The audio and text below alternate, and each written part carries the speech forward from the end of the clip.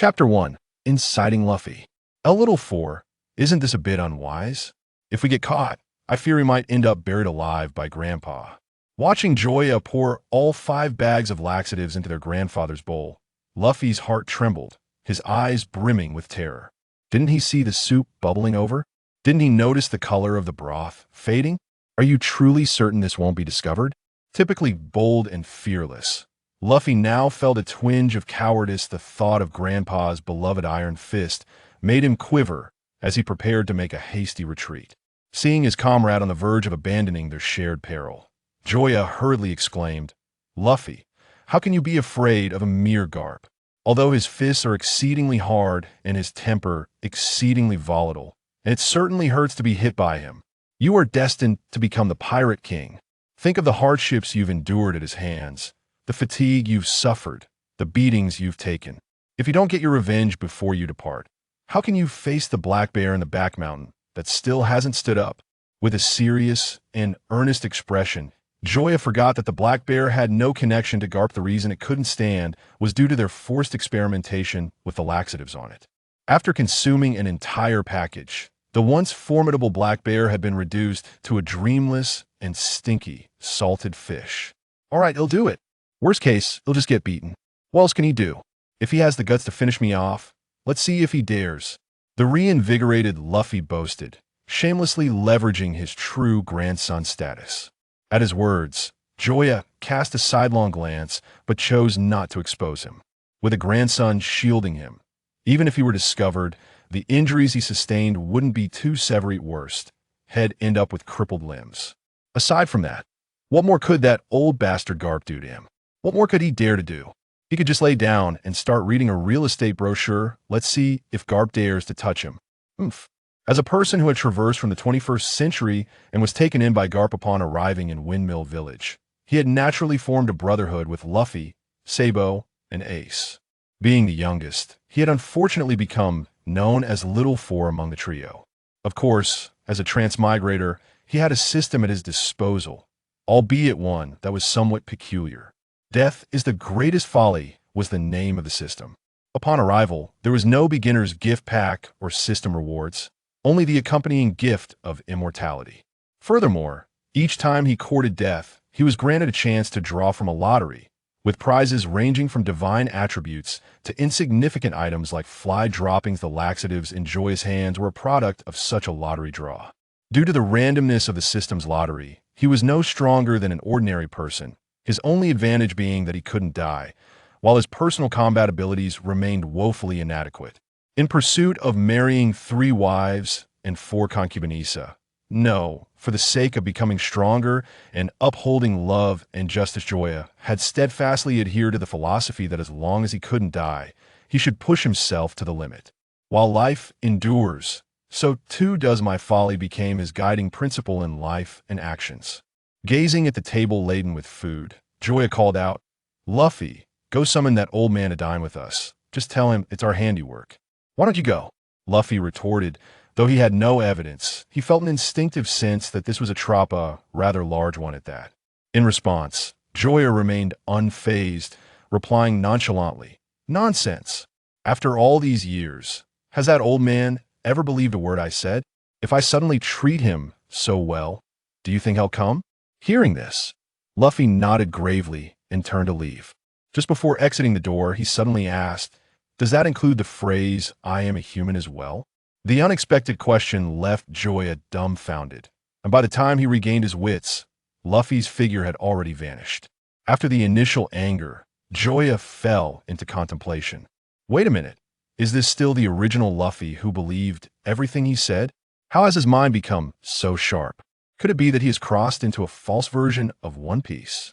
While Joya pondered this perplexity, the humanoid boss Garp made his entrance. Upon seeing the table overflowing with food and Joya seated beside it, Garp chuckled, though his smile appeared somewhat sinister and cruel. "I say, today's sun must have risen in the west. You 2 brats actually took the initiative to cook for me? Did you put poison in the salt or stuff bullets into the rice balls?" He could not believe that 2 6-year-olds would be so kind as to prepare a meal for him. If this food were safe, he would dare to stand on his head and defecate. As Luffy began to sweat profusely, On the verge of cracking, Joya boldly met Garp's gaze and declared, "Old man, what you're saying is quite hurtful. Luffy and I are about to turn 17, and we just wanted to show you some filial piety before we leave. Setting aside the 2,312 punches and 1,751 kicks you've delivered to me, you still owe me a debt of gratitude for raising me. Thus, treating you to a meal I prepare myself is not too much to ask, is it? Not too much. Not at all, though it is rather terrifying." After hearing his explanation, even Garpwo was usually unfazed felt a chill run down his spine. "So, after all these years, you've been keeping track of how many times I've beaten you? 2,312 punches, 1,751 kicks. Are you planning to come back before you leave?" Just moments ago, he thought the food before him was merely some castor beans and laxatives. Now, it appeared to be filled with deadly substances. With his frail frame, he feared that just 2 bites would send him spiraling into the afterlife. No, wait a minute.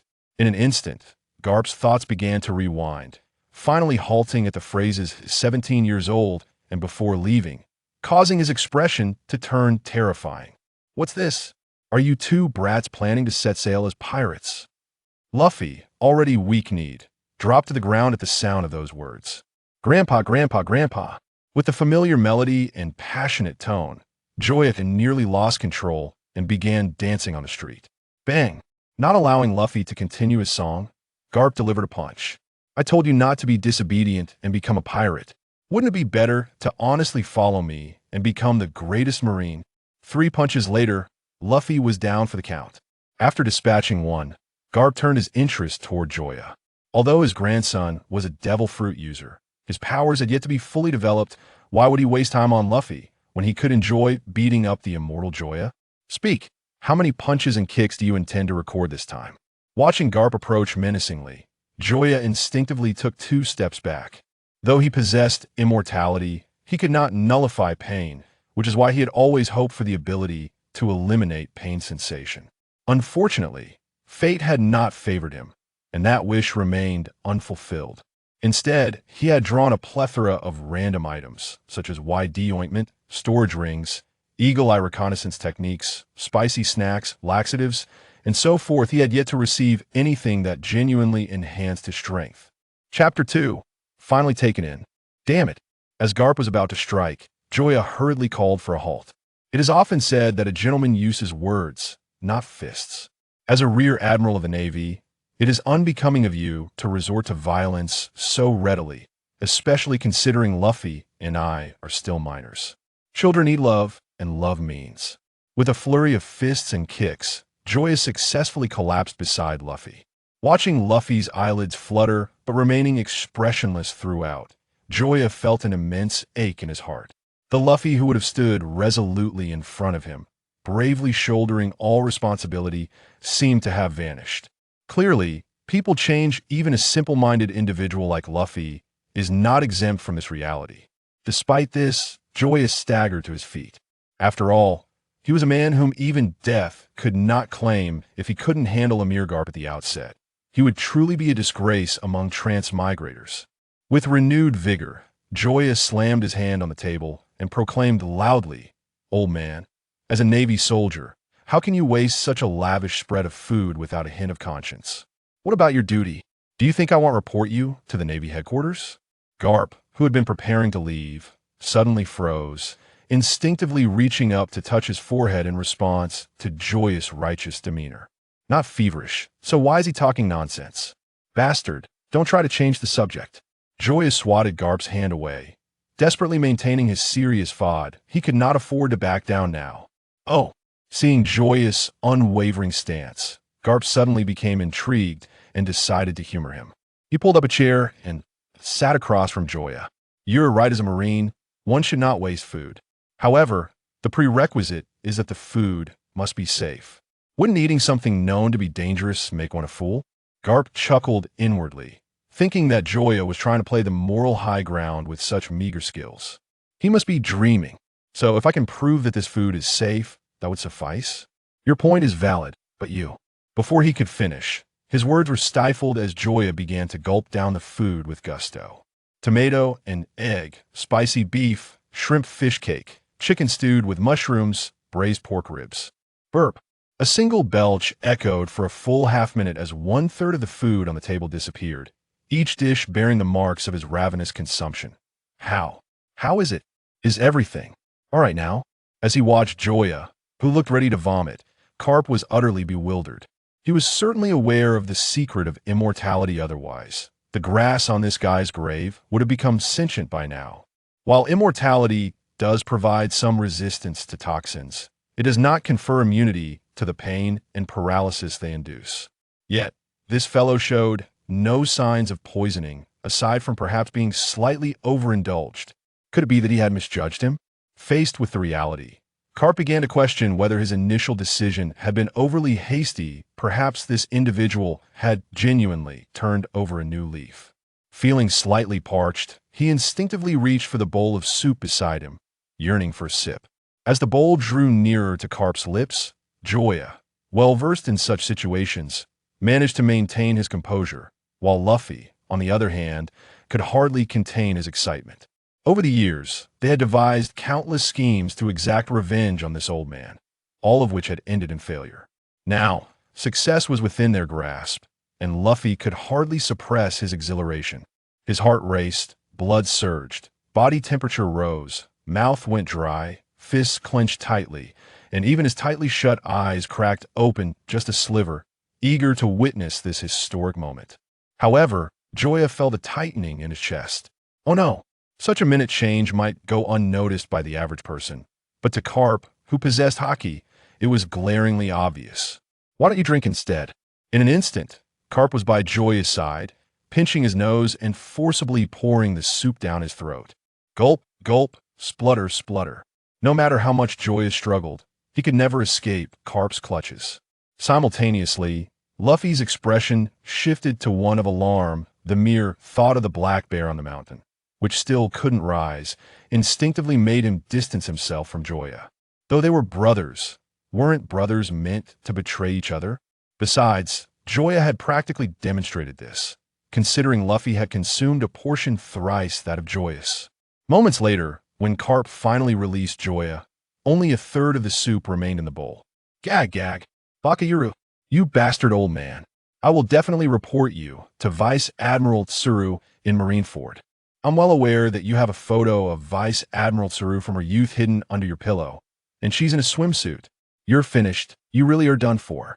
Not even Jesus can save you. I'm telling you. It seemed that the ordeal had truly left a mark even with his immortal body. Joya remained on the ground, coughing incessantly.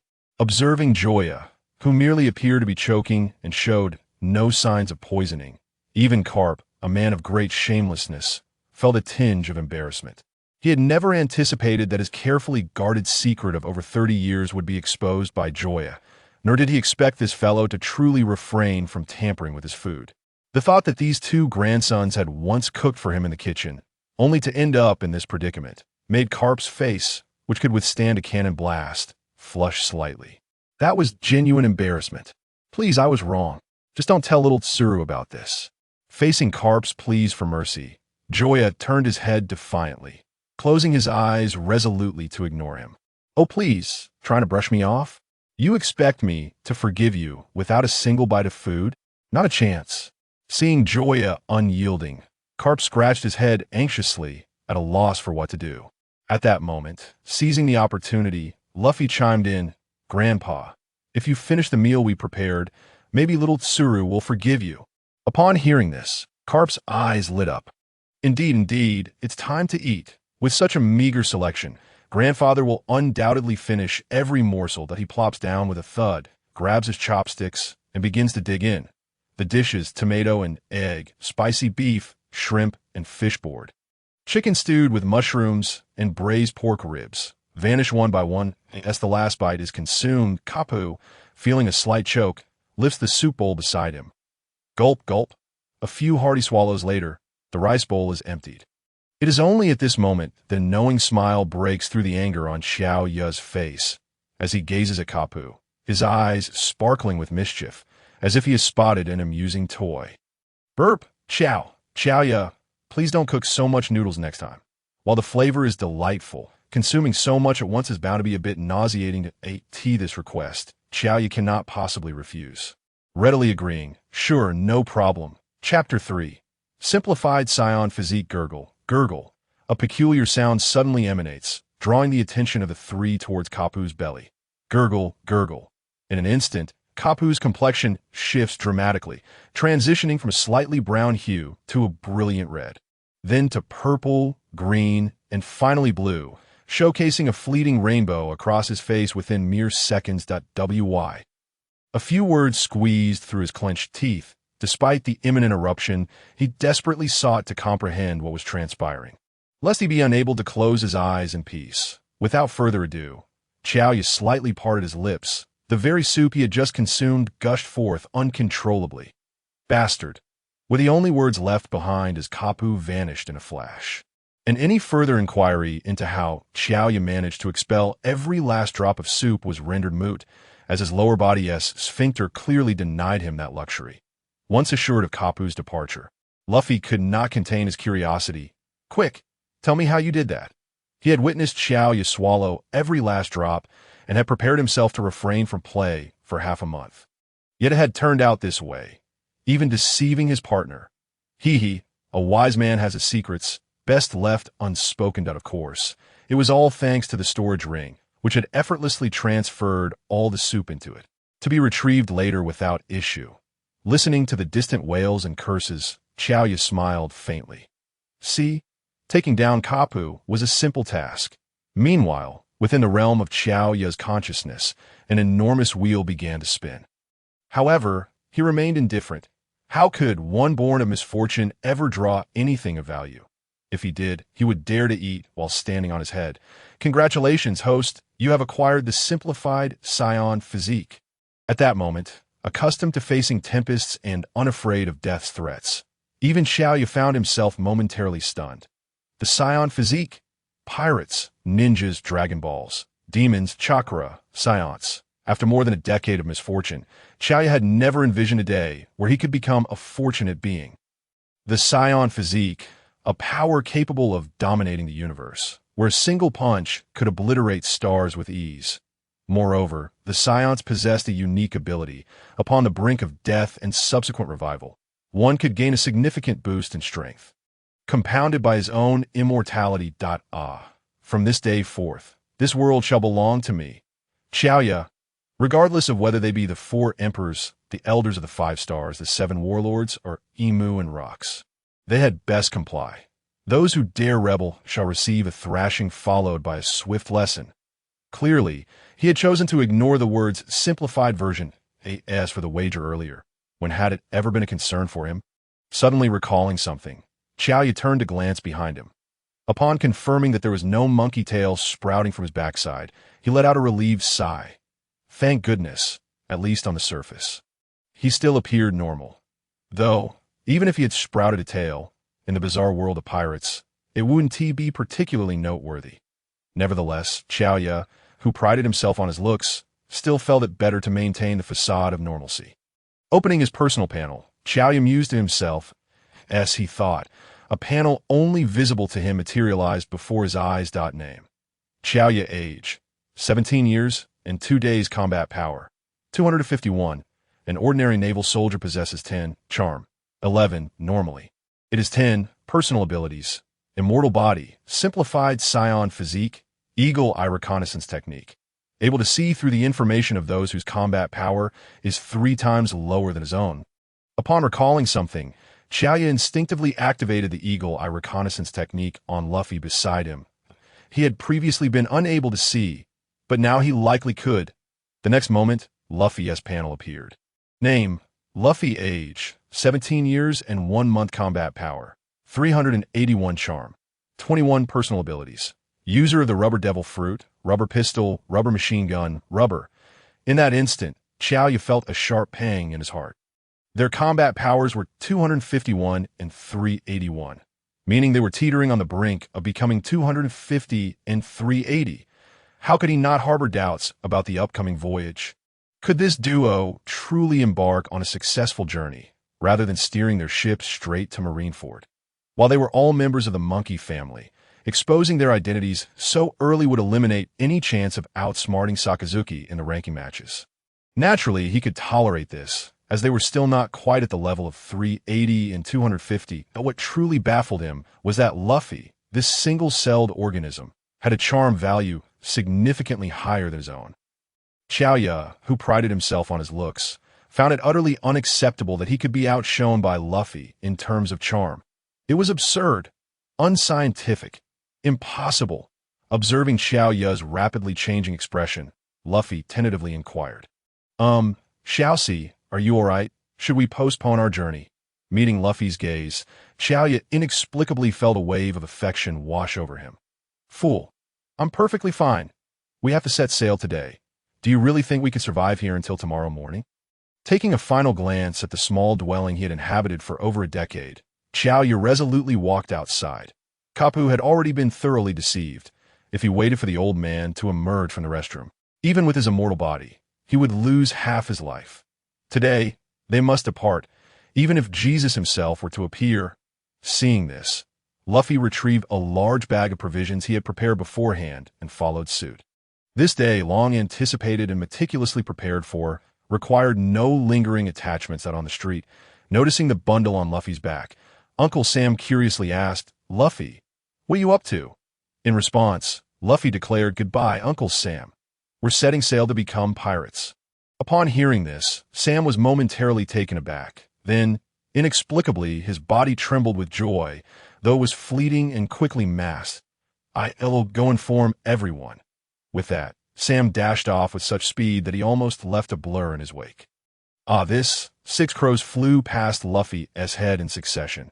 At that moment, he could hardly fathom how Uncle Sam, who usually huffed and puffed down the stairs, could unleash such astounding speed.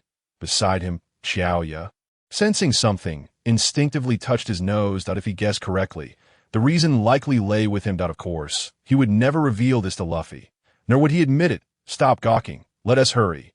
If your grandfather finishes up, we won't be able to leave. Chapter 4. Setting sail under the sun. By the beach, the residents of Windmill Village, from the eldest to the youngest, had gathered as they gazed upon the two youths standing in the small boat. The old village chief slowly approached. As the chief of Windmill Village, on this special and significant day, he felt compelled to say a few words, seeing what was about to become a lengthy speech. Joya, eager to escape, interjected, I feel like today as weather isn't suitable for sailing.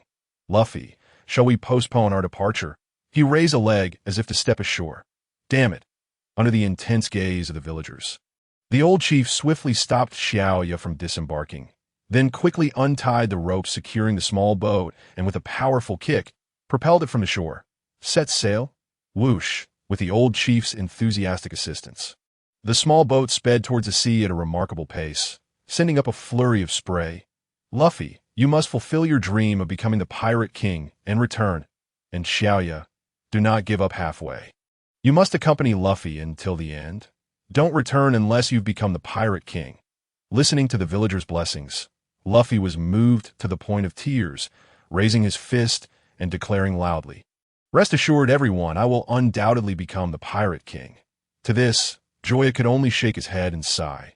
Luffy, in his youthful naivety, simply did not comprehend the allure of language and literature. To become the Pirate King, and then return was synonymous with do not return until you have become the Pirate King. Under no circumstances should you give up halfway. You must accompany Luffy until the very end, equated to do not turn back midway. You must follow Luffy to the conclusion. Clearly, they had been forsaken by all. Contemplating this, Joya could not help but lament how petty these people truly were. Over the years, he had merely blown up 25 toilets, spied on Messino bathing 109 times, snatched 395 lollipops, and dined and dashed 1,290 times. Meanwhile, in a certain restroom, the furious Garp grinned and said, You little rascal, after deceiving everyone, you think you can just run away. How naive. With that, he casually grabbed an object and hurled it forcefully. Whoosh! With Garp's immense strength, the unidentified flying object penetrated the restroom ceiling and soared across the sky towards Joya, with a tremendous crash. The tranquil sea erupted, sending colossal waves soaring over 10 meters high. Witnessing the sudden surge of water, someone could not help but exclaim, could this be the legendary tale of dying before the expedition even begins? Upon hearing this, the crowd instinctively nodded, yet no one thought to jump into the sea to save them. After a full half-minute, two heads finally surfaced that, I can't take it anymore. I have no strength left. Luffy, as a devil fruit user, weakly murmured, utterly helpless in the water.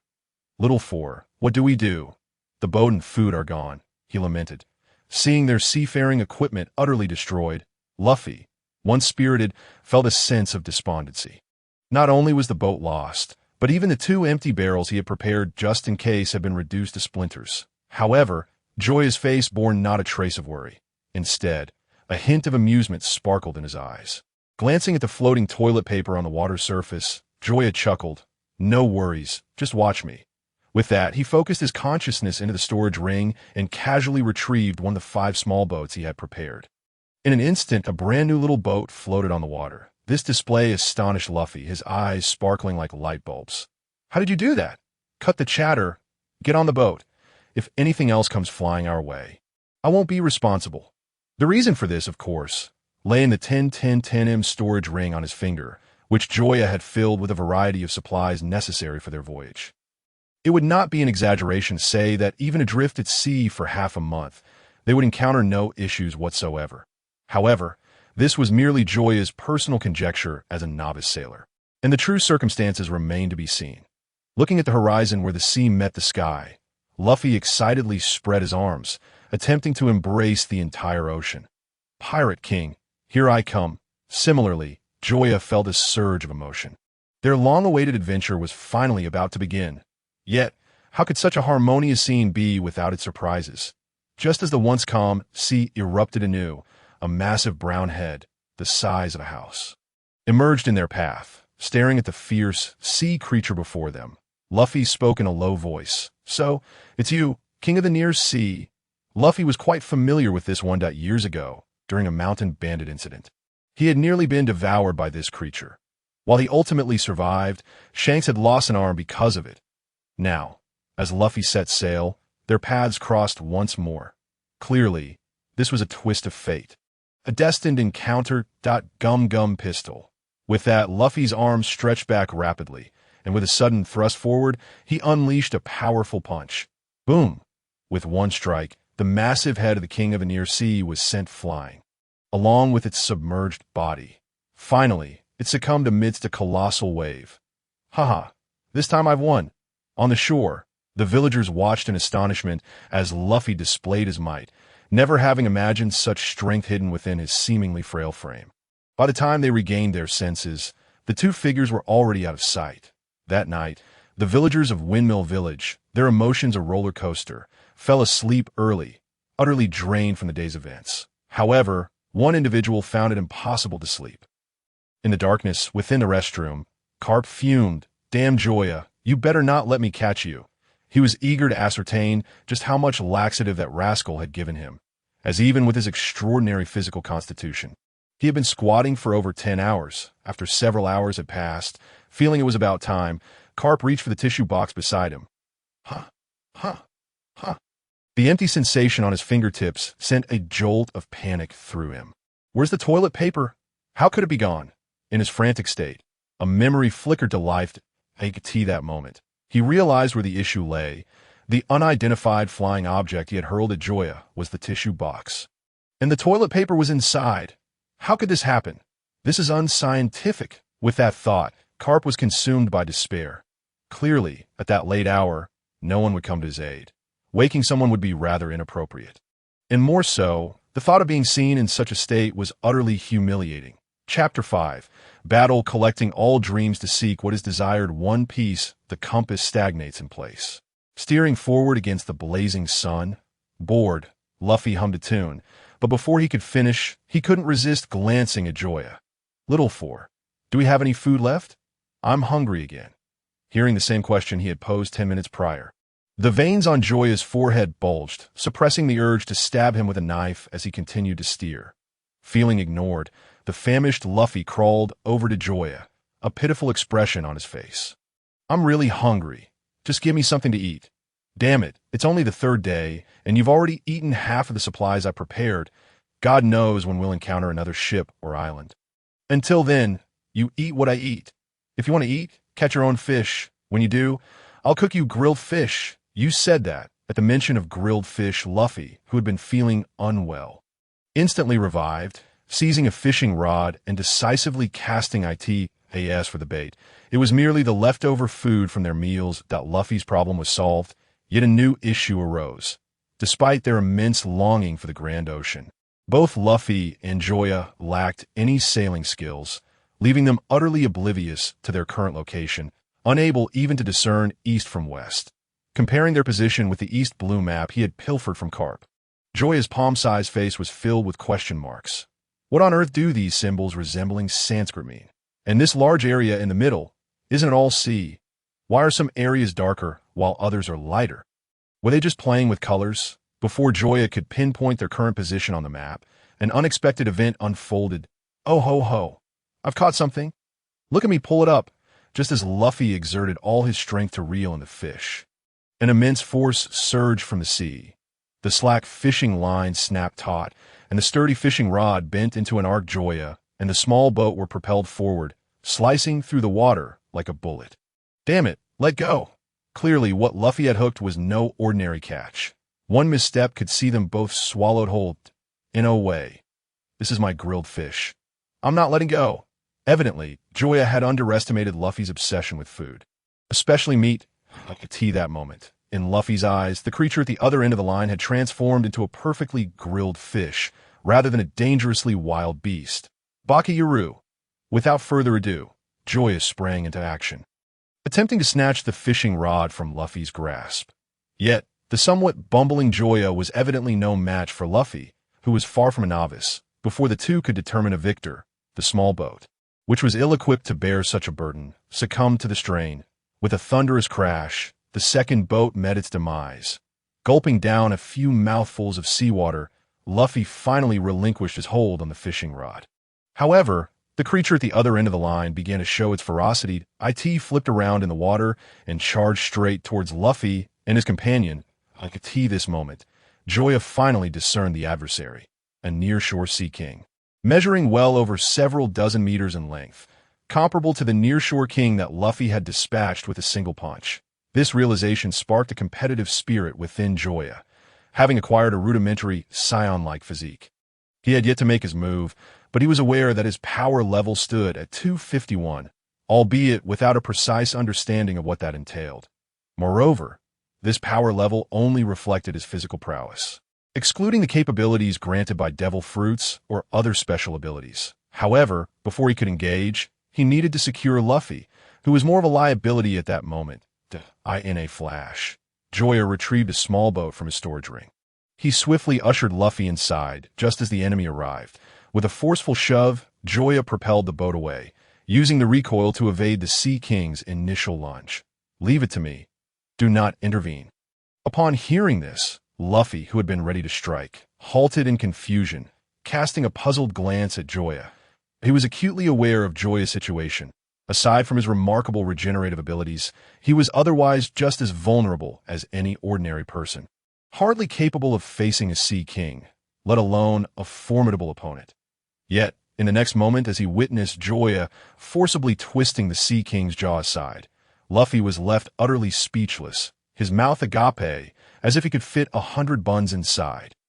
Standing there, bewildered by the spectacle, he found it hard to believe that Joya, who often gasped for breath while peeping at Machino bathing, could confront a Sea King of such monumental proportions head-on.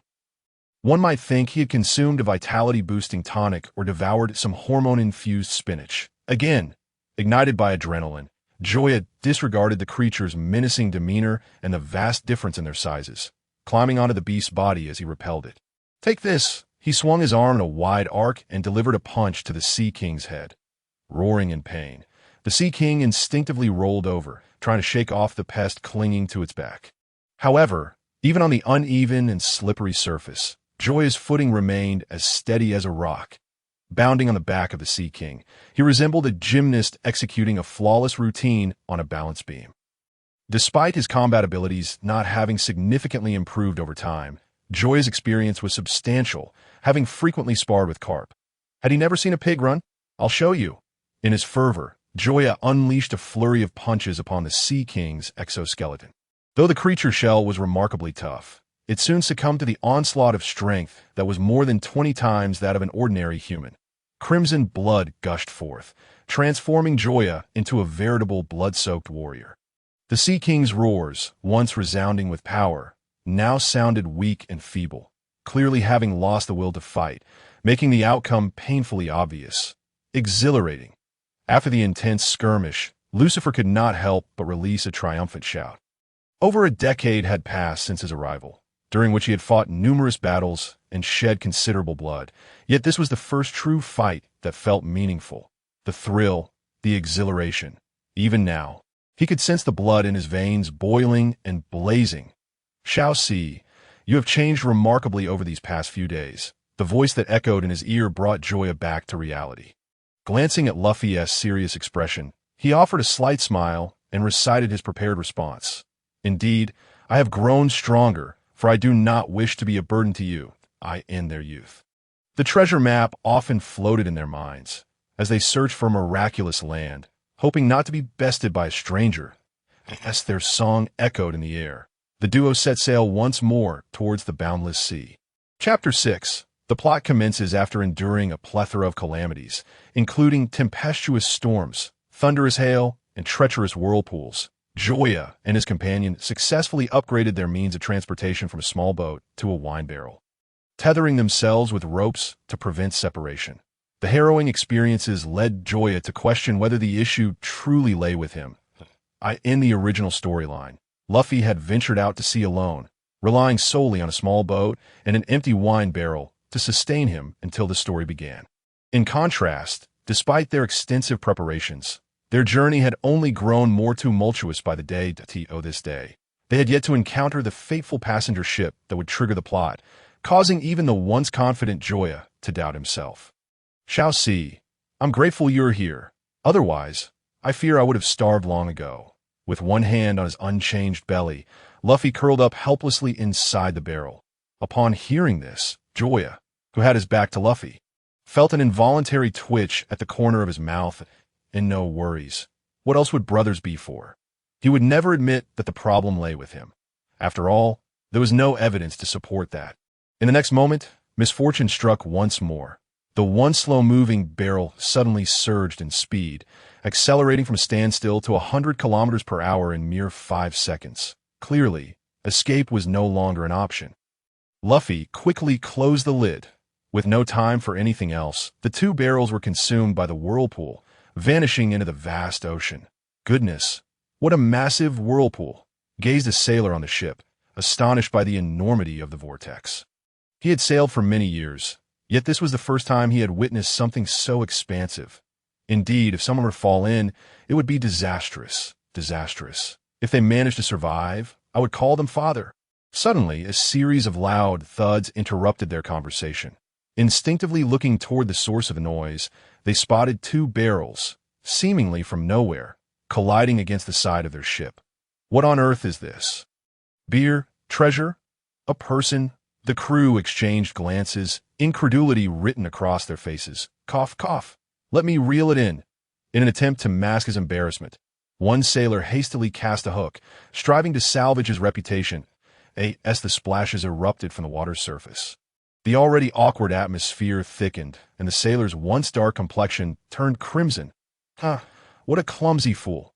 Yozen, is today your unlucky day? What unlucky day? I think this guy must have done something wrong last night. Idiot, that was a mistake. Let me try again. This time I'll surely succeed. No. There's only one chance. Since you missed it, it's my turn now. Let me handle those two barrels, listening to the increasingly absurd conversation from above. Joya felt an overwhelming urge to scream. What are you doing? Can't you assess the situation first? There are two living people here waiting for rescue. After what felt like an eternity, Joya could finally sense an upward pull. They're actually tethered together. Observing the two barrels bound by rope, the crew's curiosity about their contents intensified. Let me split them open. Yozen rolled up his sleeves, aiming his large hands at the barrels. What are you all standing around for? Get over here and help. Yozen, are you trying to revolt? How dare you damage my barrels? The captain's roar sent shivers down the spines of the crew, particularly Yozen, who felt like crying. Captain, I don't want to hear it. This time I'll let it go, but hurry up and get to work, or I'll dock your pay upon hearing this. Yozen, feeling utterly wronged, had no choice but to depart, akin to a potato falling into his pants. Truly a humiliating affair. Meanwhile, the two barrels rolled down the ship's side into the unmonitored storage hold. With a resounding crash, the barrels burst apart, and a figure emerged from the smoke and debris. Alala. Let the adventure begin. Surveying the familiar yet alien surroundings, Joya's lips curled into a subtle smile. Although he had yet to encounter the pivotal figures, he was certain that the saga of One Piece, which had been serialized for over 2 decades, was about to commence in earnest from this very moment. Casting a glance back at the barrel where Luffy resided, perhaps sound asleep, it was clear that the lad had no intention of emerging. Oh well, I'll leave Kobe to you. Lecturing is not my forte. In contrast to the still undeveloped Kobe, the delectable Nami undoubtedly warranted far more attention. Though he had first watched One Piece back in middle school, he would never forget Nami's appearance in the inaugural episode, albeit with relatively limited screen time. She even made an appearance later during Luffy's confrontation with Captain Morgan. The lovely Mandarin Ducks by the riverside, elegant and refined lady. What's your QQ? My dear, may I have the honor of a dance? His eyes swept over the man, extending his hand before her, and a comprehensive action plan rapidly crystallized in her mind. Very well. Just as it seemed they were on the brink of clasping hands, an unexpected interloper burst onto the scene. Please step aside. Thank you. In an instant, both of their gazes were drawn to the suddenly materialized youth, causing Nami to forget about withdrawing her hand from Joya's grasp. You imbecile. Do you know who I am? My father is the president of the Pengo Trading Company. Release my hand at once and be gone. Are you certain? Joya replied with a bemused smile. My old man happens to be a vice admiral in the Navy. Do you wish for me to call him and have the Pengo Trading Company investigated for colluding with pirates? Unlike Luffy, Joya was all too familiar with leveraging the identity of Vice Admiral Garp in this world, where the strong prey upon the weak. Brute force often dictated everything. The vast majority. A vice admiral in the Navy was a figure of immense stature, and even more so if he held a position at headquarters. Generally speaking, ranks at headquarters were half a tier higher than those at branch offices, thus wielding greater power and personal prowess. Ew, what nonsense are you spouting? How could our Pengo Trading Company possibly collude with pirates? You lunatic! Cursing and blustering, the man vanished. Initially indifferent, Joya's face broke into a knowing smile as he retrieved a phone bug with gray-white hair from his pocket and dialed. Damn you, Joya! How dare you call me? A thunderous roar erupted from the phone bug's mouth. Had Joya not placed it at a distance, he would have surely suffered from either a ringing in his ears or worse. Complete deafness. Come now, was it really necessary to be this irate over simply clearing your bowels? I almost forgot. It's a good thing you remembered. How petty. Chapter 7. Inviting Nami. Meanwhile, at Marine Headquarters Marineford, observing the furious Garp, who looked ready to bite someone. Sengoku and Tsuru wore expressions of curiosity and bewilderment. They were eager to discern who was on the other end of the phone bug and what was meant by clearing the bowels, which had managed to incite Garp's wrath to such a degree. You better pray I don't catch you, or I will split your backside in two. Are you certain? You know there's a picture under your pillow. Shut your mouth. The thunderous bellow startled the entire office, causing the 2 on-duty Marine soldiers at the entrance to shake their heads and then collapse straight down. Garp, is there nothing that could be discussed civilly? If you continue to raise your voice, I will have you thrown out. Hearing Sengoku's voice through the phone bug, Joya finally understood Garp's agitation, and unsavory thoughts began to take root. So, what exactly did you call for? If you have something to say, spit it out. To preempt Joya from slipping up, Garp swiftly changed the subject, intrigued by Joya's decision to choose the pirate path at this juncture. The Pengo Trading Company, if I'm not mistaken, is likely involved with pirates. Garp raised an eyebrow, taken aback by Joya's assertion. How curious. The very pirate who ran off has this level of awareness, actually assisting the Navy in capturing criminals? Of course, what can I say? I am a well-educated individual. If I am to be a pirate, I must do so uniquely. Such scum are best avoided, but should I encounter them, I will certainly notify you. Vice Admiral, I tee this. Garp, holding the phone bug, wore a bewildered expression. He had expected Joya to personally uphold justice. Yet it turned out he was merely calling to inform him. Damn it. After all these years of being a lazy fish, you decide to become a pirate and still find time to trouble me. And you think highly of yourself. However, before Garp could retort, Joya's voice rang out once more. By the way, that picture you have hidden under your pillow is quite well taken. When can I expect you to take one of me? The moment the last word fell, Joya promptly hung up, doing so with such speed that Garp was left dumbfounded, in stark contrast to the bewildered Nami. Zoro and Sengoku, who shared the same office with Garp, appeared far more composed. Each retrieved a rather unique notebook, inscribing 8 characters on a fresh page. Harboring pirates, concealing photos, casting a glance at his nearly depleted notebook. Sengoku couldn't help but exclaim, "Time to purchase a new one." Zoro nodded in agreement. "Come now. Explain yourself." Garp stood rigidly at the door. The man who had never flinched before Roger now broke into a cold sweat. "I will investigate the Pengo Trading Company." Leaving those words behind, Garp burst through the door, not even bothering to take the stairs, instead leaping into the air, his mind already fixed on bringing Aokiji along the next time he encountered Joya, intent on freezing him for a century. Achoo, achoo! Joya, sensing a peculiar malice, could not stop himself from sneezing, yet his lips remained curled in a grin.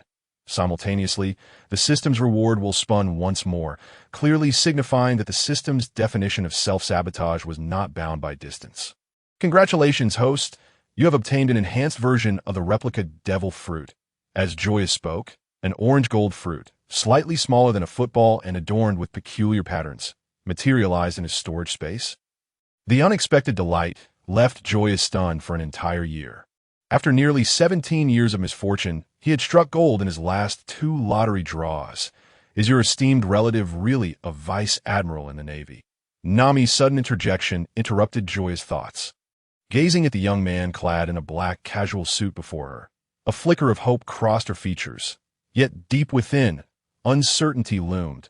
The emergence of the evil dragon pirates had turned the once beautiful Cocoa Village into a veritable hell. If she could leverage the power of a vice admiral, everything might change. However, she harbored doubts about the veracity of his claims, for the East Sea was widely recognized as the weakest, with only Garp hailing from the ranks of vice admirals at headquarters. Yet she had never heard of him having a grandson. Of course, the East Sea's weakness could not be divorced from Garp's involvement, as not every vice admiral had the luxury of returning in a warship on a whim, allowing pirates to grow unchecked. Yet, it was also plausible that he had come from another sea. However, from the way the two spoke, it seemed this unknown young man was indeed a pirate. How could a pirate possibly have ties with a vice admiral? The conflicting thoughts swirled in Nami's mind, leaving her utterly perplexed. Rest assured, I never lie. With a mere glance, Joya discerned Nami's thoughts and chose not to confront her directly. Instead, he gently took her hand, leading her to the center of the banquet hall, swaying his body to the rhythm of the music. Although he had never learned any form of dance in either life, he was no stranger to the art. Over the past 17 years, aside from lacking personal strength, he had acquired a modicum of knowledge in various fields, particularly excelling in dance. As the performance concluded, those around them instinctively applauded. Yet, Nami was the first to withdraw her hand and turn away, dawning on her the realization that he was nothing more than a charlatan. Years of thievery had honed her keen instincts, enabling her to discern the wealth concealed on a person within half a minute. Her observations revealed that this man was devoid of any money. Even the ring adorning his right hand was nothing more than a commonplace trinket, as the family of a vice admiral. And one stationed at headquarters no less. How could he possibly be so impoverished? Boom, boom. A sudden explosion jolted the passenger ship, causing Nami to nearly lose her balance, prompting Joya to swiftly support her. Whether it's true or false, you'll find the answer in today's newspapers. Besides, I have no reason to deceive you. Upon hearing the words, Nami, who was preparing to depart, momentarily hesitated. Indeed, if what the other party said was true, then the newspapers in the coming days would undoubtedly feature relevant reports. After all, The influence of the Punkit Chamber of Commerce in the East Sea is not to be underestimated. The revelation that such a large conglomerate was colluding with pirates, especially under the scrutiny of a vice admiral from the Navy, would certainly not escape the attention of major news outlets. As Nami's emotions began to stabilize, Joya continued, I am Joya, a pirate. As for my relationship with the old man, I will elaborate if you are willing to join us at tea that moment. Joya formally extended an invitation to Nami. After all, she would inevitably join the Straw Hat Pirates, so an early invitation was not amiss, particularly as they were in urgent need of a navigator to guide them. Otherwise, he feared they might end up at Marineford Bay or impelled down port instead of reaching their intended destination. Although Luffy had yet to meet Nami, Joya was confident that the man would not refuse her. Chapter 8. The unexpected invitation caught Nami off guard. Had she not been previously acquainted with Joya's background, she would have unleashed a devastating kick towards him. After all, pirates had nearly ruined her life. Yet now, she found herself wavering, as Joya's connection to the Vice Admiral might be the key to Cocoa West Village's liberation. While she could not fathom what had transpired with him, her instincts told her that Joya was unlike ordinary pirates. A booming sound suddenly resonated in her ears, igniting a spark of realization in Nami. If you want me to join, you must first deal with the pirates here. In light of this decision, Nami felt she deserved a 5-star rating for her shrewdness. Judging by the commotion, the enemy likely numbered at least 50. And although she had yet to see Joya's companions, she presumed they wouldn't be many. If Joya accepted the challenge and triumphed, it would imply that his pirate crew possessed formidable strength, making her potential membership worthwhile. Conversely, whether he declined or was defeated, she would have ample justification for refusing. Then let me preemptively welcome you aboard, Joya smiled. The attacking pirate crew was known as the Arleta Pirates, led by their captain. Arleta, if she were to consume the slippery fruit later, it could pose a problem. However, in her current state, she was merely a straightforward adversary, confident. Nami clearly perceived the underlying meaning in Joya's words. Absolutely. Meanwhile, under the cover of cannon fire, Arleta successfully seized the passenger ship, yet 2 of her subordinates had yet to return from the storeroom. Filled with confusion and rage, she promptly led her crew to investigate, eager to discover who dared to lay hands on her men. Just as Joya stepped onto the deck, he heard Luffy's familiar voice, Gumu, no pistol. With a thunderous roar, a dark figure shot up from the storeroom, crashing down and demolishing a large section of the deck. You dare to attack the most beautiful woman on these seas. Arleta's crimson eyes locked onto the shadowy figure emerging from the smoke. Her right hand gripping a spiked club, veins bulging with fury. Although she had just been knocked aside, she did not believe the intruder was significantly stronger than herself. It was merely a case of being caught off guard. Excuse me, madam, may I pass? In an instant, the previously boisterous world fell silent, all eyes fixated on the man who had suddenly appeared behind Arleta. Realizing the precariousness of the situation, Nami swiftly retreated, creating distance from Joya while adopting an expression that conveyed they were unfamiliar. Internally, she cursed Joya's ancestors, lamenting, Don't drag me into your death wish. I have never even dated, and dying like this would be such a waste, see, Kobe? I told you she's an old hag. Now do you believe me? Emerging from a storeroom were 2 figures, none other than Luffy and Kobe, with a calm demeanor juxtaposed against their outrageous remarks. The already tense atmosphere instantly froze as they beheld the furious Arleta. Onlookers struggled to comprehend how these 2 boys had survived thus far, seemingly unperturbed by the looming threat. As Luffy approached, Joya quickly moved to Nami's side, disregarding her terrified and resistant expression, and declared, Captain, this is Nami, our newly recruited navigator. A navigator, you say? If you recruited her, then there's no issue. Luffy replied. In that moment, Nami, who had cultivated a resilient character over 7 years of independent living, suddenly lost interest in life itself. Clearly, fate had deemed her deserving of this calamity. These 2 were merely divine punishment for her thieving ways. As for Arleta, her fury reached a boiling point. Not only had they referred to her as an old hag and a madam, they had blatantly disregarded her presence. Truly intolerable. All right then, since everyone is here, prepare to die. Enraged, Arlita lifted her 250-pound club above her head and swung it down towards the nearby Joya.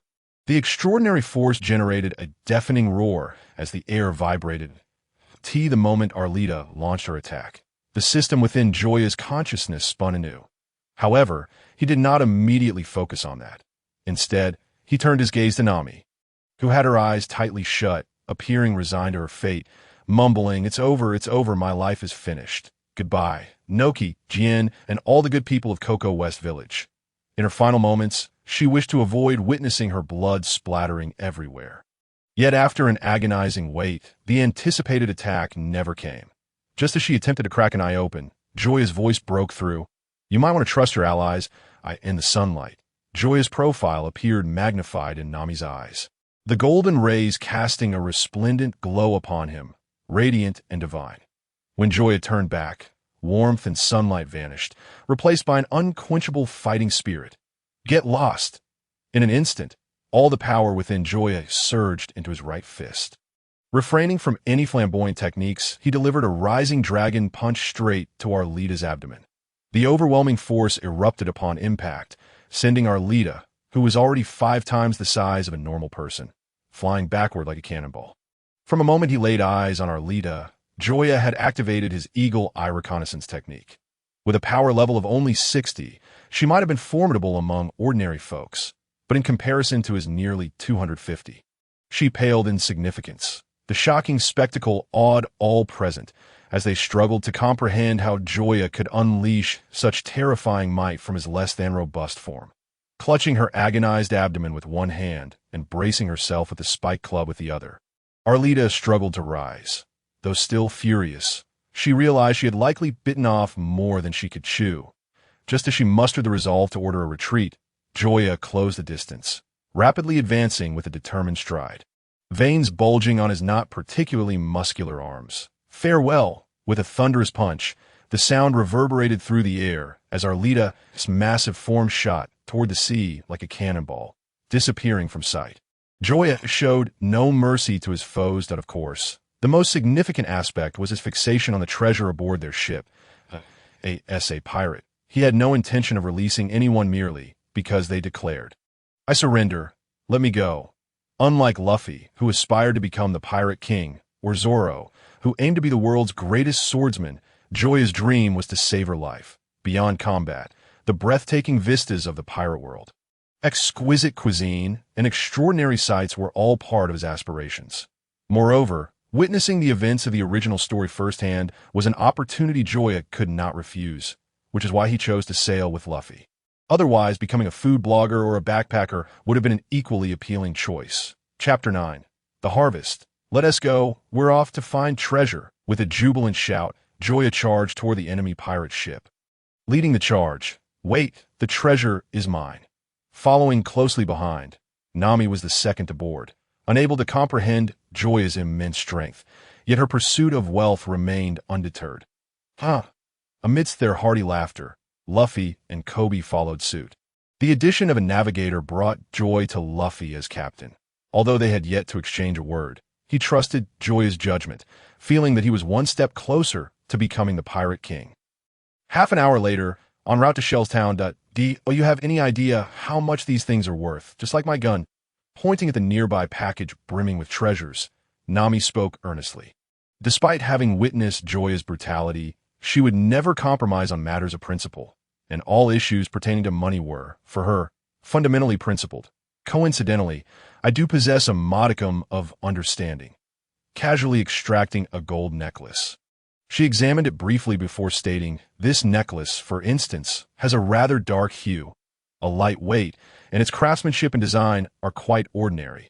Its market value is approximately 50,000 berries. After setting it down, she retrieved another necklace. Now, this one is entirely different. Its color is not only pure, but it also weighs more than the previous one, and its design is both elegant and grand. It should fetch around 100,000 berries. Faced with Joya's articulate discourse, the rebuttal she had prepared became utterly ineffective. She never anticipated that someone as formidable in combat as Joya would also possess an understanding of treasure appraisal. I'm a woman. You ought to yield to me. Apologies, but gender equality has been a principle for many years now. You scoundrel. Enraged to the extreme, Nami could no longer restrain herself. She drew two short sticks, swiftly locking them together to form a long staff, which she then swung towards Joya. With a resounding clash, despite the suddenness of the attack, Lingya caught it with steady precision like the moment of contact. A hint of warmth radiated from the staff. Raising an eyebrow, Joya remarked with subtle implication, "If you can tell me where you concealed the staff, not only will I entrust you with this haul, but with all future treasures as well. Why don't you just go die?" With flushed cheeks, Nami charged at Joya, aiming for her vital points with the staff that I will dodge, I will evade. Their commotion caused the small boat, barely the size of a palm, to pitch violently, water surging in to fill half the vessel. Alarmed, KB huddled in a corner, trembling and seeking Luffy's assistance, only to find that he was grinning as if he had just savored something foul, entirely uninterested in intervening. After a considerable time, the dispute between Joya and Nami finally subsided. "Though you haven't revealed the secret of the staff, I shall entrust you with the treasures we gather from now on." Upon hearing the word staff, Nami, whose emotions were already heightened, instinctively prepared to retaliate, but the subsequent words left her momentarily dumbfounded. "W, what did you say?" This unexpected stroke of good fortune rendered her somewhat dazed. "If you are unwilling, then so be it. No, I am willing." Fearing Joya might retract her offer, Nami dashed forward and seized her hand. "We have an agreement. You must not go back on your word." "Rest assured, I always keep my promises." Joya was not genuinely covetous of wealth. She was merely seeking to refresh the system's lottery. Back in Windmill Village, she could refresh the system 5 or 6 times a day without fail. Unfortunately, the current circumstances were limited, and having encountered the money-loving Nami, she certainly would not let this opportunity slip by. To not stir things up would be an affront to her own motto. "Do not worry. Your allowance will surely surpass that of others." With this promise secured, Nami's spirits soared, even going so far as to bribe Joya. As the division of spoils concluded, Luffy, standing nearby, suddenly realized that he seemed to have received nothing at all. Hey, what about mine? I'm the captain. Shouldn't I get the largest share?" "You, captain? To be a captain, one must first possess a ship. May I inquire, where is our ship?" "Isn't this it?" Luffy pointed at the vessel beneath their feet. "This can barely be called a small boat, not a ship. Oh, you understand?"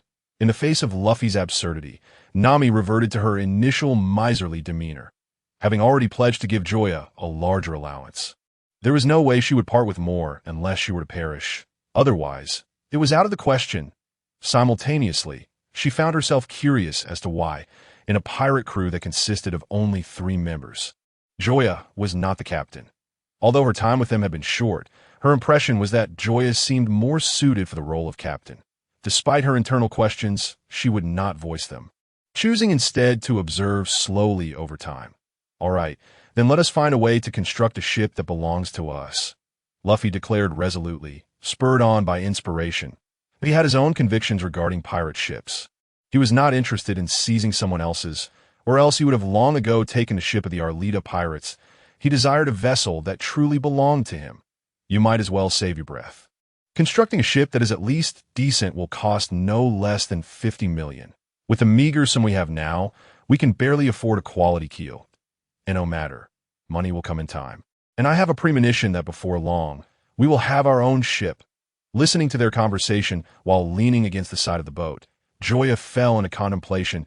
Luffy's intuition was not misplaced. Once they reached Syrup Village and assisted Usopp in dealing with Captain Kuro, who sought to harm Kaya, Kaya would gift them with a ship, the Going Merry. However, Joya felt no happiness about this. Instead, a touch of melancholy surfaced. If Ace's death was a source of sorrow, the farewell to the Going Merry would undoubtedly be heart-wrenching. At least Ace had perished valiantly in battle, while the Going Merry had set out on its journey only after saving everyone. The thought of its silhouette disappearing amidst flames stirred tears in Joya's eyes. This time, I will surely save you. Though she had yet to devise a plan, Joya believed that with the system in place, she could alter the fate of the Going Merry. With this thought, her consciousness delved into the storage space, her gaze landing on a devil fruit the size of a soccer ball and a pitch-black katana. As two pieces of information flooded into her mind. This devil fruit was known as the enhanced replica fruit, drawn by provoking Garp, capable of duplicating the abilities of other devil fruit users, provided one touches the target's body. Moreover, the replication effect is limited to the most recent contact. In other words, whoever is touched can have their abilities utilized, but touching another will replace the previous ability, rendering it unusable. Additionally, the most satisfying aspect for Joya was that this fruit was not cursed by the sea.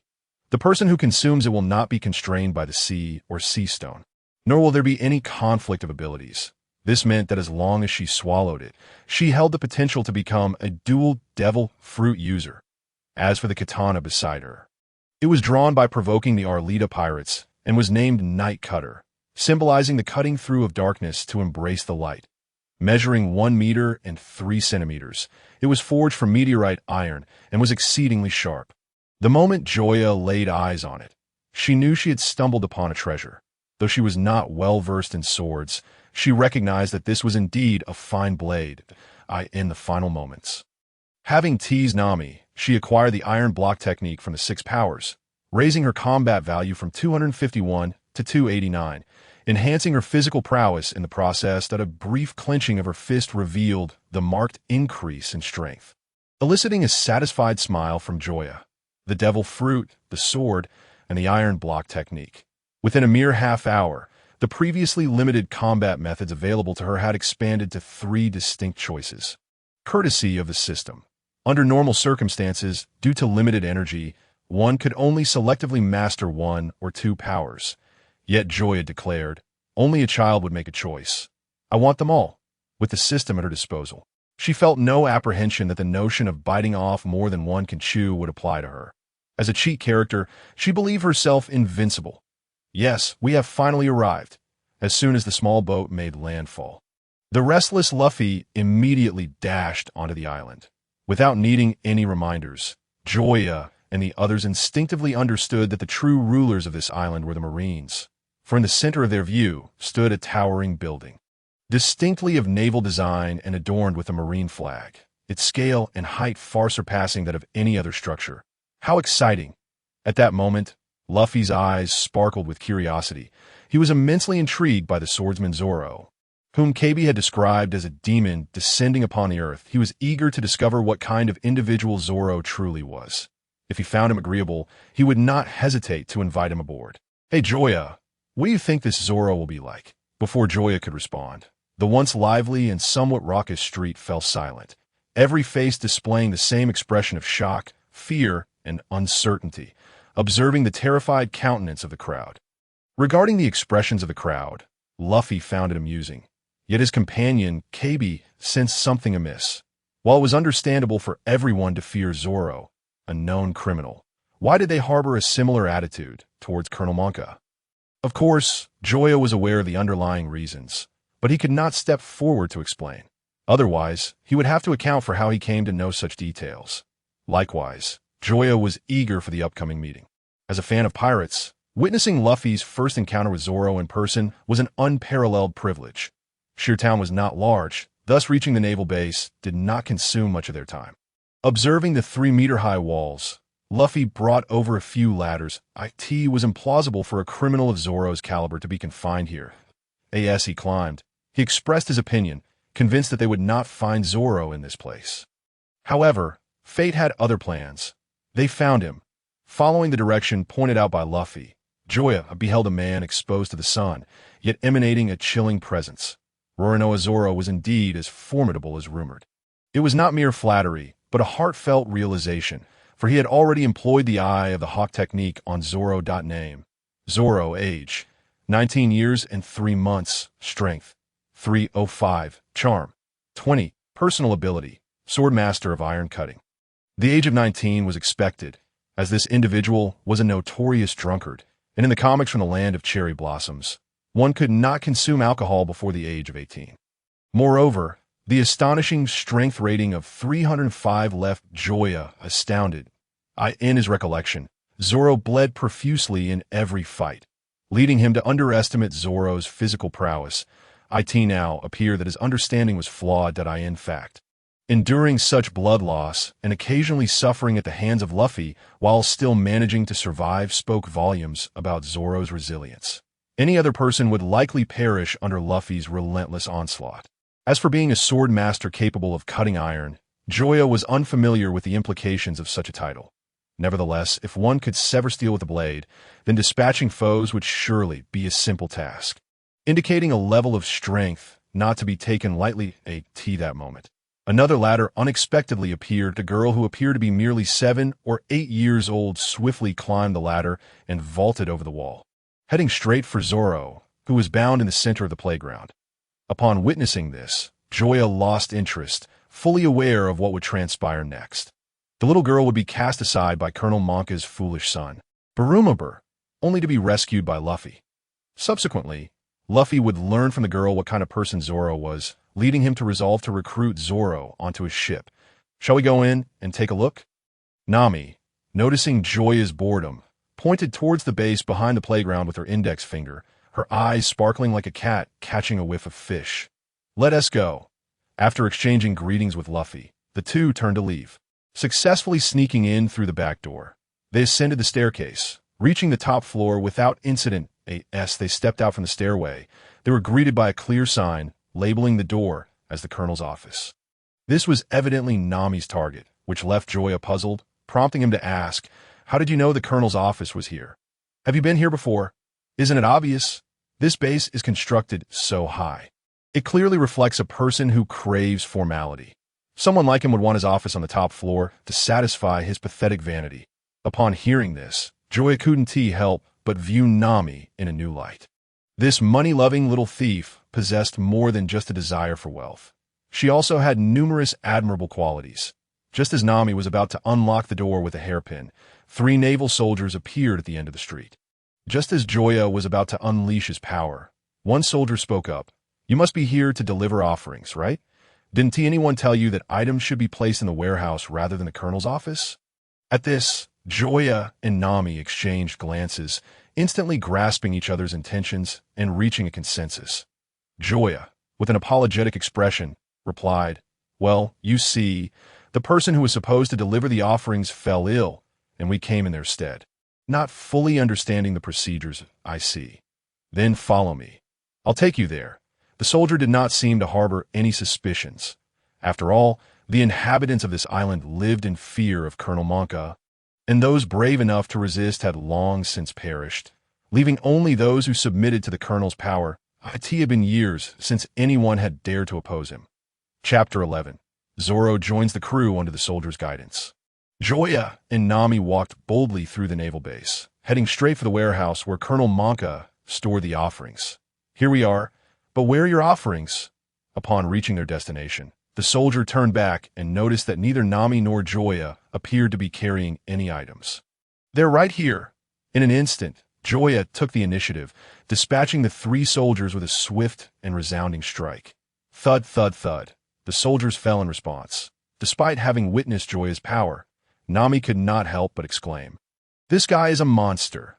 The moment the warehouse door swung open, the dazzling treasures within captivated Nami's attention, leaving her momentarily speechless. Piles of gold and jewels towered like mountains, and several valuable antiques adorned the space, causing Nami's pupils to gleam with dollar signs that "I've struck gold. I've really struck gold." Without needing Joya's prompt, Nami produced 2 burlap sacks from between her bosom and began to skillfully gather the treasures. Intrigued by her peculiar methods, Joya resolved to find an opportunity to discover what she was concealing. Of course, his curiosity was purely innocent, devoid of any inappropriate thoughts. "Why aren't you helping? If someone passes by, I'd like to see how you handle that." What else could he do but knock them out? Despite his inner thoughts, his body obediently moved to assist her. After a flurry of activity, the 2 sacks were filled to the brim, containing at least 5 or 6 million in valuables. How are we going to take this? Though Nami was thoroughly pleased with their haul, she remained determined to infiltrate the colonel's office, for it housed a map of the Grand Line, a treasure far more valuable than the riches before them. "Leave it to me." With that, her hands lightly rested on the sacks. The next moment, the 2 sacks vanished before Nami's eyes. "Where are my treasures?" What did you do with them? A shocked Nami seized Joya by the collar, her furious demeanor resembling that of an enraged tigress ready to devour him. They're right here. Only when Joya retrieved the sack from his storage ring did Nami calm down. After confirming that the treasures were intact, her gaze towards Joya shifted. What do you intend to do? Under Nami's scrutinizing stare, Joya felt a chill run down his spine, hastily covering the ring on his right hand. However, such an action inadvertently revealed too much, causing Nami's gaze to intensify. Internally, she lamented the missed opportunity. Earlier, while dancing on the passenger ship, she had noticed the ring's presence. Its plain appearance had led her to dismiss it. Now it was clear she had underestimated its true value. All right, I'm not stealing from you. Hurry and pack these up so we can go after more. Only at this moment, hearing Nami's assurance, did Joya feel somewhat at ease as he waved his hand, causing the two sacks to disappear once more. Let us go as they turned to leave. He also made sure to drag the unconscious soldiers into the room to prevent their discovery. Soon, the two found themselves once again at the door of Colonel Monka's office. This time, they successfully infiltrated the room without incident. Upon entering, Nami's eyes immediately locked onto her target. The safe nestled in the corner as she opened it. The sight of a pirate flag caused her previously excited expression to darken at an alarming rate. Damn it! Someone beat me to it. Upon hearing the commotion, Joya instinctively glanced at the pirate flag held by Nami. It was a banner that fused elements of both a clown and a skull. The moment she laid eyes on it, an uncontrollable figure materialized before her. Buggy the Clown, a man of considerable controversy. He had been a contemporary of red-haired Shanks, having also served as an intern on the ship of the Pirate King. Roger. Yet, the strength he displayed was surprisingly feeble. Nonetheless, this very individual not only ascended to the ranks of the Shichibukai, but also broadcasted live during the Marineford War, showcasing himself to the entire world.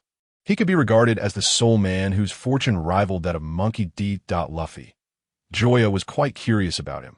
With Mihawk's observation skills at her disposal, she could discern with a mere glance whether he was merely playing the part of a fool or genuinely inept. Rest assured he would not escape. However, he was the captain of the Buggy Pirates, and she had heard that this Buggy, much like their captain, was also a devil fruit user. Despite Joya's reassurances, Nami remained apprehensive. So, shall we give up? How could we? That which I have set my sights on is mine. Why should I relinquish it? Observing Nami's resolute declaration, Joya smiled softly. Indeed, such reasoning was quite unreasonable, but they were already pirates. Why should they adhere to reason? Were they merely playing house? Let us go and see if Luffy and the others have resolved their matters. While she had been assisting Nami in pilfering treasure, Joya was also keeping a keen eye on the happenings in the courtyard. That moment, Luffy, having retrieved a sword, was aiding Zoro in freeing himself from his bonds, standing face to face with Colonel Monka. Since bullets are ineffective, then cut them down with swords. With a single command, over a dozen Navy soldiers brandished their sabers and charged toward Luffy and his companions. The overwhelming force caused Kobe's legs to weaken, and he fell to his knees. Yet, Luffy and Zoro at the forefront remained unfazed, their expressions calm as if they did not even notice the enemy. That I'll take care of this. With a decisive step forward, Luffy's hands gripped the still-sheathed sword. The sound of the blade slicing through the sheath resonated in the in a swift motion. He advanced, and the long sword in Zoro's hands traced two perilous arcs, deflecting all incoming weapons in an instant. Whoever moves, dies. The voice, reminiscent of a demon, sent shivers down the spines of the Navy soldiers, as if the scythe of death had been placed at their throats, leaving them too terrified to make a move. I promised you I would be a pirate. Since a confrontation with the Navy is inevitable, I shall proudly embrace the role of a villain. However, let me make this clear. I will pursue my ambitions to the very end. Ambitions? Luffy asked, somewhat bewildered. I aspire to become the world's greatest swordsman. Though his voice was not loud, every word Zoro uttered was firm and clear. This was his unwavering goal, one he would pursue even at the cost of his life. If you hinder me from achieving this ambition, then prepare to apologize by disemboweling yourself. World's greatest swordsman. Not bad. That a partner of the Pirate King must at the very least be like that. How bold of you to say that. Hearing Luffy's response, Even Zoro couldn't help but chuckle. Yet upon reflection, this made things all the more interesting. In that case, I shall join. Thus, the Straw Hat Pirates welcomed a new member. Swordsman Zoro, reporting for duty. Chapter 12.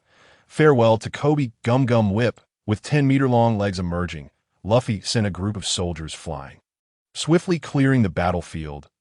In response to the incompetence of his subordinates, Monka's face darkened to a shade akin to that of an African.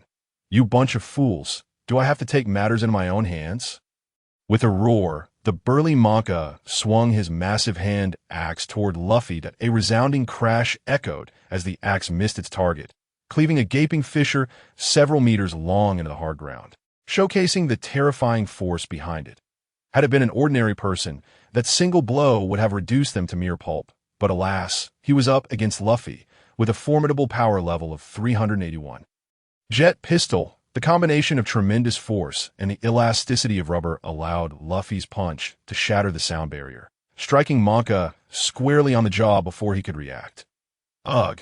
The terrifying impact exploded against Monka's iron-like jaw, rendering him unconscious as he collapsed, unable to withstand the force that even steel could not ignore. It was at that moment that Joya emerged from the Navy base, catching sight of a certain dim-witted fellow, Barumabur, brandishing a gun as he prepared to kidnap Kobe.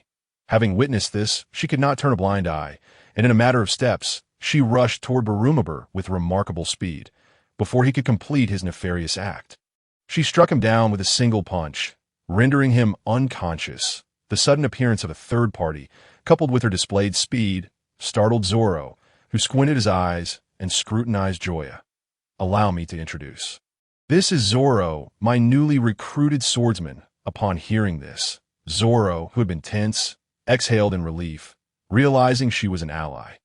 However, the next moment, having gone 3 weeks without sustenance, he could no longer hold on, his body giving way as he collapsed backward. I'm so hungry.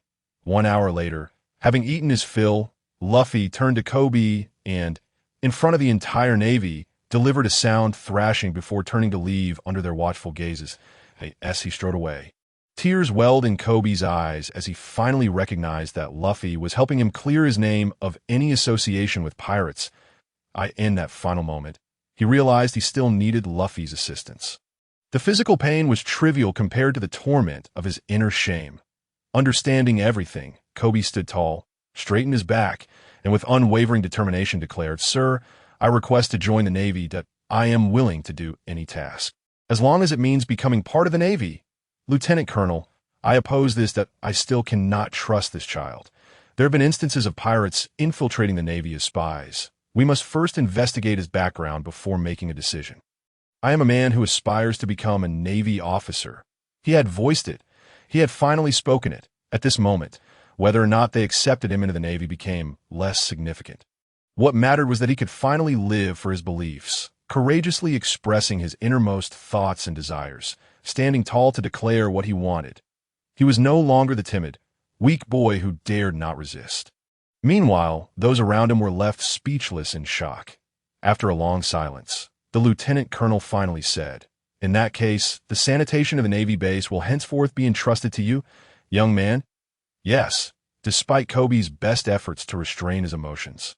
Tears streamed down his face uncontrollably. Although the path to realizing his dreams was still long, he had at least taken a crucial first step. While he had yet to become a Navy officer, he was now officially a Navy soldier. Oh, right. Suddenly recalling something, Kobe hurriedly left the restaurant, making his way to the port. By the way, where are we headed next? Luffy could not help but inquire as they boarded the small boat again. After the encounters with Alvida and Monka, he found himself increasingly intrigued by the adventures that lay ahead. Our next destination is Orange Town. We must retrieve what rightfully belongs to us. Nami, the navigator, declared. During their meal, she had gleaned information regarding the movements of the Buggy pirates from the villagers, and now it was time to pursue them. Nanny, did someone steal something from us? Luffy, with his limited intellect, clearly struggled to follow Nami's train of thought. That Buggy pirates took the map of the Grand Line that originally belonged to me. Joya, observing Nami's furious expression, found it difficult to watch. Dare I say, have a little self-awareness as a thief. Your righteous indignation makes it hard for the original owner of the map to survive. However, upon considering that the original owner, Monka, had been beaten to the point that even his own son was unrecognizable, she decided to let it slide. Fine, let's leave it at that. After all, Monka is too weak to contend with them. In contrast, Luffy, who had previously been indifferent, suddenly became animated upon hearing about the Grand Line map. Okay, let us head to Orange Town. Just as the small boat set sail, Kobe's voice rang out behind them. Mr. Luffy, thank you. I will never forget this kindness. Ha ha. Luffy laughed heartily in response. Zoro, standing nearby, remarked, I've never heard of a pirate being thanked by the Navy. This scene left Nami feeling somewhat perplexed. These individuals seemed truly different from other pirates. All hands, salute. Following closely, all the naval officers in the small town assembled, offering a salute to the departing Luffy and his companions. Their sentiments towards Luffy, who had vanquished the tyrant Colonel Monka, mirrored those of the majority of the townsfolk, filled with gratitude. Yet, due to their divergent allegiances and their inherent enmity as members of the Navy, they were not permitted to witness pirates roaming freely within the town. Thus, in this secluded location, these just-hearted naval officers expressed their appreciation through their salute. "You've made a commendable friend," the lieutenant remarked with a sense of admiration. Indeed, Kobe boldly acknowledged in response. Were it not for his encounter with Luffy, he would likely still be toiling as a deckhand for the Alvita pirates, at risk of being apprehended and executed by passing naval forces. Forever barred from becoming a soldier of justice. Our salute just violated naval regulations. Therefore, all personnel shall be punished with 3 days of starvation. I make myself clear? Yes, though the prospect of enduring 3 days without food was daunting. No one dared to object. As Kobe gazed at the small ship dwindling into a mere speck upon the horizon, he silently mused. One day, we shall surely meet again, even if it is as a Navy officer and a pirate. We will cross paths once more. That night, while on watch at the bow of the ship, Joya stealthily retrieved the enhanced replica devil fruit from his storage ring after confirming that the others were fast asleep. Gazing at the fruit in his hand, Joya did not rush to consume it. He was acutely aware that its taste was notoriously unpleasant, often cited as the most distasteful item in the pirate world. Without exception, however, this particular fruit was produced by the system rather than grown in the pirate realm. Hence, Joya was uncertain of its flavored what the hell? I'll take the plunge, for love and justice. I shall risk it all. He pinched his nose and took a bite. In the next instant, an indescribable taste overwhelmed Joya's palate. Overcome, he leaned over the ship's edge and retched violently, what's wrong? Aside from Luffy, who slept like a log, Nami and Zoro awoke at the commotion. Seeing that the fruit was about to be exposed, Joya hastily tossed it into the sea. And no, it's nothing, just Luffy letting out a fart. Upon hearing this, a dark cloud appeared above Nami and Zoro as heads, and they instinctively distanced themselves from Luffy. Thus, a new unwritten rule emerged within the Straw Hat Pirates. Always keep your distance from Luffy while sleeping. However, unnoticed by anyone, a massive shadow darted through the water beneath the cover of night. Chapter 13. Arrival at Orange Town. Just how much longer until we arrive? Nami, her ears nearly worn out from hearing Luffy repeat the same question 200 times, finally exploded. Grabbing Luffy by the neck, she forcefully shoved his head toward the sea. Are you in such a hurry to meet your maker? If you're that eager, why not just go die already? All you do is eat or drink, or ask if we're there, yet can't you focus on anything else? Once Nami had vented her frustrations, Luffy, nearly out of breath, lay on the edge of the ship gasping for fresh air, genuinely feeling he was on the brink of death. Instinctively, he shrank back, trying to distance himself from Nami as much as possible. From that moment on, Nami's threat level in Luffy's mind skyrocketed, placing her third, just behind Garp and Joya. Observing Luffy's pitiful state, Joya instinctively swallowed hard. It dawned on him just how fortunate he was that Nami and T killed him during their previous squabble over treasure ownership. Half an hour later, Joya and his companion successfully made landfall. Unbeknownst to them, the moment they departed, the previously tranquil sea behind them erupted, as if something was about to emerge, in stark contrast to the bustling Shears Town. Orange Town was markedly desolate. The vast harbor was devoid of any human presence, and there were no signs of life in sight. Perplexed, Luffy kicked a stone by the roadside and remarked, "What is going on? Where did all the people go? They probably heard pirates were coming and fled in advance." Nami replied somberly, her displeasure evident. There was no denying that Luffy and Joya were unlike most pirates. But that did not alter Nami's stance towards them, nor the grim reality that most pirates were indeed ruthless scoundrels. A heavy silence fell over the group, as none knew what to say. While Nami was correct, Luffy saw no fault in being a pirate.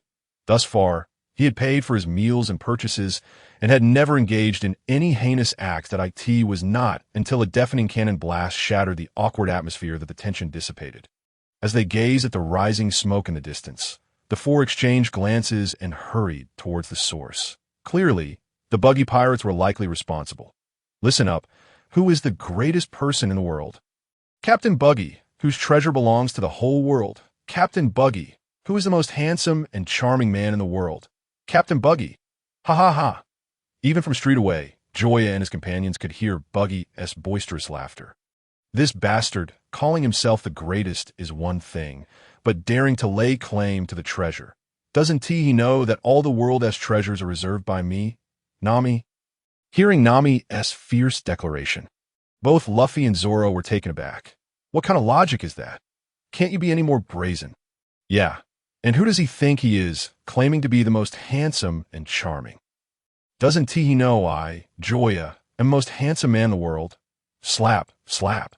At this point, Zoro and Luffy could only facepalm, realizing there was indeed someone even more audacious, and she was right beside them. Meanwhile, Nami and Joya exchanged supportive and approving glances that I say, enough of this. Have you forgotten what we came here for? The sea charts of the Grand Line, understand? Can't we prioritize and get the job done? At this moment, Luffy, typically the least serious of the bunch, could no longer hold back. He had already proven to be unreliable, only to discover that both Joya and Nami were even more so. Leaving him at a loss as to whom he could reason with, oh right, the sea charts. Nami, regaining her focus, hurriedly glanced toward the heavily guarded Buggy pirates at the other end of the street, searching for a potential point of infiltration. After a thorough observation, she reluctantly concluded that while their demeanor was lax, they had effectively surrounded the three tents. It was impossible to sneak in without raising an alarm. In that case, we'll have to split up. Joya suggested that we may not have the numbers, so we need 2 people to create a diversion while the other 2 sneak in and secure the sea charts. Let us do it. Moments later, Nami and Joya set off first, and before leaving, Joya subtly patted Luffy. 10 minutes later, Luffy and Zoro, remaining in place, strode toward the Buggy pirates with an unmistakably bold demeanor. You bastard Buggy, come out and die. Luffy's furious roar echoed through the street, his booming voice resounding across half the town, and the Buggy pirates heard it loud and clear, after a brief silence. Several hot-headed pirates could no longer contain themselves. Without waiting for Buggy to respond, they charged out with their weapons drawn. You bastards, knowing the name of Captain Buggy, yet daring to act so recklessly. You truly don't know how to spell death. In the next moment, the clash began. Amidst the flurry of blades and fists, the advancing pirates fell to the ground in various poses. Such a swift outcome left the other pirates utterly astonished. None had anticipated it would unfold this way. Even if those few were outmatched, they shouldn't have been dispatched so quickly. However, when they noticed Zoro, who bore 3 swords at his waist, they began to retreat in fear. T3 sword, style Zoro. Though he had not made any deliberate show of strength, Zoro had already dispatched a fair number of bounty hunters, earning him a modest reputation in the East Blue. Coupled with his signature 3-sword style, he was easily recognizable as, oh, it's the bounty hunter Zoro. Is it? Accompanied by a resonant sound, a figure emerged from the throng of pirates, with an unmistakable crimson nose and a visage painted in the manner of a jester. It was none other than Buggy, the captain of the Buggy pirates. What? Are you also intrigued by my head? Initially, like most, his gaze was fixated solely on Zoro, as Luffy, standing beside him, was the sort to blend into a crowd. Utterly inconspicuous. However, when his peripheral vision caught sight of the straw hat perched upon Luffy's head, a flicker of barely perceptible brilliance flashed in his pupils, if possible. I wouldn't mind taking it for a spin," Zoro proclaimed with an air of confidence. Their mission was to provoke and attract attention, and they were determined to be as infuriating as possible. So confident. Are we? Absolutely. As they spoke, both advanced forward. Zoro slowly unsheathed his 3 swords, while Buggy brandished a dagger clutched between each of his fingers. Tiger Hunt. Zoro initiated the attack, his 3 blades dancing in a flurry.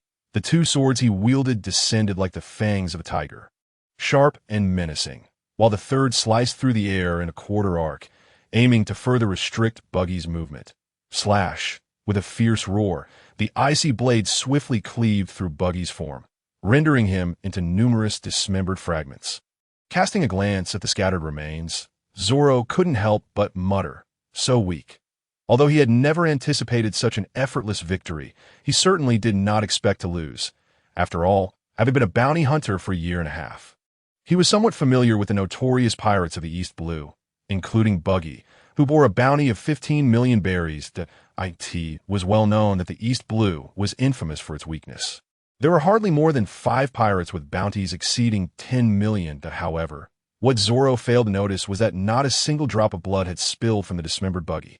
Just as he believed the battle concluded and prepared to retract his blades, the scattered remains began to levitate without warning, the glinting tips of the daggers aimed directly at his heart.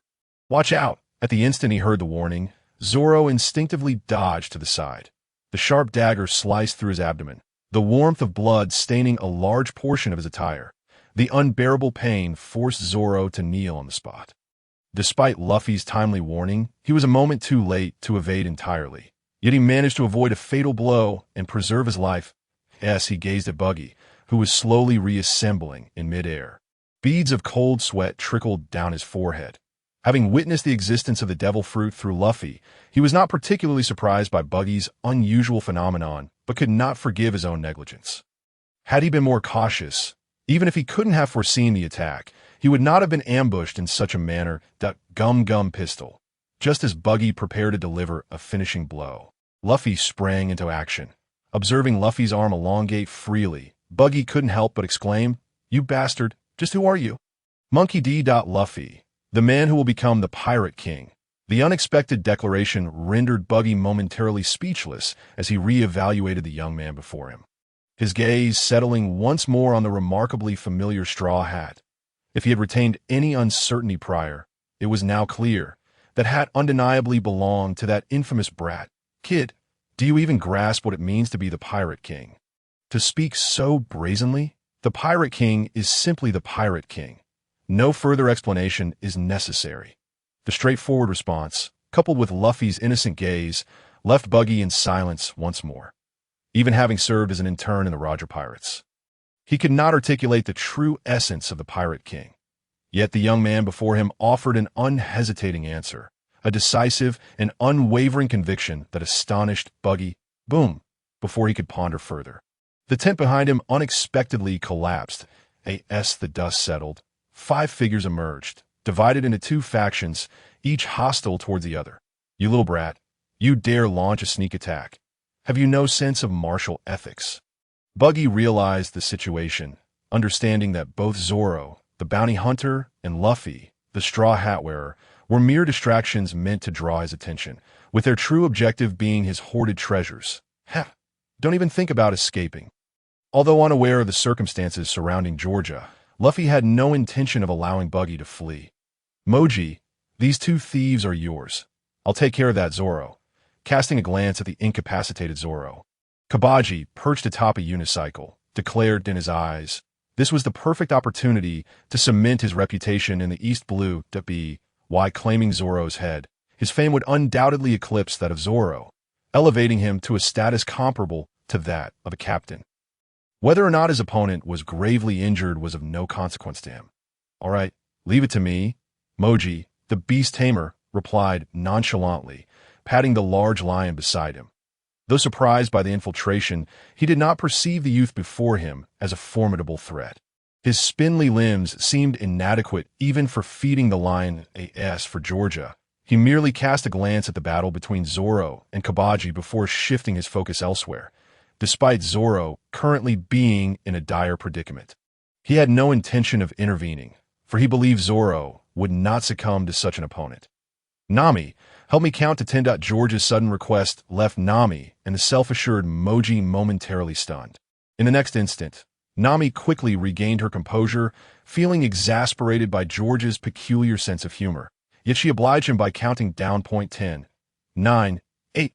How infuriating. You truly deserve to die.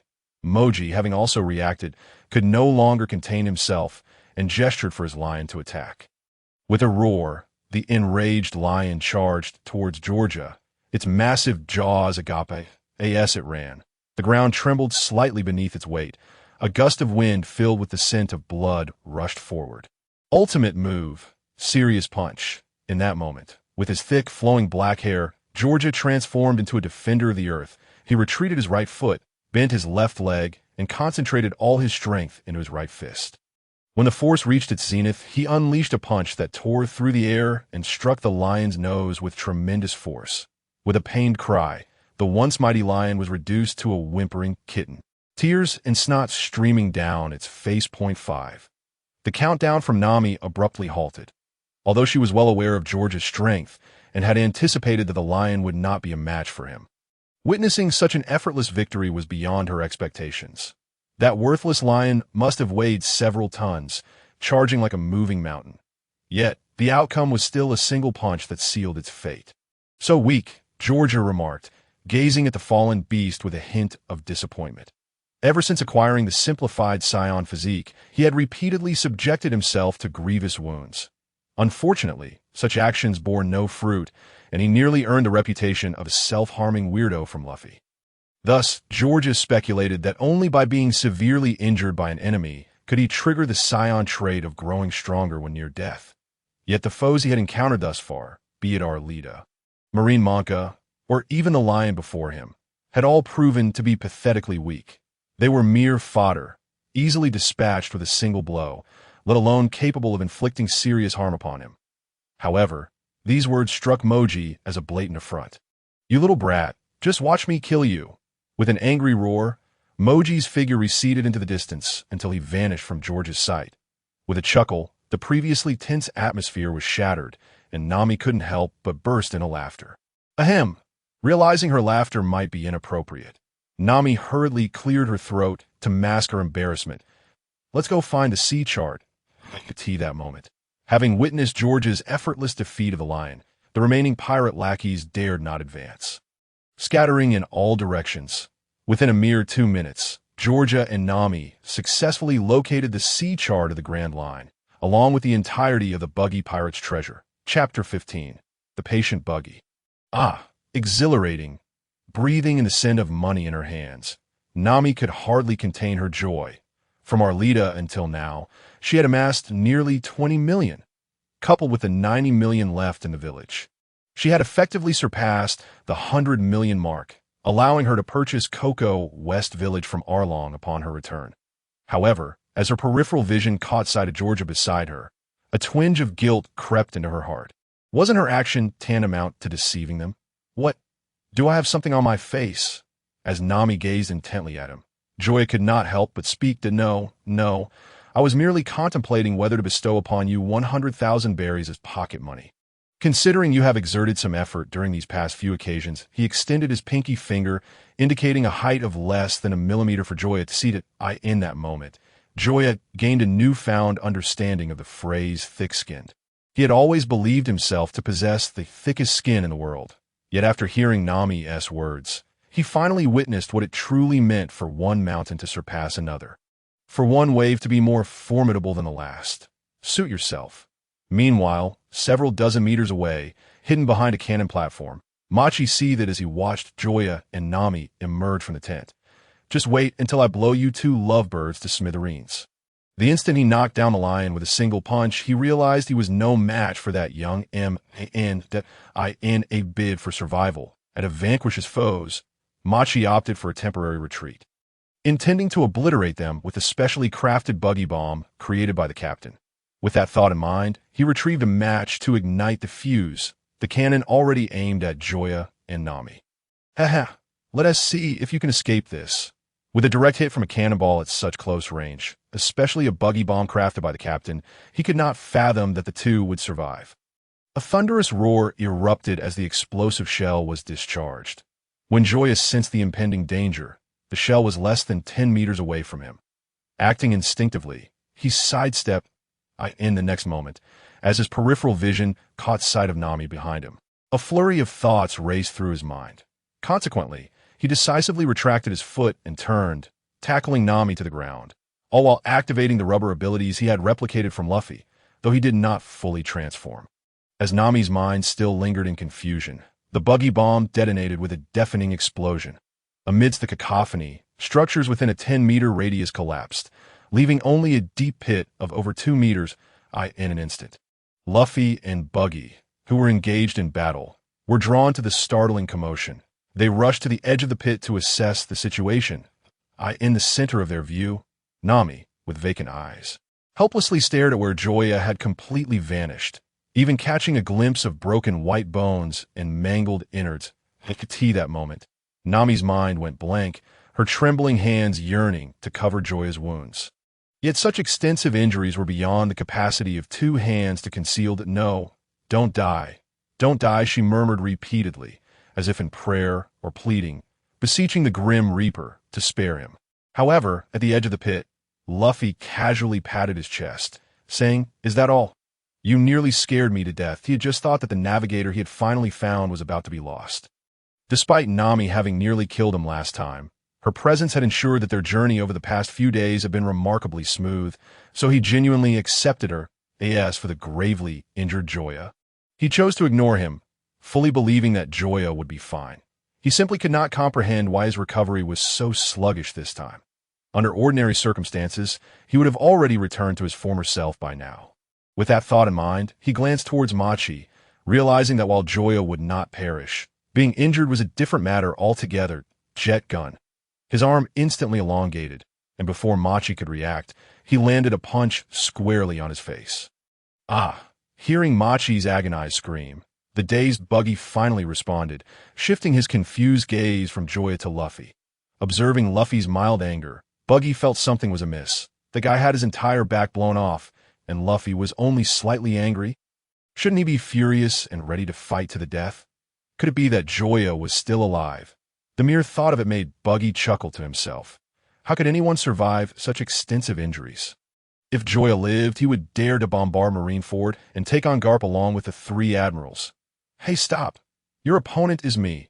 After a brief moment of hesitation, Luffy and Buggy clashed once more. Meanwhile, Joya lay with a furrowed brow in Nami's embrace. His frown stemmed partly from pain and partly from the information relayed by his Hawkeye's reconnaissance technique. Name. Buggy age. 37 years and 5 months strength. 379 charm. 9 personal abilities. Chop Chop fruit abilities. Buggy bomb, Chop Chop cannon. Ground flight, Chop Chop. Clown flying knife, Chop Chop. Emergency escape, split personality. With only a slight margin of difference in the strength aspect, Joya found it pointless to critique, for there were not many who could engage with Luffy. He counted himself among them. The key question was, what on earth did split personality mean?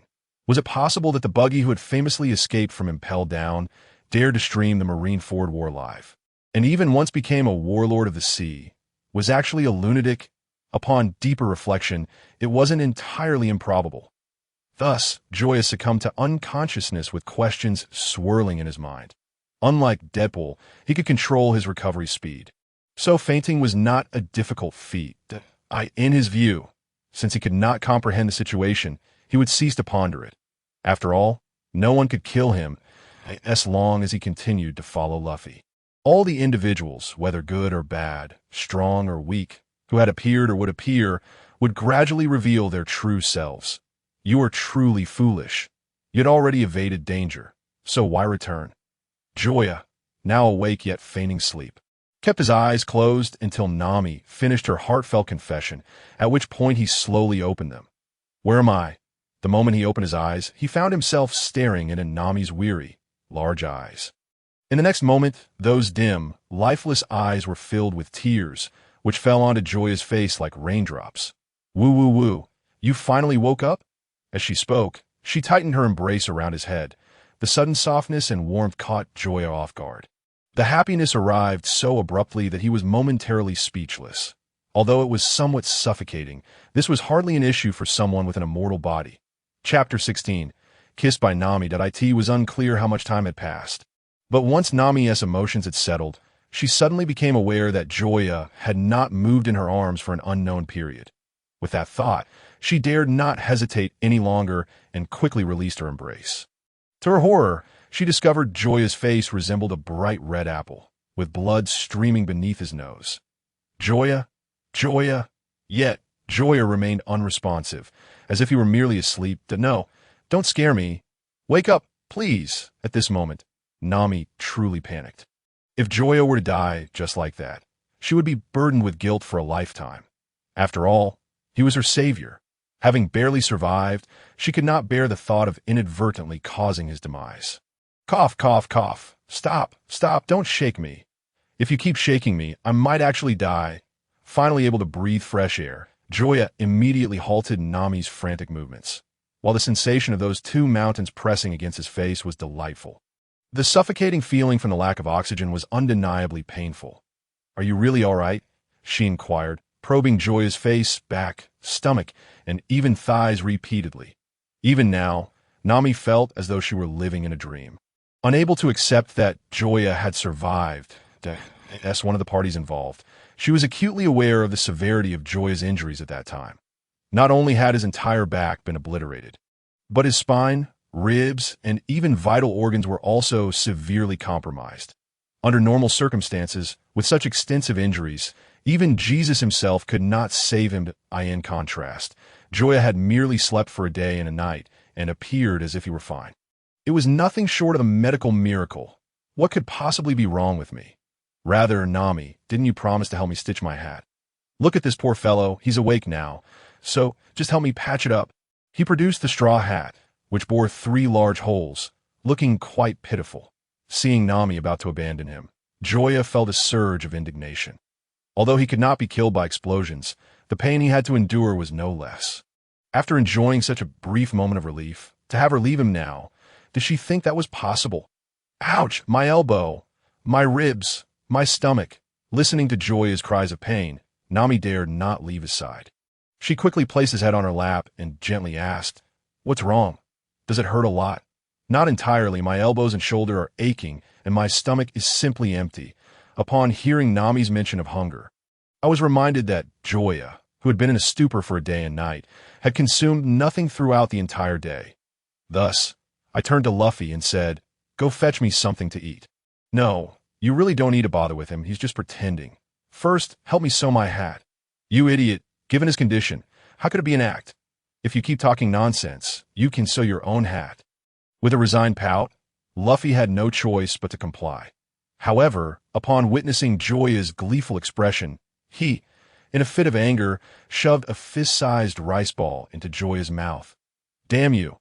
Amidst the commotion, Joya, whose condition was deteriorating, lay peacefully in Nami's embrace, savoring the delicious food while basking in the afternoon sun. In stark contrast, Luffy sat hunched over at the stern of the ship, cradling his head, and showed no urgency for Nami to help him with his hat. The reason for his lack of haste was a substantial bump on his head from Nami's punch, which caused him pain with the slightest touch, making him naturally disinclined to wear the straw hat. "Both of you are monsters," Zoro, who was drinking, remarked. Upon hearing the explosion, he had thought Joya was doomed. After seeing his array of life-threatening injuries, he felt increasingly convinced that Joya was beyond saving and even contemplated digging a grave for him on the spot. Yet Luffy was adamant that Joya was still alive and determined to carry him aboard the ship. Although Zoro found it to be a futile endeavor, as a crewmate, he had no choice but to follow Luffy's orders to haul Joya onto the ship. The next day, upon waking, he was astonished to find that all of Joya's wounds had healed, his smooth back resembling that of a newborn, devoid of any scars. While he could not comprehend the phenomenon, he felt no concern over it. After all, he aspired to become the world's greatest swordsman. If his companions were too weak, he would have cause for worry. Moreover, their captain was a man who aimed to become the pirate king. Thus the crew could not afford to be feeble. "Thank you," Nami whispered. Joya was taken aback, then nonchalantly replied, It's nothing. I wouldn't die anyway. However, Nami shook her head. I've heard your secret from Luffy. For you, who possesses immortality. These injuries may indeed mean nothing. But for me, they signify everything. Had you not risked your life to save me, I would have long since descended into hell, with no opportunity to speak with you here. Thus, I am truly grateful to you. That moment, Nami's eyes glistened with tears.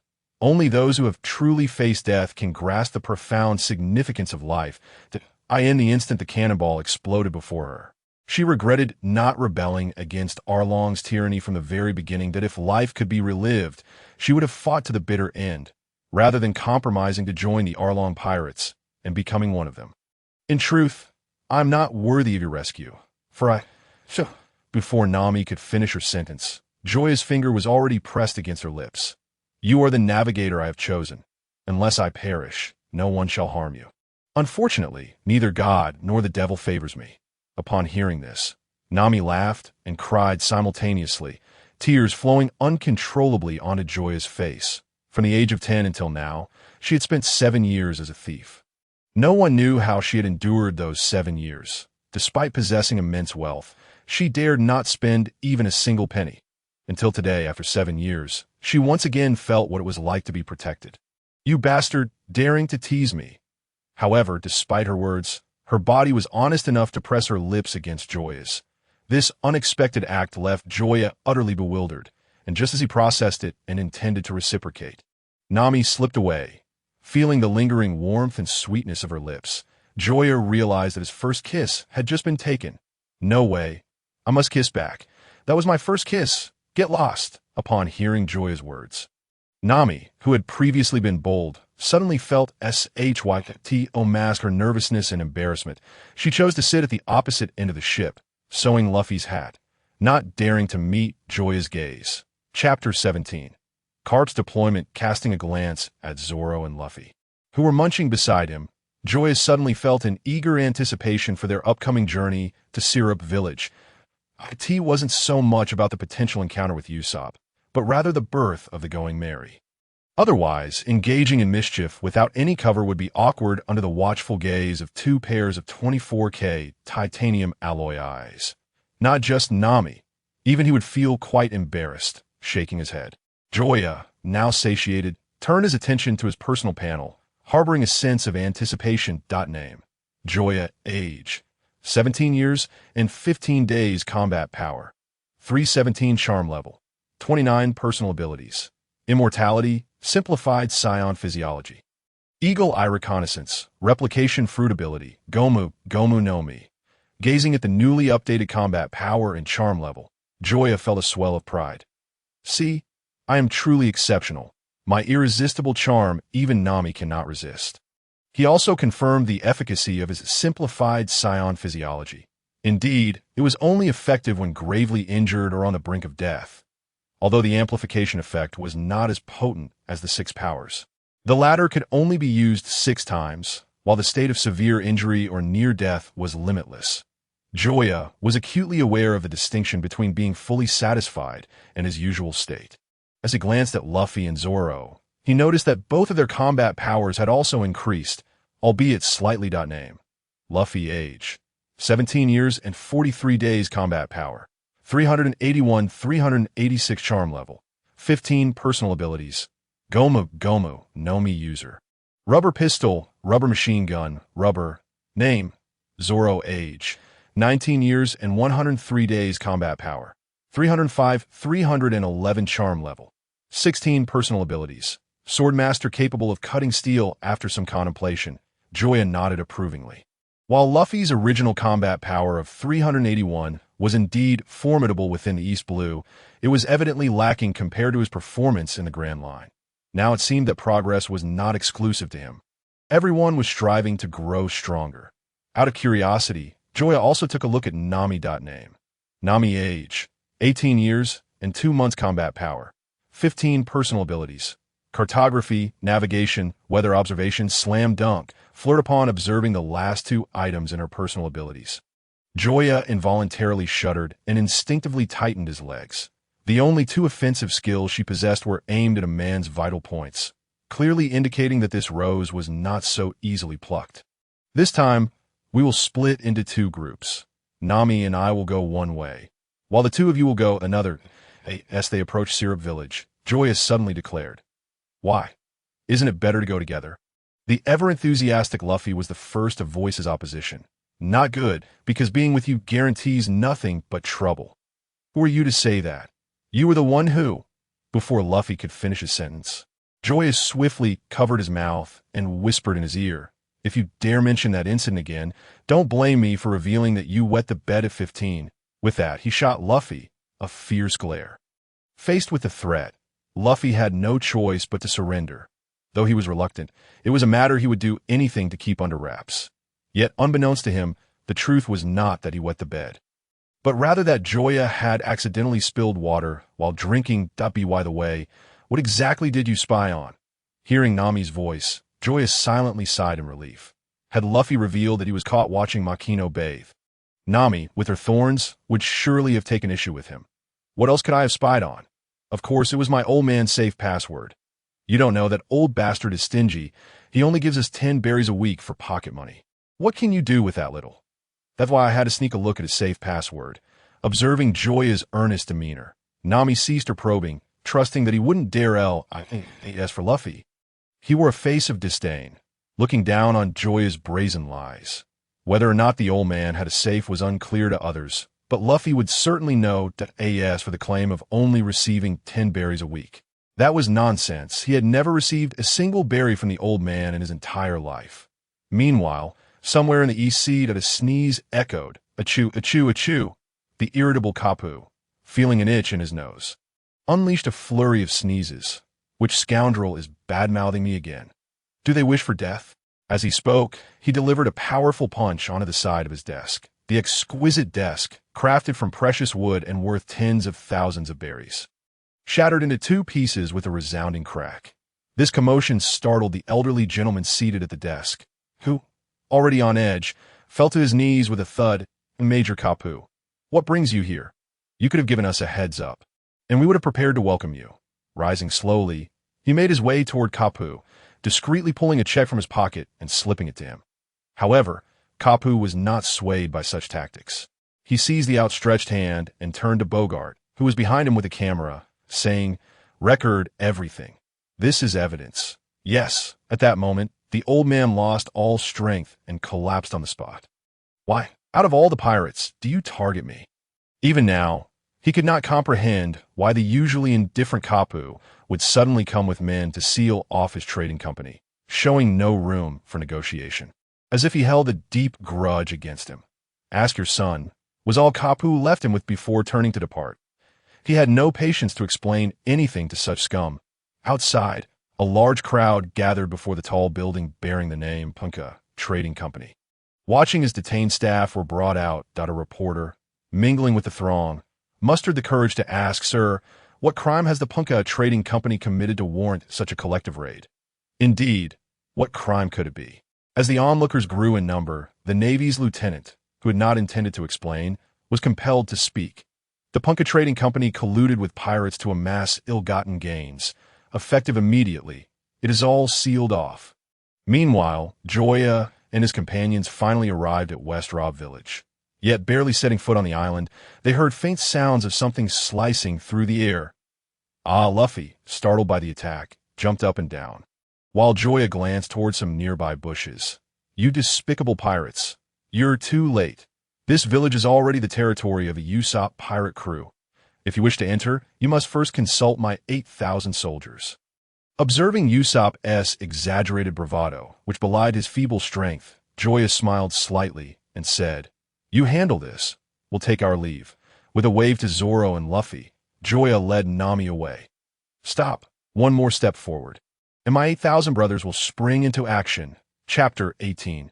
Infiltrating the Villa. 8,000. I see only 3. With that, Joya turned to leave, leaving Usopp standing there, bewildered. "Have I been exposed? I thought I was doing a splendid job of covering it up." What went wrong? In that moment, Usopp felt a fear he had never experienced before, one that stemmed from Joya's influence. "Quick, tell me, what wicked scheme have you concocted now?" "Not far down the path. Nami couldn't help but ask, her eyes sparkling like a cat catching a whiff of fish. How could you say such a thing about me? Upon hearing this, Nami fell silent, nodding repeatedly to this. Joya felt a piercing pain in his heart.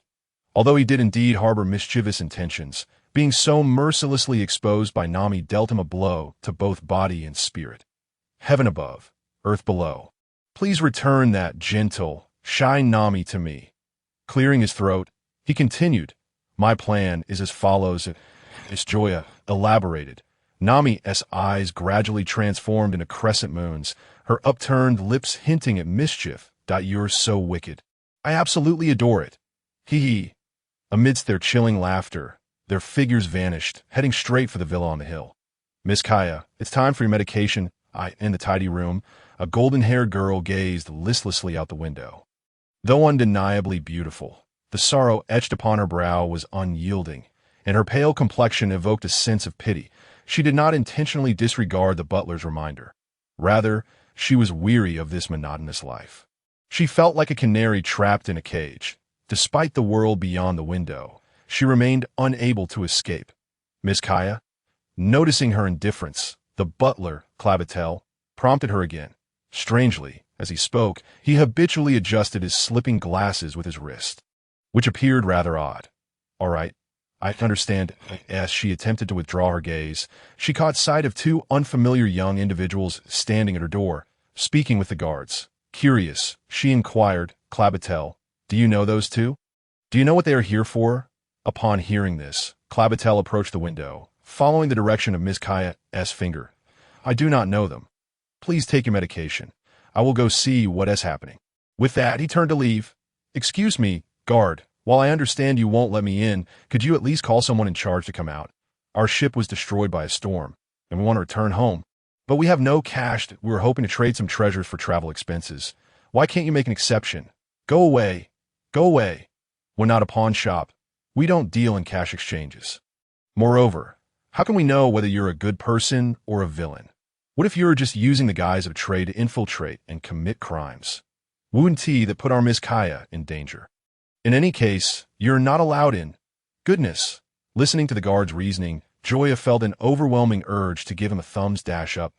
My friend, you are the strongest oracle in history. I wouldn't even help an old lady who fell down.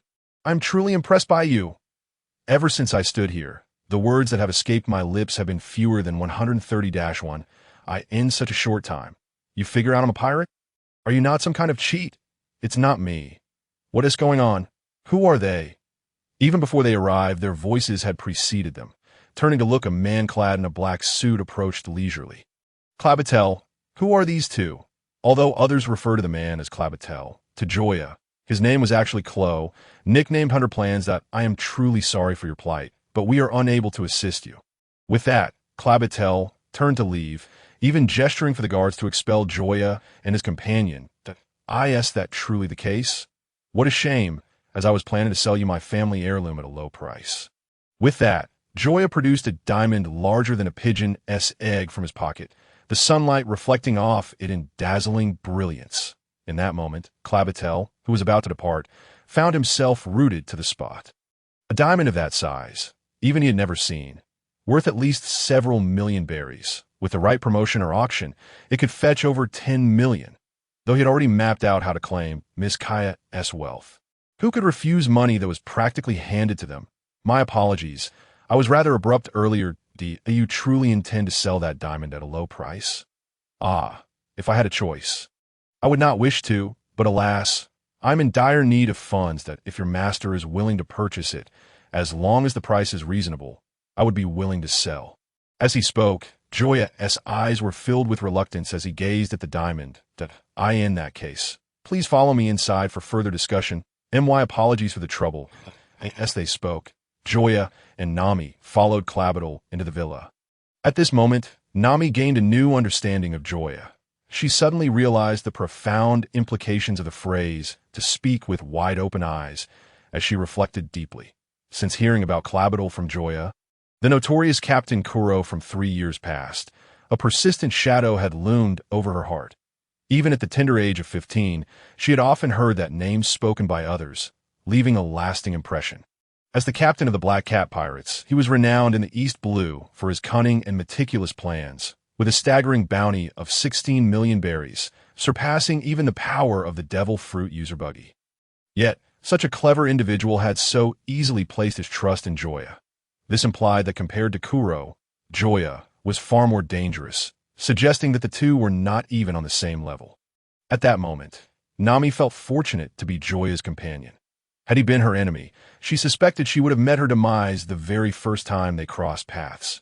However, the thought of him enduring such an explosion for her sake dissipated her worries entirely. After arranging for Joya and Nami to be seated in the reception room, Kuro said, "Please wait a moment. I will fetch Miss Kaya." Speaking of Miss Kaya, she truly was extraordinarily wealthy as Nami surveyed the exquisitely decorated room. She couldn't help but express her amazement. Just a brief glance allowed her to estimate that the decoration of this reception room alone must have cost a minimum of 200,000 to 300,000 berries. And that was merely one room. If the entire villa were to be calculated, the renovation expenses would easily amount to several million. Adding to that the construction costs and labor wages, it was evident that this villa must have been worth at least tens of millions of berries. Chapter 19. Indirect Accusations. Hello, I am Kaya. Upon the unexpected arrival of Joya and Nami, Kaya, as the host, not only did not feel taken aback, but was rather delighted to finally have someone with whom to discuss the outside world. "Hello, I am Joya. I am Nami." Once the three took their seats, Kaya spoke first. "I have heard everything from Clavital, and I am truly sorry for your ordeal that I can provide you with free transportation back home. And regarding that diamond," she pondered for a moment and continued, "perhaps it would be best for you to keep it, as it is your family heirloom and should not be easily sold." "Don T, you think?" In that instant, everyone was taken aback. Neither Joya nor Nami, nor Kuro, who was disguised as Clavital, had anticipated Kaya's response. Under the gaze of her clear, untainted eyes, Joya suddenly felt an overwhelming sense of shame. If Kaya were an angel, then he must be a devil. Under normal circumstances, the majority would take the opportunity to undervalue and acquire the diamond in their possession. Such a large diamond, if kept, would become a rare treasure, and if sold, could easily yield a profit of several million berries. Faced with such enormous potential gain, Joya believed no one would refuse, yet Kaya before him did just that. It was worth noting that they had never met prior to this, and there was no established rapport between them. Did she not fear that he was a fraud? "Miss Kaya, I believe this course of action is inappropriate. If everyone were to use such reasoning in the future, what would we do?" Kuro, who had already envisioned the diamond as his, hurriedly interjected in opposition, unable to accept that the prize he had anticipated could slip away so easily. Hearing his words, Kaya, who had not given it much thought initially, began to waver. She was kind-hearted but not foolish. Once a precedent was set for such behavior, it would undoubtedly lead to imitations, creating trouble regardless of authenticity. She wished to retract her previous statement, but words once spoken cannot be taken back, and Kaya, feeling somewhat bashful, found it difficult to amend her stance at that moment. Joya, sensing Kaya's regret, took the initiative to say, "We appreciate your kindness, Miss Kaya. However, adhering to our family's principles, we cannot accept charity. Your purchasing of this diamond would already be a tremendous help to us, and as for the provision of transportation, let us not discuss it further. In truth, Joya held little sentimental value for the diamond. His motives for presenting it stemmed from two reasons. First, as a means to gain entry into the villa, and second, to genuinely sell it to Kaya, considering that the Going Merry was entirely funded by her. When compared to a brand new ship, what value did a diamond truly hold?" Observing Joya alleviate her embarrassment, Kaya graciously replied, "In that case, feel free to name your price. I shall not refuse." "Then let it be 100,000 berries," Joya stated as he promptly placed the diamond into Kaya's hand. Fearful that she might reconsider. Very well. Although Kaya was not well versed in market values, she accepted Joya's proposed price without further objection and instructed her servant to fetch the money as the price was settled. Kuro, who had intended to dissuade Kaya, silently retracted his outstretched hand. Despite maintaining a calm facade, his inner turmoil was tumultuous. Heavily impacted by the revelation, he had estimated the diamond's worth at 500,000 berries. and as long as the price did not exceed that threshold, he could accept it. Therefore, upon hearing Kaya's offer to let the other party name a price, he was unwilling. Yet, who would have guessed that the price would be set at 100,000? This meant that with a simple resale, there would be a profit of 6 to 700,000 berries, a windfall from the heavens, or rather, a shower of bills from the sky. At that moment, his gaze towards Joya underwent a complete transformation, and no longer filled with caution and suspicion. He now viewed Joya as the most benevolent person in existence. Who else in this world would willingly come to his doorstep to offer him money? Even Kaya, that Na'vi girl, would not, for otherwise he would not have needed to conceal his identity and serve as a steward for 3 years. While they waited, Joya suddenly remarked, "By the way, your security system seems rather weak." At this, both Nami and Kuro, who was pouring tea nearby, were taken aback. Realizing Joya's intent, Nami instinctively clenched her fists, internally exclaiming, "Here it comes, it's finally beginning." As for Kuro, whether in his current role as steward or in the impending plan, he was acutely sensitive to the concept of security. "I think it's fine," Kaya replied, perplexed, as she did not perceive any issues with her home security. After all, nothing had been stolen over the years, nor had there been any intrusions that, of course, under normal circumstances, it sufficed, but seemed rather inadequate when faced with ruthless pirates. "Pirates? How could we possibly encounter pirates?" Kaya asked, increasingly bewildered. Their village was not situated in a bustling maritime area. On the contrary, its geographical location was quite remote, with very few outsiders visiting, let alone pirates. "I initially thought so too, but just recently I was pursued by pirates 30 nautical miles from here," Joya recounted. "In a panic, our ship was caught in a storm, and only the 2 of us survived."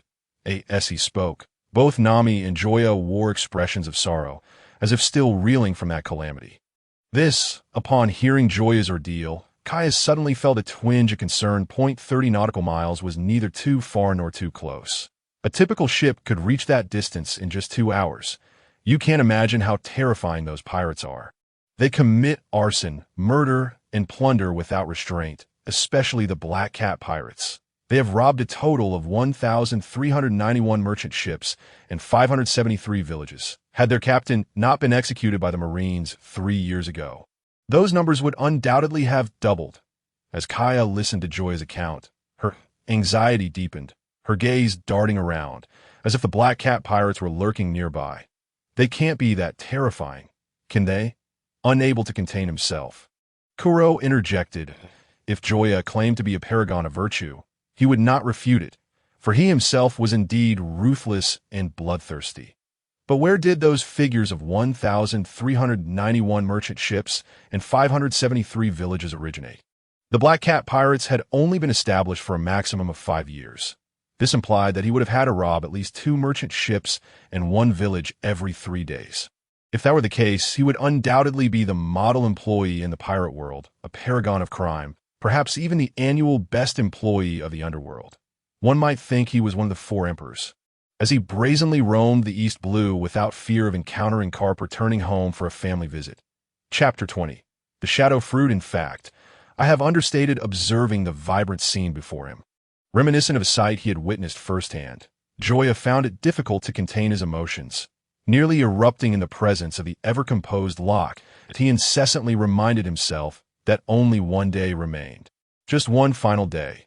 Once tomorrow had passed, he would inherit all of Koya's wealth and would be free to pursue his desires without concern for others' opinions, no longer needing to disguise his true self. A glance at the trembling yet resolute Klo surprised Joya. Despite the harsh words hurled at him, this fellow had yet to entertain thoughts of violence against him. The lottery wheel within the system remained still. Joya steeled himself and continued.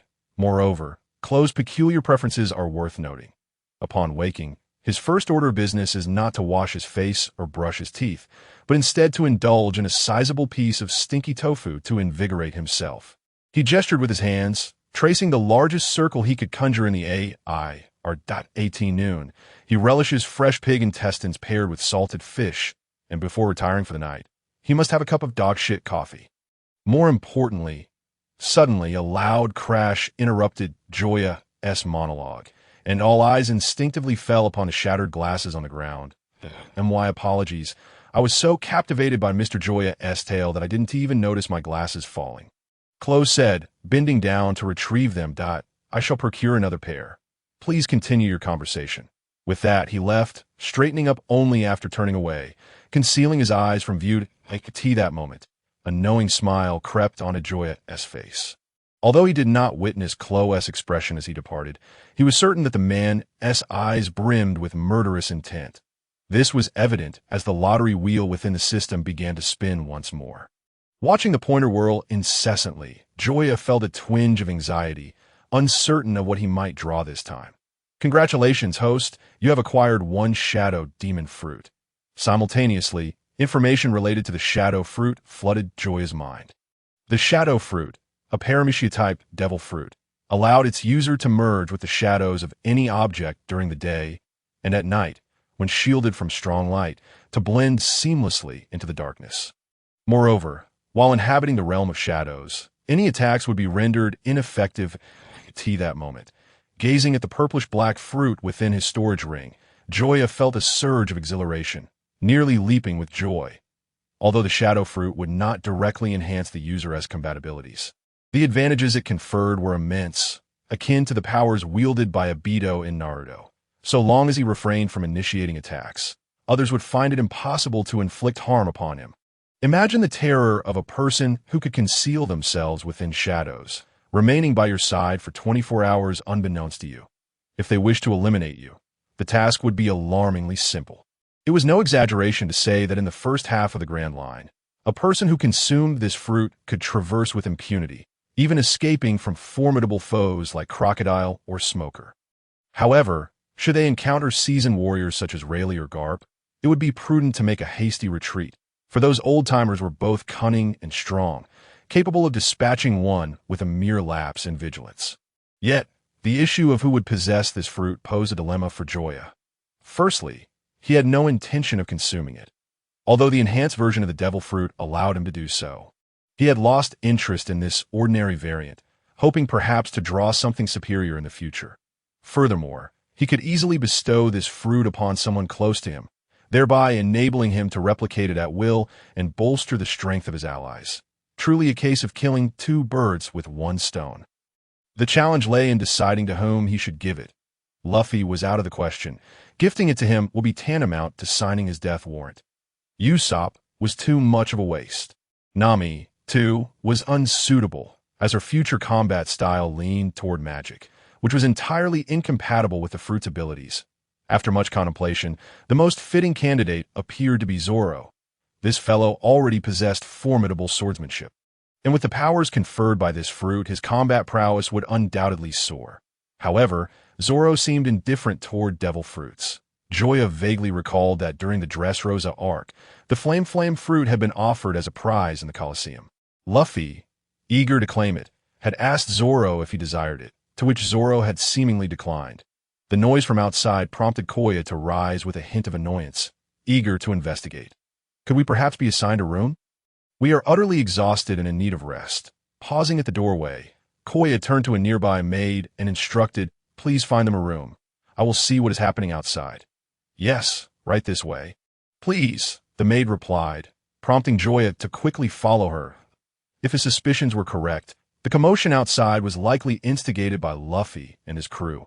Although their reckless intentions had been fulfilled, he was not yet ready to reunite with Luffy.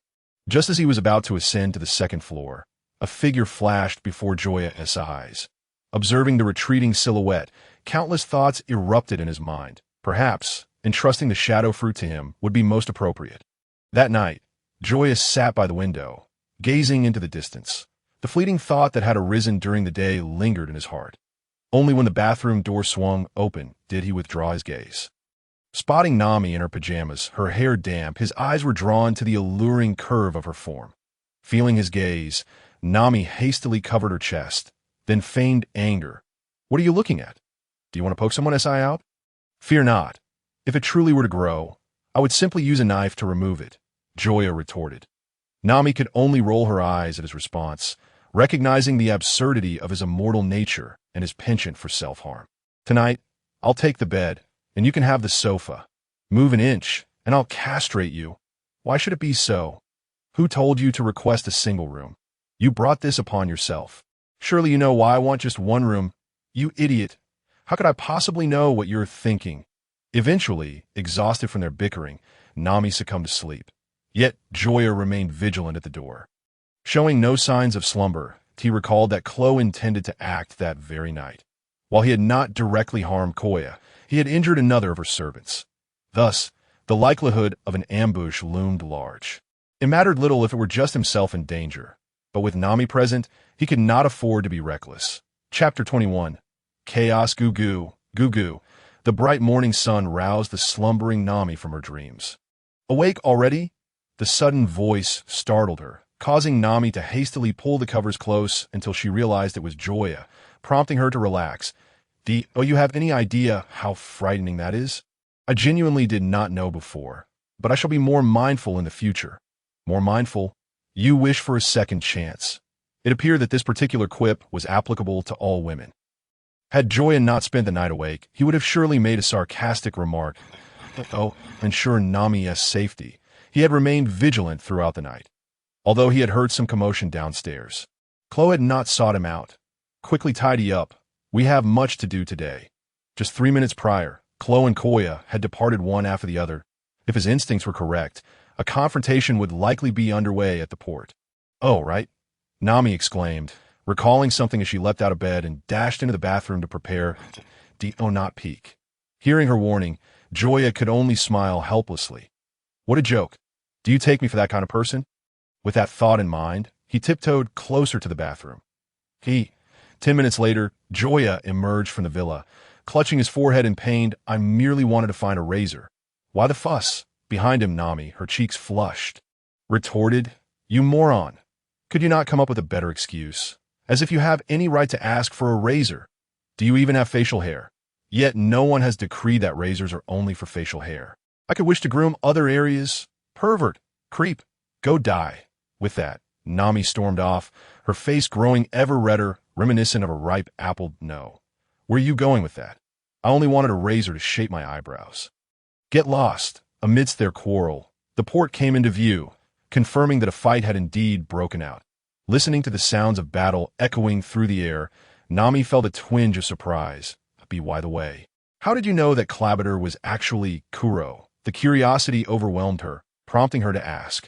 Long before they had set off for the villa, Joya had revealed this secret to her, foretelling that a conflict would unfold at the port that very morning. What lay before her was the most compelling evidence of that prophecy. The mountain man possesses his own clever schemes, best left unspoken. Observing Joya's feigned mystery, Nami chose not to press further. She understood well that everyone harbors their own secrets, just as she herself concealed many things as per usual. The battle belongs to you, while the treasure is mine. No problem. Quick, Kaya, you must leave this place at once. As the hypnotist Zango approached slowly, the injured Usopp shouted desperately for Kaya to escape. Yet Kaya, having never witnessed such a scene, felt paralyzed, curled up on the ground, and unable to rise, as danger loomed ever closer. Usopp, feeling helpless, turned his gaze toward the 3 boys at the edge of the battlefield. Usopp pirate crew, hurry and take Miss Kaya as far away as possible. Yes, the 3 boys, finally snapping back to reality, were about to flee with Kaya when they heard a peculiar voice. Sorry for my tardiness. In an instant, all eyes turned towards the 2 figures that had appeared unexpectedly. Luffy and Zoro were filled with surprise. Kuro glared with resentment, while the rest wore expressions of confusion, unsure of the identities of these newcomers. Damn Joya, where have you been? Did you discover a delightful restaurant and sneak off to gorge on meat all by yourself? At this remark, nearly everyone felt a vain throb on their foreheads. Brother, we are in the midst of a battle. Could you please pay attention while speaking? You've ruined the atmosphere. Looking at the familiar faces, Locke said ominously, So you're all in cahoots. And what of it? Is it affecting your enjoyment of stinky tofu? You're asking for death. Unable to contain his fury any longer, Kuro swung the clawed hand towards Joya, intending to deal with him after Kaya's situation was resolved. However, Joya had once again brought up the previous matter before him. Such humiliation was intolerable for Kuro. Iron block. At a critical moment, Joya summoned all his muscles, his supple form instantly transforming to rival steel. With a resounding crack, Nami, standing beside Joya, felt her ears ring painfully, but she could not afford to focus on that. Her attention was solely on Joya. Ow, how is this possible? Gazing at Joya, whose clothing was torn, yet whose skin remained unscathed, even as a teammate, Nami found it hard to believe what unfolded before her. Of course, she was not alone in her disbelief. Everyone present struggled to accept the scene, even going so far as to pinch their nearby comrades. Hearing the gasps of shock from her companions, they slowly realized the truth of the situation. Damn it, who are you? Realizing something was amiss, Kuro instinctively distanced himself from Joya. He could not comprehend the phenomena occurring with his opponent. Why did the blade produce the sound of metal clashing against metal when it struck flesh? It was as if that body were forged of iron. He was certain it was not a devil fruit ability, for Joya's form had remained unchanged throughout that moment. Joya activated the eagle eye reconnaissance technique, targeting Kuro. Name: Kuro. Age: 33 years and 9 months. Power level: 351. Charm level: 14. Personal abilities: Silent Step, Spoon. Raising an eyebrow, Joya was taken aback by Kuro's power level, while the meanings of Silent Step and Spoon remained a mystery to him. Why all the unnecessary chatter? Take this. 3 minutes later, observing Joya, who was panting with his hands on his hips, Kuro let out a long breath. I expected more from you. You bastard, if you have the guts. Dante, run. Heh. If you're brave enough, come after me. At this moment, Locke began to comprehend. Although Joya's defensive capability was astonishing while employing Iron Block, he bore a fatal flaw. He could not move. Moreover, this fellow's speed was inferior to that of the straw-hatted lad beside him, making it impossible for him to land a hit. Luffy, this guy is yours. Beat him to a pulp without hesitation. Though reluctant, Joya recognized his own shortcomings. In the face of Kuro's Silent Step, it was exceedingly difficult for him to land a blow. He couldn't fathom how Kuro trained. His Silent Step bore a resemblance to the shave of the six forms, with a speed that surpassed Joya's expectations, rendering him unable to catch up with his opponent. Striking the air with his fists would clearly not defeat anyone. Leave it to me. I've been wanting to send him flying. As the two switched positions, the tide of battle turned instantly. Charging into the ranks of ordinary pirates, Joya resembled a fierce tiger among a flock of sheep, taking down one adversary after another with unparalleled ferocity. Chapter 22. Defeated similarly, Zoro, wielding 3 swords, showcased astonishing combat prowess even against the remaining officer of the Black Cat Pirates, Buggy. Despite his injuries, his swordplay was relentless, maintaining an absolute advantage. Victory was merely a matter of time. The only uncertain factor was Kuro. Even with the protagonist's aura surrounding Luffy, he found himself at a disadvantage. Kuro's speed was simply too swift, despite having a slightly lower power level than Luffy. His near-max speed rendered him nearly invincible. Gomu no Gatling. After sustaining several cuts, Luffy unleashed a wide-area attack. His fist struck rapidly, creating a barrage of punches that tore through the air, echoing like the beat of drums as they rained down upon Kuro, causing the oppressive atmosphere to swell with the sound of rushing wind, akin to a tempest.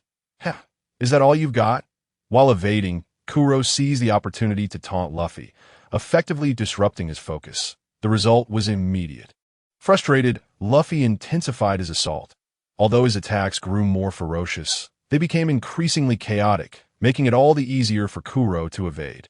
Phew, finally done. After knocking out the hypnotist Zango with a punch, Luffy wiped non-existent sweat from his forehead. Marking the end of his own skirmish board, Joya scanned the battlefield, just in time to witness Zoro, who held an overwhelming advantage, deliver his final blow. Tiger Hunt, like a fierce tiger descending from the mountain.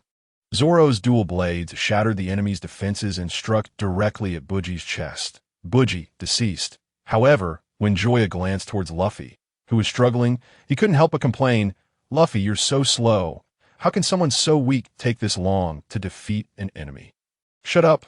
That single remark caused both combatants to break their focus, even temporarily abandoning their fight, to glare menacingly at Joya. It seemed that if he uttered another word, they would unite to take him down. TCH, so petty. Murmuring to himself, Joya found a stone and plopped down, eagerly watching the spinning prize will once more that he never anticipated that Kuro, who had been so resilient the day before, would crumble at just a single statement today. How unfortunate that he had prepared an array of self-destructive strategies, only to find none of them necessary. Congratulations, host. You have acquired the skill away 18 styles. Joya stared in bewilderment at the section detailing his personal abilities. Now, containing the away 18 styles. Wait a minute, this is the pirate world. How could I draw a technique from one beneath? I don't even possess chi, so even if I learned it, I couldn't utilize it. However, as he examined the detailed explanation of the technique provided by the system, a realization dawned upon him. This away 18 styles was not the same as the one he initially thought. Such a complex array of techniques would undoubtedly require meticulous study. As he immersed himself in the system's extensive, colorful description of the skill, he couldn't help but chuckle with delight. His occasional lewd laughter caused Zoro, who had intended to approach, to instinctively take a few steps back, sensing that Joya seemed to be in a rather peculiar state.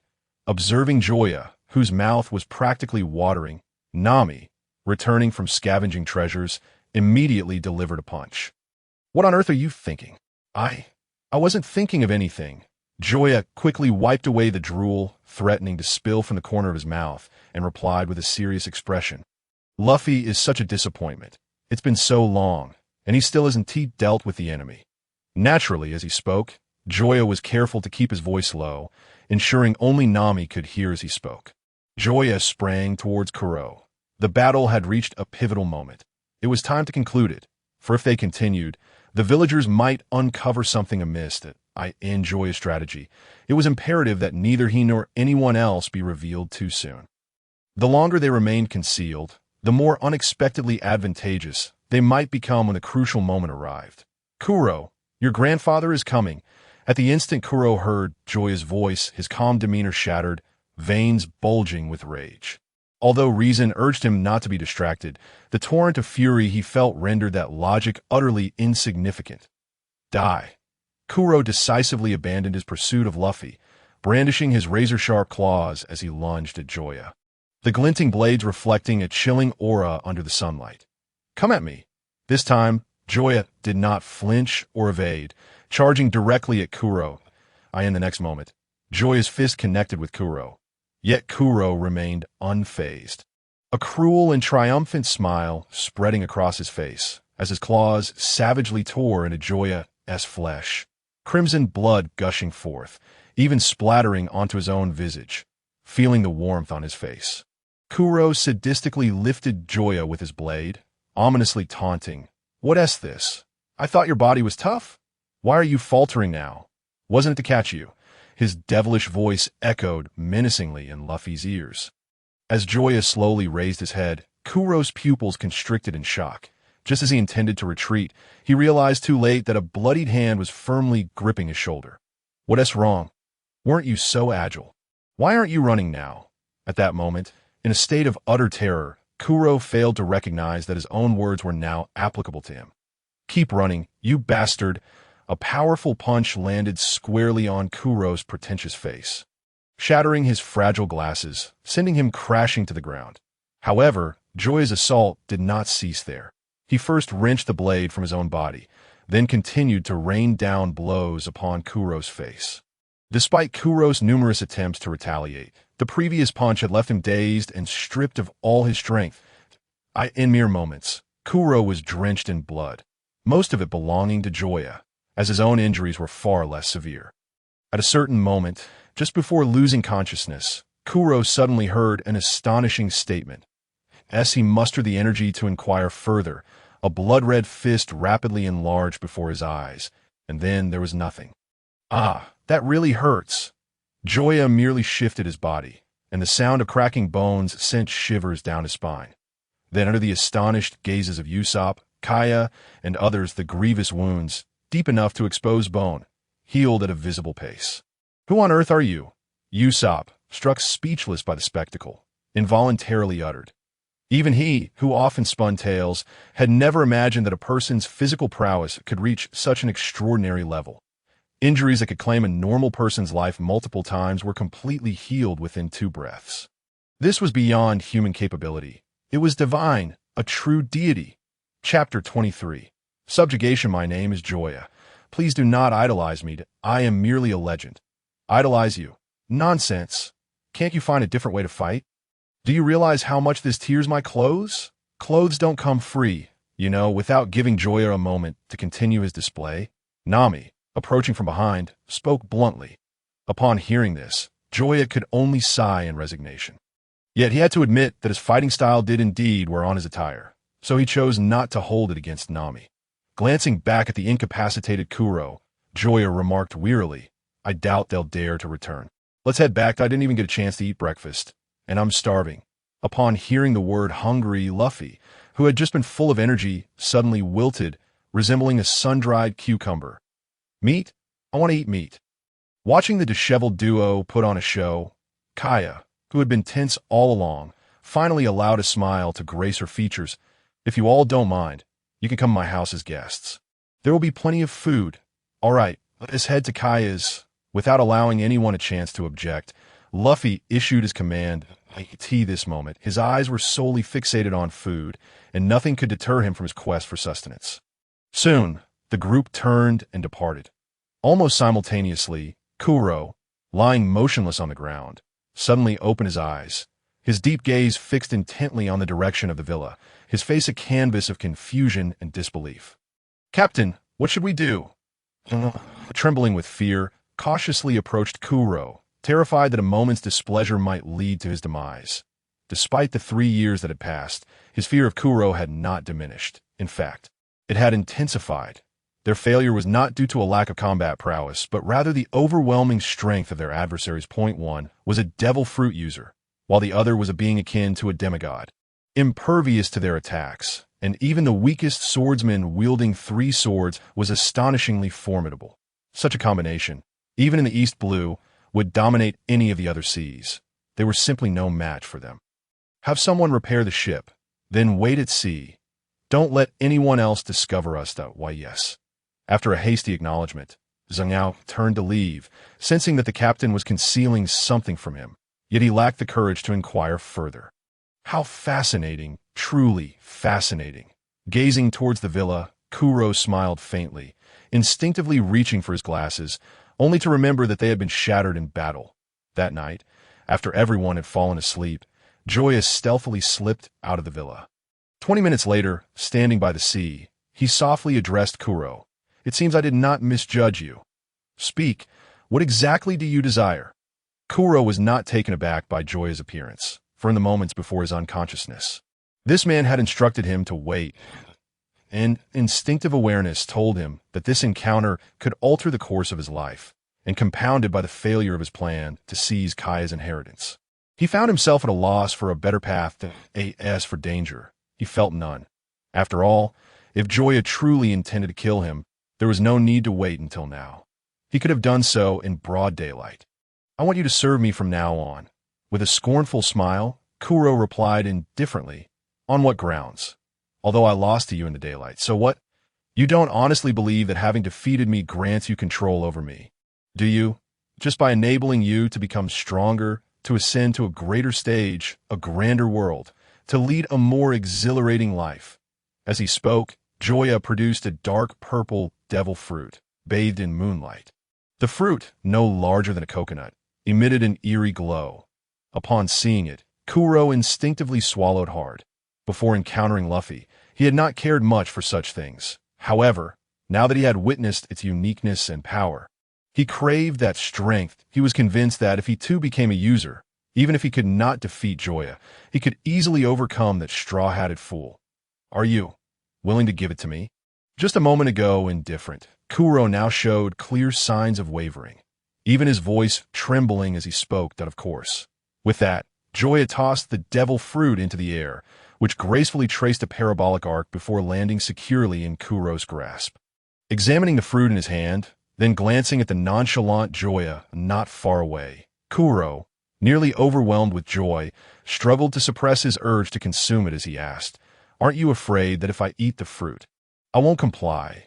Upon hearing Kuro's question, Joya could not help but chuckle. Forgive me, but in all my years, I have never known fear. You can refuse and return my property, but if you take my possession and then attempt to renege, I am afraid I'll have to send you to hell. Those words. Kuro felt a deep chill and immense confidence emanating from Joya. It seemed to him that the devil fruit he so desperately desired was trivial in Joya's eyes, and he was unconcerned that Kuro might suddenly turn on him after consuming it. Such a person was either immensely self-assured or a fool. But could Joya be a fool? If Kuro considered him one, then he would be the true fool. With this realization, Kuro had already formulated his answer, yet for caution's sake, he still asked, "What do you want me to do?" Hearing this, Joya recognized that Kuro was intrigued and promptly assured him, "Rest assured, I won't send you to your doom, but I implore you to infiltrate the underground world, cultivate influence, gather intelligence, and, when necessary, join me in battle. In essence, you shall be my eyes as well as my shadow." At this moment, Klo comprehended the gravity of the task. "Henceforth, I entrust this responsibility to you." With these words, Locke bowed deeply to Joya. As the plan came to fruition, Joya felt a surge of joy. Despite Klo's current lack of prowess, he firmly believed that, with the aid of the shadow fruit, Klo would eventually rise to prominence akin to that of Doflamingo. After all, he possessed a greater inclination to utilize his intellect compared to the average pirate. And as long as his combat capabilities kept pace, becoming a formidable ruler would not be an insurmountable challenge. The shadow fruit fortuitously addressed his deficiencies in strength. "Rest assured, you shall not regret your decision made today. Shall I not give it a try?" He gestured toward the shadow fruit in his hand. "Certainly." Eagerly, Klo bit into the fruit. Though he was uncertain of the powers it harbored, he trusted that Joya would not grant him an ability of inferior quality. In the next instant, an indescribable flavor erupted within his mouth. Initially, in an effort to maintain his image before Joya, he suppressed the urge to vomit. However, as the taste fully permeated, he could no longer concern himself with appearances. He hunched over by the seaside, retching uncontrollably, wishing to expel every morsel of food consumed the previous night. Chapter 24. The going merry observing Klo's distress, Joya stifled a laugh, covering his mouth with his hand. He recognized that, as a peculiar phenomenon of the pirate world, the devil fruits possessed an egalitarian quality. Whether one was a mighty Yonko or an ordinary individual, consuming such a fruit invariably led to the same reaction of nausea. After a while, once he regained his composure, Klo could only stand with the support of the wall. Nevertheless, his spirit burned with fervor, for he had come to understand the power he had just ingested. With that thought in mind, Klo summoned the newly acquired ability, Shadow. As the words left his lips, Klo vanished before Joya, as if he had never existed. In the next moment, sensing something, Joya glanced over his right shoulder, then slowly returned his gaze forward. When his vision fell upon the front once more, Klo had reappeared seemingly out of thin air, though now he was in a half-kneeling position. "Thank you for your generous gift. My lord, I shall dedicate myself entirely. I shall await the fruits of your efforts." Joya stepped forward to pat Klo on the shoulder before turning to leave, just as Klo prepared to rise. A voice drifted through the AIR.B. "By the way, do not disturb Koya again in the future, understood?" "Yes, my subordinate understands." As he spoke, Klo lowered his body even further, not daring to lift his gaze to ascertain Joya's location. After a full 10 minutes, with his knees aching from kneeling, Klo slowly rose. The cold sweat on his forehead glistened under the moonlight. No one could fathom the extent of his prior terror. Even after Joya had departed, his right hand trembled incessantly. Earlier, upon realizing the formidable nature of the devil fruit he had consumed, he had unwittingly activated his ability to appear behind Joya. That moment, he had no conscious intent to test Joya. However, when he met those cold, indifferent eyes devoid of any emotion, Klo was nearly unmasked in fear, suppressing his trepidation as he immediately presented himself before Joya. Kneeling on one knee in hopes of earning forgiveness, it was from that moment forth that Klo sincerely pledged his loyalty, and the remnants of his rebellious spirit dissipated entirely. Joya was unaware of these developments, though he had anticipated them. The reason he had glanced over his right shoulder was purely a trope from television dramas. When an enemy disappears, they often reappear behind you, and a random selection between left and right would suffice. As there is a 50% chance that one might guess correctly, provided fortune does not frown upon them. The following day, the eager Luffy was intercepted by Koya, who informed everyone that she intended to gift them a ship. Really? Truly? You are genuinely giving us a ship? Luffy, brimming with excitement, could hardly contain himself as he sought confirmation once more he had long awaited a pirate ship, yet had been unable to procure sufficient funds. Upon their arrival on the island, they had contemplated asking Koya if she would be willing to sponsor the construction of a vessel. However, before they could pose the question, their adversaries had appeared, leading to a series of events that left them too bashful to inquire further. Thus, when they heard Koya's offer to assist in building a pirate ship, even Joya, who had anticipated this outcome, was taken aback with elation. Naturally, you have aided me immensely. I can offer little else, but I can certainly assist in constructing a ship, which is within my capabilities. Do you not say that? This is a tremendous help. Nami exclaimed, seizing Koya's hand with fervor. Indeed, we are at a loss for how to express our gratitude.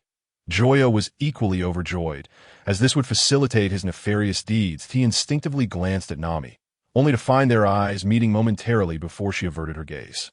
However, Joya keenly observed a hint of redness in her ears. Aha! There is potential. Thus, 10 days swiftly passed. On the morning of the 11th day, Joya and his companions gathered at the northern port under Koya's guidance.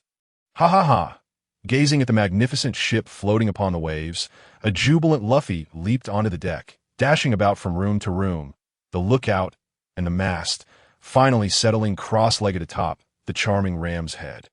Although I have expressed my gratitude numerous times, I must reiterate once more, thank you ever so much. As they prepared to set sail, Joya offered his thanks once again in comparison to the diamonds he had sold her at a low price. This ship was of paramount importance, both to him and to the entire Straw Hat Pirates. Even Zoro, typically reticent, nodded in acknowledgement that no, truly unnecessary. I am merely delighted to assist you, and I entrust Usopp to you. During these past days, spurred by Luffy's invitation, Usopp decided to join Luffy as a pirate. However, as the moment of parting drew near, the ever-timid Usopp, who had never ventured far from home, felt a swell of emotion welling up in his eyes.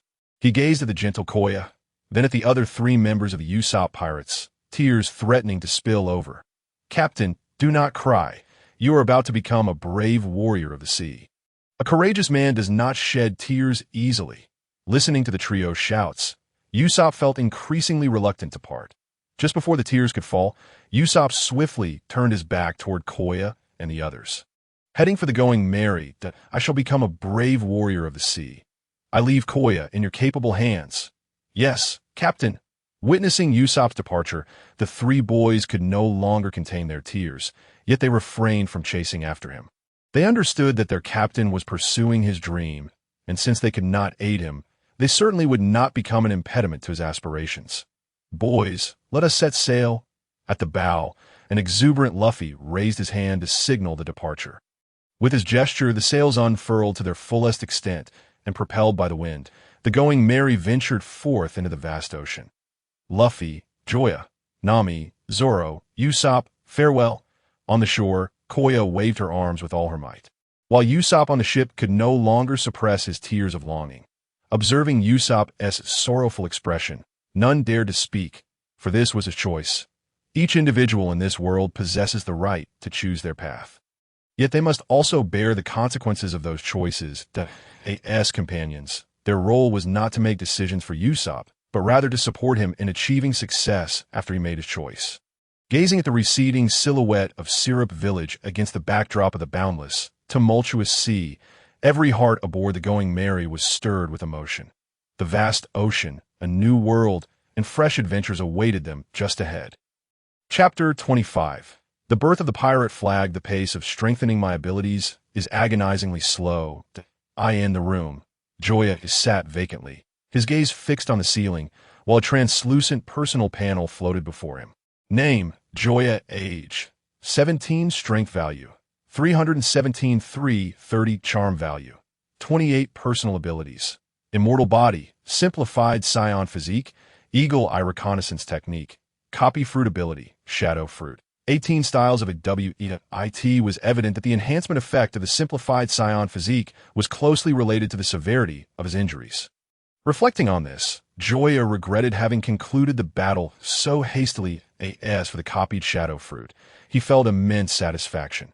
During the day, there were numerous restrictive factors, but once night fell, Joya felt as though the entire world belonged to him. At first, he struggled to comprehend what it meant to meld with the darkness. It wasn't until last night, during his inaugural attempt at this ability, that he discovered his body could merge into the very air around him. Having yet to learn the moonwalk technique, he soared into the sky, liberated from the grip of gravity. His body floated freely like cotton in the air, and in that moment, he finally understood the essence of soaring freely like a bird in the sky, or a fish leaping across vast seas. Clang, clang, the persistent noise from above broke Joya's reverie, compelling him to rise and investigate what was transpiring. Soon, he emerged onto the deck. Compared to the later Thousand Sunny, the Going Merry was rather modest in size. At 15 meters long, 11 meters high, and 9 meters wide, it was classified as a light sailing vessel, consisting of 3 levels: upper, middle, and lower. The upper level contained only one room, which, due to its spaciousness and unobstructed view, served as both the helm and conference room. The middle level housed 3 rooms, including a kitchen, dining room, bathroom, and restroom, along with a storage room. The kitchen and dining room shared one space, as did the bathroom and restroom. The lower level also featured 3 rooms: a boys' room, a girls' room, and a second storage room. The first storage room was primarily for explosives, barrels of alcohol, and water, while the second storage room, being in close proximity to the girls' room and relatively concealed, became Nami's personal treasure storage. Although the ship was compact, it was replete with all necessary amenities, including fixed gun mounts on either side. Observing the scattered paint and brushes, Joya suddenly realized that the iconic straw hat pirate flag, which would later shake the world, was born on this very day. Approaching the group, Joya feigned ignorance, asking, "What you all up to? Come here, we're painting the pirate flag. What do you think of my design?" Luffy exclaimed as he revealed his creation to Joya. Gazing at the exceedingly distorted image, Joya pondered for quite some time, but could not formulate an appropriate critique. Instead, he looked up at the sky and remarked, "Well, the weather is quite pleasant today." Pooha! The blatant topic shift made Nami and the others burst into laughter. "What? I actually think it looks pretty good," Luffy insisted. "Nami, leave the drawing to me. After all, I'm a great artist with 50 years of doodling experience." 50 years? Really? You're amazing, Usopp," Luffy exclaimed, his face a picture of astonishment, while the others could only facepalm. Such a juvenile fib would not convince even a 3-year-old. Yet Luffy believed it wholeheartedly. The thought of embarking on perilous adventures with such a captain cast a shadow over their future. "It's done." Usopp's cheer jolted the despondent group back to reality. However, upon seeing the freshly painted pirate flag in his hands, Luffy exploded. "Hey, why did you paint your own hat?" "Huh." Usopp froze, then, realizing the design indeed featured his hat, quickly explained, Sorry, I got carried away. I'll redraw it. 10 minutes later, when Usopp unveiled the revised pirate flag, everyone was taken aback. The brown-red hat mirrored Luffy's own, and the skull beneath it appeared less menacing and more endearing than they had imagined. Though the overall look was slightly juvenile, it was undeniably pleasing to the eye. "Yash, I've made up my mind. Henceforth, this shall be our pirate flag," Luffy declared. "Usopp, let's get this design on the sails too." He made the decision without allowing any dissent. In an instant, the crew busied themselves with the pirate flag. Half an hour later, as they admired the enormous flag on the sails, smiles crept onto their faces. From this day onward, they had a new name, the Straw Hat Pirates. "Yash, to celebrate our new pirate flag, let's throw a feast, as long as there's alcohol," Nami replied, shaking her head yet not refusing. During their recent escapades, they had plundered treasures from Alvida, Montcar, Buggy, Kuro, and others, leaving their pockets rather substantial. Thus, fireworks soared, and the aroma of delicious food wafted through the air. Joya stepped forward. He suddenly glanced back. However, the sight of the perfectly ordinary scene made him instinctively furrow his brow. "What's wrong?" Nami asked, unable to restrain her curiosity at Joya's abrupt halt. "I think," he shook his head, indicating he was fine, and then followed the others into the kitchen. For some reason, he had felt as though something was trailing him lately. Yet, after all this time, he had discovered nothing, and this vague sensation had deprived him of restful sleep, leaving him somewhat disoriented, to the point where he had forgotten when this feeling had first emerged. By the way, where are we heading next? With the meal nearing its end, the restless Luffy could no longer contain his curiosity. Hearing this, Nami produced a nautical chart and pointed to an island marked with a red cross. Our next destination is Rare Beast Island. Rare Beast Island? What kind of place is that? Usopp suddenly recalled something, his face turning pale. Isn't that the legendary island rumored to harbor treasures, yet has never been found, where people often go missing? Yes, that's the one. After receiving Nami's confirmation, Usopp collapsed, his body twitching as if electrocuted. Muttering, "It's over, we're doomed." That sounds like an adventure. If that's the case, let us go there. Upon hearing Luffy's enthusiasm, Usopp, who had held onto a flicker of hope, rolled his eyes back and fainted. As for Joya, after rummaging through his memories, he found little to focus on regarding Rare Beast Island, only vaguely recalling an old man who resided in a box. Chapter 26. Rare Beast Island, pointing at the small island shrouded in ominous clouds not far away. Usopp trembled and said, "Luffy, let us turn back. Just look at how dangerous it is over there. It's fine. That's what adventure is all about. If it gets too risky, you can wait for us on the ship." Just as Usopp nodded in agreement, Nami interjected, "If that's the case, be careful. Who knows, the monsters here might target those who wander off alone." To her words, Usopp, nearly terrified to the point of losing control, grabbed Luffy's hand and declared resolutely, "In no way. I'm a brave sea warrior. I can't abandon my friends. All right, let us set off." As soon as the ship docked, an eager Luffy dashed into the depths of the island, followed closely by Joya and the others as they disembarked one by one. Slowed down a bit. The island isn't going anywhere, so why the rush? Usopp, flustered, stumbled along behind them. Soon, they ventured deep into the forest. The flora lining the path was markedly different from the outside world. Some flowers, despite exhibiting 7 distinct colors, emitted a foul odor, while certain unnamed trees bore what appeared to be apple-like fruits, only to reveal themselves as curled leaves upon closer inspection, with the true fruit hidden beneath the bulging bark.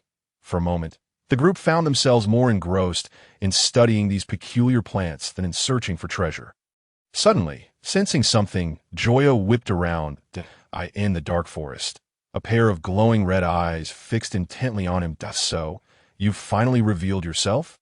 Without time for explanation, Joya dashed into the forest, heading straight for the owner of those eyes, eager to discover who had been following him all along. In the midst of their pursuit, Luffy and his companions unexpectedly found themselves surrounded, dozens of eyes fixated upon them from all directions, and the expansive forest fell into an eerie silence, the atmosphere turning palpably strange. "Who are you to dare intrude upon the sacred ground of the divine? Do you not fear for your lives?" Upon hearing the mention of the divine's forbidden realm, Usopp instinctively clutched Luffy's arm. The others, visibly anxious, scanned their surroundings in search of the source of the voice or any sign of an adversary. "We are the Straw Hat Pirates. And you are? Pirates, you say? It has been ages since I last heard such a term. You see, 20 years ago, I too was a pirate. But wait, how audacious of you filthy pirates to draw me into conversation. You are not welcome here. You see those animals. If you do not depart, I shall transform you into creatures just like them." At that moment, the peculiar beings concealed within the forest revealed themselves to all. There were pigs with lion heads, rhinos with elephantine trunks, bears resembling giraffes, and snakes with rabbit heads, among countless others. "Who exactly are you? I heard you claim to be a pirate. Do not attempt to deceive me." Meanwhile, while Luffy engaged in discourse with the mysterious figure, Joya finally managed to capture the owner of the pair of crimson eyes. Meow. Before him stood a creature entirely white, slightly larger than a cat, yet possessing 3 tails, a body akin to a fox, but with the head of a cat. Even Joya, well versed in the ways of the world, found it difficult to ascertain whether this was a cat or a fox, or perhaps a fox-cat hybrid. Meow. Despite being held by Joya, The enigmatic creature showed no fear and even extended its pink tongue to lick Joya's hand. Observing its docility, Joya felt a pang of embarrassment and released it. Recognizing that this little one was not the same entity he sensed at Sei in that moment, he finally grasped the nature of the beast treasure island. According to legend, it harbored a wealth of treasures, which had drawn treasure seekers for centuries. 20 years prior, a band of pirates had scoured the island for a month, yet found nothing that on the final day. As they prepared to leave, a pirate named Common ascended the highest hill and discovered 5 sealed chests. In his overwhelming excitement, he lost his balance and tumbled down the slope, landing inside one of the chests. From that day forth, the pirate Common had employed the island's peculiar animals to frighten off wave after wave of treasure hunters in order to protect his hidden bounty. However, Joya, having seen the anime, knew well that the treasure within those chests was not but an empty promise, for it had already been claimed by others long before their arrival. Meow. The sound of the cat's meow jolted Joya from his reverie. Observing the fox cat cautiously approaching him, Joya raised an eyebrow in surprise. Did not experts on television often say that wild animals are fearful of humans? Why then was this one so approachable? Seeing nothing else to do, Joya retrieved a package of spicy strips from his storage ring and tore it open. Here, give it a try. Just as he pondered whether it would enjoy the treat, the little creature sniffed the offering before promptly devouring it. In an instant, its ruby-like eyes sparkled with astonishing brilliance as it swallowed the 10-centimeter-long spicy strip whole. Meow, meow, meow, meow, meow. What is this delectable delight? As if that were not enough. Having finished one strip, it gazed at Joya with eager anticipation, its 3 tails wagging incessantly. You are quite the peculiar one. While marveling at its enthusiasm, Joya placed the entire remaining package of spicy strips on the ground. Though the world of pirates did not yield spicy strips, his 17 years of misfortune had left him with little else, save for an abundance of spicy strips. By the way, what should I call you? As he regarded the voracious fox cat, Joya suddenly felt inspired to name it. Given its gluttony, perhaps Little Pig would be fitting. Meow, meow, meow, meow.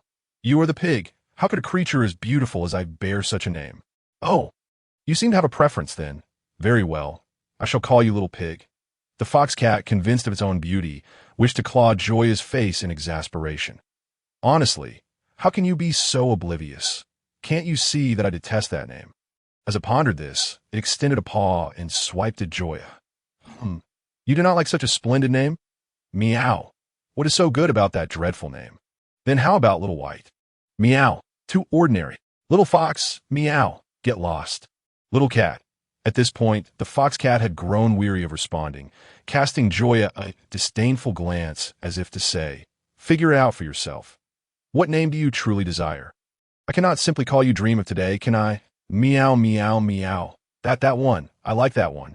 Observing the fox cat's uncontainable excitement, Joya could not help but scratch his head. Was the name truly so unpleasant that it elicited such a reaction? At that moment, the exasperated fox cat had decided to ignore Joya entirely. You handle it. I shall not resist. Chapter 27. Sword God and Sword Saint, where have you been? Why did you arrive only now? Oh, what do you have in your arms? How adorable! Without waiting for Joya to respond, Nami snatched the fox cat from his embrace. As she stroked its soft fur, she couldn't help but exclaim, wow, this feels wonderful. Its name is Little Fairy, a rather gluttonous creature. Little Fairy, is that the name you gave it? If you ask me, it would be better named Little White. Usopp chimed in from nearby. Unbeknownst to him, at that moment, both Little Fairy and Joya shared a remarkably identical expression as they looked at him. For the gaze of someone harboring a desire to harm cannot be concealed. By the way, who might you be? Not wishing to linger on the matter of names, Joya swiftly shifted the conversation. Greetings, I am Common. I never imagined it would take such a liking to you. Even I find it difficult to approach at times.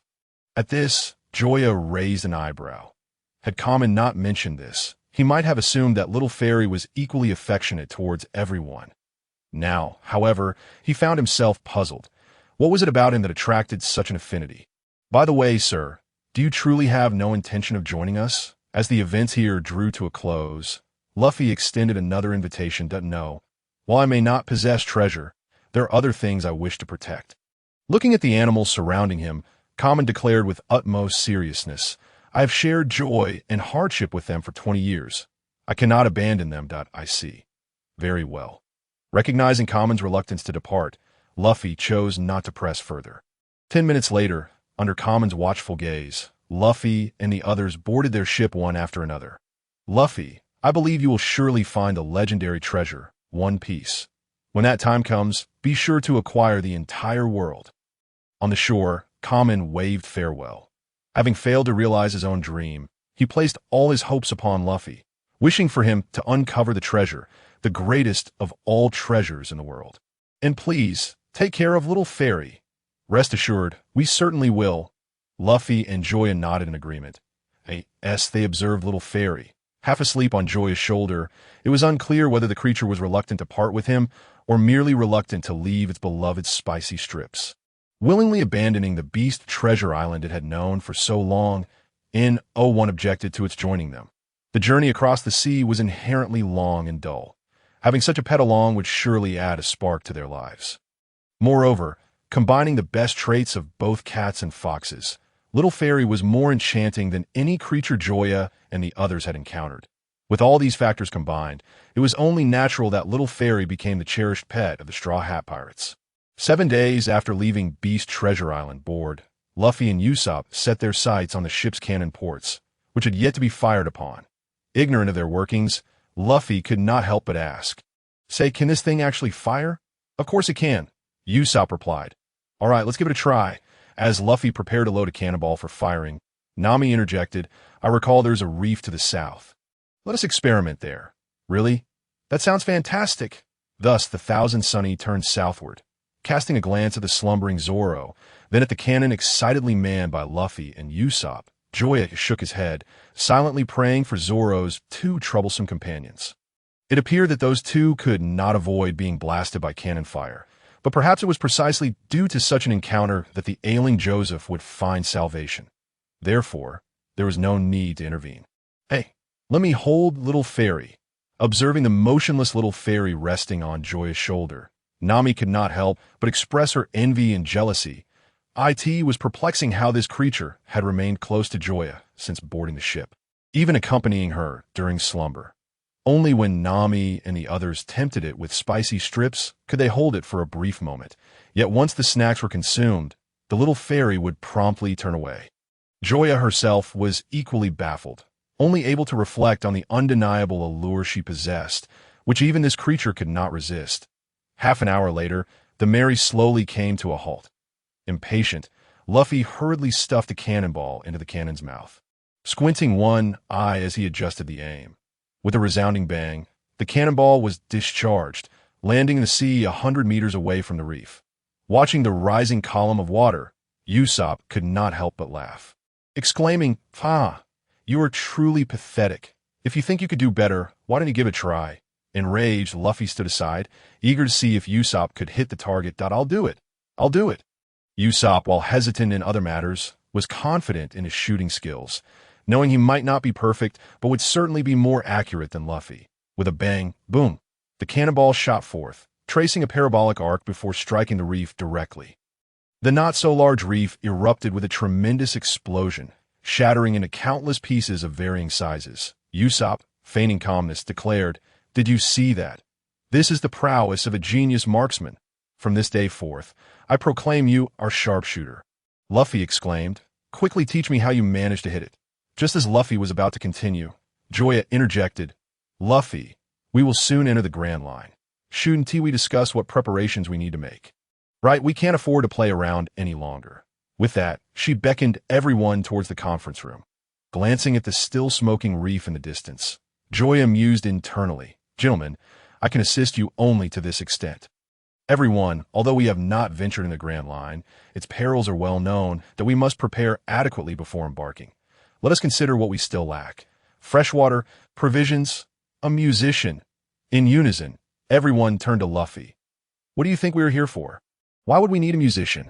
Faced with their skepticism, Luffy replied earnestly, Because pirates need to host banquets, and banquets require singing. How could we possibly sing without a musician? As they listened to Luffy's rationale, several felt compelled to argue. yet found a semblance of logic in his words. Just as the debate intensified, a sudden sound of a barrel shattering echoed from outside. "Curse those pirates! Come out, or I will slay you." As someone approached with a sword drawn, ready to strike the ship's side, Joya could no longer remain seated. Rising, she retrieved the famed katana known as Knight's Edge from her storage ring to tee the sight of it. Zoro, who had been dozing against the wall, instantly snapped awake, eyes fixated on the gleaming blade, resembling a starving beggar spotting food. Before he could speak, Joya stepped out of the room, drawing her sword to confront the would-be destroyer. Meanwhile, Zoro, upon seeing the sword, lost all desire to sleep and followed suit. Chapter 28. The surprised Zoro with a resounding clash. Joya, wielding her sword for the first time, engaged in combat with the swordsman named Johnny. After a brief exchange, they separated, eyeing each other from a distance of 2 meters. Their feet gradually shifted, sharp gazes scanning for weaknesses in one another, each seeking to deliver a decisive blow, if influenced by their tension. The gentle sea breeze abruptly ceased, and the air around them felt as heavy as lead. The bead of cold sweat trickled down Johnny's cheek as he instinctively tightened his grip on his sword. Despite the fleeting clash, he sensed an overwhelming force emanating from Joya's blade, compounded by the incomprehensibility of her techniques. What seemed like a casual strike unleashed immense power. At that moment, he contemplated retreat. But Joya's piercing gaze seemed to anticipate his every move, making it clear that any sign of hesitation could lead to his demise. Unbeknownst to him, Joya was equally at a loss. She had rushed out to prevent Johnny from damaging the Mary.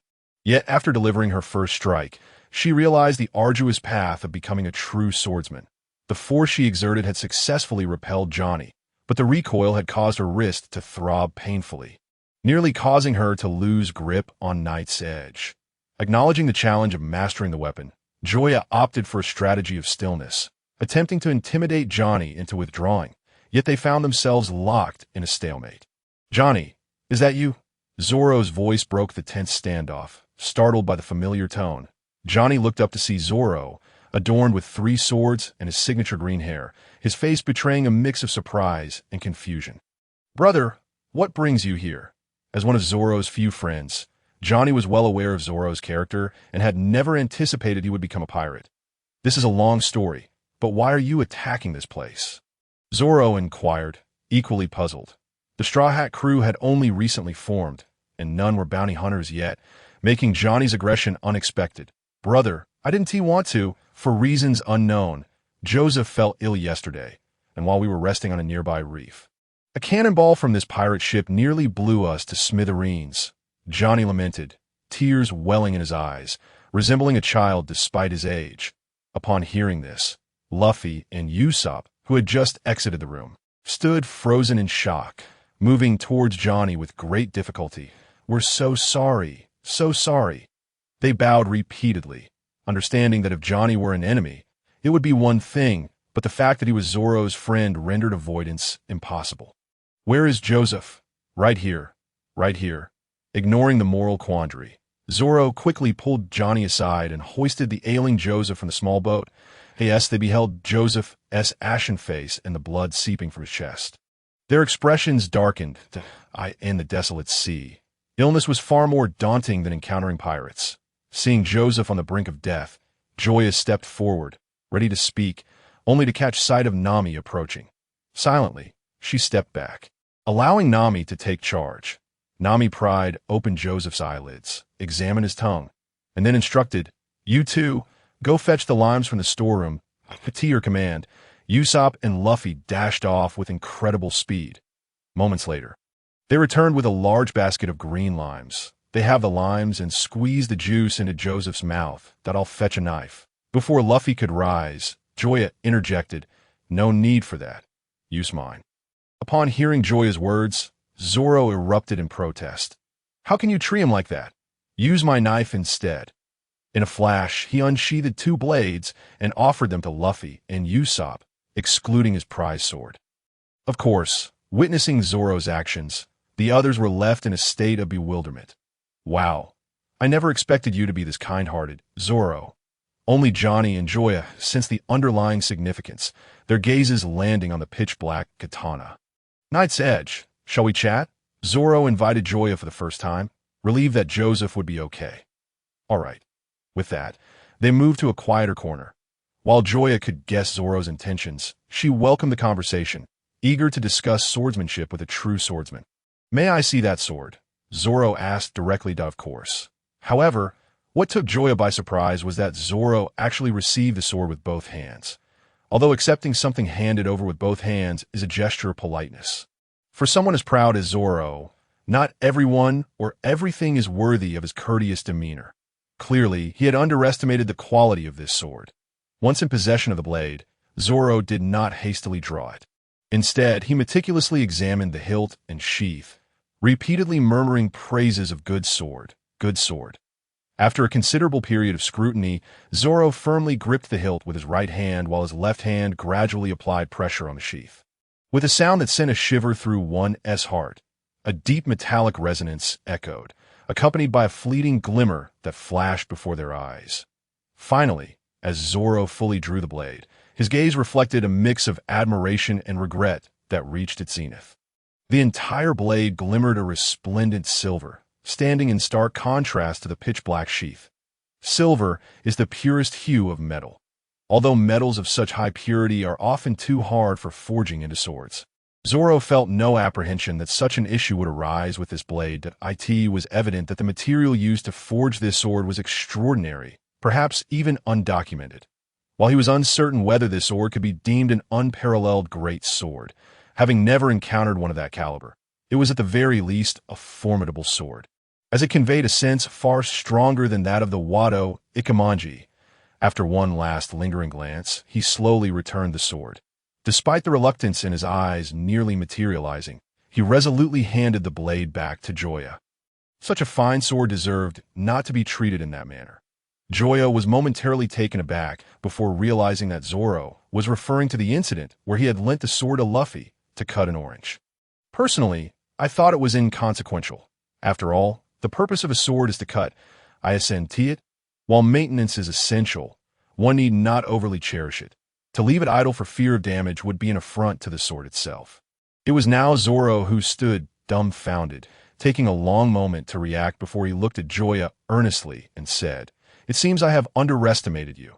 When the opportunity arises, let us have a proper duel." Chapter 29.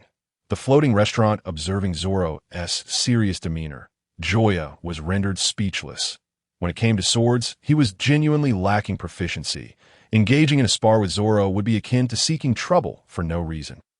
Just as he was about to decline, an unfamiliar voice suddenly reached his ears. "Partner." It was the semi-conscious Joseph stirring awake, playing with Johnny.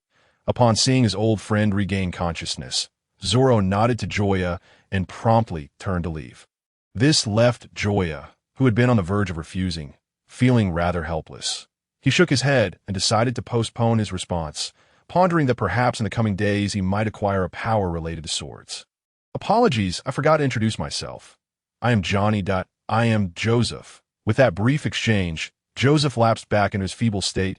I knew it was impossible for him to recover so quickly. 20 minutes later, after settling Joseph comfortably, Luffy declared with utmost seriousness, "I have made up my mind. Before we enter the Grand Line, we must first find a chef." Joseph's personal experience led Luffy to temporarily abandon his quest for a musician, prioritizing the need for a chef to ensure their daily sustenance. A thought struck him. Johnny spoke up. "If you're looking for such a chef, I happen to know a splendid place." Where? It is none other than the floating restaurant. Bar Tai. Upon hearing this, the impulsive Luffy decisively commanded, "In that case, let us head there." At that moment, Joya's gaze flickered as it fell upon Nami, seated directly across from him. He vividly recalled that shortly after Luffy's group boarded the floating restaurant, Nami had left alone. Though she returned after the misunderstanding was cleared, Joya, who was privy to the whole situation, did not wish for such events to recur, yet he found himself unable to voice his concerns. In a fleeting moment, Joya felt quite conflicted. 2 days later, before Joya could devise a better plan, the floating restaurant arrived ahead of schedule. Incredible. Standing at the bow, Luffy couldn't help but shout in delight at the fish-shaped vessel floating on the sea, while the others, excluding Joya, wore expressions of excitement. Restaurants abound, yet a floating one on the sea is a rarity, the only one of its kind in the entire East Blue. It was an exceptional occasion, and everyone was thrilled. However, the joy was short-lived. A sailing ship, several times larger than the Mary, approached, its white base adorned with blue designs of the Navy flag, unmistakably conspicuous. With its arrival, Johnny and his partner instantly grew tense. Hastily retreating, casting a glance at the pirate flag on the Mary, the utterly unimpressed Navy lieutenant remarked disdainfully, "How tiresome. Wherever I go, I encounter you pitiful remnants. Since there are no bountied criminals, let us just blow it up." Upon seeing Johnny and his partner attempting to blend into the background, Hobody, who had initially intended to leave, arrogantly taunted, "So it's you two, the bounty hunters targeting lowly figures, finally caught by pirates, in an instant." The sharp crack of gunfire drowned out the agonized cries of Hobody. In stark contrast, Joya showed no inclination to evade as he was relentlessly targeted by a dozen muskets, each shot causing bursts of blood to erupt upon his body. This left Johnny and Joseph, who were unaware of Joya's secrets, wearing expressions of profound sorrow. Though they yearned to intervene, it seemed that any action at this moment would be futile. However, when they cast their gaze towards Luffy and his companions, they were taken aback to find that their faces bore only a hint of regret. Even more perplexing was the realization that the object of their sympathy appeared to be the naval lieutenant, rather than Joya. In that moment, Johnny and Joseph were engulfed in confusion. Over the past 2 days, they had discovered that Luffy and his crew were unlike the profit-driven pirates. Rather, they held their comrades in high regard, displaying deep emotional bonds between one another. If that were the case, why did they wear such expressions? The two were genuinely puzzled. In the next heartbeat, Joya provided an answer. As the gunfire ceased, he, having sustained dozens of bullet wounds that should have brought him down, leapt out of the soldiers' encirclement. With a swift stroke, he brought his blade down upon Hobody's neck. With a sickening thud, a severed head rolled away, landing in the water and creating a trivial splash. Chapter 30. The division of forces. After dispatching his foes, Joya turned to depart, and the soldiers before him instinctively parted to clear a path. If given the choice, they would have preferred to sink into the ground, as their terror had long since reached a flood. Before their eyes, Joya was no longer perceived as a mere man. He was a deity, a demon, a specter, anything but human. Clang, clang, the moment Joya returned to the Mary. Dozens of bullets were forcibly expelled from the muscles of his body.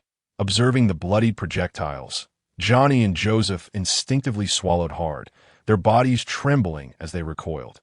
Although they did not believe Joya would turn against them, the deep-seated fear within compelled them to act. Thus, as for Joya, he couldn't help but smile as he noted his personal stats rising from 330 to 345 in combat prowess, along with the newly acquired title of Sea Stone level swordsman. Look, it has indeed come to fruition. The increase in his combat prowess was a direct result of the injuries inflicted by the bullets for the title of Sea Stone level swordsman. He had earned it after severing Hobody's arm. Though he had yet to engage in a true battle, his mind was now enriched with a wealth of swordsmanship knowledge. Moreover, if his deductions were correct, the Sea Stone level swordsman should surpass the Iron Cutting level swordsman, though he remained uncertain about defeating Zoro. The swordsman, proficient with 3 blades, was likely stronger than others of the same rank. Only through actual combat would he be able to ascertain the truth. "You really aren't worried about encountering the old man again," Luffy remarked. Though Hobody was hardly a virtuous individual, his naval rank was genuine, and he was a lieutenant of the Navy headquarters to prevent the matter from reaching the ears of higher authorities. Joya would have to eliminate every naval officer, which was evidently not his intention. Thus, it was only a matter of time before the news reached the old man. When they next crossed paths, there would indeed be much to behold. "Let us deal with that when the time comes," Joya replied nonchalantly. In his recollection, Luffy's next encounter with Garp was after the Straw Hat Pirates' assault on CP9. Why then? Who could say who would be stronger or weaker? Just like this time, he had transformed from a novice swordsman into a true swordsman after slaying a fool. "Come on, let us go eat. I'm quite hungry," Joya declared, feeling significantly uplifted now that the annoying flies have been dealt with. Are you really going to eat like that? Aren't you afraid of scaring people? Nami's reminder made Joya realize that he was still drenched in blood, hardly a suitable appearance for public. Just a moment. I'll wash up. 20 minutes later, having hurriedly cleaned himself and changed into a fresh outfit, Joya emerged with a measured gait. In Luffy's words, he had finally disguised himself as a normal person. As he pushed open the door, the melodious music and the enticing aroma of food enveloped him. The sight of the clean and bright restaurant made everyone's appetites stir. After casually selecting a table, Luffy called out, "Waiter, we'd like to place an order." Upon hearing this, a man with golden hair clad in a black suit strolled over. Initially indifferent, he brightened at the sight of Nami among the group. Noticing the change in Sanji, Joya couldn't help but curl his lip in displeasure. He's a pirate enthusiast and a man. It would be disingenuous to claim he had no feelings for Nami. However, given their brief acquaintance, he found it difficult to express anything beyond the stolen kiss she had given him, while he had previously felt no rush. The moment Sanji appeared, he realized he could no longer afford to wait. "Nami, let us switch seats." "Why?" Nami inquired, taken aback by Joya's sudden demand. "I wish to speak with Zoro." "All right, then." As Sanji was about to settle down and engage Nami, Joya promptly took the seat originally occupied by her. "What is going on? Why did the beauty turn into a man?" Sanji exclaimed, taking a deep breath as he ignored Joya's outstretched hand for the menu and headed straight towards Nami. Before he could turn away, Joya made his move. "Hello, I'd like to place an order." As he spoke, his hand fell upon the menu that Sanji was holding, feeling the force transmitted through the menu. Sanji raised an eyebrow. The strength was clearly greater than that of an ordinary person, and had it been anyone else, they might have had the menu snatched away. But he was not just anyone. With this thought in mind, Sanji unleashed his own formidable strength and replied, "Sir, I believe it would be more appropriate for a lady to place the order." In response, Joya increased his grip on the menu and smiled. "Under normal circumstances, that would indeed be the case, but I know what she likes to eat, so just leave it to me." At that moment, he had activated the Eye of the Hawk technique on Sanji. The results were: name, Vinsmoke Sanji, age, 19, combat prowess, 309 charm level, 14 personal skills, exceptional culinary skills, masterful kicking techniques. Based solely on the data, Sanji was now nearly equal to Zoro. But he paled in comparison to Joya, whose combat prowess stood at an impressive 345. However, the flimsy piece of paper was clearly bearing more weight than it could handle. Before they could ascertain a victor, the menu tore in two. Meanwhile, sensing the tension in the air, Nami stood up and said, "I'm going to the restroom." With that, she left without hesitation, with the menu destroyed and the beauty gone. Sanji lost all interest in lingering, using the excuse of retrieving the menu to make his exit. In that moment, Joya's instinct urged him to pursue Nami. "I'll also head to the restroom." Just before he left, he leaned close to Zoro and whispered a word. Zoro, eyes narrowing in surprise, chose not to inquire further, adopting a facade of nonchalance. In contrast, Joya casually found a seat in a location close to the restroom, yet discreet. Half a minute later, Nami reappeared in his line of sight. However, she did not head towards Luffy and the others. Instead, she stood still, gazing deeply in that direction, her expression a complex mix of hesitation, longing, and nostalgia. Ultimately, she chose to walk away.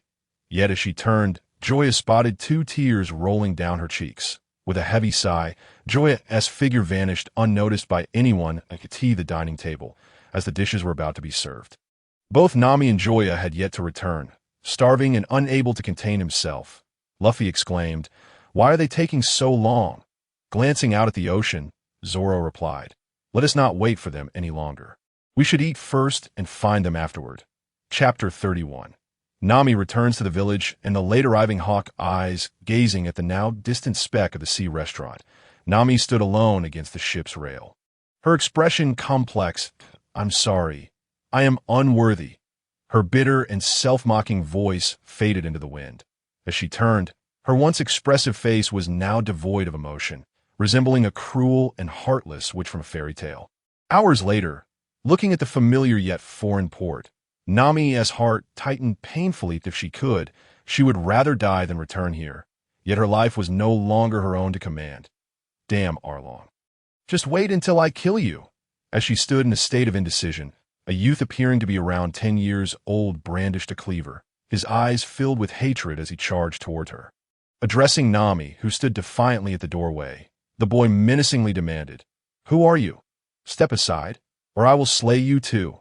Casting a glance at the boy, who should have been at school, Nami, unfazed, produced 3 short sticks from between her bosoms. With a swift click as she locked them into place, she spun around and struck the boy down in an instant. "You think you can kill Arlong? You'd be better off finding a cooler place to hide." With those words, she tossed aside a stack of money and turned to leave. The boy, wincing in pain, gritted his teeth, but tears streamed down his face uncontrollably. His family, his homeland, the entire village had been utterly destroyed by the fishman Arlong for failing to pay tribute, leaving scarcely a handful of survivors. Despite his desperate rush for vengeance, he found himself unable to even enter the door, the staggering disparity of his expectations rendering him unable to accept or move on. Picking up the dusty banknotes beside him, the furious boy raised his hand, intending to cast them aside. However, that hand abruptly halted in midair. In that moment, the 10-year-old boy's face bore complexity and maturity far beyond his years. Damn it!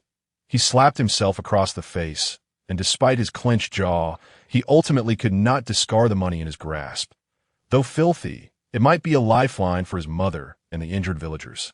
Making his own discomfort seem trivial in comparison, that "I will return," he vowed as he turned to leave, determined to first deliver the money home before returning to confront Arlong. Meanwhile, Nami, having entered Arlong Park, navigated through the throngs of fishmen, heading straight for Arlong at the end of the path. Surprised to see the long-absent Nami approach, Arlong remarked, "Ah, Nami has returned, though your absence was quite prolonged. That's so. How was your haul?" "Not too shabby. I encountered a few fools, and along with my previous savings, I've managed to amass 100 million berries." To her words, the previously lively atmosphere fell silent, all eyes fixating on Nami. Even Arlong and his cadre were left in stunned disbelief. They could hardly fathom that Nami, alone, could gather such wealth in a mere 8 years. It was worth noting that 8 years ago, she had merely been a 10-year-old girl. Her rate of earning was nearly rivaling that of a third of the Arlong pirates. Were it not for her unique status, these greedy fishmen would have lunged forward to seize her bounty long ago. Nevertheless, their gazes towards Nami were rife with eagerness, some fishmen casting knowing glances at Arlong. Should their leader give the command, they would not hesitate to apprehend Nami, though Nami had been part of the Arlong pirates for 8 long years. The fishmen had never regarded her as a comrade, merely as a tool for profit and cartography. "Very well. Once you deliver the money, I shall relinquish my hold over Kokoyashi village, and as for you, I shall no longer impose any demands," Arlong proposed. Nami, breathing a sigh of relief, instinctively patted her chest. She was genuinely afraid Arlong might renege on his word. If that were to happen, what recourse would she have? "Just wait. I will return with the money right away." Without a moment's pause, Nami dashed off, her excitement compelling her to abandon all other thoughts, though she had awaited this day for a full 8 years. Now she could scarcely bear to wait even 8 minutes or seconds. Eager to share the news with everyone, as Nami's figure vanished from sight, one of the fishmen officers could not help but voice, "Boss, are we truly going to let her go? Kokoyashi village is inconsequential, just another village, but Nami is different. Her charts are invaluable to us. That it is thanks to her maps that we dominate this sea.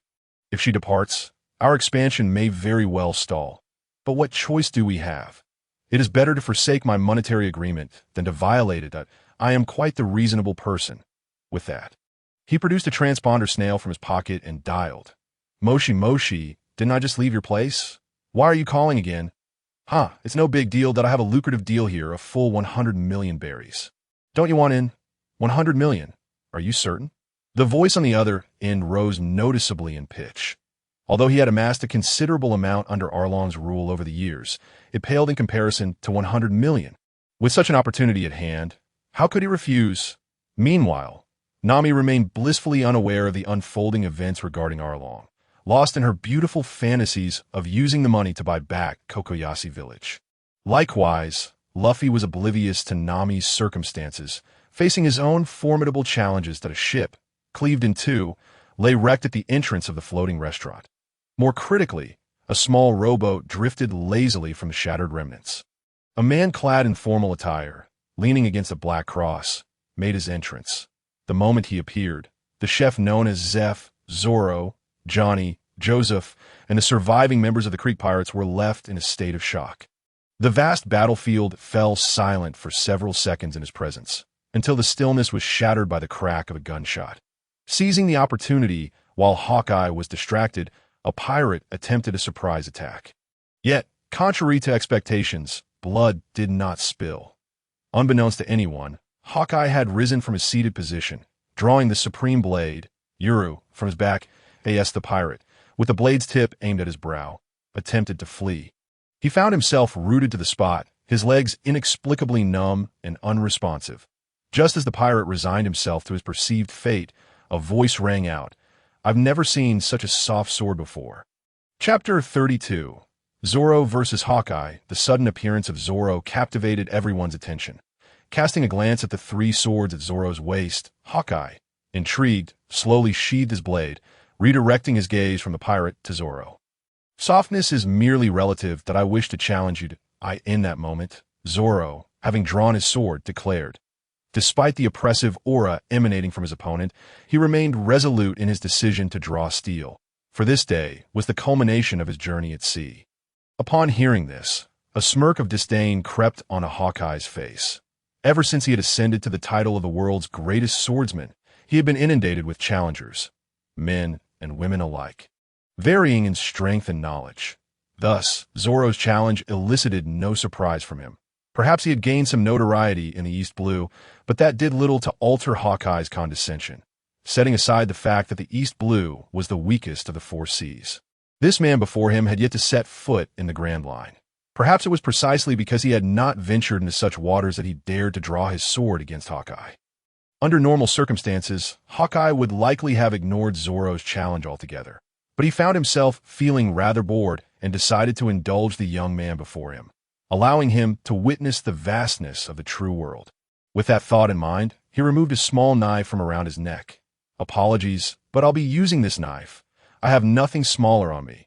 The derision in Hawkeye's words nearly sent Zoro into a frenzy. Gazing at the 20-centimeter fruit knife in his opponent's hand, a surge of hot blood rushed to his brain. "Bastard, don't blame me if you die." Seething with rage, Zoro drew his sword, the three blades whirling through the air at a dizzying speed. Three-sword style, Onijirai. The sharp, ringing clash of metal echoed through the as Zoro's attack met the small knife. A momentary blankness enveloped his mind. How is this possible? What have I been striving for all these years?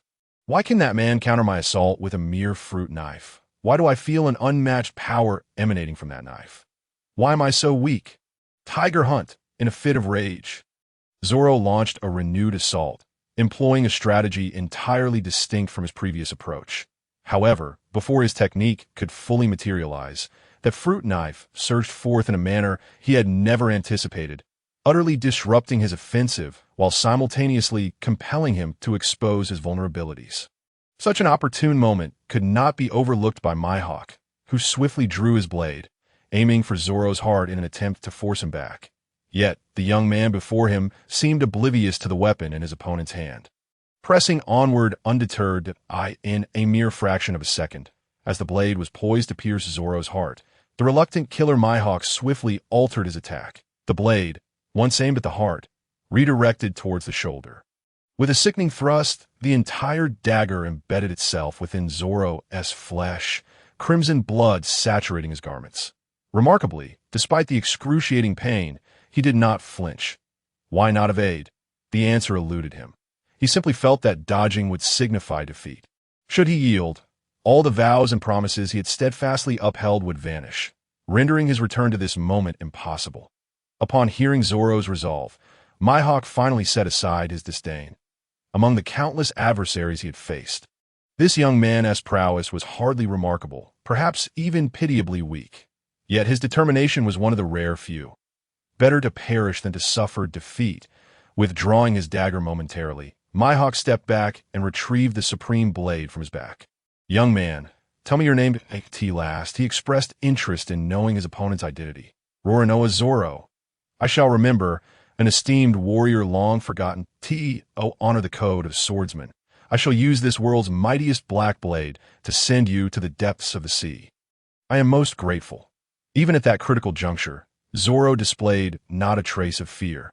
Ignoring the concerned shouts of Luffy and the others behind him, he spun the two blades in his hands slowly like a windmill.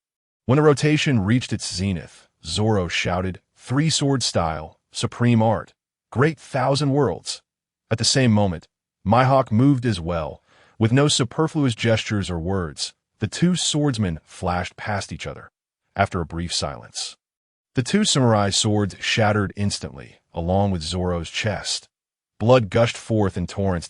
In that moment, Zoro comprehended his defeat and finally recognized the vast chasm between himself and the world's strongest. Carefully sheathing the Wado Ikemonji, Zoro stood once more, arms wide open, exposing his chest unreservedly to Mihawk. "What are you doing?"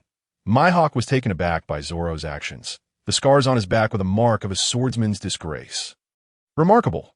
This time, Mihawk did not hesitate to offer his praise. Before him stood a man of average strength, yet with the heart of a warrior. He boldly asserted that as long as Zoro lived, he would one day stand before him again, possessing the power capable of shaking him to his core. With that thought, he swung his blade down. Before the razor-sharp black blade Zoro's chest was cleaved open. A gash nearly a meter long, blood erupting like a geyser. The immense loss of blood, coupled with a grievous injury, caused Zoro to falter, collapsing backward. Meanwhile, unable to contain himself any longer, Luffy extended his arm to strike Mihawk, only to be deftly dodged. Losing his target and exerting too much force, Luffy's head became lodged in the splintered ship's deck. Johnny and his companion hastily leaped into the sea to rescue Zoro. This entire spectacle left Sanji, who was merely an observer, reeling in disbelief. He could not fathom the necessity of sacrificing one's life for a dream. As for Mihawk, upon noticing the straw hat atop Luffy's head, a fleeting glimmer of intrigue flickered in his eyes that he mused inwardly. It seems I've come to the East Blue at the right time, encountering such an array of interesting young individuals. Are you that swordsman's companion? Thank you for witnessing the conclusion. Rest assured, that man yet lives. Moments later, Johnny fished Zoro from the water. Despite the incessant bleeding, he was indeed still alive. You are far too early to seek death. I am Dracula Mihawk. Recognize yourself, understand the world, and grow stronger, and no matter how many years pass, I shall await you in this most formidable position. Surpass this sword, surpass me, Roronoa Zoro. Nearby, Redfoot Zeph gazed in shock at the near-lifeless Zoro. Had he not witnessed it firsthand, he would never have believed that the proud Mihawk would utter such words to a novice pirate who had yet to set foot on the Grand Line. Yet the reality proved that the young man indeed possessed such qualifications. Chapter 33. The Emergence of Joya. Young man, what is your goal? With the thrill of the encounter nearing its conclusion, Mihawk turned to Luffy. To become the Pirate King. Even in the face of the immensely powerful Mihawk, Luffy's response remained unwavering and resolute. At this, a slight smile crept upon Mihawk's lips. However, it was no longer one of disdain, but rather an expression of genuine amusement. That path is far more perilous than surpassing me. In that instant, he found himself anticipating that these two fearless youths would quickly enter the Grand Line, where many captivating spectacles awaited. I don't care. I will be the Pirate King. With that, Luffy stuck his tongue out at Mihawk. Ha! Hurry to the Grand Line. Leaving behind those words, Mihawk turned and departed, ignoring the clownish figure of Kuro. Meanwhile, at the port of Koko Village, as Nami returned home, a contingent of Navy soldiers, led by a lieutenant commander, suddenly arrived. Who is in charge here? At this, a scarred man, adorned with a windmill hat, stepped forward. Commander, feel free to speak your mind. 8 years ago, they might have harbored some illusions about the Navy, but today, 8 years later, despair had taken root. The Navy, merely wolves in sheep's clothing, no different from the Arlong pirates, and even more despicable. Take me to Nami's home. I have matters to discuss with her. The unexpected response caused a frown to crease the scarred man's brow. He hesitated to refuse, yet dared not voice his dissent. Cocoa Village was already perilously situated, and provoking the Navy would lead to utter ruin. Thus, just as Nami had found a shovel, preparing to excavate her hard-earned savings, the Navy arrived. You must be the thief named Nami. At this, an ominous premonition washed over Nami. According to our investigation, you have hidden treasures stolen from pirates. Since these goods are ill-gotten, the world government demands their confiscation. In an instant, Nami's ears rang. Unable to fathom the words she had just heard, 8 long years, countless narrow escapes, and now, having finally earned enough to redeem Cocoa Village, the Navy before her announced that it must all be surrendered. This revelation left her feeling as though she were trapped in a nightmarish dream. Observing Nami's stunned silence, the commander reiterated, "What's wrong?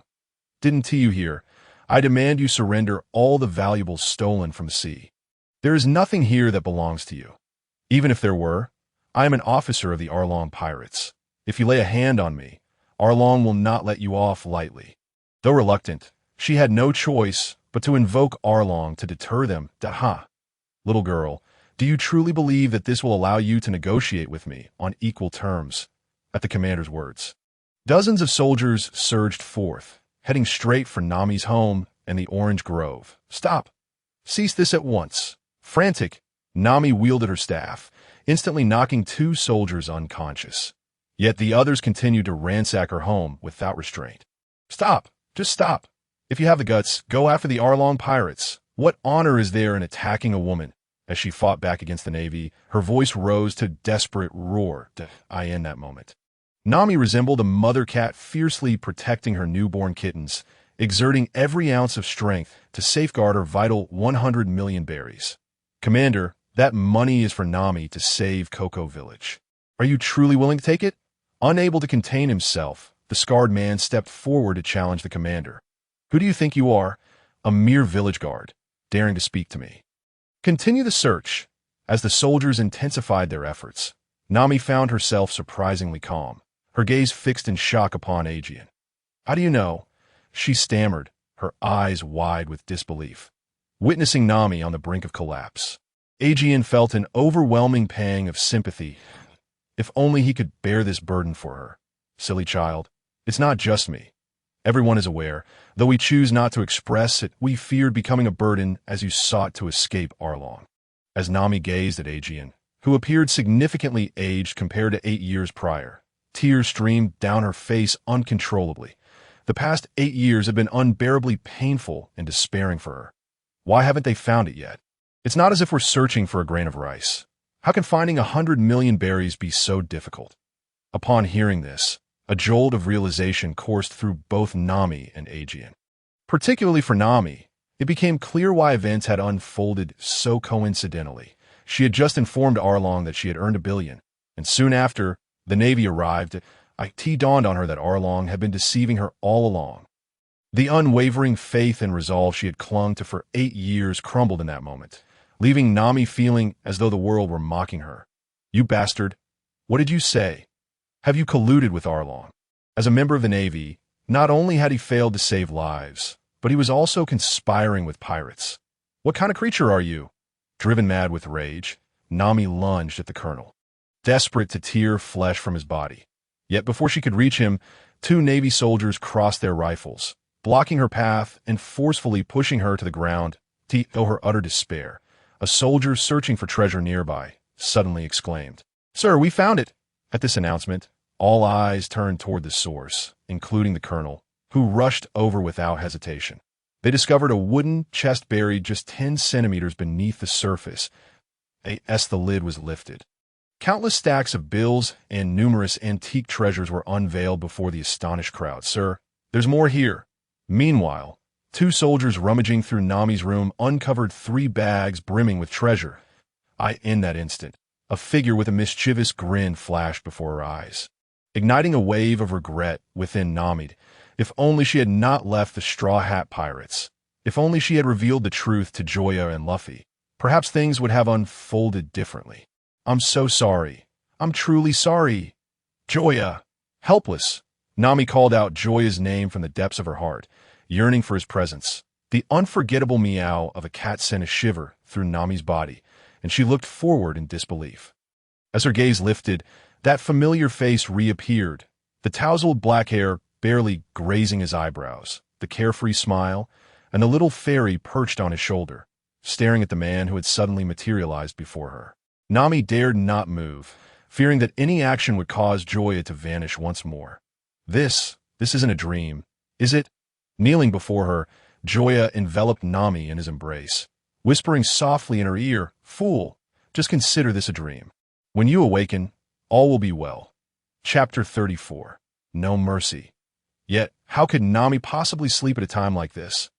Overwhelmed with emotion, she clung tightly to Joya, terrified he might disappear. "Who are you?" Colonel Jack interjected. "I am Navy Colonel Jack. If you dare to harm me, the entire Navy will hunt you down." The sudden appearance of Joya had instilled an overwhelming sense of dread in him, prompting him to invoke the Navy's name as a threat. Hearing Jack's boastful claims, Joya merely scoffed. "You think the entire Navy would fight for you?" Such arrogance was laughable. "You bastard, kill him!" Jack's fear morphed into fury, compelling him to act. The rapid gunfire erupted, sending shards of stone and dirt flying. Yet Joya's figure had vanished without a trace. Nami too had disappeared, as if they had never existed. Where did they go? In a state of utter panic, Jack collapsed to the ground, summoning his subordinates to encircle him. Peering through the gaps in their clothing, Jack's eyes widened as he searched for Joya's presence. "Are you looking for me?" A chilling voice emerged from behind. Realizing the imminent threat, Jack prepared to flee, only to find a glimmering blade poised at his throat. "Don't move, or your colonel's head will be rolling. No. Don't move," Jack urged his men, fearful they would provoke his demise in the span of mere seconds since Joya's arrival. The Navy, who had initially held the numerical advantage, found themselves in a precarious position. Meanwhile, witnessing Joya and Nami emerge from behind a soldier, Aegean felt a wave of dread wash over him. Having witnessed his fair share of chaos, he quickly grasped the situation. Perhaps this was the power of the fabled devil fruit user. While a sense of relief washed over him, he was still bewildered by how Nami had come to know such a formidable ally, and why she had not revealed this ace in the hole earlier. As for the Navy, because Jack had instructed them to surround him, they could hear Joya's voice, but were unable to see him. Jack, paralyzed with fear from the blade resting on his shoulder, could hardly muster the courage to look back. Noticing the stillness of the lottery wheel within the system, Joya couldn't help but ask, "Have you realized your mistakes?" "Why, yes, I understand," Jack stammered. "What did I do wrong?" "I should not have colluded with Arlong, nor should I have been greedy for wealth, nor should I have come to rob." Observing Jack's rapid-fire responses and earnest demeanor, Joya was left speechless. His inquiry was not aimed at extracting an apology. Rather, he sought an opportunity for reward. The notion of seeking death encompassed not only using tactics to manipulate others, as he had done with Garp, but also involved cold mockery and provocation, akin to how he had dealt with Kuro. Under normal circumstances, a Navy officer would never tolerate such interrogation. However, Jack was clearly no ordinary man. Despite being a pirate, he answered every question without resentment, leaving Joya with an odd sense of discomfort. As if he had struck air with a punch, in that case, what use do I have for you?" Before Jack could comprehend the implications of Joya's words, he suddenly felt something pierce his neck, followed by warmth spreading across his shoulder. "No, please, I don't want to die. His sentence trailed off as he felt an overwhelming weight descend upon him, unable to lift his eyelids. Thud. Navy Division 16 Colonel. Deceased. The other soldiers remained unaware of their commander's demise, but Nami and Aegean, who witnessed the scene unfold, felt a chill run down their spines. Nami was somewhat accustomed to Joya's lethal nature, especially since he had once considered seizing her treasure. His death seemed justified. However, for Aegean, the shock was profound. Him, a Navy colonel, was a figure of significant stature, yet he had met such an untimely and unexplained end. In that moment, he began to worry, questioning whether Nami's association with such a person was ultimately a blessing or a curse. "Take your colonel and get out of here quickly." As he spoke, he led Nami out of the shadow world. Until recently, he had been unaware that the shadow fruit granted him the ability to bring others into this realm. IT was only a short while ago, while at the floating restaurant, that he had realized this after using his powers to enter Nami's shadow. And the little fairy still perched on his shoulder had made him aware of this capability. Upon hearing his words, all the soldiers could not help but sigh in relief. They had initially believed they were facing a formidable adversary. However, it appeared that they were no different from those they had encountered before.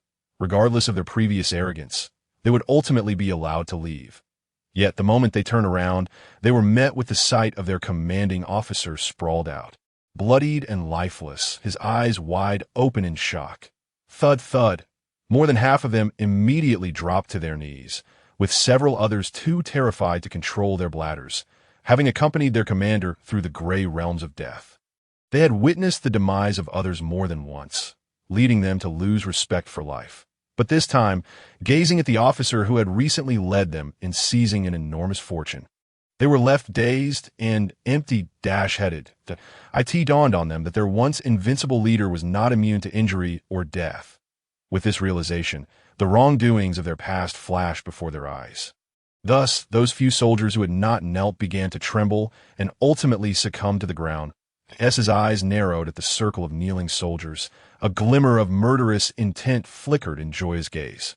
Clearly, these soldiers harbored guilt, indicating that none of them were virtuous, especially considering that some had previously bullied Nami. This thought, Joya was tempted to slay them all. However, he quickly dismissed the notion, if he were to act on such impulses. The next encounter with the old man would surely be fraught with discord. After a moment of contemplation, Joya directed his gaze towards Aokiji, who stood not far away. Come here. After a brief hesitation, Aokiji stepped forward. As Aokiji approached, Joya patted his shoulder and addressed the kneeling soldiers. Listen well, you Lot. In a moment, find him and write down all the misdeeds you've committed over the years, signing your names. Then take your commander and get out of my sight. I'll be watching from nearby, and anyone who dares to cause trouble shall bear the consequences. With that, he disregarded these worthless beings, turning to carry Nami away. Chapter 35. Heart to heart, once matters had settled. A shy Nami leaned in close to Joya's ear and whispered, "Put me down. I can walk on my own." "No, your leg is injured." "Injured? Where? I'm not aware of any injury." Joya raised his chin slightly, gesturing for Nami to see. "You scoundrel. How can that be considered an injury?" Nami fumed, glaring at the minor abrasion on her knee, her anger threatening to boil over as she wished to bite his shameless face. "I say it is." Suddenly, Joya's serious tone startled Nami, and realizing something, she fell silent, lying quietly in his embrace without resistance. Minutes later, Joya gently placed Nami on the bed, observing the disarray of the room. He casually pulled over a chair to sit beside her. "Yes, I am sorry." The silence was broken by Nami, though she buried her face in the blanket, unable to meet Joya's gaze. "I want to know why you left without a word. We are partners. If you face difficulties, you should share them. Even if we are powerless now, it does not mean we will always be so. Or perhaps you never considered us as partners." Joya was perplexed. He genuinely did not understand. He had shared the secret of his invulnerability with Nami, so why had she chosen to leave? No matter how powerful the enemy was, even if they surpassed Garp 100-fold or more, they could not kill him. Yet, Nami still opted to depart. Unbeknownst to him, his words struck deep into Nami's heart, touching upon her most vulnerable and hurt feelings. As her emotions reached their peak, she lifted her head and stared intensely at Joya. "You don't understand. It's not about you. The problem lies with me. I am unworthy. Do you understand? I am a cadre of the Dragon Pirates. I was a pirate long before I joined you. From the very beginning, I deceived you all. I have no right or face to ask you to do anything for me. Do you truly comprehend that?" Each word, each syllable, pierced Joya's heart like daggers. Seeing Nami in tears, helpless and reminiscent of a homeless stray cat on a rainy day, Joya slowly rose and enveloped her in his arms. "Foolish girl, you are the navigator I invited aboard. If you are unworthy, then there is no one worthy in this world." Upon hearing this, Nami's sobs intensified, gripping Joya's shirt tightly. Her tears flowed freely, seemingly releasing the grievances she had borne for 8 long years. Soaking a large patch of his clothing in the process, As the sound of her cries reached Aokiji and no Kigo outside, they were not worried. Instead, they smiled with relief. They could hardly recall the last time they had seen Nami cry. As the saying goes, a tightly strung bowstring is prone to snap, and they were concerned that Nami, who had long concealed her true feelings, might eventually break down completely. Now, hearing her wailing, they finally felt at ease. Not long after, exhausted from her tears, Nami drifted into slumber. After covering her with a blanket and leaving the little fairy behind, Joya quietly exited the room. He turned to no Kigo, who was stationed at the door, and said, "I'll leave Nami in your care. I am off to deal with a few people that might tea his words." The normally brave no Kigo nearly crushed his heels in fright, while Aokiji was close to biting his tongue. The two exchanged bewildered glances, pondering where this young man had come from, and why he harbored such a murderous intent. Having just dispatched a naval colonel, he was now intent on killing again.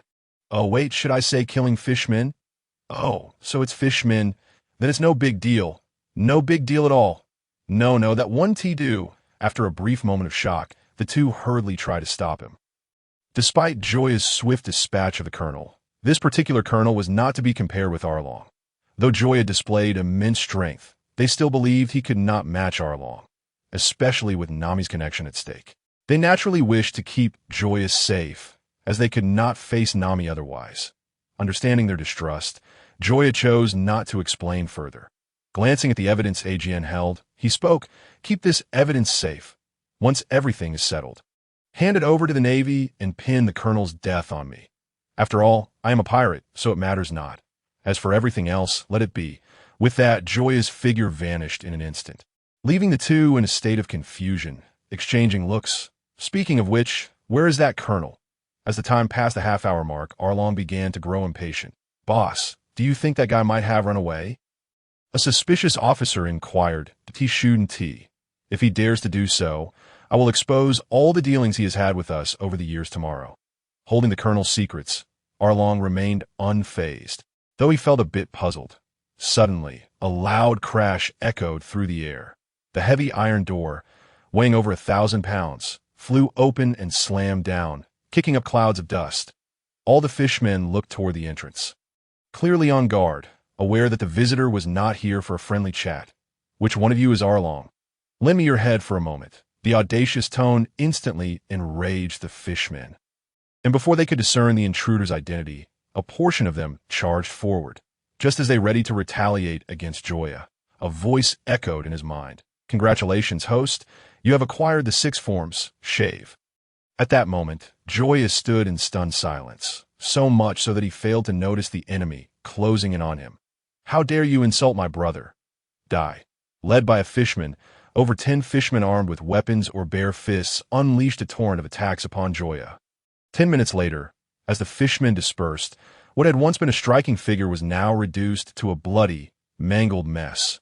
Inhaling the faint scent of blood in the air, Arlong cast a glance and remarked, "Hurry up and clean this up. Our guest will be arriving shortly. My apologies, but are you waiting for that naval colonel?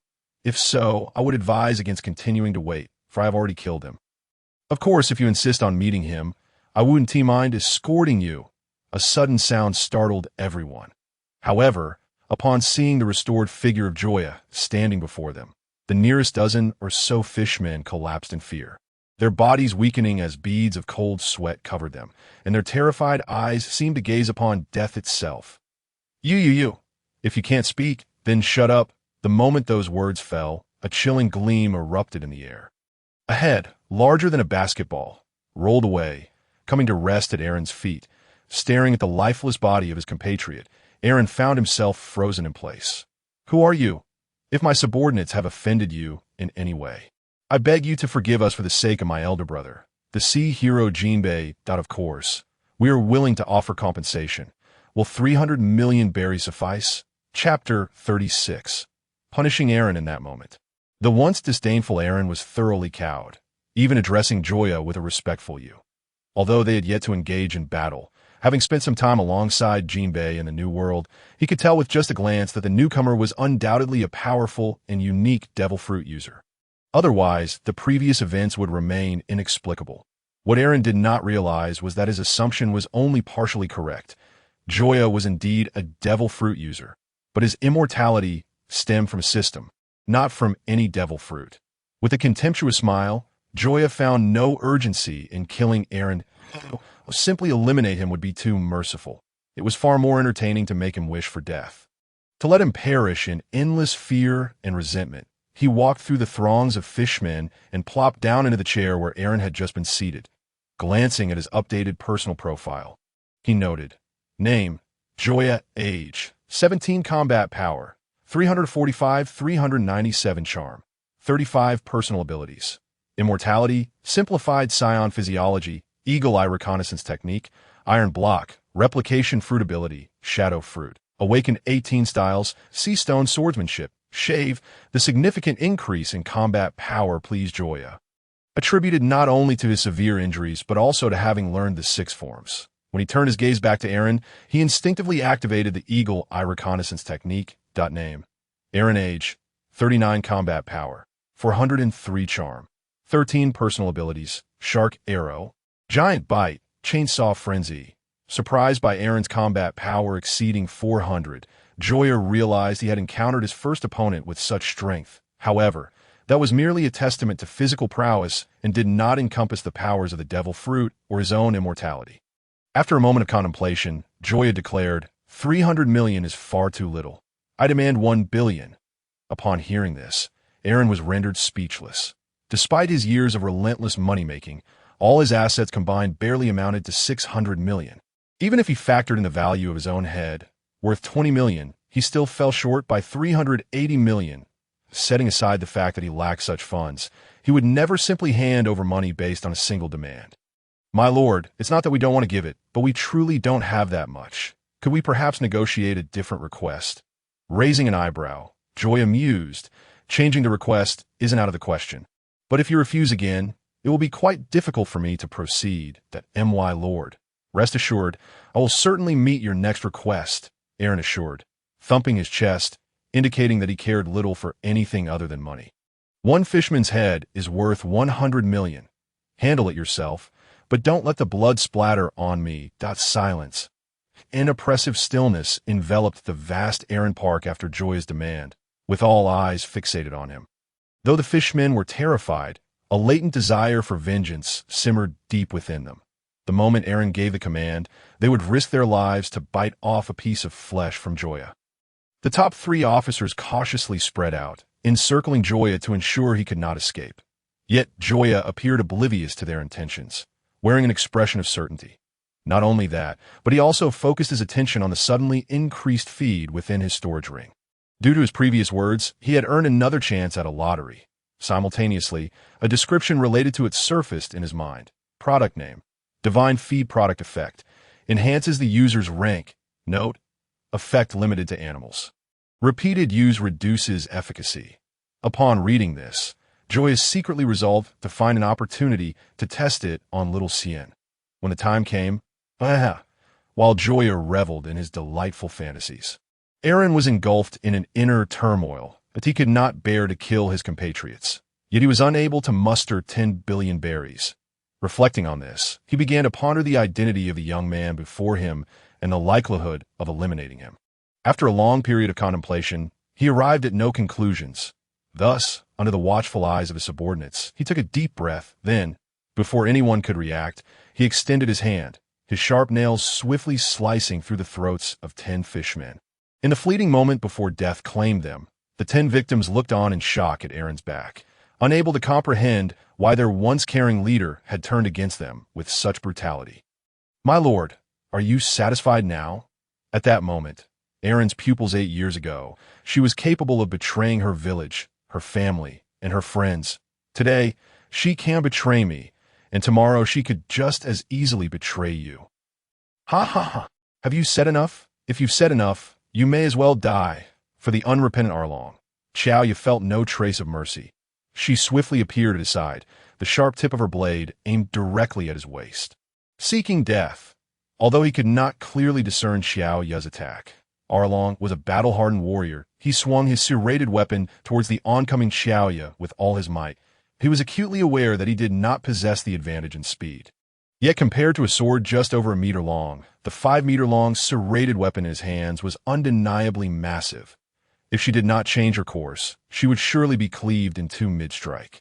Even if she could recover, it would take time, and in that fleeting moment, he could toss her into the nearby water. However, today Arlong would learn that ideals can be grand, while reality can be starkly cruel. The serrated blade did indeed slice through Xiao Ya's body, but in the next instant, those severed parts vanished in a thin air, a mere afterimage. By the time he realized this, the vanishing Xiao Ya followed the shadow cast by the serrated blade. Reaching his feet, the glimmering tip of her knife pierced the air once more, this time targeting Arlong's abdomen. Be careful. Despite the warning, Arlong, whose attention was far from his feet, found it too late to evade.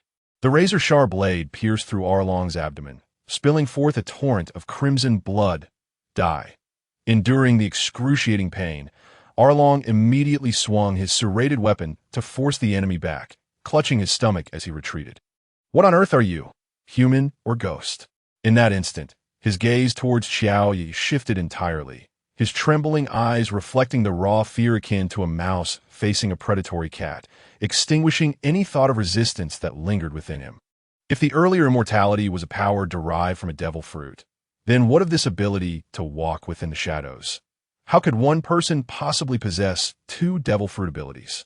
While certain races in the New World are born with unique and formidable powers, the man before him was unmistakably human, neither a giant nor a fur tribe member, nor any other legendary being. Run, everyone, run. Realizing the disparity, Arlong issued a final command to his comrades behind him. Had there been even a glimmer of hope for victory, he would not have surrendered, but now, engulfed in despair, he could see no light. The man before him might not possess the combat prowess of the 7 warlords of the sea or the 4 emperors, yet his strangeness and uniqueness were unparalleled. Winning was out of the question. Survival was all he could hope for. Just as the remaining fishmen prepared to flee, the central water pool in Arlong Park suddenly erupted. The tranquil sea surged upwards in an instant, revealing a colossal sea beast with a head resembling that of an ox.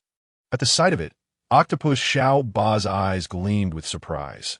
"Mumu has arrived, everyone run," he exclaimed, rushing towards it. However, deep in his fear, Xiao Ba failed to notice the terror reflected in Mumu's own eyes. Meanwhile, sensing something amiss, Xiaoya did not rush to attack. Instead, she fixated her gaze on the ocean behind Mumu, where a presence seemed to lurk, instilling fear in Mumu. Just as Octopus Xiao Ba was about to reach the shore, the still turbulent sea erupted once more. Boom! As if an atomic bomb had been hurled into the ocean, half of Arlong Park vanished, and towering waves soared dozens of meters high, giving the impression of an impending world upheaval. In the face of such colossal waves, Mumu, as a sea beast, appeared diminutive and insignificant. Roar! Amidst the deafening roar, a creature 10 times Mumu's size emerged, with scales the color of reddish-brown, each plate as large as a house, and its black vertical pupils evoking dread. Clearly, this was a massive serpentine sea king. It swallowed Mumu whole before fixing its gaze upon Xiaoya amidst the crowd. Conversely, Xiaoya's expression mirrored shock as she stared at the sea king, her astonishment akin to witnessing a ghost in broad daylight. After a brief moment of silence, filled with newfound hope, Arlong suddenly cried out, "Great Sea King, please strike down this man. We shall provide you ample food afterward." Though uncertain if the creature could comprehend him, Arlong stepped forward, for it was his last hope. Moreover, as a fisherman, he felt he should be more capable of earning the Sea King's trust than the human Xiaoya. In the next moment, as the Sea King scrutinized both him and Xiaoya, Arlong's heart raced with a mix of tension and excitement. In his mind, his words had struck a chord. However, when the Sea King opened its massive jaws to bite him, Arlong's dream shattered, and he extended his middle finger skyward. In the final moments of his life, he felt no animosity towards Xiaoya, nor towards the Sea King that would claim him. Instead, he harbored resentment towards the entire world. Resentment towards this profoundly unjust world. After witnessing Arlong being entirely devoured, for reasons unknown, Xiaoya, who had initially intended to eradicate all fishmen, suddenly found herself reluctant to kill. casting a glance at the remaining 20 or so fishmen. She said, "Get out of here, and do not let me see you again." Yet, even with Xiao Ya's command, the fishmen remained too afraid to leave. "Did you not hear me? I said leave. If you linger here, I will kill you all." This time, every one of them fled in a frenzy, and in an instant, only the Serpentine Sea King and Xiao Ya remained in Arlong Park, gazing at the Sea King before her. Xiao Ya's vision in the upper right corner revealed a personal profile related to IT.name. None age, 28 years power level, 699 charm, 9 personal ability, replication fruit at that moment. All of Xiao Ya's attention fixated on the final entry, as she struggled to comprehend why the Sea King before her possessed the same fruit ability as herself. Chapter 38. The potent divine feed. The only possibility that came to her mind was that this Sea King had consumed the devil fruit she had tossed into the sea at that time. This would also explain why she had always felt as though something was watching her. The replication fruit, its full name likely being the enhanced replication devil fruit, was something she had drawn from the system lottery. Unlike the native devil fruits of the pirate world, this fruit bore no flaws. Neither sea stone nor seawater could affect the user, as far as Xiao Ya knew. The replication fruit had never appeared in the pirate world.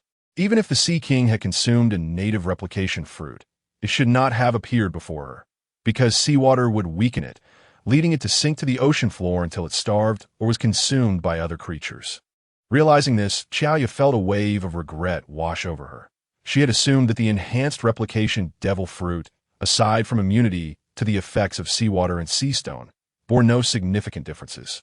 It now appeared that the distinction was vast. This fruit did not merely apply to the first consumer, but to all who consumed IT. In other words, she could potentially use it to create an army of power users akin to Sentinels. With such an advantage, dominating the world would be a simple feat. Just possessing a devil fruit would suffice. Yet, she had squandered it. The thought made her feel utterly cheated, while others might lament losing a lottery ticket with a grand prize. She had missed out on the entire world, leaving her at a loss for whom to blame. System, you better show yourself, or I swear I will not spare you. Alas, no matter what Xiao Ya muttered in her heart, the system remained unresponsive. It acted merely as a pre-programmed entity, operating mechanically without engaging in communication or explanation. Q Xiao Ya, are you all right? Amidst her profound frustration, Xiao Ya squatted in place, lost in thought until Nami's voice broke through, rousing her from her reverie. Watching the little fairy rush into her embrace and the concerned expression on Nami's face, her gloom dissipated significantly. What does it matter if the world she had once held in her grasp was gone? So be it. She never desired to be the ruler of the world anyway. After all, it would mean dealing with paperwork, setting policies, and providing for billions of people's needs. Only someone like Naruto, that fool, would covet such a position. Returning home, exhausted like a dog, she wondered if she would even have time to comfort Hinata. How silly that was. Shaking her head, she cast aside the chaotic thoughts and, under Nami's fearful yet shy gaze, lifted her into her arms. What are you doing? Nami struggled fiercely, though she found it quite comfortable. Her shyness overwhelmed her. Despite their travels, she was still an untouched flower, unaccustomed to such intimacy. Your leg is injured. You need to rest. For this reason, Nami found herself utterly bereft of retorts that IT was too fabricated, too far-fetched, too obvious. Of course, Xiaoyang was well aware of this. But what of it? Whether the reason was genuine or not mattered little, as long as it was effective. However, in light of Xiaoyang's tireless efforts on her behalf throughout the entire day, Nami chose not to resist any further. If prior to this, her feelings for Xiaoyang had been somewhat nebulous, now she was unequivocally certain of her affections. She merely struggled to articulate them, or perhaps she was waiting for Xiaoyang to take the initiative. As Xiaoyang prepared to depart, a nearby Sea King suddenly let out a furious roar. Roar! You bastard, can't you see how much I've grown? Digging into her ears, which barely registered the sound. Xiaoyang looked at the Sea King with a resigned expression. I say, big fellow, could you perhaps display a modicum of awareness? Can't you see that I've finally succeeded? Get lost, blushing with embarrassment. Nami could no longer endure Xiaoyang's teasing. She fled from his embrace, turning her curious gaze toward the Sea King. Having never observed a sea king so closely before, she would have bolted at the sight had Zhaoyang not been by her side. Yet now, she was intrigued as to why this creature lingered instead of leaving. Roar! Who are you calling big brother? Can't you tell him a big sister? Observing the Sea King's intent to communicate, Zhaoyang was enveloped in a cloud of questions. Although he considered himself quite capable, he had yet to master interspecies communication. He instinctively glanced at the little fairy perched on his shoulder. Can you understand? Meow. Of course I understand. Listening to the fairy's mewing, Zhaoyang couldn't help but chuckle. How foolish of me. Even if you comprehend, what good does it do if I can't grasp what you're saying? Despite having consumed his devil fruit, the Sea King had assisted him in dealing with Arlong. More importantly, its presence had made Zhaoyang acutely aware of the effects of the enhanced devil fruit granted by the system. Thus, he felt no sense of indebtedness toward the Sea King. Although it represented formidable combat potential, its massive size posed a question as to whether it could navigate Reverse Mountain and enter the Grand Line. If it couldn't, it would be of little use to him, and it would be best for everyone to return to their respective homes. However, now it seemed as though the Sea King had something to convey, which piqued Zhaoyang's curiosity. If only it could transform into a human.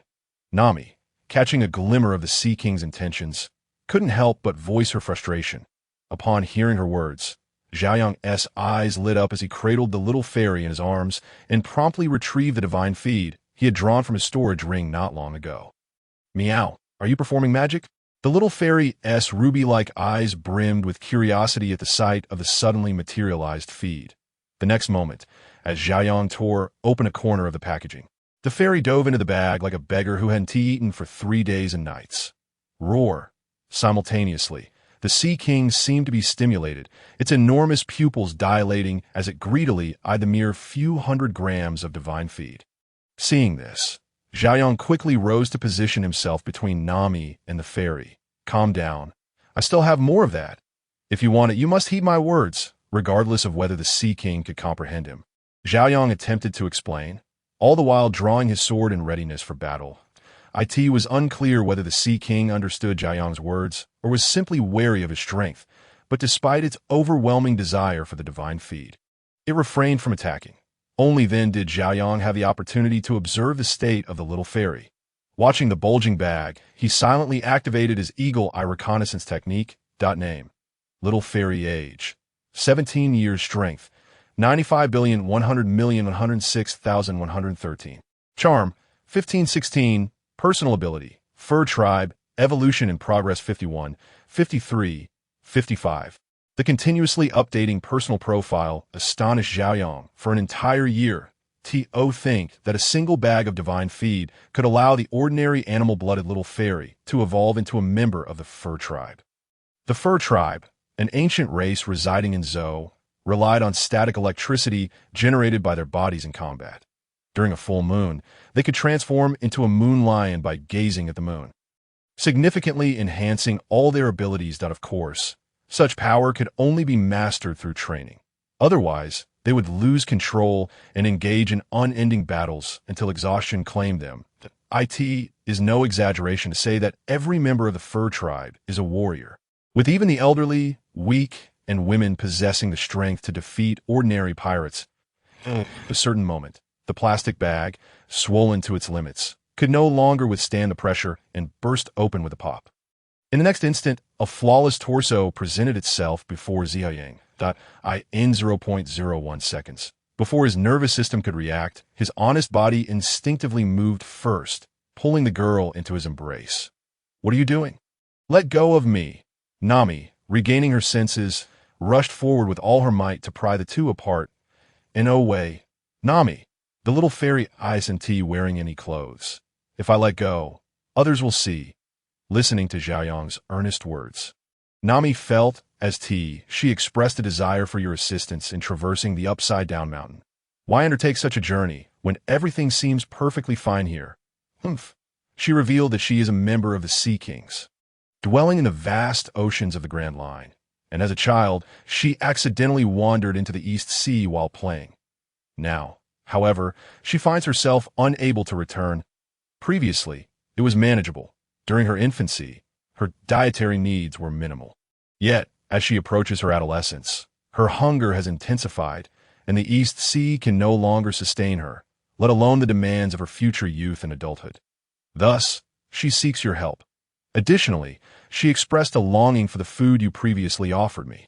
In response to the linguistic challenges posed by her species, Joya has grown weary of the absurdity that a mere word could translate into an overwhelming multitude of phrases. Nevertheless, he has grasped the essence of the Sea King's predicament. A child who has run away from home yearns to return. It is somewhat surprising that at the age of 28, she has yet to enter her teenage years, but considering her heritage as a Sea King, it becomes more understandable. However, the question remains, how to assist her in crossing the upside-down mountain. Joya finds himself momentarily at a loss. Reflecting on over 1,000 episodes of One Piece, it seems that only the mini-fruit could provide a semblance of a solution. Yet the owner of the mini-fruit is a female giant residing in the New World. An unfathomable distance away, the prospect of replicating her abilities appears unrealistic. Furthermore, relying on the system's lottery to obtain the mini-fruit seems even more implausible, given the randomness of such endeavors. Who knows when fortune might smile upon him? Of course, that instance with the Sea Prism Stone-level swordsman is an exception. After all, the probability of individual occurrences cannot be applied to measure overarching events. You inform her that, at present, you lack the means to fulfill her request. However, she is welcome to accompany you, and should you acquire the ability to assist her before entering the Grand Line, you will extend your aid. Yet, you cannot offer your assistance without just cause. After all, your resources are not conjured from thin air, including the divine-grade feed, which you must earn through some form of payment. Thus, the translation proceeds. Meow, meow, meow. Upon hearing this, the anthropomorphized Sea King nodded in understanding and, after gazing at the little fairy for an extended moment, vanished beneath the waves. Chapter 40. Almost there that night, the entire village of Cocoa West was enveloped in a jubilant atmosphere akin to a festive celebration. Everyone sat neatly around the bonfire, and since the banquet commenced, smiles had not left their faces. They had awaited this day for a full 8 years, and now that the dark days had finally come to an end, what reason did they have to remain unhappy? Joya, I raise a toast to you. I drink to your heart's content. After a mere 5 minutes, the village guard, Ajian, once again lifted his cup towards Joya. To Joya, noticing Ajian's gesture, the villagers, regardless of their ability or willingness to drink, all raised their cups in unison. Though they had not witnessed the battle along Park, it did not hinder their imaginations. Especially when Joya returned, covered in blood. Although the vast majority of the blood was that of his enemies, the mere presence of any of his own signified grave injuries. Thus they felt heartfelt gratitude towards him. Yet they could not offer money or fame. They could only express their appreciation through their fervor. Seeing this, a flabbergasted Joya, momentarily forgetting his own maturity, hastily raised a cup to clink glasses with the others, then tilted his head back to drink. Shaking his slightly dizzy head, Joya realized that if he continued to indulge, it wouldn't be long before he succumbed to inebriation. He wished to leave, but found himself unable to resist the villagers' enthusiasm. Thus, he cast a pleading glance at Nami to Joya's despair. She turned away without a second thought, showing no concern for his plight. Consequently, 20 minutes later, Joya collapsed, utterly unable to consume another drop of alcohol. Observing the dazed Joya, the little fairy nestled in his arms felt fortunate to have reverted to her original form before their return. Otherwise, the situation could have been quite different. Unlike ordinary fur tribes, she had evolved through divine-grade feed, enabling her to selectively maintain either her human or animal form. Come, let's get Joya-sama back to my house. Just as Ajian and others moved to carry Joya, Nami interjected, forget it, let us take him to my place. Given the current situation, who knows how he'll fare later? It was Joya's first experience with alcohol, and he was likely to vomit soon. It would be better for her to look after him. Very well then.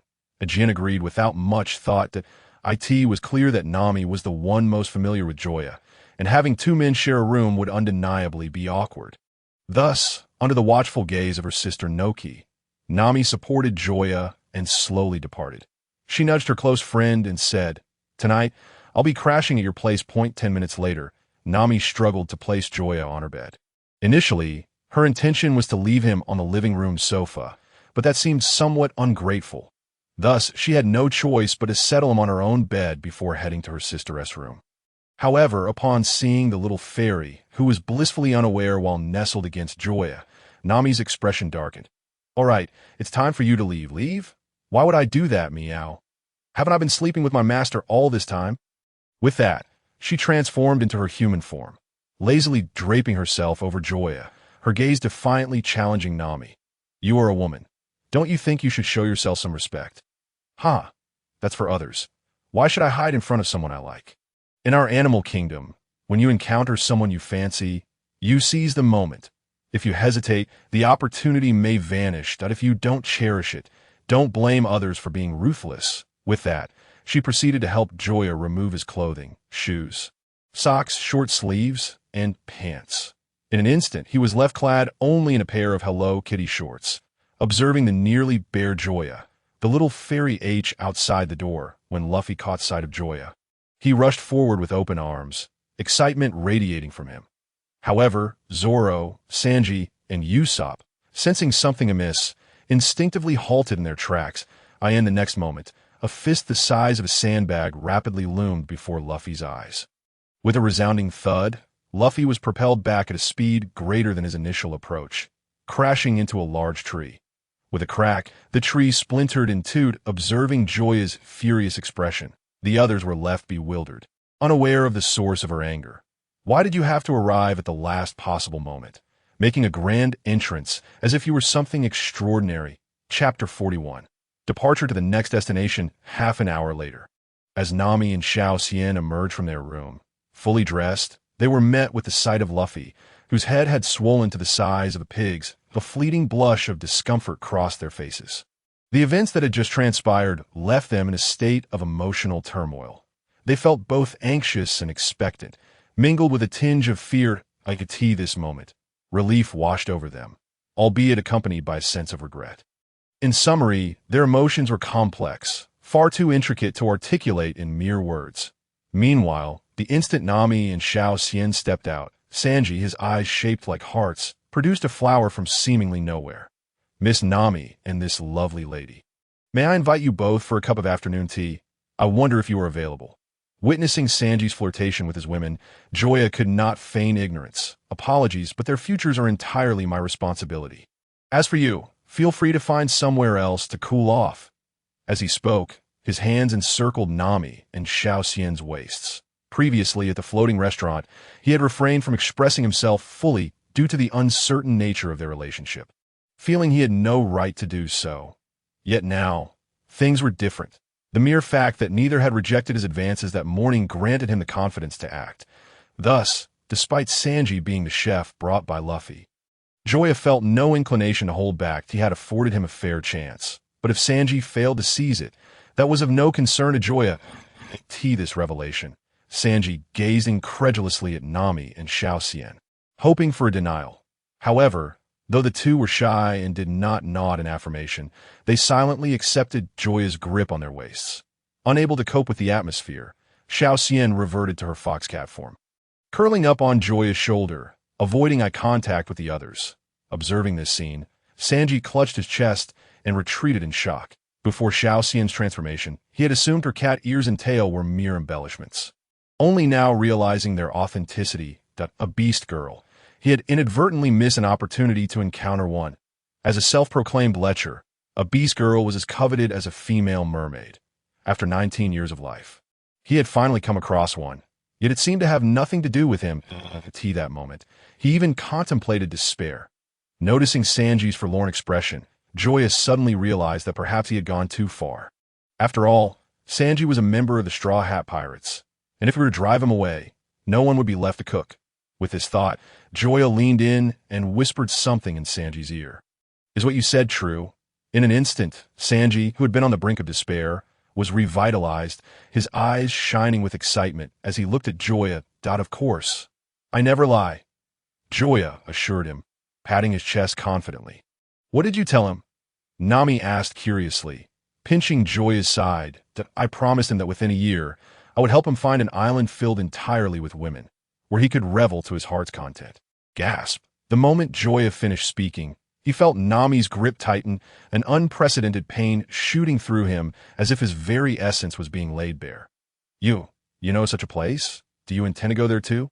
Wife, let me explain. It's not what you think, Joya stammered. The place I mentioned is called Kamabaka Kingdom.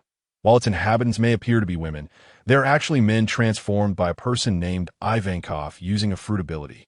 Upon hearing Joya's explanation, Nami finally released her grip, her expression shifting to one of skepticism.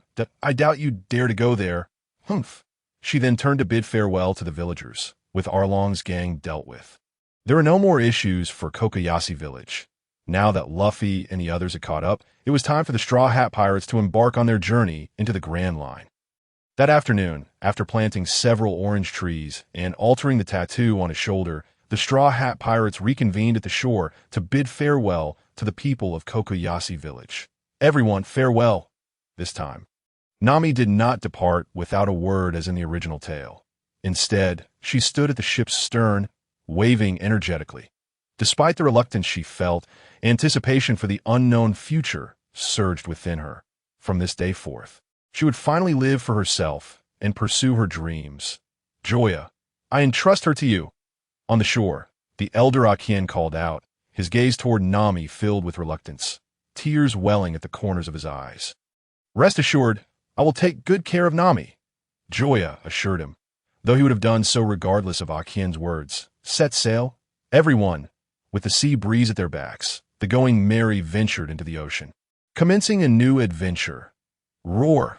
Behind them, a serpent-like sea king leapt from the water, its massive form leaving everyone in awe. She says she wishes to accompany us. Upon hearing this, Joya halted Luffy, who was preparing to strike, and explained, she is one of us. You may call her to Shun. Roar! She says she dislikes that name. Then how about Xiaoxi? After a long silence, the Sea King appeared to regret its earlier decision. At this rate, I wonder if it's too late to sink this ship. After much commotion, the Sea King ultimately settled on the name to J. And one knew why Joya had chosen this name, as neither the Sea King's color nor species seemed to correlate with gold. Nonetheless, Dejin was the most melodious name among all, so it had no choice but to accept it begrudgingly. Meanwhile, at the nearest Navy base, the 16th Division. Sir, the enemy has departed. Yoshi, send this man's photograph and all details of what transpired here back to headquarters, instructing them to issue a bounty on him.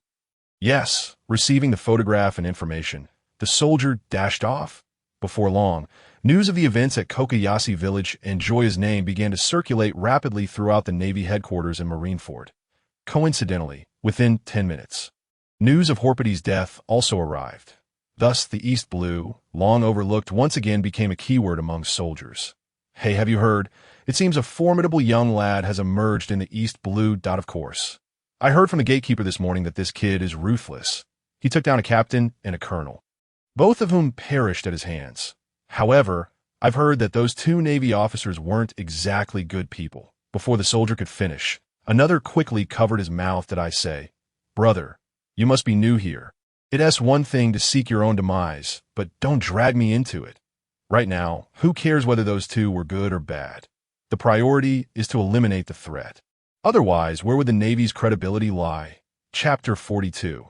Sengoku and Garp. While the ordinary soldiers chattered away, high-ranking Navy officers convened to discuss the matter. Straw Hat Pirates, Captain, Luffy, crew, Joya, Nami, Bounty Hunter Zoro, Usopp, Sanji, totaling 6 members. Among these 6, only 2 require our focused attention. As he spoke, Rear Admiral Brand New, who was presiding over the meeting, produced 2 photographs and affixed them to the blackboard. Captain Luffy and crew member Joya. Upon hearing this, the gathered officers raised their heads in unison, their sharp eyes fixated on the young men in the photographs, as if trying to etch their likenesses into memory. Even Brand New felt a twinge of alarm under their scrutinizing gazes. It wasn't merely their ranks that stirred concern, but the palpable aura of danger they exuded that sent shivers down his spine. Unlike himself, these men were battle-hardened commanders, their hands stained with the blood of enemies. To put it plainly, before joining the headquarters, each had been among the elite of their respective divisions, the CRME de la CRME, warriors among warriors, swallowing a mouthful of saliva. Branu continued. In the past 20 days, Monkey D. Luffy, captain of the Straw Hat Pirates, has successively defeated Colonel Monka of the 153 RD Division, the bounty of 15 million berries on Buggy, and the 17 million berries bounty on Creek. This individual is also the possessor of the Paramecia-type rubber fruit. With an estimated true combat power around 30 million AS for Joya, due to his infrequent engagements, it is presently impossible to ascertain his true strength. However, one point merits attention. He appears to be an unknown devil fruit user.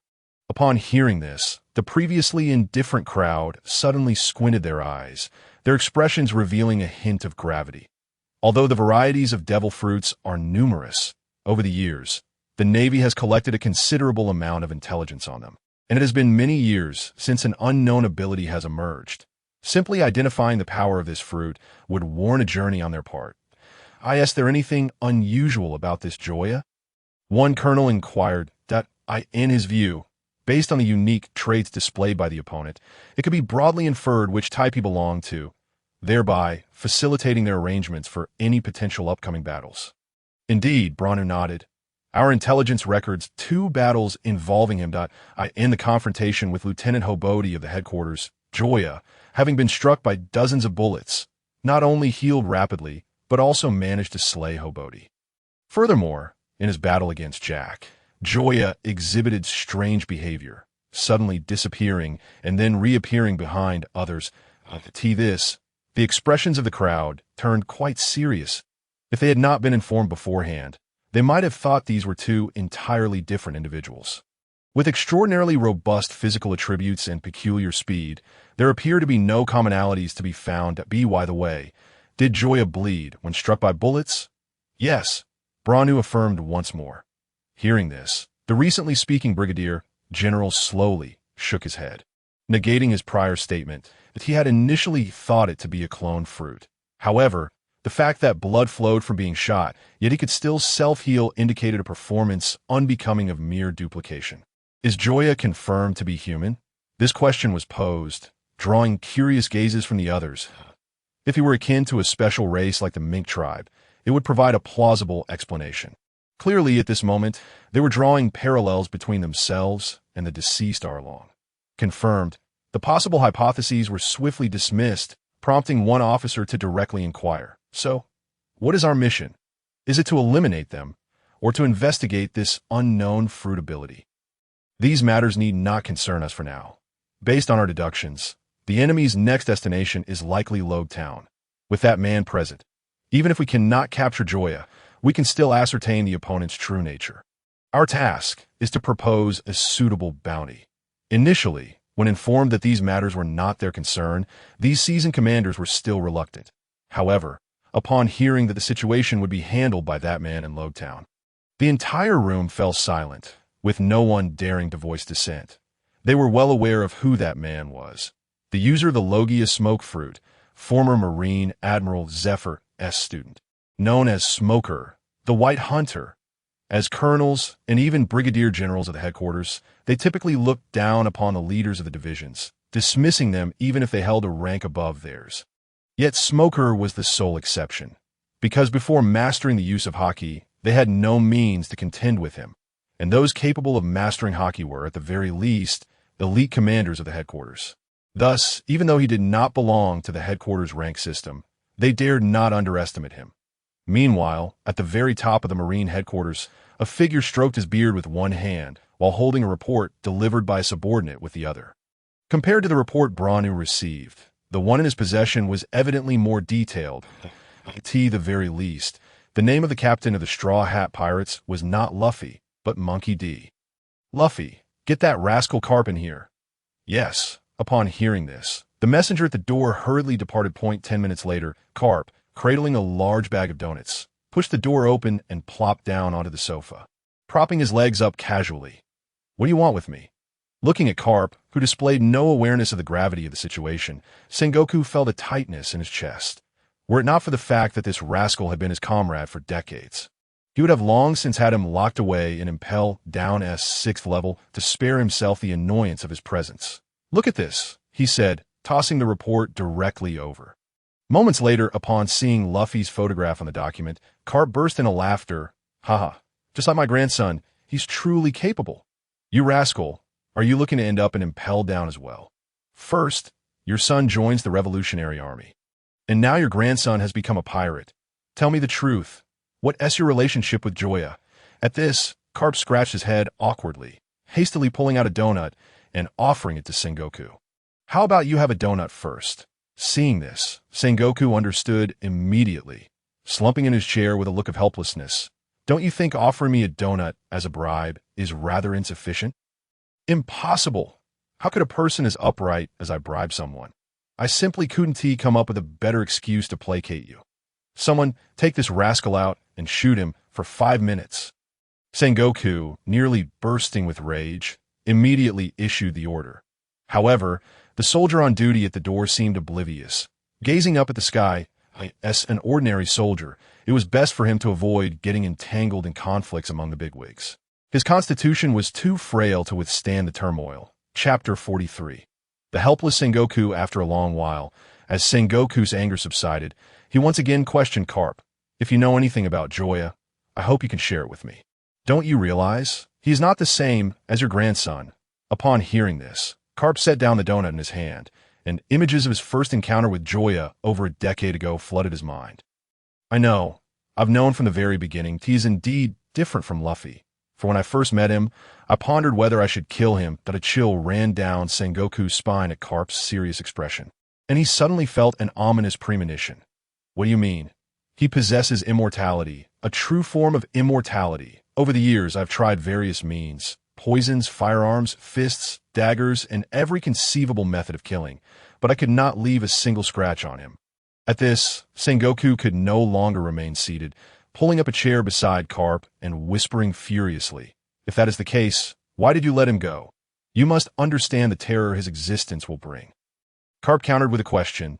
Don't you think the world needs him? Just like Hobody and Jack, who were killed by Joya.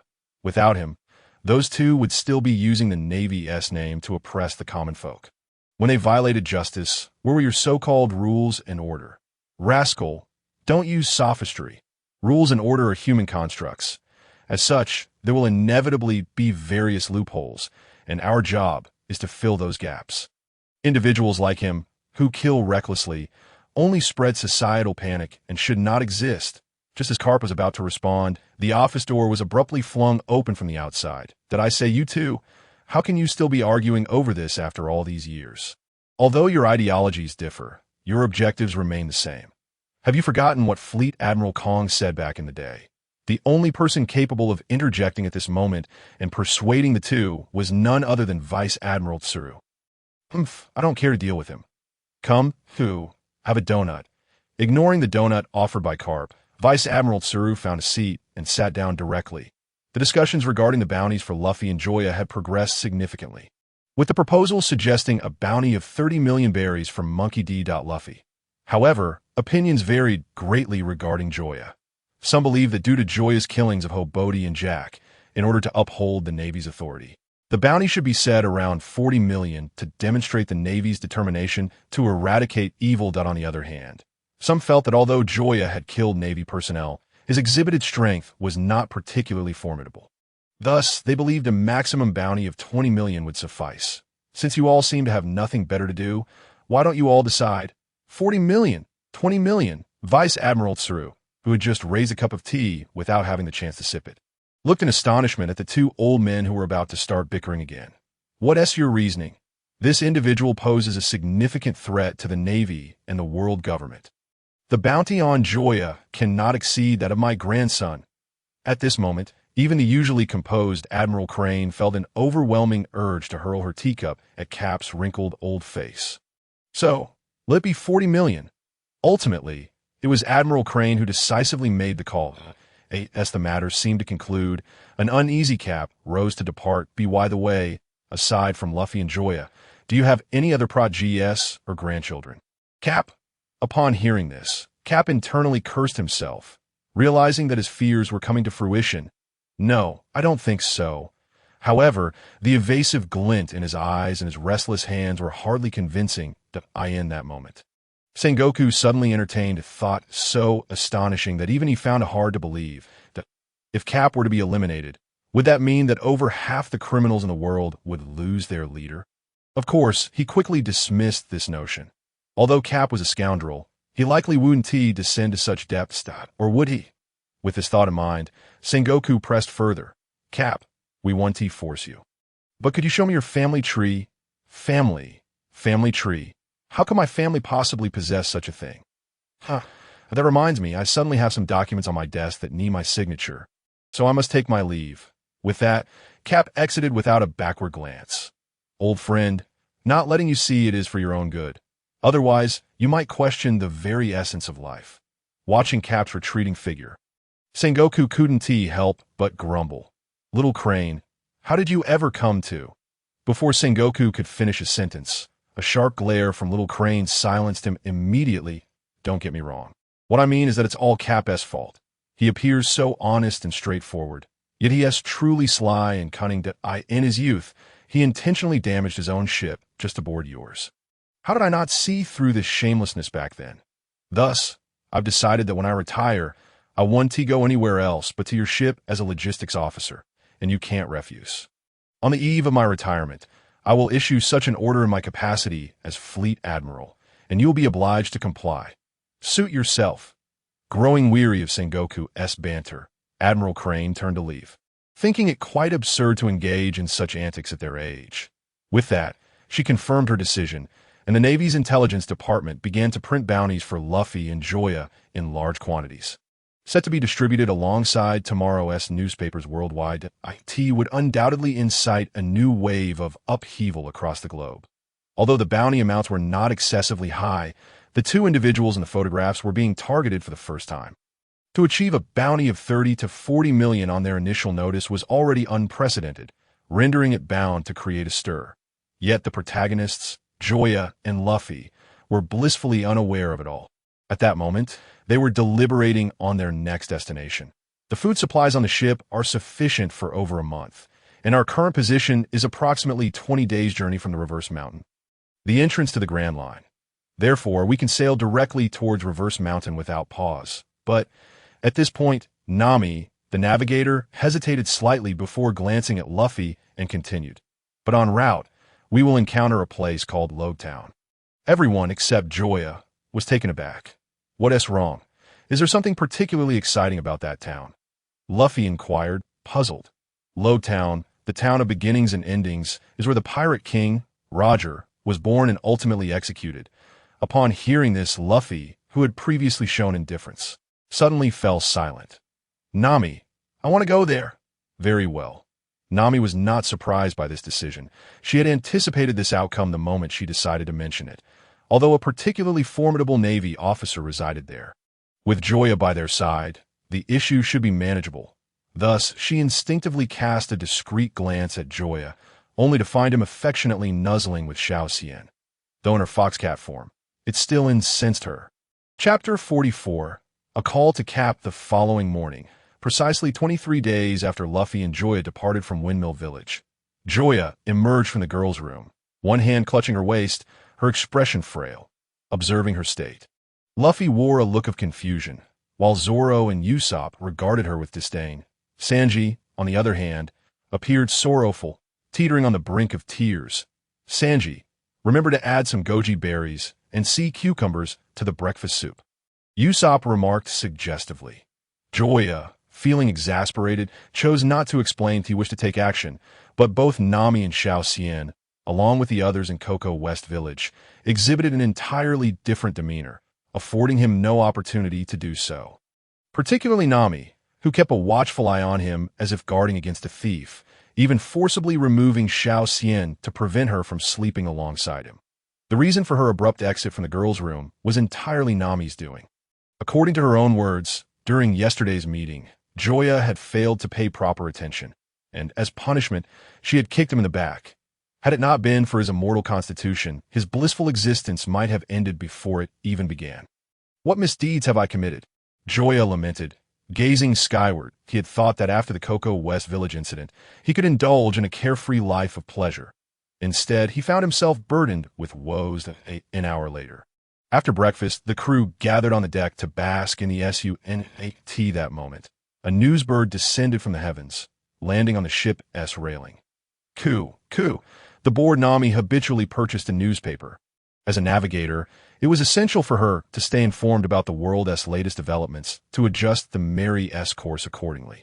However, upon receiving the newspaper from the newsbird, the unexpected wait felt surprising to it. Seemed that others had also not been idle during this time. As she opened the newspaper, 2 brand-new bounty notices fell out. Instantly, all eyes converged upon those 2 pieces of paper. Is that Luffy's bounty notice? Although the person in the photograph undoubtedly resembled Luffy, they still found it hard to believe. If one were to count from their encounter with Alvida, they had only been at sea for 17 days.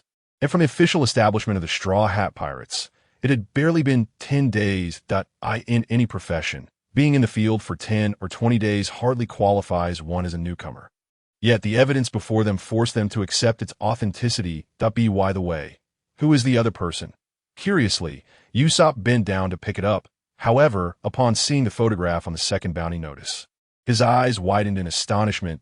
Joya, you've been given a bounty too. Upon hearing this, Nami snatched the 2 bounty notices, and the others hurriedly gathered around. Monkey D. Luffy, bounty of 30 million berries. The demon Joya, bounty of 40 million berries. What the heck? Why is Joya's bounty higher than mine?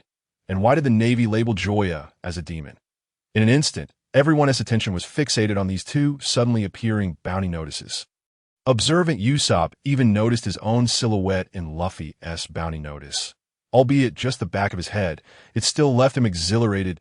I made it into the picture, and I'm in it with the captain. Saiyan, in her foxcat form, suddenly interjected. Where? Upon seeing the photograph of Saiyan perched on Joya's shoulder, Nami responded with a strained smile. If anything, people might mistake this for a fur coat. What's there to be proud of? A fur coat is still better than not appearing at all. You jerk. You fool. As a conflict seemed imminent, Joya hurriedly stepped in to separate the 2.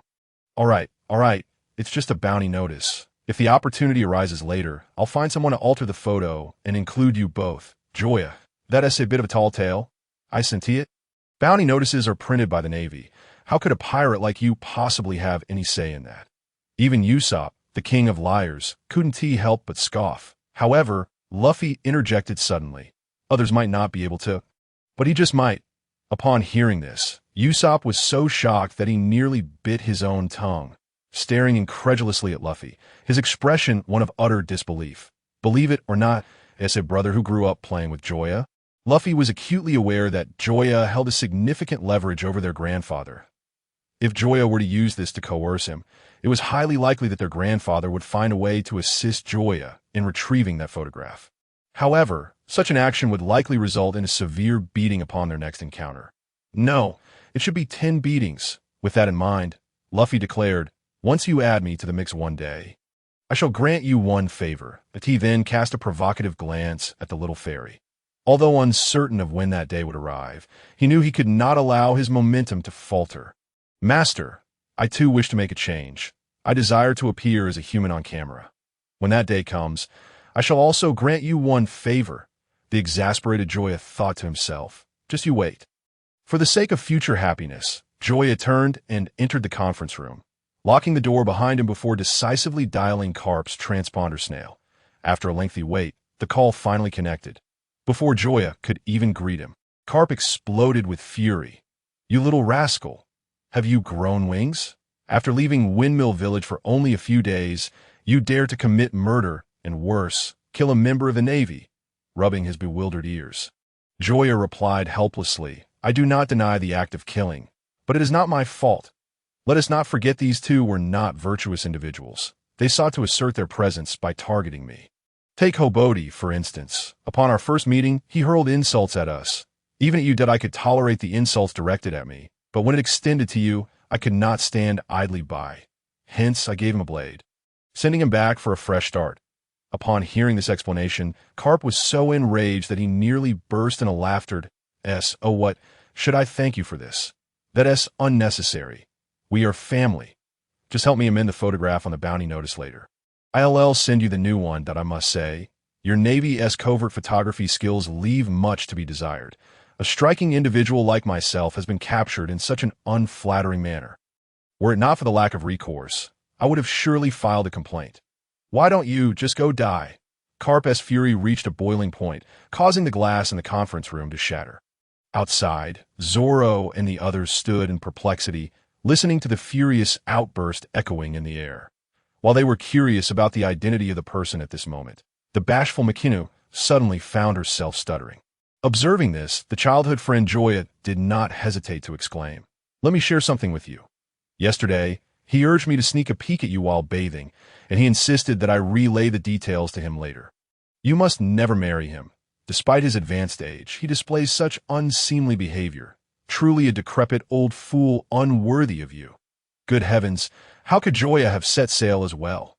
In that instant, upon realizing Joya had also ventured out to sea, Shanks felt all his good spirits evaporate entirely.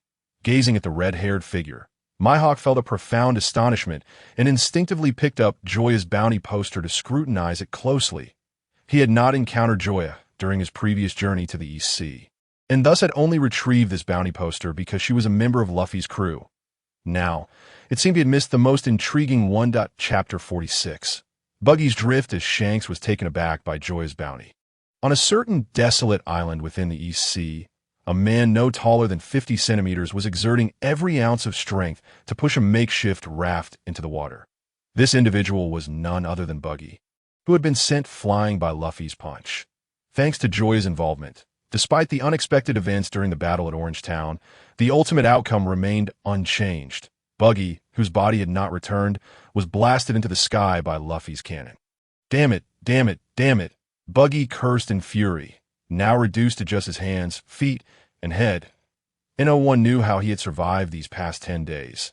It was no exaggeration to say that this period constituted the darkest and most sorrowful days of his life. For half a month, he had been pursued by wild dogs, eagles, and starving wolves, these wretched creatures treating him as food. Just when he finally managed to evade them, he was met with 2 consecutive days of torrential rain, nearly drowning in the downpour. Long last. As he pushed the raft into the water today, he could finally leave this accursed place. Straw Hat Brat, you wait for me. I will surely kill you. With boundless hatred and determination, the diminutive Buggy bravely charged into the sea. The moment his foot touched the raft, dozens of carnivorous fish with sharp teeth leapt from the water, rushing towards him. Not only that, but a massive shadow was swiftly approaching from behind. No, how can I start like this? Amidst his screams, he paddled with all his might, the oars in his hands creating afterimages as the raft sped away at an unimaginable pace. Finally, he had arrived at the next destination. Feeling the warm sand beneath him, Buggy let out a long sigh of relief. As he struggled to rise, he kicked away the carnivorous fish clinging to his clothes. He had intended to start a fire to roast fish, but suddenly noticed a yellow-feathered duck staring blankly at him from 38 meters away. Slurp, since there's roast duck, who would still eat roasted fish. Without hesitation, he dashed toward the yellow-feathered duck, his mind already recalling the steps for preparing roast duck. He was so absorbed that he failed to notice another yellow-feathered duck watching him with a look of sheer terror from behind. 10 minutes later, having caught the duck, Buggy was just about to start a fire when something suddenly yanked him up. Who dares to touch me, the great Buggy? However, upon realizing who was holding him, he instantly shrank back and feared at, "Oh dear, Big Bird, it's a misunderstanding. This is all a misunderstanding." Although it was a bird, it was as large as a small hill, and Buggy, lacking vital components, dared not confront it directly. Chirp, chirp out at that moment, another yellow-feathered duck unexpectedly appeared beside the giant bird. Buggy knew it was over. He was done for. "Let me go. I'm the great Captain Buggy. If you keep delaying, watch out." Gulp, gulp, gulp, before Buggy could finish his threat. The giant bird swallowed him whole. With a few chews, the giant bird's expression suddenly changed to one of rigidity and disgust. Ugh! Aiming at the sky, it promptly expelled Buggy, who soared into the air. And then it heaved for a while before regaining its composure. Did I say, am I really that unpalatable? In that moment, Buggy felt for the first time that living was worse than dying. However, fortune came in misfortune, as he once again soared into the sky, hurtling toward the next destination at an astonishing speed. With a loud crash, Buggy successfully landed on Rare Beast Island. before he could gather his thoughts. A voice that sounded quite authoritative echoed in his ears. "Foolish poachers, leave this island at once. Dare to take another step, and you shall find no way back." The sudden turn of events startled Buggy. Encountering unknown foes in an unfamiliar environment made the situation unbearably dire. To his astonishment, dozens of animals of various forms suddenly emerged from the surrounding jungle. How fascinating these creatures are! Curiosity piqued. Buggy was about to approach when he heard a gunshot, and a bullet hole suddenly appeared in his pirate hat. "You scoundrel, do not harm these animals." Just as Common aimed his gun, poised to end Buggy's life. Buggy seized the opportunity and struck first. Shatter, he quickly grabbed hold of the enemy hiding behind the bushes. Treasure child? Rare beasts? For a moment, both were taken aback by each other's peculiar appearances. "You scoundrel. Take a good look. I'm the man destined to become the Pirate King." Upon hearing this, Common, who had initially prepared to attack, was left dumbfounded. "Are you also a pirate?" "Of course, without a doubt. But why do you say also?" "Because 20 years ago, I was a pirate too." Common, filled with excitement, immediately put away his gun. Seeing this, Buggy felt somewhat relieved and released his grip on Common. "Why were you acting all mysterious?" Buggy could not help but ask. "Puzzled, because I wanted to scare away all the poachers intending to harm these animals." It was then that Buggy realized he had been attacked earlier for trying to approach those creatures. "Well, enough of that. Would you like to drink? Consider an apology for the earlier misunderstanding." Of course. After being starved for so many days, Buggy had no reason to refuse. That night, the two sat by a small bonfire, clinking glasses as Common shared his past experiences. Upon hearing that treasures were hidden here, Buggy was visibly startled. However, with Common's explanation, he soon came to terms with by the way, when my pirate crew is revived. "Would you like to join us? A fellow with your pirate spirit is most welcome." Upon hearing this, Common's eyes instantly glistened with tears. He never expected that, aside from Luffy, there would be someone willing to invite him. "Well, I've grown accustomed to life here. Leaving would only burden you, and I truly can't bear to part with them. That is truly a pity." Buggy shook his head helplessly, having finally met someone who resonated with him. He genuinely wished for the other to join him. That night, the two, with much to discuss, conversed until the early hours before finally drifting off to sleep. The next day, with Common's assistance, a brand new bamboo raft was swiftly completed. As parting drew near, Buggy finally invited, "Are you truly not planning to leave with me? I appreciate your kindness, but I genuinely do not wish to depart." "Then I wish you smooth sailing." With that, the brave Buggy charged toward the sea once more. Yet, the moment the bamboo raft touched the water, a crab, several times larger than an elephant, suddenly appeared, swinging its claws towards Buggy. "Why is this happening?" Buggy lamented, floating on a piece of bamboo in the sea. He simply could not comprehend why his journey had begun so arduous, beset by carnivorous fish, giant birds, and now, monsters. In a critical moment, a cannonball descended from the sky, striking the crab squarely on its small head. Shortly thereafter, the drenched Buggy was rescued by a woman whose appearance and figure were flawless. "Thank you. Otherwise, I would have been in real danger." "Oh, not mention it. I am here to form an alliance with you." "Alliance?" Buggy was deeply perplexed by the woman's sudden appearance and her mention of an alliance. However, upon seeing the bounty poster she produced, Buggy was both astonished and furious. And he nodded resolutely. "All right, then let it be an alliance." Chapter 47.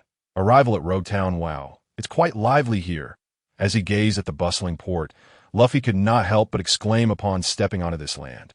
Indeed, just a few years ago, this place was a gathering hub for pirates embarking on their journey to the Grand Line, brimming with an abundance of supplies, naturally vibrant and lively, in preparation for the grand adventure that lay ahead. I intend to gather some props that may prove useful. It seems I can find some splendid ingredients here, and of course, beautiful women as well. Speaking of which, I have some items I wish to purchase. Sensing an opportunity, Nami raised an eyebrow and remarked, "Do you have any money? Would you like me to lend you some? Just pay me back threefold later." Upon hearing this, Zoro, who faced even the formidable Mihawk without flinching, felt a cold sweat trickle down his back. A vampire. "You, even a fool wouldn't borrow money from you." "Yash, I want to see the execution platform. I wish to witness the place where the Pirate King was slain." With that, Luffy dashed off at breakneck speed. In that case, let us all attend to our own matters soon. The group dispersed, but Joya remained alongside Nami, as he needed to buy some clothes for the little fairy. He couldn't allow her to keep wearing Nami's. Meanwhile, at the naval base in Logtown, a soldier responsible for conveying messages sprang into action upon receiving the latest orders from headquarters, hurrying to the colonel's office. Report: the latest news from headquarters states that the demon Joya, with a bounty of 40 million berries, and Monkey D. Luffy, with a bounty of 30 million berries, are highly likely to arrive in Logtown today. Headquarters requests that you prioritize dealing with the pirate Joya. Even if capture is not possible, we must ascertain his abilities and true strength. Additionally, headquarters mentioned that a significant figure might descend upon this place, so we must be prepared for defense. Oh, this order is rather intriguing. A man spoke amidst the haze of smoke. Though his appearance was obscured, the vague outline of his figure conveyed a sense of formidable power. Show me the dossier on Joya. That he understood well that the uniqueness of this mission stemmed from Joya himself.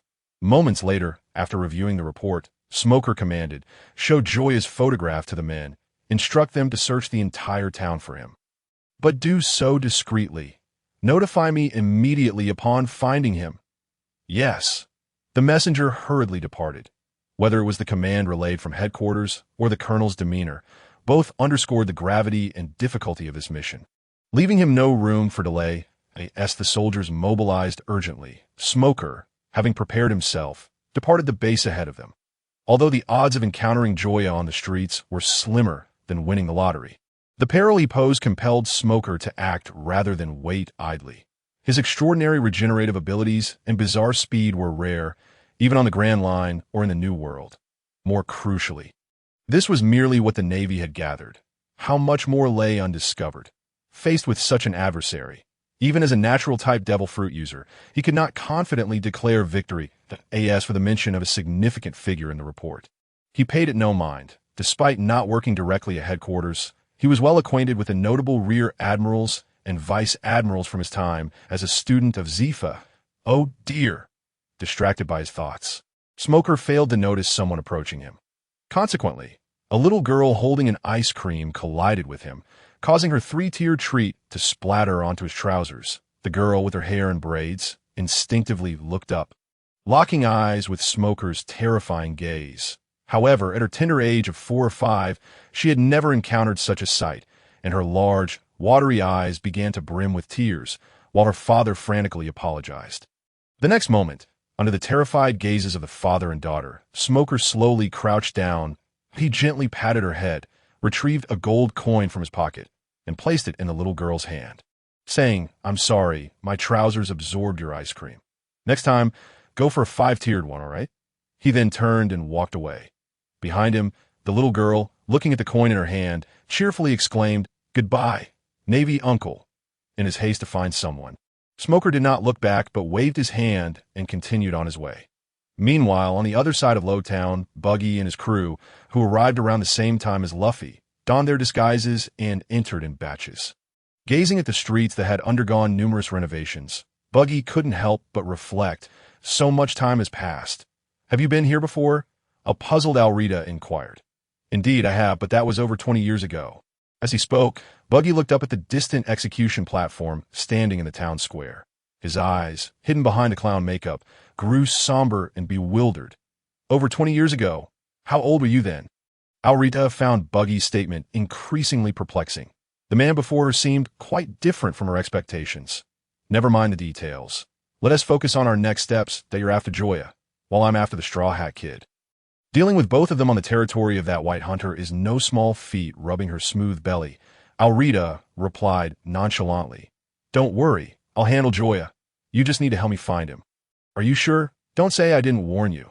That kid has some tricks up his sleeve." The first time Buggy saw Joya's bounty notice, he thought he was still dreaming. Back when he was in Orangetown, he personally witnessed that kid's back vanish under a barrage of cannonballs, his organs grievously injured. Surviving such an ordeal was nothing short of miraculous. "Don't worry, I'm not the same person I was back then." "That's good." Buggy offered no further explanation. He had given his warning, and what happened next was no longer his concern. Though they had formed an alliance, it remained just that, an alliance without obligations. Let us set off. Joya, do you think this looks good? It looks good. Master, what about me? You look good too. Humph. The two girls exchanged glances before leaving together to select new outfits. Clearly, Joya's earlier response had not satisfied them. Wiping the cold sweat from his forehead, Joya suddenly regretted following them in just an hour. He had accompanied them through no less than 5 shops, filling his 1,000 cubic meter storage ring with their newly purchased garments. What was worse, every time they changed outfits, they would ask him the same question. Faced with such a deadly query, how could Joya possibly respond honestly? The key was to avoid offending anyone. Chapter 47. Strength Enhancement Before Long. A commotion erupted at the shop's entrance. Where are they? Over here. Over here. Joya then heard a cacophony of hurried footsteps in mere moments. Under the guidance of a sycophant, a throng of individuals nearly filled Joya's line of sight. My lady, here I come. A man, whose appearance was a disservice to his parents, with dark circles under his eyes more pronounced than a panda's, rushed forward. Ignoring Joya entirely, he reached for the curtain of the changing room. Are you seeking death? A voice devoid of emotion suddenly rang out, and the next instant, a flash of steel illuminated the air. Dozens of blood droplets soared high before cascading down, striking the ground and forming striking plum blossoms. For a brief moment, the world fell silent, all eyes fixated on the right hand bleeding profusely on the ground. Due to its recent detachment from the body, the index and middle fingers still trembled slightly. Oh, my hand! You dared sever my hand. What are you all standing around for? Go retrieve my hand and kill him. The man bellowed, his demeanor akin to a rabid dog, yet his subordinates remained motionless, or rather, lacked the courage to confront the unsheathed Joya to them. The expressionless Joya resembled a messenger from hell, and the blood-stained sword he wielded instilled them with unending terror. As professional lackeys, they prided themselves on their master. Yet now that he had lost a hand, they dared not act arrogantly. Are you all deaf? If you don't act, you'll see how my father deals with you. Upon hearing the man mention his father, a flicker of fear crossed the eyes of these lackeys that were done for.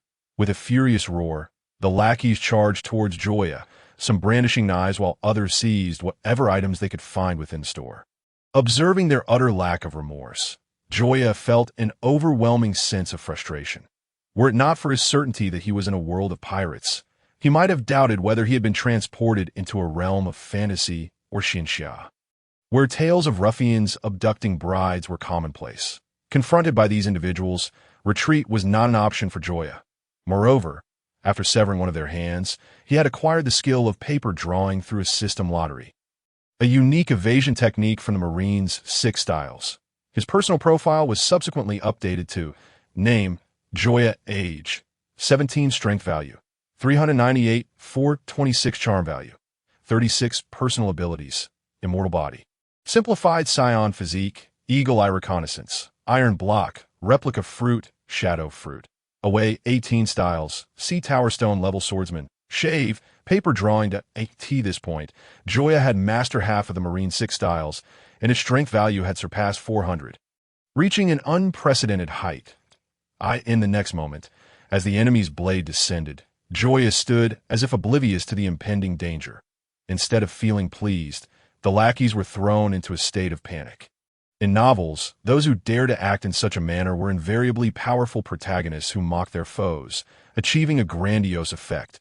Having envisioned this scene more than once, Joya never anticipated it would unfold so swiftly in his own life.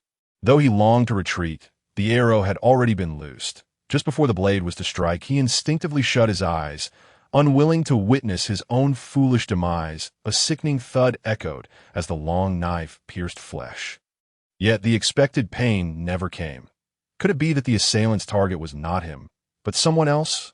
In that moment, such thoughts crossed his mind, but the unnerving silence surrounding him only deepened his confusion. Thus, he cautiously opened his eyes. Upon grasping the scene before him, he instantly relaxed. I thought you were formidable, but it turns out you are merely this. In his line of sight stood a young man who had just severed the right hand of his master, with 5 or 6 blades embedded in his own body, one of which was Joya's, causing blood to splatter onto Joya's face. No one had anticipated such an outcome, including the man who had hidden behind and lost a hand. Because of after being fortified by divine-grade feed, the little fairy has evolved into a member of the fur tribe, with her power level now elevated to 309 that coupled with the fur tribe's ability to generate static electricity. Her combat prowess is indeed formidable. Gently patting the little fairy's head, Joya reassured her, "Do not worry about me. Moreover, if my intuition serves me right, the Mary may also be in danger. I cannot trust Nami to go alone." Upon hearing this, Nami, who had previously been oblivious, suddenly realized that she might have become a burden to Joya. Back in Shellstown and Orangetown, he had been willing to take her along. Yet now he intended to send her away early. Although Joya said nothing, Nami could sense that she was no longer of any assistance to him and had, in fact, become a liability. "Then we shall take our leave." Despite feeling somewhat disheartened, Nami refrained from sulking at that moment. "Do not think too much. You are the woman I have chosen." With a gentle kiss on Nami's forehead, Joya turned to depart. Watching Nami, who seemed lost in thought, the little fairy could not help but scoff. "Was it just a kiss? Look at how happy you are. Hee, someone is still longing for more. You scoundrel! You fool!" Amidst their playful banter, the two made their way towards the port, heading in a direction completely opposite to Joya's. Simultaneously, upon turning a corner into another alleyway, Joya unexpectedly encountered someone he had not anticipated. Devil Joya. It has been quite a while. Upon seeing the stunning woman before him, both in figure and appearance, Joya's mind instinctively conjured the name Yalta. Of course. She was now a superhuman with the abilities of a slippery fruit. A far cry from her former image as a hefty woman. "You are looking for Luffy, right? He should be over by the execution platform. I have matters to attend to, so I shall not chat with you." At this moment, Joya decisively sold out Luffy, reasoning that even without him, they would eventually discover Luffy's whereabouts. Thus, whether he sold him out or not made no difference. Just then, a squad of Marines suddenly approached from the end of the street. Before Joya could utilize his powers to blend into the shadows, Yalta unexpectedly extended a hand to "Ma'am. Have you seen this person?" As she spoke, a soldier presented Joya's bounty notice that, "I am sorry, I have not seen him." Observing the dim alley and Yalta's ample cloak, the soldier, filled with uncertainty, was about to speak, only to hear Yalta's voice filled with feigned distress. "Sir, may I leave now?" "Why, yes, you may," with hearts in their eyes. The soldiers could not resist Yalta's allure, allowing her to depart. Moments later, having escaped danger, Yalta loosened her grip. Joya, who had been concealed against her chest, slid down her body. Despite his efforts to control himself, his gaze inevitably fell upon her two prominent peaks. Undoubtedly, as a slippery fruit user, Yalta was, in some respects, significantly stronger than Nami and the little fairy. "Are you hurt?" "No, not at all." "Then why is your nose bleeding?" "Ah, I have indulged a bit too much in spicy food lately. My temper has flared to be the way. Why did you help me?" Joya found this puzzling. Although they bore no deep-seated enmity, he had not only insulted her, but had also sent her flying. Under normal circumstances, Yalta should harbor resentment towards him, yet she had just assisted him. "Because you are the man I have chosen." Chapter 50. Zoro buys a sword nanny. At that moment, even someone as formidable as Joya found his brain's CPU struggling to process the situation. How could things have turned out this way? Just because he had soundly thrashed her, she fell in love with him? Could the plot be any more outrageous or melodramatic? Moreover, it was not solely his doing. Luffy had also intervened. Why was it he who had caught her affections? No. What merit do I possess that would warrant your interest? Tell me what you like about me, and I shall change. At this point, Yalta was at a loss for words. While it sounded like a compliment, upon reflection, it seemed to be an insult, though she could not pinpoint exactly how so. "Did you come to Logtown to find me, or to find Luffy?" "Of course, I came to find you." "Why?" "Because you defeated me back then." Touching her smooth belly, Yalta stated earnestly, "Because you're the first man to ever defeat me. Your powerful fists still resonate with me, even now. No man in this world can resist my beauty, and I am drawn to strong men. I want you to be my man, Joya." As he listened to her ramble on, Joya felt a shiver run down his spine. A Yandere. This woman is a Yandere. It is often said that one can admire a Yandere, but one must never be loved by one, for their thoughts and actions are utterly terrifying. A moment's carelessness could lead to a tragic end. Although he might not die, the mere thought of having Yandere fixated on him sent chills down his spine. No, I'm actually quite weak. I often end up seriously injured in fights and bleed a lot. Furthermore, you are a slippery fruit user. I can no longer compete with you. You should find someone else to like a tea that moment. Joya wished he were a weakling. However, Yalida was entirely unappreciative, pulling out Joya's bounty notice and saying, "Do not be modest. You were worth a bounty of 40 million before entering the Grand Line. How could you possibly be weak? Heaven and earth, just kill me with a sword already."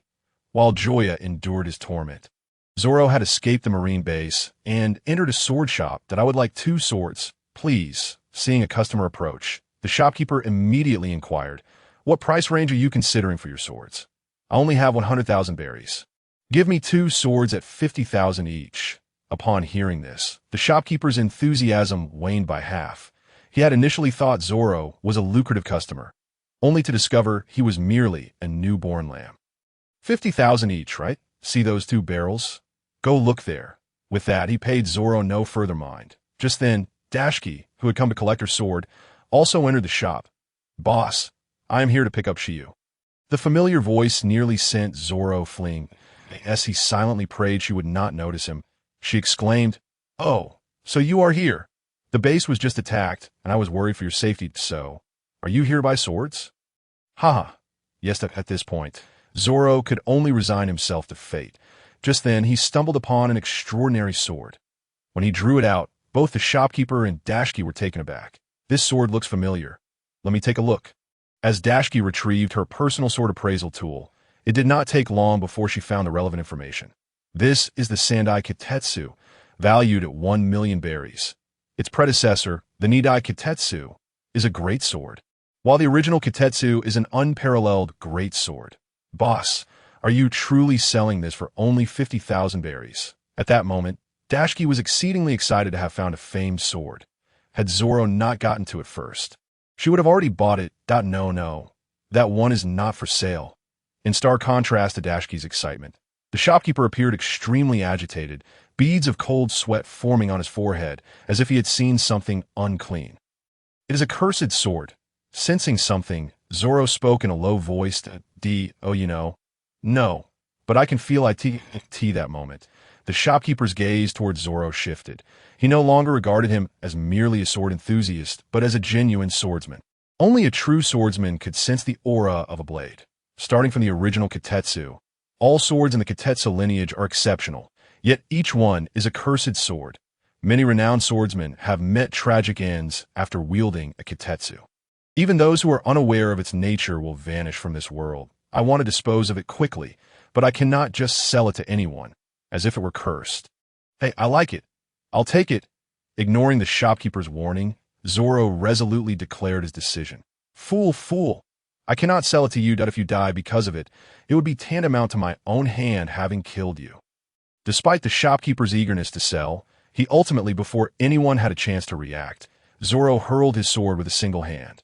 The razor-sharp Sandai Kitetsu spun through the air like a windmill. Before Zoro extended his left arm, positioning it in the path of the descending blade. "Stop. It's incredibly sharp. Your hand will be severed." The shopkeeper screamed desperately. However, Zoro appeared oblivious to the warning. Not only did he refuse to relent, but he also closed his eyes, surrendering everything to fate. That moment, the atmosphere in the small shop became unbearably tense, with all eyes fixated on the Sandai Kitetsu plummeting from above. Dashki instinctively covered her mouth and nose with her hands, fearful that her breath might disturb the blade in midair. In the next instant, the tip of the Sandai Kitetsu grazed Zoro's arm before plunging straight into the floor. As the entire blade sank almost completely beneath the surface. Dashki could no longer maintain her composure and crumpled to the ground, while the shopkeeper's expression was a complex tapestry of emotions. Such a young man, such a swordsman, he had not encountered one like him in far too long. With this thought, he hurried to the warehouse. Upon his return, he cradled a sword that, at first glance, appeared quite impressive. The blade was made of lacquered black steel, featuring a chaotic hilt, a swift blade, Snowwalk. My shop may not be renowned, But this is the finest sword I possess. I cannot accept payment. Though Zoro desired it, he was acutely aware of his own financial limitations. No payment is necessary. Indeed, the Kitetsu does not require your coin, for I have not seen the gaze of a true swordsman in ages. They say a sword chooses its master. I wish you luck. Thank you. Zoro gladly accepted the shopkeeper's endorsement. Chapter 51. Gathering at the execution platform. So this is the final view of the Pirate King. Luffy couldn't help but reflect as he finally stood atop the execution platform, gazing down at the crowd and surrounding buildings. A profound, indescribable sensation welled up within him. Yet his presence was particularly conspicuous to the others. For 22 years, that execution platform had stood unwavering. Throughout such an extensive stretch of time, no one had ever ascended it. Neither the wealthy, the powerful, nor naval commanders. Even maintenance personnel were barred from its heights. Yet now, a young man who appeared barely 20 had appeared atop it, eliciting astonishment from the onlookers. "Hey, you up there, get down this instant." Within less than half a minute, a squad of patrol officers arrived, their leader brandishing a megaphone to address Luffy. "Why? That platform is under the jurisdiction of the world government. If you do not descend immediately, prepare to be arrested." Just as the officers prepared to apprehend Luffy, a group of cloaked figures suddenly charged in. "Get lost, nuisances!" With a swift kick, one officer crumpled to the ground. "Straw Hat Kid, you have been a hard one to find." In an instant, the unexpected third party captured the attention of the vast majority. Aha! The ultimate headliner has finally made a grand entrance. Monkey D. Luffy, ever since the day you sent me flying, I have returned to my comrades with a resolve for vengeance. This time next year will mark your demise. Let me think, what was your name again? Buggy Basie. In a moment of realization, Luffy clapped his hands. "That's right, it's Buggy." Following a brief silence, the enraged Buggy could no longer contain himself. "What nonsense! Bakayuru! I'm Buggy, Captain the Buggy Pirates. They're pirates. Run!" While Luffy was still trying to recall who Buggy was, the panicked crowd scattered in terror. "Stop right there!" Buggy shouted, and his crew brandished their weapons. Faced with the glinting gun barrels, the ordinary citizens had no choice but to freeze in an instant. The vast square fell under Buggy's complete control. "Now, let me show you just how terrifying I am." As soon as the words left his mouth, a figure descended from above, using a pre-prepared box with holes to trap Luffy, leaving only his head and hands exposed. "Well done, Kabaji. Feel honored, Straw Hat Kid. To die in the same place as Pirate King Roger." With that, Buggy climbed onto the execution platform, seizing a blade and pointing its sharp tip at Luffy's head. However, he failed to notice the clear sky above darkening ominously at a visible pace.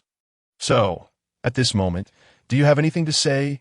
Don't blame me for not giving you a chance. Go ahead and deliver your final words." At that moment, Luffy's expression turned grim.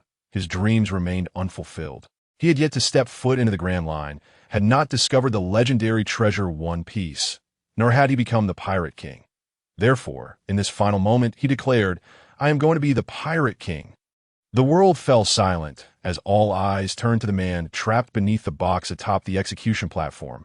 Unsure of how to articulate their emotions at that instant, it was particularly uncanny that on this island, on the same day 22 years later, atop this execution platform, he would utter such words moments before execution. Was it merely coincidence? If so, it was an extraordinary one. Everything seemed orchestrated in advance. Not far away, on a high-rise building, Smoker stood at the window, his emotions stirred and unable to settle. In these years, he had captured or killed no fewer than 800 pirates, yet he had never encountered anyone like Luffy, who could utter such a statement with such confidence. Having witnessed Roger's death firsthand, he, in that moment, saw Roger's shadow in Luffy, albeit a rather hazy reflection, marking the first time in 22 years. Meanwhile, Zoro and Sanji, realizing something was amiss, finally arrived, albeit fashionably late. "Who dares to lay a hand on our captain?" Their sinister aura overshadowed the scene, finally breaking the chilling impact of Luffy's earlier declaration, simultaneously glancing at Joya beside her. Yorlita could not help but inquire, "Aren't you going down?" They had been waiting here long before anyone else arrived. Yet, until this moment, Joya showed no intention of moving. Rest assured, Luffy will not die so easily. Instinctively glancing at the ominous clouds above, though yet to see that man's figure, he was certain his arrival was imminent. Since that is the case, there is no need for me to intervene. Ah, you've arrived, Zoro, but you are a step too late. With that, Buggy swung his sword, aiming to sever Luffy's head. With a sharp gaze, Zoro and Sanji charged toward the execution platform at breakneck speed. I could see that moment. Their minds were singularly focused on one thought: to destroy that execution platform. Stop them, Kabaji commanded, and the entire Buggy Pirates crew surged toward Zoro and Sanji. Do not obstruct our path. A chaotic brawl was about to erupt. Neither Zoro nor Sanji sought to tally the enemies they might slay. They only aimed to push forward as much as possible. However, the nearly 100-meter distance was not something they could easily disregard. Thus, as Zoro and Sanji watched, the blade was now merely a centimeter from Luffy's neck. I could see that moment. Smoker, standing by the window, raised his right hand. The moment Luffy's head fell, he would order his soldiers to launch the final assault. In his view, the ultimate victor would undoubtedly be the Navy. Zoro, Sanji, Usopp, Nami, and Joya, but it seems like gazing at the unscathed Luffy. Sanji's cigarette was startled from the corner of his mouth. Hey, do you believe in gods? He was utterly unable to comprehend the bizarre scene before him.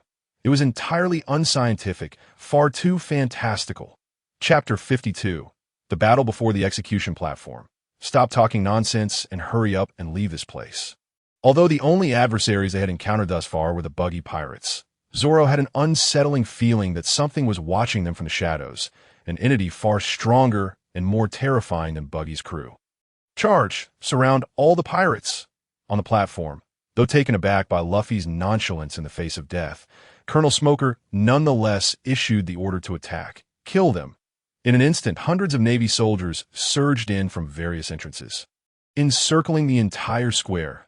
Damn it, they're here after all. Sanji murmured darkly. He had sensed something was amiss since the battle commenced. Despite the commotion, not a single Navy soldier had been in sight.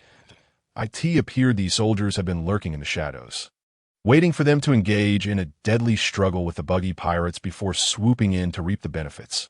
What a spectacle! How magnificent! Under the tense and perilous atmosphere, Luffy found himself increasingly exhilarated, eager to rush into battle against the Navy. Stop fooling around.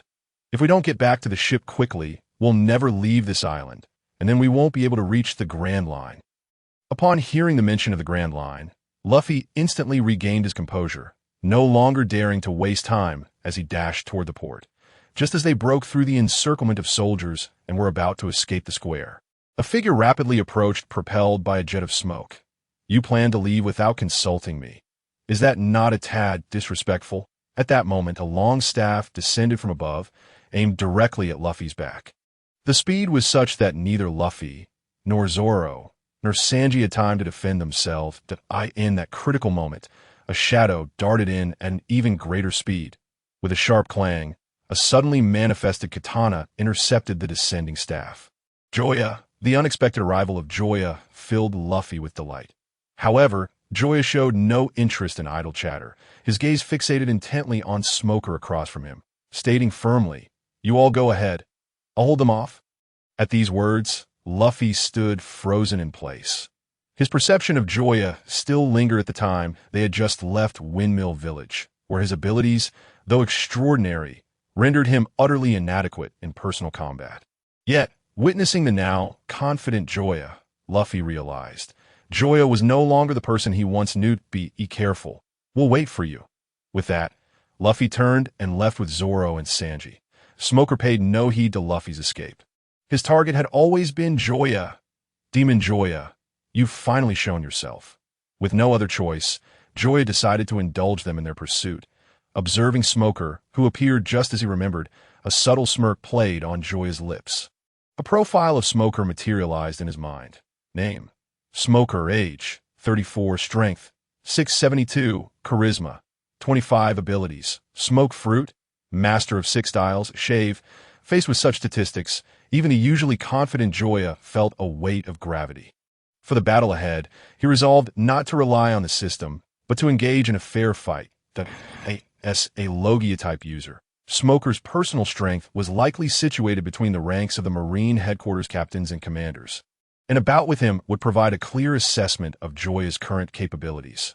However, the stated strength of 672 was undeniably exaggerated, compounded by the smoke fruit's immunity to physical attacks, although the battle had yet to commence.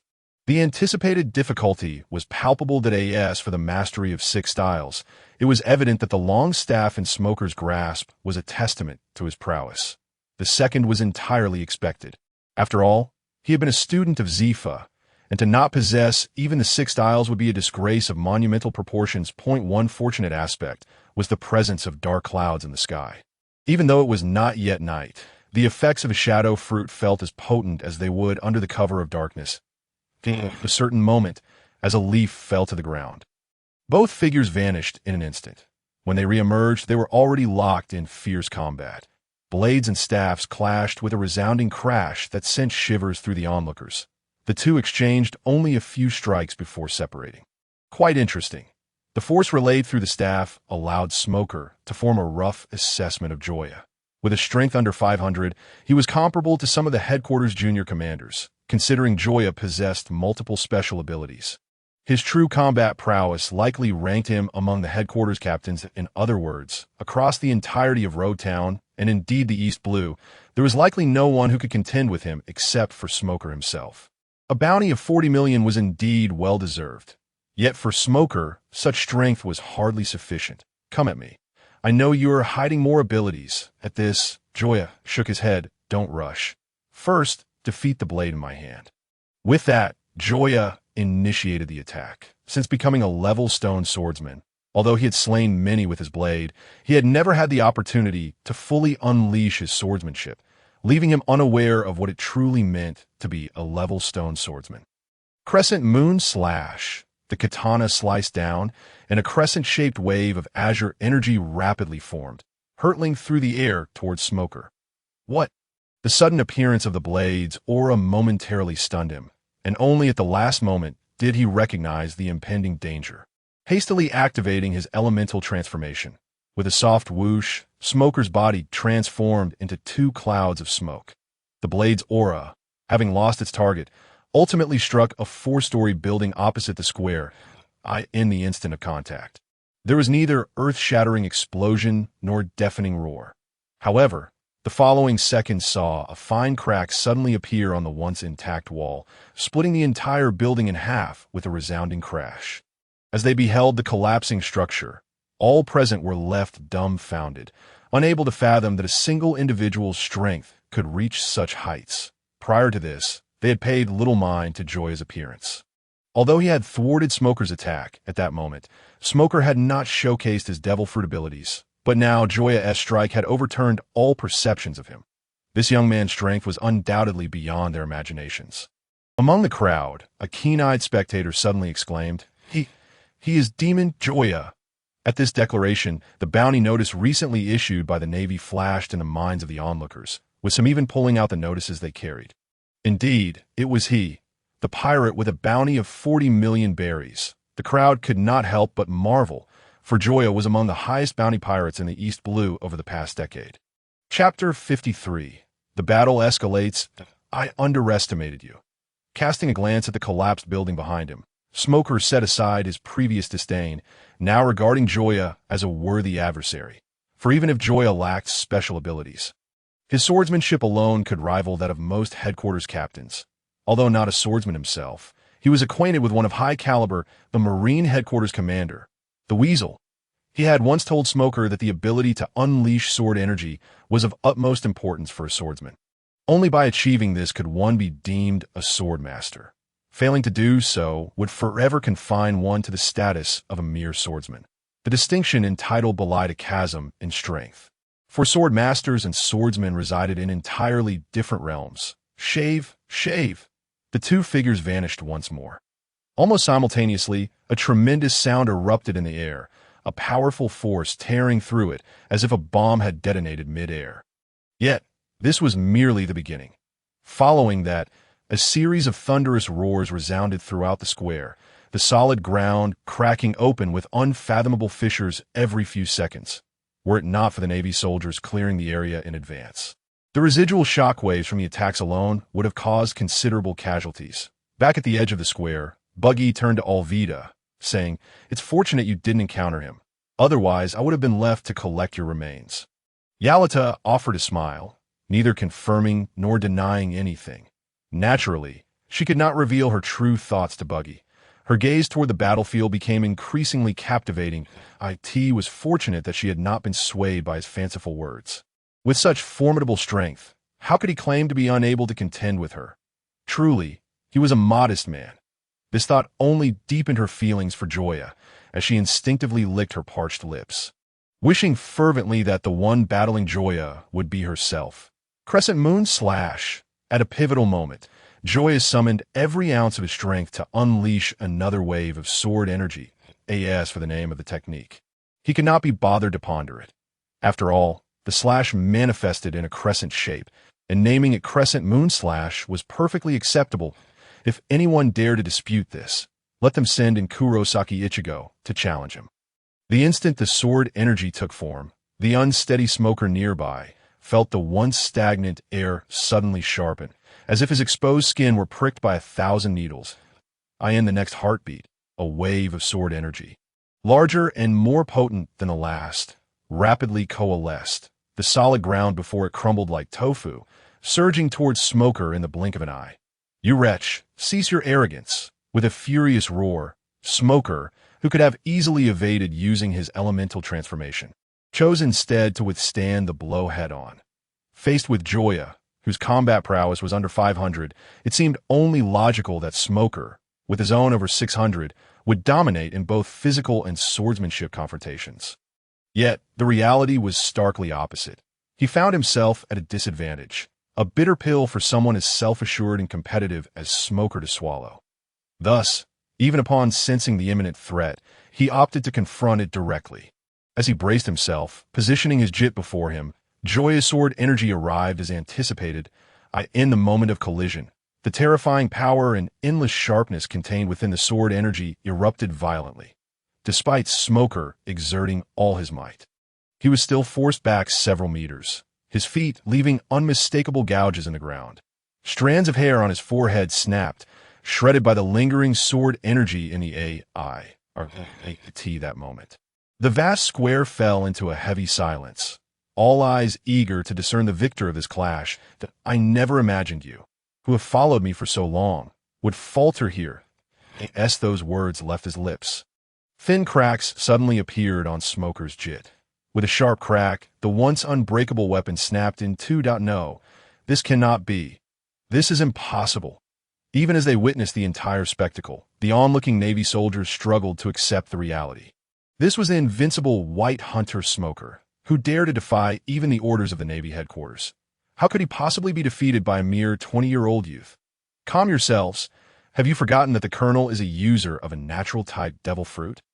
Once he gets serious, how could any adversary stand a chance? Upon hearing this, the Navy soldiers began to feel a semblance of reassurance. In their minds, a natural-type devil fruit user, who could negate physical damage, was synonymous with invincibility. As long as the Colonel unleashed his abilities, no matter who the opponent was, they would surely be subdued. However, they failed to notice that the deputy, who had just spoken, wore a rather tense expression. As the officer with the rank just below Smoker S, he too was privy to information regarding Joya. Thus, he understood that Joya still had hidden cards up his sleeve until the conclusion of this conflict. It was impossible to predict who the ultimate victor would be. "I must concede. You are indeed formidable, but I have no time for games. Unleash your true strength, or you shall find yourself without another opportunity." Discarding the remnants of his jit, Smoker transformed into smoke and charged at Joya, closing the 100-meter gap in the blink of an eye while flying at low altitude with a speed that eclipsed even the shave. "Shadow, night." As those words echoed, just before Smoker's fist could land, Joya's figure vanished in an instant. Staring at the empty space before him, Smoker was taken aback. Was this Joya's ability? Truly bizarre, even having witnessed it firsthand. He could not comprehend how Joya achieved such a feat. His entire being had simply dissolved into nothingness, leaving no trace behind. Could it be a spatial fruit? This was Smoker's immediate thought, and his mood grew heavy with dread. Battling an enemy capable of such an elusive attack meant he would be unable to predict from which direction the next strike would emerge. Even if he possessed superior strength, he would find it impossible to pursue should the opponent choose to flee. At that moment, he might not be overly concerned about Joya's attack, but once the latter mastered Haki, particularly the armament Haki, the natural immunity to damage would be significantly diminished. He could not rely on elemental transformation indefinitely. Nor did his stamina allow for such a luxury. Contemplating this, he felt an urgent need to notify the Navy headquarters to dispatch 3 admirals. Otherwise, should Joya manage to escape, it would lead to monumental trouble. He contemplated alerting his subordinates, but hesitated, fearing that it might alarm Joya and prompt him to flee prematurely. Before Smoker could devise a plan, a blade materialized behind him. "Colonel, be careful," his deputy urgently warned, having witnessed the perilous scene unfold. Upon hearing the voice, Smoker had no time to think and immediately transformed entirely into smoke. Almost simultaneously, the razor-sharp tip of the blade sliced through the dense fog. Smoker, narrowly evading disaster, stared in horror at the exposed hand and blade before him. Yet, they vanished once more in the blink of an eye. Chapter 54. The appearance of Aokiji at this moment. Silence enveloped everyone in the expansive square. Aside from the howling wind, torrential rain, and rumbling thunder, there was no other sound. The world seemed to have frozen in that instant. What was that? What had they just witnessed? How Joya managed to vanish into thin air was no longer a matter of inquiry. Yet the sudden emergence of a hand wielding a knife, only to disappear again, seemed somewhat implausible. The act of extending a hand only to have it vanish was almost fantastical. Faced with such a surreal spectacle, even Buggy, who had once served as an intern in the Roger Pirates, was left speechless. This ability bore a striking resemblance to a space fruit, yet the most anxious of all was Smoker. Earlier, thanks to his subordinates' warning, he had narrowly avoided an attack, but who could guarantee that his subordinates would be able to alert him to every subsequent assault? At this moment, investigating Joya's abilities felt secondary. Preserving his life beneath the edge of Joya's blade took precedence. Smoke whirled. After a moment's thought, Smoker fully activated his devil fruit ability, causing a vast expanse of smoke to surge from his body. Gradually enveloping the square, the cost of his rapidly depleting stamina, he completely transformed into smoke, generating a substantial cloud. In this state, the distinction between his body and the smoke became irrelevant. He was smoke, and smoke was him. The rationale behind this was not merely to evade Joya's attacks.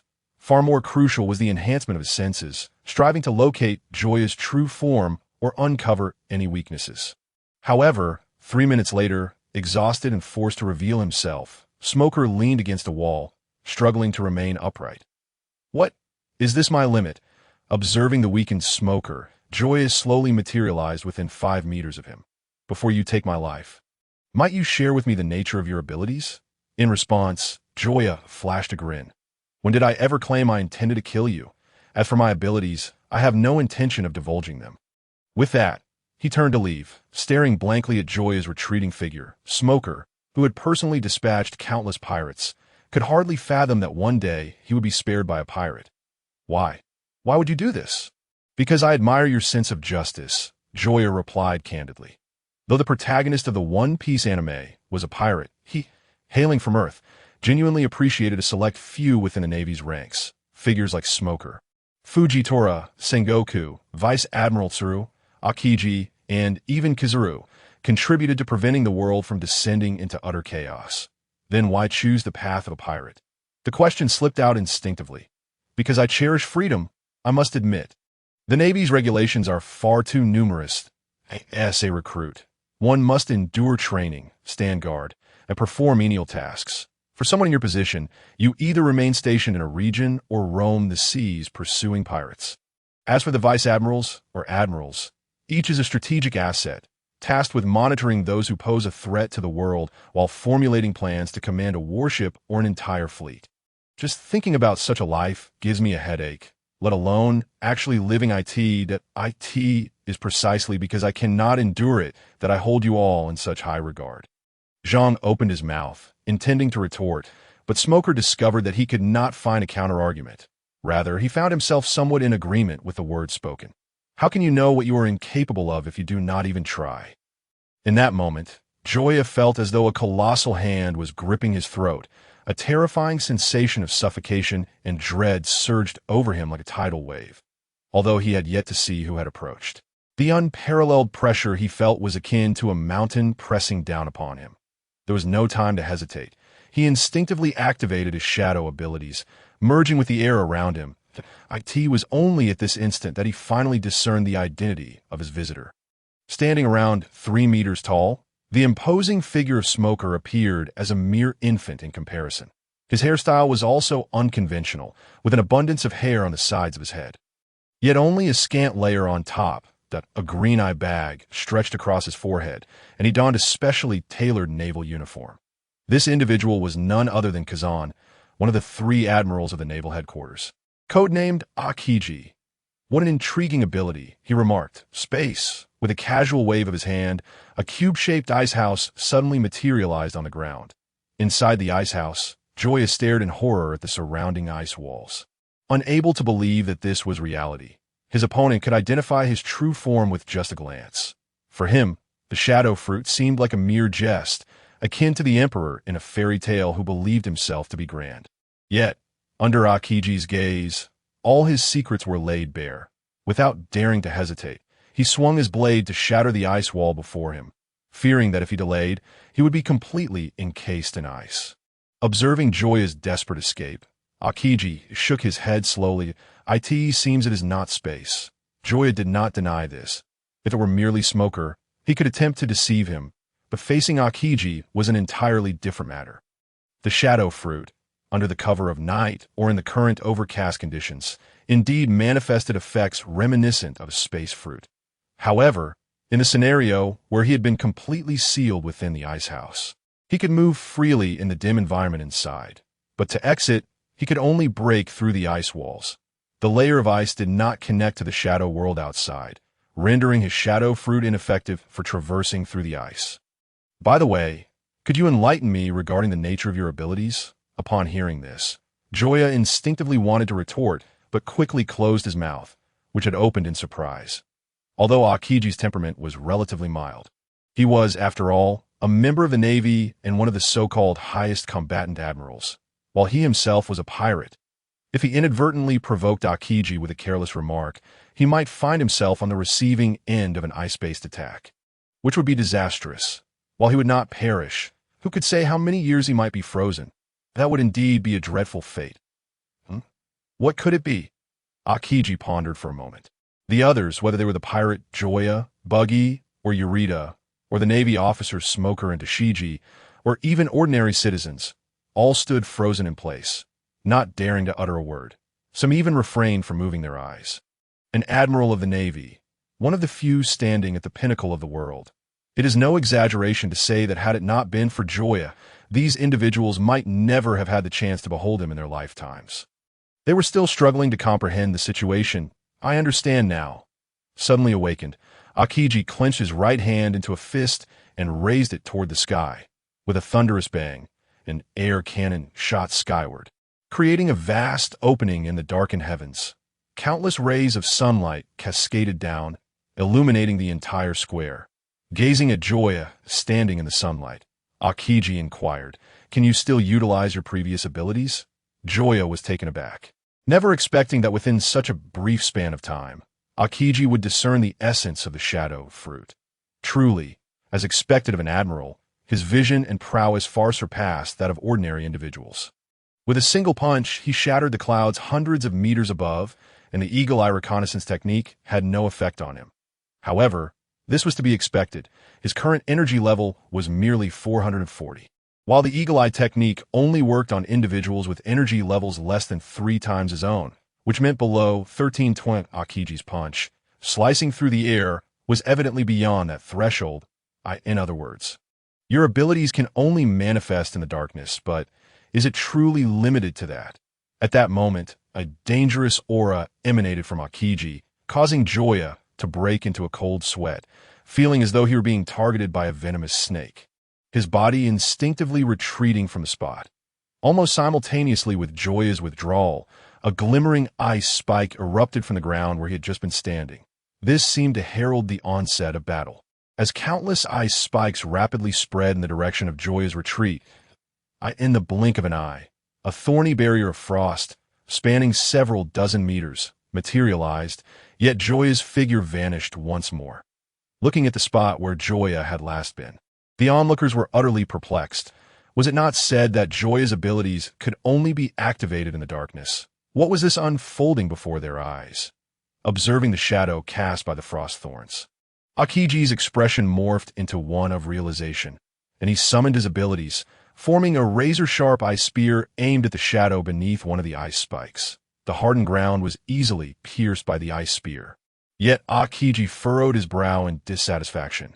"Now this is intriguing," he remarked, exhaling a breath of cold in an instant. A sharp ice dagger materialized in the air. The next moment, Joya, emerging from the shadow world, swung his blade towards Aokiji. However, it was intercepted by Aokiji's ice dagger, and upon impact, a resonant clash of metal echoed through the air. Noticing Joya's bold attack, Aokiji commented, "You truly have no fear of death." "Apologies, but the concept of fearing death does not exist in my lexicon." Joya's straightforward reply genuinely astonished Aokiji, who had posed the question. He had overheard the exchange between Joya and Smoker and recognized that Joya was unlike the majority of pirates who only knew how to plunder and kill. Based on this understanding, he refrained from killing Joya outright and instead employed subtle means to gauge his abilities. Yet he had not anticipated that this young man would dare to turn and attack him. A sensation akin to a domesticated orange cat boldly presenting its claws to a full-grown Siberian tiger. The orange cat required unprecedented courage, while the tiger found it quite amusing. Thus, Aokiji was not in a rush to apprehend or slay Joya. Instead, he engaged him in combat, seizing the opportunity to investigate the regenerative abilities mentioned in the intelligence reports. Moon Crescent Slash. Joya commenced with all his might, unleashing a powerful strike that shattered Aokiji's ice dagger. Surging directly toward his body, so audacious. Aokiji's palm descended, effortlessly shattering the blade's aura as if it were mere foam. Seizing the opportunity, Joya slipped into Aokiji's shadow and re-emerged behind him, delivering a downward slash. Observing his body darkening beneath the blade, Joya instinctively retreated, knowing he was not yet capable of breaching Aokiji's Busashoka Haki defenses. Indeed, aside from the dark environment, you can also traverse through shadows, Joya mused. In dim conditions, his body could merge with the air, allowing movement akin to a space fruit, even enabling flight. Yet he could not penetrate solid obstacles. In well-lit conditions, he could meld into the shadows of other objects, becoming seemingly immersed in another realm. Immune to all attacks. That if I am correct, in the darkness, when you merge with the air, you should also be immune to all attack damage, right? Indeed, I am a shadow man who has consumed the shadow fruit. Is there a problem? Since Aokiji had already discerned the truth, Joya saw no reason to conceal it any longer. He laid his cards on the table. He was indeed a wielder of the shadow fruit. But whether he would still be one tomorrow remained uncertain. Upon hearing this, Aokiji's face remained placid, yet tumultuous waves churned within his heart. The ability to merge with air and shadows, while being immune to all damage, such a fruit power, in a sense, was even more formidable than the Logia type. To effortlessly cope with the situation is to rely upon an absolute mastery that crushes all opposition. The keen perception granted by the observation haki allows one to foresee the trajectory of his movements. While the armament haki provides a sudden defense against unexpected assaults, as an admiral of the Navy, even when faced with a mere child who has yet to set foot on the Grand Line, one must continuously resort to the use of haki. Were it to be someone else, such as Smoker in the distance, even he, despite being a user of a Logia-type ability, would find himself at a loss against someone like Joya. This implies that to pose a threat to Joya, one must master haki, a skill possessed by no more than 100 individuals within the Navy. In this moment, despite knowing of the boy's connection to Vice Admiral Garp, a murderous intent still stirred within him that if allowed to mature, Joya could easily become a criminal of the warlord level. Confronted with such a potential threat, even if a sliver of justice remains in Joya's heart, he cannot afford to take risks. Just as Aokiji was preparing to unleash his powers to forever encase Joya in ice, A voice floated through the air. "Ah, Aokiji, how can you impede a young man's journey to the sea?" The dark clouds, shattered by Aokiji's punch, converged once more, casting a shadow over the entire square. Not a few sharp-eyed individuals immediately turned their gaze to the top of a nearby high-rise building. There stood a man cloaked in green. The dim environment obscured his features, yet Aokiji, as an admiral, recognized him instantly. "You dare to show yourself." He had long sensed the island's unusual weather, and given the connection between Monkey D. Luffy and Garp, the likelihood of this individual appearing here was exceedingly high. Joya, who also noted the figure in the green cloak, felt a surge of excitement. Although Aokiji's presence was brief, the pressure he exerted was unparalleled. His mind remained in a state of heightened tension, terrified that a single misstep would result in being frozen into an eternal ice block. Why should I be afraid? The world is vast, and I can go anywhere. Cough, cough, cough, cough, cough, cough, cough, cough, cough. Just as the two were about to converse, Joya, eager to assert his presence, began to cough violently, as if to expel his very lungs. He did not wish to disrupt their dialogue, but he desperately hoped they might first send him away before continuing their conversation, feeling quite anxious in their presence. Chapter 56. Individual Strength, observing Joya's incessant coughing. Aokiji and Dragon exchanged intrigued glances, silently watching him as if they were spectators at a performance. Cough, cough, cough, cough, cough. Joya awkwardly scratched his head, resembling a chastised schoolboy, his hands crossed in front of him, his head drooping in defeat. Witnessing his demeanor, the seriousness of the atmosphere was somewhat alleviated, to the extent that even the two top-tier powerhouses could not suppress a smirk, and Aokiji's murderous intent towards Joya diminished considerably. "Go forth, pursue your dreams." Without further ado, Dragon waved his hand, summoning a gust of wind that swept Joya and his companions, Buggy and Alvida, in opposite directions into the sky. Aokiji, remaining in place, had no intention of intervening. He understood that if he were to forcibly detain Joya, Dragon would likely intercept him, and should a conflict arise, it would undoubtedly spell disaster for the town of Rogue. Furthermore, it was not the time for the Navy and the Revolutionary Army to clash. As representatives of their respective strengths, they could not afford to engage in battle at this moment. Similarly, Dragon shared this sentiment. Thus, when he aided Joya, he also ensured the departure of Buggy and the others, to prevent Aokiji from later being questioned about why he allowed Joya to escape while apprehending so many pirates. Consequently, for various reasons, Joya flew towards the harbor without incident. However, just before leaving Dragon and Aokiji's line of sight, Joya suddenly exclaimed, "By the way, I formally report the UC Trading Company. They have brazenly abducted women in broad daylight. Although I killed their leader, I strongly suspect they have committed such acts more than once. Furthermore, I assure you on my honor that the UC Trading Company has engaged in numerous clandestine dealings. You must conduct a thorough investigation," as the echoes of his words lingered in the air. Aokiji and Dragon exchanged glances of exasperation. Yet as Dragon composed himself, he realized that this presented an excellent opportunity for the Revolutionary Army to garner publicity. Given Aokiji's presence, the events unfolding here would undoubtedly be sensationalized by various newspapers. As the protagonist of the entire incident, Joya would naturally attract considerable attention, and his departing remarks would surely be trumpeted by eager reporters. I could see that moment. The public would become curious about the UC Trading Company and whether they were truly as nefarious as Joya claimed. If the Revolutionary Army could find evidence to substantiate these allegations, they could leverage the incident's momentum to propagate their ideology, expand their influence, and potentially alter public perception of the Revolutionary Army. With this thought in mind, an invigorated Dragon wasted no time in departing. Observing Dragon's hurried exit, Aokiji felt a sense of poetic justice. After all, he had betrayed the Navy, leading to a situation where he must now personally oversee every action. However, the UC Trading Company was truly unfortunate. After Joya's disruptive antics, it seemed unlikely they would continue to operate. Realizing the severity of the situation, Aokiji abruptly halted his strides toward the Navy base in Logtown, a thought mirroring Dragon's racing through his mind. Damn it! Aokiji, sensing the gravity of the issue, neglected to greet Smoker and swiftly turned to leave. Meanwhile, at the Logtown dock, where is Joya? Why hasn't he returned? Nami's face was etched with concern as she gazed at the empty harbor. Suddenly, a familiar voice echoed from the sky, prompting everyone aboard the Mary to look up in unison in the distant sky. A tiny black deck appeared against the darkened backdrop. The deck grew larger. Joya's familiar face emerged before them. Overcome with emotion, Nami's tears streamed down her cheeks as she gazed upon that recognizable visage. Moments ago, Aokiji's strike towards the heavens had been clearly visible even from thousands of meters away.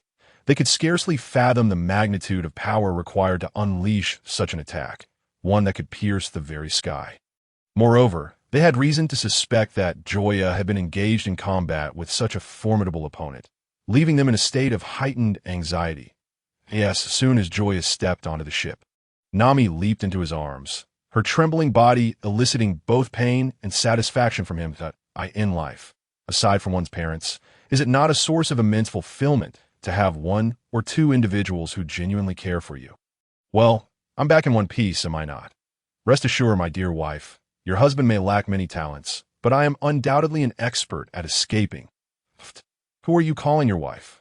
Joya's teasing elicited a flustered response from Nami, causing her to swiftly extricate herself from his embrace, casting a sharp glare in his direction. I am his wife. Seizing the opportunity, Robin, who had been waiting patiently, slid in and wrapped her arms around Joya's arm as Nami retreated.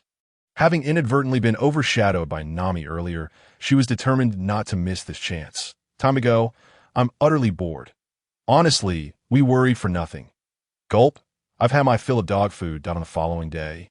While resting on the deck, Joya found himself idly observing the combat capabilities of his companions. First, he turned his attention to himself. Name: Joya. Age: 17. Combat power: 440. Charisma: 36. Personal abilities: Immortal body, simplified Saiyan physique. Eagle eye reconnaissance technique: Iron block, replica fruit, shadow fruit. Away 18 styles: Sea Stone level swordsman, shave, paper drawing. During his journey to Logtown, his combat power had increased by over 40 points, and he had acquired a new skill: paper drawing. Compared to his previous experiences, this time's gains were not particularly substantial, perhaps even somewhat meager. Yet, Joya did not feel regret, for he was acutely aware of his true combat prowess. Those beneath the rank of Rear Admiral in the Navy, or those who had not mastered hockey, were no match for him. Of course, individuals like Smoker, who wielded natural powers, could evade him if they were determined to flee. He then shifted his gaze to others. Name: Luffy. Age: 17. Combat power: 10. Charisma: 16. Personal abilities: User the rubber devil fruit, rubber pistol, rubber machine gun, rubber. Name: Zoro. Age: 19. Combat power: 339. Charisma: 15. Personal abilities: Half-step Sea Stone level swordsman. Name: Vinsmoke Sanji. Age: 19. Combat power: 323. Charisma: 14. Personal abilities: Exceptional culinary skills, masterful kicking techniques. Clearly, their battle against Kuro's forces at the floating restaurant had resulted in varying degrees of enhancement in the trio's strength, particularly Zoro, who had progressed from a sword master to a half-step Sea Stone level swordsman, was likely to attain the true rank of Sea Stone level swordsman in the near future. Next were Xian, Nami, and Usopp. Name: Xian. Age: 17. Combat power: 309. Charisma: 19. Personal abilities: Fur Tribe, static electricity manipulation, full moon evolution. Name: Nami. Age: 18. Combat power: 17. Charisma: 19. Personal abilities: Cartography, navigation, meteorological observation, curse foot, flirtatious stick. Name: Usopp. Age: 17. Combat power: 20. Charisma: 11. Personal abilities: Master storyteller, expert slingshot user. Judging solely from the data, Xian's combat power was approaching that of Sanji and Zoro. However, considering that Xian had scarcely participated in combat, her actual prowess was undoubtedly inferior to the two. As for Nami, although her initial combat power was rather low as a navigator, once she acquired the weather stick, her personal strength would experience a significant transformation, despite Joya's intent to assist her in enhancing her capabilities. The items he currently possessed were of no use to Nami. Thus, his willingness to help was rendered futile. Regarding Usopp, Joya could not devise effective means of assistance at the moment, primarily due to the uniqueness of his combat style. Items like the Shadow Fruit would be wasted on him. Unless the system granted him a Barrett sniper rifle with infinite bullets or a weapon fruit, it would be challenging for Joya to aid him in any meaningful way.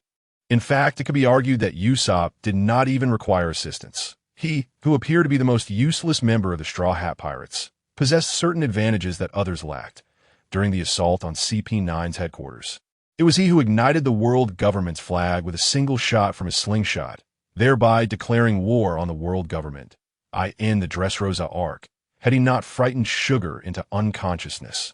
The tale of the Pirate King might have reached its conclusion prematurely. Ultimately, allowing him to operate freely could yield unexpected benefits at some juncture. I end the ensuing 2 days, apart from a sizable storm.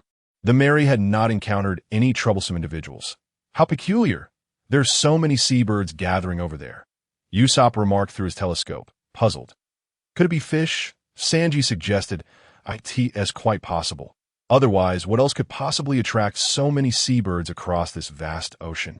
All right, let's catch some for food. Without waiting for others to voice their opinions, Luffy immediately activated his ability, stretching his arm towards the fish on the ocean surface.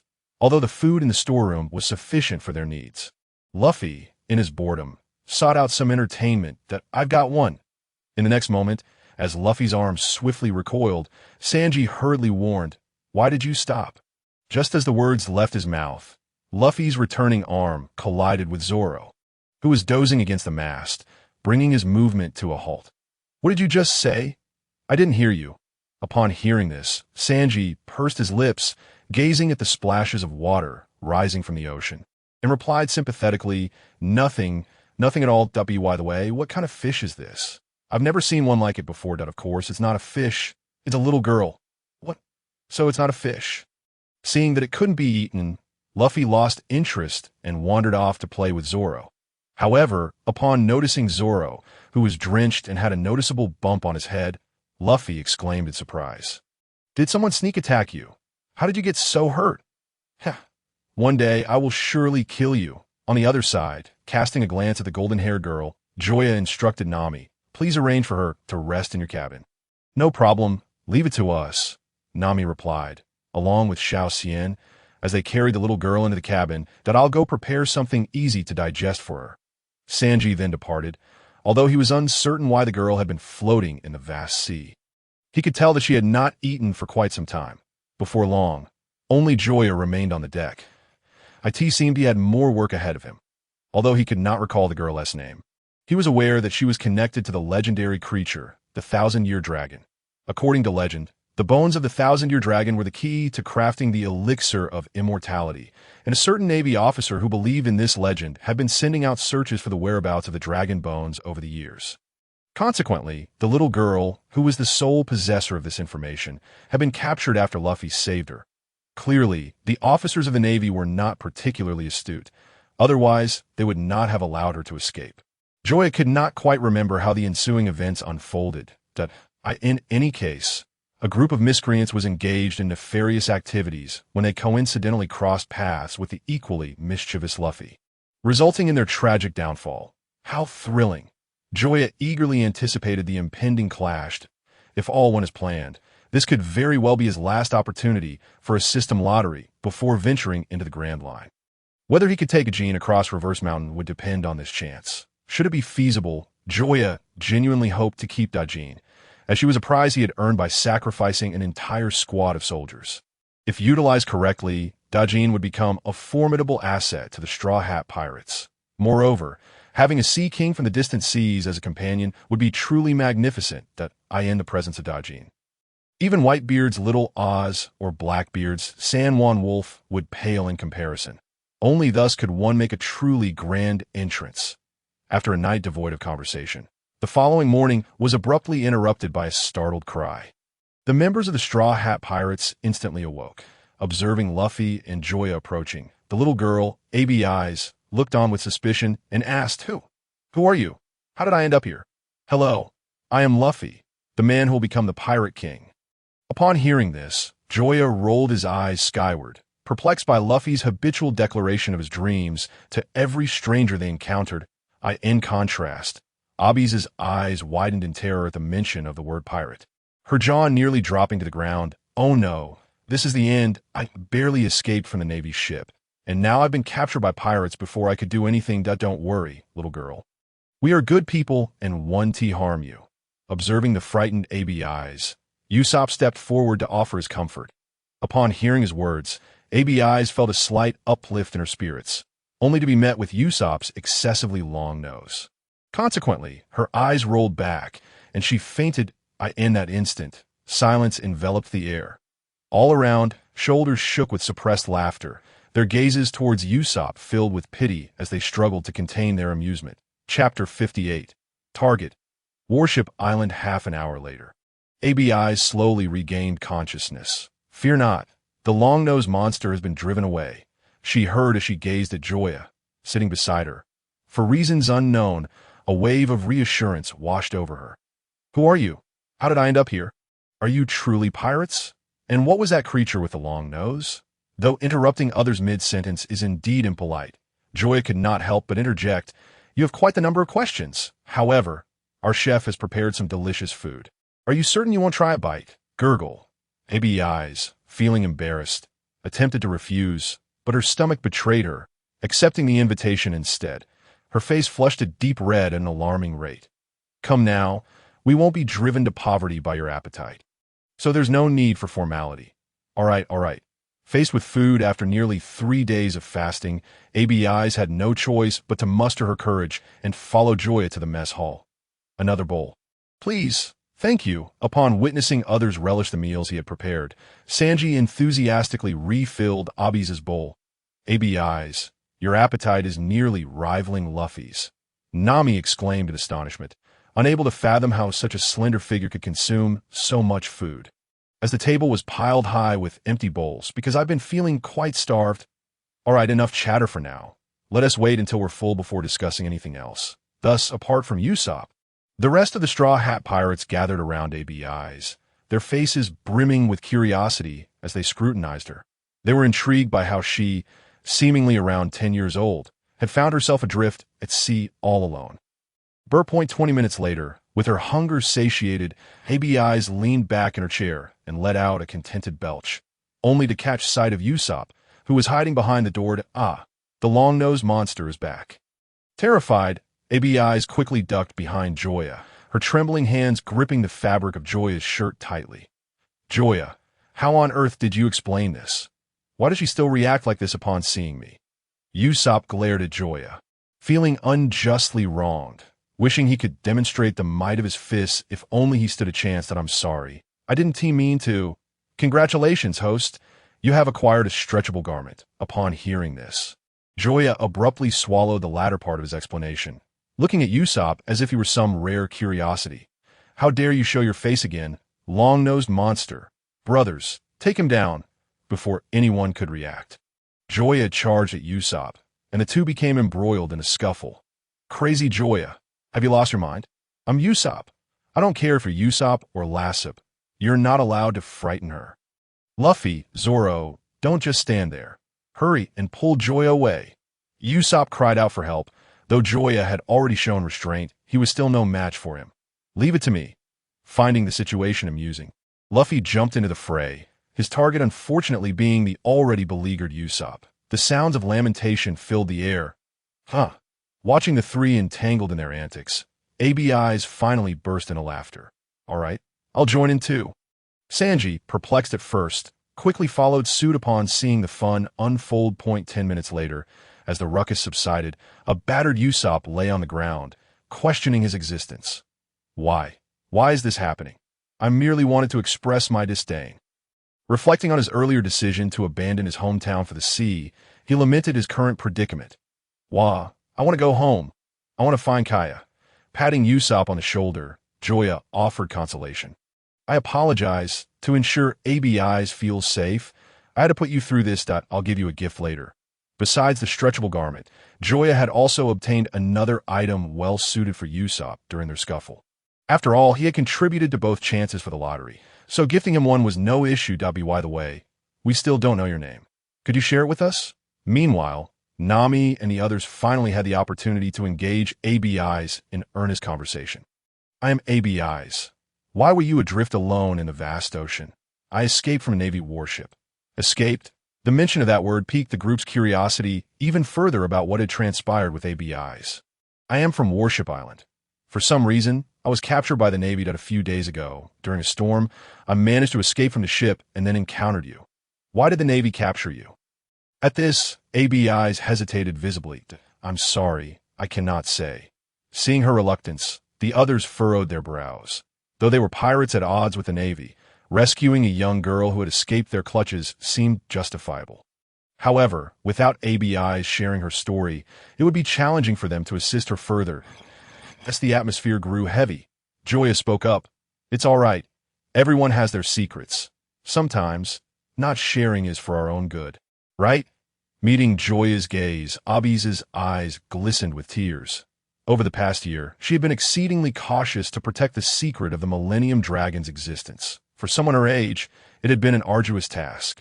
Particularly during those days when she was captured by the Navy, fearing what they might do to her. Living in constant trepidation, it wasn't until she met these individuals before her that she felt a semblance of safety. With that thought, her tears could no longer be contained, spilling forth as she buried her face in Joya's embrace, sobbing openly. While others sympathized with Abi's plight, Nami regarded Joya with a hint of wariness. So he has quite the comforter, is he? If ABIs were not a girl but a woman, would that mean he is yet another rival?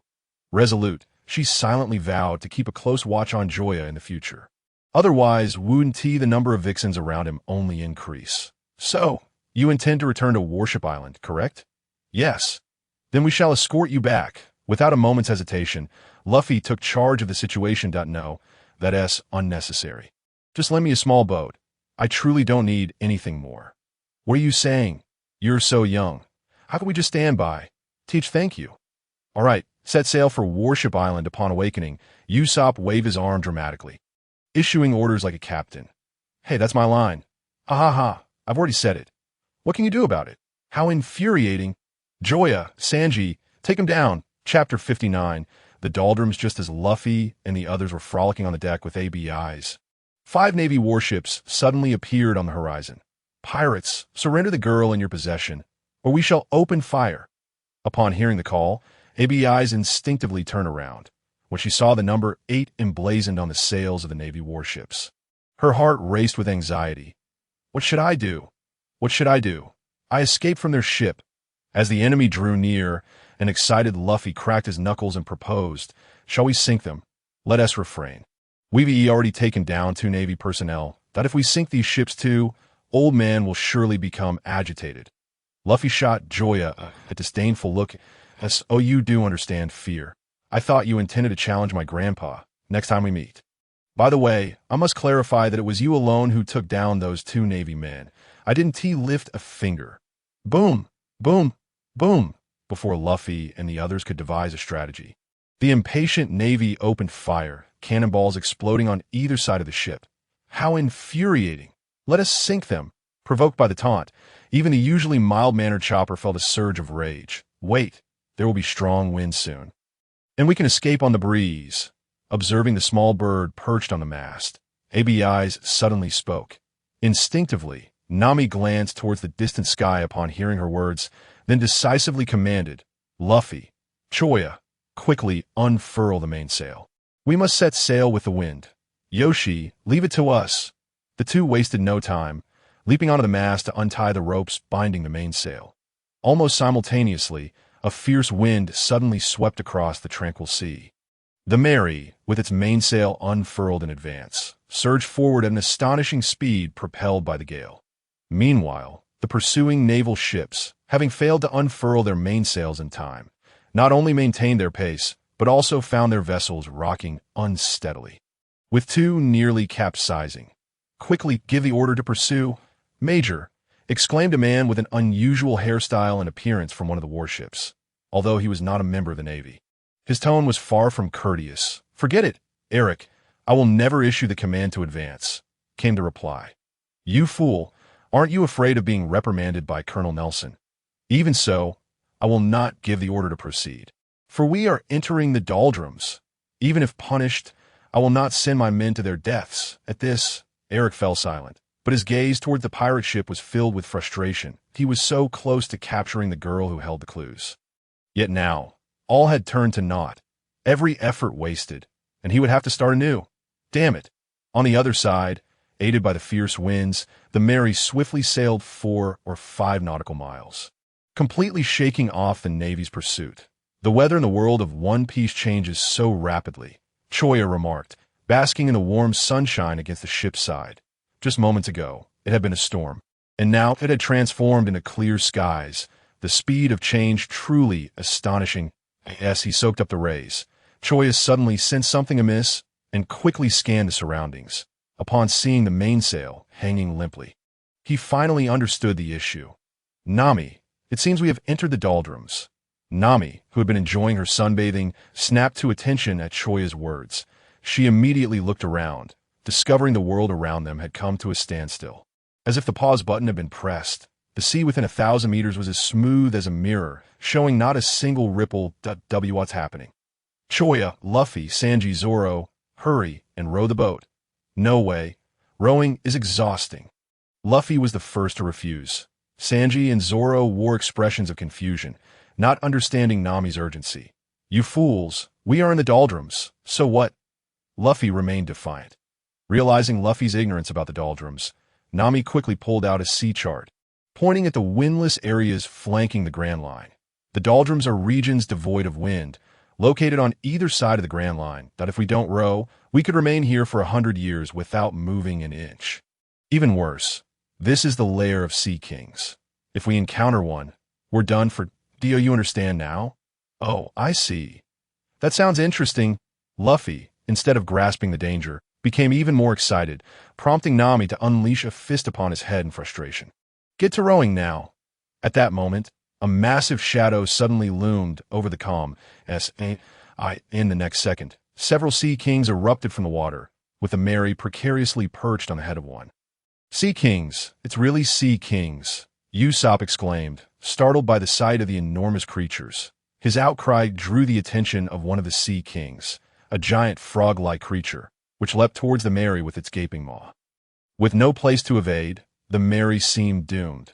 Just as Luffy, Zoro, and Sanji prepared for a desperate fight, another sea king emerged from the depths, colliding with the giant frog and sending it flying. Roar! The deafening roar echoed far and wide as the colossal creature, Big Jean, made its entrance. Her immense size dwarfed the others present, and as she appeared, Joya noticed the other sea kings tremble slightly. Seemingly intimidated by Big Jean, roar, roar, roar. After a series of unintelligible exchanges in beast language, the other sea kings retreated back into the ocean. Well done, Big Jean, roar. Joya turned to Little Fairy and asked, can you take her to the other side of Reverse Mountain? It was evident that she could not yet do so, and she had questions for Big Jean. Initially, she had mentioned the lack of food in the East Blue, but now it seemed she could survive in the doldrums. Why then did she wish to return to the other side of Reverse Mountain? After a moment of silence, Big Jean responded with a roar. She says she finds you very interesting and wants to accompany you on adventures. But she fears you won't believe that reason, so she used the lack of food as an excuse. You really love to play, don't you? Joya sighed, realizing that no matter the species, there would always be playful little rascals like Luffy. Tell her I will find a way to help her, and then ask her to guide us out of the doldrums. Chapter 60. A gift for Usopp 10 minutes later, with Big Jin's assistance. The Mary returned to its previous course, heading towards Naval Headquarters Island. As normalcy resumed, Usopp approached Joya, rubbing his hands together. Joya. Seeing his demeanor, Joya understood his unspoken thoughts. Without further ado, he retrieved the Barrett sniper rifle he had won in the lottery. When he had drawn that gun, Joya had been uncertain whether it was a stroke of luck or misfortune that he had previously thought that only by winning a Barrett sniper rifle with unlimited bullets or a weapon fruit could he enhance his combat abilities. Yet, he had indeed drawn one. Although it only had 100 rounds, it was more than sufficient for Usopp that, in hindsight, his luck had been quite remarkable. However, since meeting Big Jean, he had been hoping to draw a mini fruit or another item that could alter the user's size. After all this time, he still had not managed to do so, leaving him uncertain whether he was truly fortunate or unfortunate. Did I tell you? This is a relic from my great-great-great-grandfather. There are only 100 bullets. And no extra parts. Once the bullets are gone, or if the gun malfunctions, it will be useless. Here, take it, that are really for me. The sudden rush of happiness left Usopp momentarily speechless. He had yet to thoroughly examine the gun's design and performance. But as a genius marksman, or indeed, any person with a functioning brain, could see the weapon's extraordinary nature. The excessively long barrel and the disproportionately large muzzle indicated immense firepower. Furthermore, the precision of the scope, stock, and trigger made him marvel at the craftsmanship. It was not merely a gun but a living weapon of destruction, with every component perfectly designed to maximize its performance. Of course it's for you. Unless you don't want it. Joya feigned an attempt to retract it. Of course I want it. Usopp exclaimed, his eyes gleaming as he eagerly accepted the rifle from Joya. The weight of the gun surprised him, prompting him to switch to a two-handed grip. This is amazing. This gun is so cool. Joya, do you have any more? I want one too. Luffy, drawn in by the allure of Usopp's tightly clutched sniper rifle, stared with stars in his eyes, drooling profusely. Sorry, there are no more. Joya shrugged, feigning helplessness. However, he then produced another item for Little Fairy. This is a special outfit I stumbled upon in Logtown. It can change size with the wearer. I almost forgot about it, but here is now. I'll go try on. Little Fairy exclaimed, snatching the clothing and turning to leave. Just then, an inexplicable chill washed over Joya as he felt a piercing gaze laced with coldness. Instinctively, he glanced to the side, only to find Nami glaring at him icily. Oh no. At that moment, he finally realized the situation. With his assistance, Usopp's combat prowess surged instantaneously, which also meant that Nami had become the weakest member of the Straw Hat Pirates.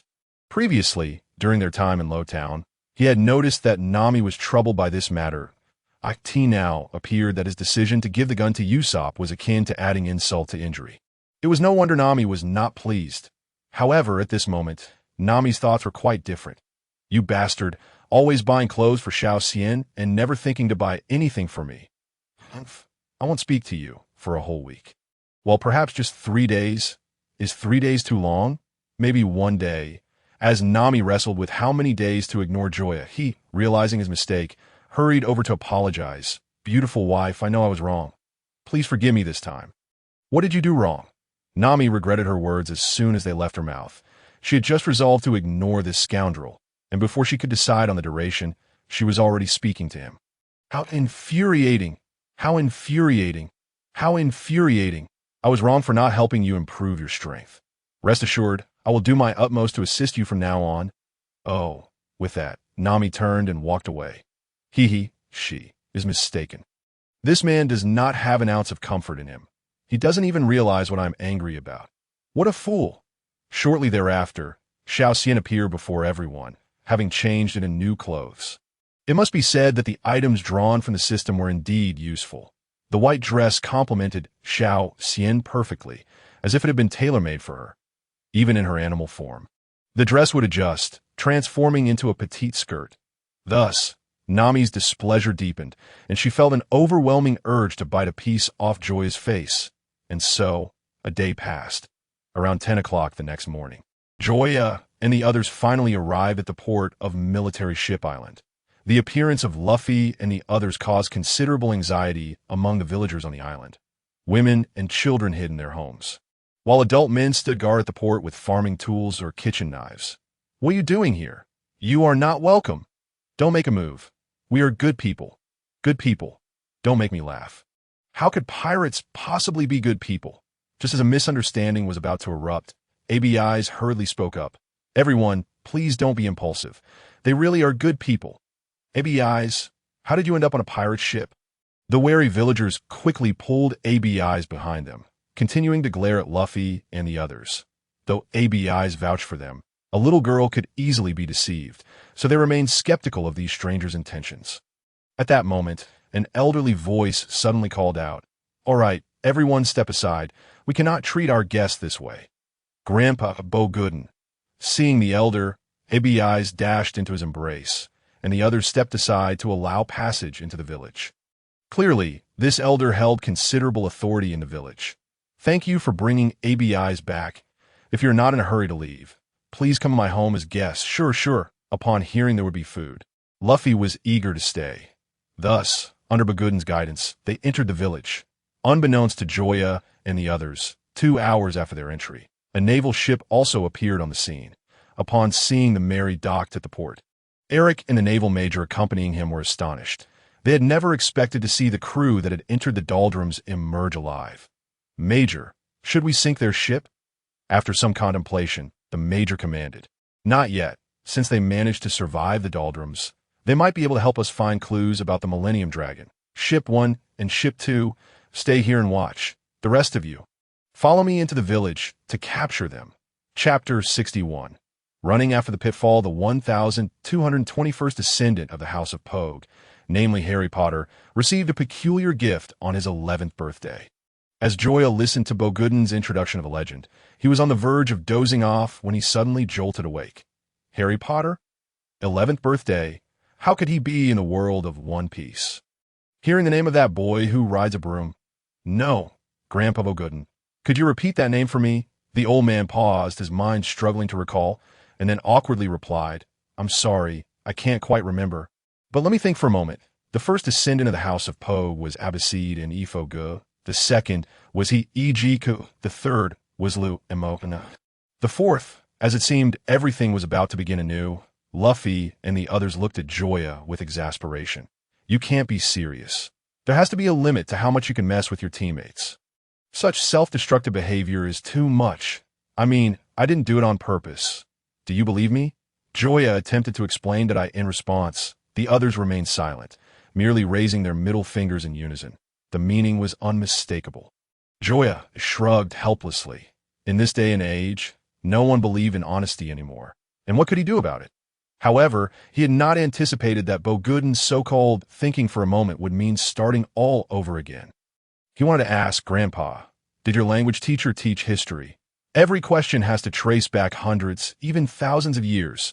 Why not grasp the concept of summarizing? Even a certain author wouldn't dare ramble on like you. You know, having heard it many times, ABIs seized a moment when Bogudin was distracted and quietly slipped away. Seeing this, Luffy, unable to stay still, followed her out. And oh way, I can't let ABIs go out alone. I'll go check on her. Nami, unable to tolerate it any longer, declared resolutely. Without waiting for the others to react, she dashed out, but by the time the others realized what was happening, she had already vanished without a trace. What's wrong? Don't you like my story? No. How can we not like it? Seeing Bogudin's face filled with disappointment, as if deeply hurt, the others, though wanting to leave, found themselves unable to voice their thoughts and could only sit down obediently. At one moment, seizing an opportunity, while Bogudin yawned, Joya, holding Xiao Xian, called out, Shadow, and slipped out of the room along the wall shadow. Damn it. Watching their comrades slip away one by one, Usopp, Sanji, and Zoro were filled with resentment and anger. In that instant, the three finally understood why protagonists in dramas suffer so much from betrayal. Because this pain, though not physically harmful, touches the soul, leaving an indelible mark. Congratulations, host. You have received a bag of QQ candy. Hearing this, Joya promptly retrieved a palm-sized snack, skillfully tore open the package, took out 2 pieces, one for himself and one for Xiao Xian perched on his shoulder. Delicious, the familiar taste, he then began to contemplate their next destination. Because of Nami, Luffy had left early, and he had no idea where the two had gone. Yash, let us wander around. Thus, Joya took Xiao Xian to explore Military Ship Island. After all, a sailing adventure is not only about danger, but also about experiencing the local customs and culture. Of course, it would be even better if they could find the legendary Lost Land. Although he had mostly forgotten the details of this storyline, he still retained some key points. For instance, the ultimate goal of this event was to assist the lost Millennium Dragon in finding its homeland, which was the fabled Lost Land. Yet he could not recall where the Lost Land was located. Just as Joya pondered where to begin, he turned a corner and unexpectedly bumped into a quietly advancing naval unit. The sudden encounter shocked both parties for an entire year. Though it is said that there are no coincidences, such a coincidence felt rather far-fetched. The atmosphere fell silent, with both sides feeling utterly defeated. For the Navy, They immediately recognized Joya's identity. After all, he was currently the most wanted man in the East Blue, and even in ashes, they would recognize him. The question was, what to do next? They were undecided. If they acted, it would easily alert the enemy, and if the little girl escaped, they would lose their lead. If they did nothing, letting Joya walk away would be somewhat embarrassing for them as Navy officers. And who could guarantee that he wouldn't inform others to flee? As for Joya, he had no desire to take action. After all, he had just resolved to go shopping, and he was a man of peace who had never engaged in murder or arson. Never. Thus, Joya attempted to rise on tiptoe, slowly retreating under the watchful eyes of a throng of naval soldiers, until he found himself back on another street. As Joya vanished from sight, two leaders within the naval ranks exchanged glances and nodded in unison. In that fleeting moment of eye contact, they discerned a shared intent reflected in each other's gaze. Go. Apprehend Joya. With a command from the leading duo, dozens of naval soldiers surged forth, racing towards the opposite end of the street in pursuit of Joya. However, as they turned the corner, what awaited them was not the anticipated sight of Joya fleeing in a panic, but rather a face adorned with a hint of smugness. Heh, I knew you would come after me. Just watch. With that, he brandished his sword, the night cutter, towards the foremost soldiers, though the blade remained sheathed. The Navy had arrived. Those who should flee must indeed flee, and those who ought to hide must not reveal their presence. Observing Joya shouting at the top of his lungs, the expressions of the naval soldiers turned as dark as the bottom of a pot. Your method of signaling is rather primitive, you know, and to do so right before us makes us appear quite incompetent. Do you realize that? Meanwhile, buoyed by Joya's shouts, the nearly overwhelmed trio of Zoro, Usopp, and Sanji finally found their reason to escape. They dashed out of their room, heading straight for Joya's location. Yet upon their arrival at the scene, they were met with the sight of dozens of naval soldiers sprawled haphazardly across the street. In contrast, Joya stood at the intersection, nonchalantly waving at them as if nothing had transpired. You took care of all of them? Usopp exclaimed in shock, astonished by Joya's swiftness. Of course. Why else would I call you? If you hadn't called us, would we have had the chance to come out? Well, if I hadn't called you, would you even have had the opportunity to come out? So, are we supposed to thank you then? No need for thanks. After all, we are partners. You remember we are partners? Yet why did you not take us with you just now? Usopp could not contain his anger. Oh, come now. It was just a minor affair. Don't dwell on it. Besides, I suspect there are more naval soldiers on the island. Our priority is to locate Luffy. Otherwise, who knows what trouble he might stir up. This. Usopp and the others nodded in agreement. Just as they were about to divide their search areas, Luffy's voice suddenly rang in their ears. Everyone, come quick! Look what I found. Seeing Luffy's excited expression, Joya and the others curiously followed. They departed from the backyard of Buggy, traversing through a dense forest, and then entered an uncharted cave. Not long after walking along the passage, an unexpected creature appeared before them. Its massive body nearly filled the entire cavern, with enormous wings, sharp claws, and a head that bore an uncanny resemblance to those described in tales. Undoubtedly, it was the legendary Millennium Dragon. However, both its gray-green feathers and its weathered, murky eyes conveyed a singular truth. It was an aged Millennium Dragon, devoid of the capacity to resist. Even so, Joya and his companions exhibited no trace of greed. Instead, their expressions were filled with astonishment and I can't believe such a legendary creature actually exists. Zoro remarked in wonder. Roar, before Xian could translate. ABI stepped forward, saying, the dragon says it senses kindness in you and wishes to be friends. Well, that goes without saying. We are indeed friends. Before Luffy could continue his exuberance, a puzzled Usopp interjected, Luffy, did you call us here just to meet the dragon? Oh, I hadn't mentioned that yet, Luffy replied, his realization dawning belatedly, leaving the others speechless, genuinely curious about what else he could remember apart from food. I plan to help the dragon return to its homeland, what is known as the Lost Land. Upon hearing this, Usopp exploded. Hey, the Lost Land is merely a legend. Even the most detailed nautical maps do not indicate its location. Even if it does exist, after all these years it may have been submerged by the sea. And what of it? Precisely because it is unknown, we must seek it out. if it were known. The dragon would have flown there long ago. Listening to Luffy's unreasonable rationale, Usopp trembled with frustration. He wished to refuse, but could not articulate a valid argument against it. Fine, do as you will. Usopp ceased to press the matter. Having been aboard the ship for so long, he had come to understand Luffy's character well. Once he set his mind to something, it was nearly impossible for anyone to sway him. Then came the question, how to extract it from the cave. Since they intended to help it find the lost land, it was clear they could not leave it behind. Fear not, we have already devised a solution. We can construct a simple sled from tree trunks, allowing the dragon to rest upon it, and thus transport it out to Se8it. Was then that Joya recalled the looming threat from the Navy that still needed addressing. He hastily interjected, by the way, before coming here, I encountered a squad of Navy soldiers in the village. Though I dealt with them, I suspect there are more Navy troops still on the island. And our ship, docked in the harbor, may very well be under their control. What do we do then? The unexpected news left Nami somewhat flustered. Should the Navy arrive, a chaotic skirmish would be inevitable.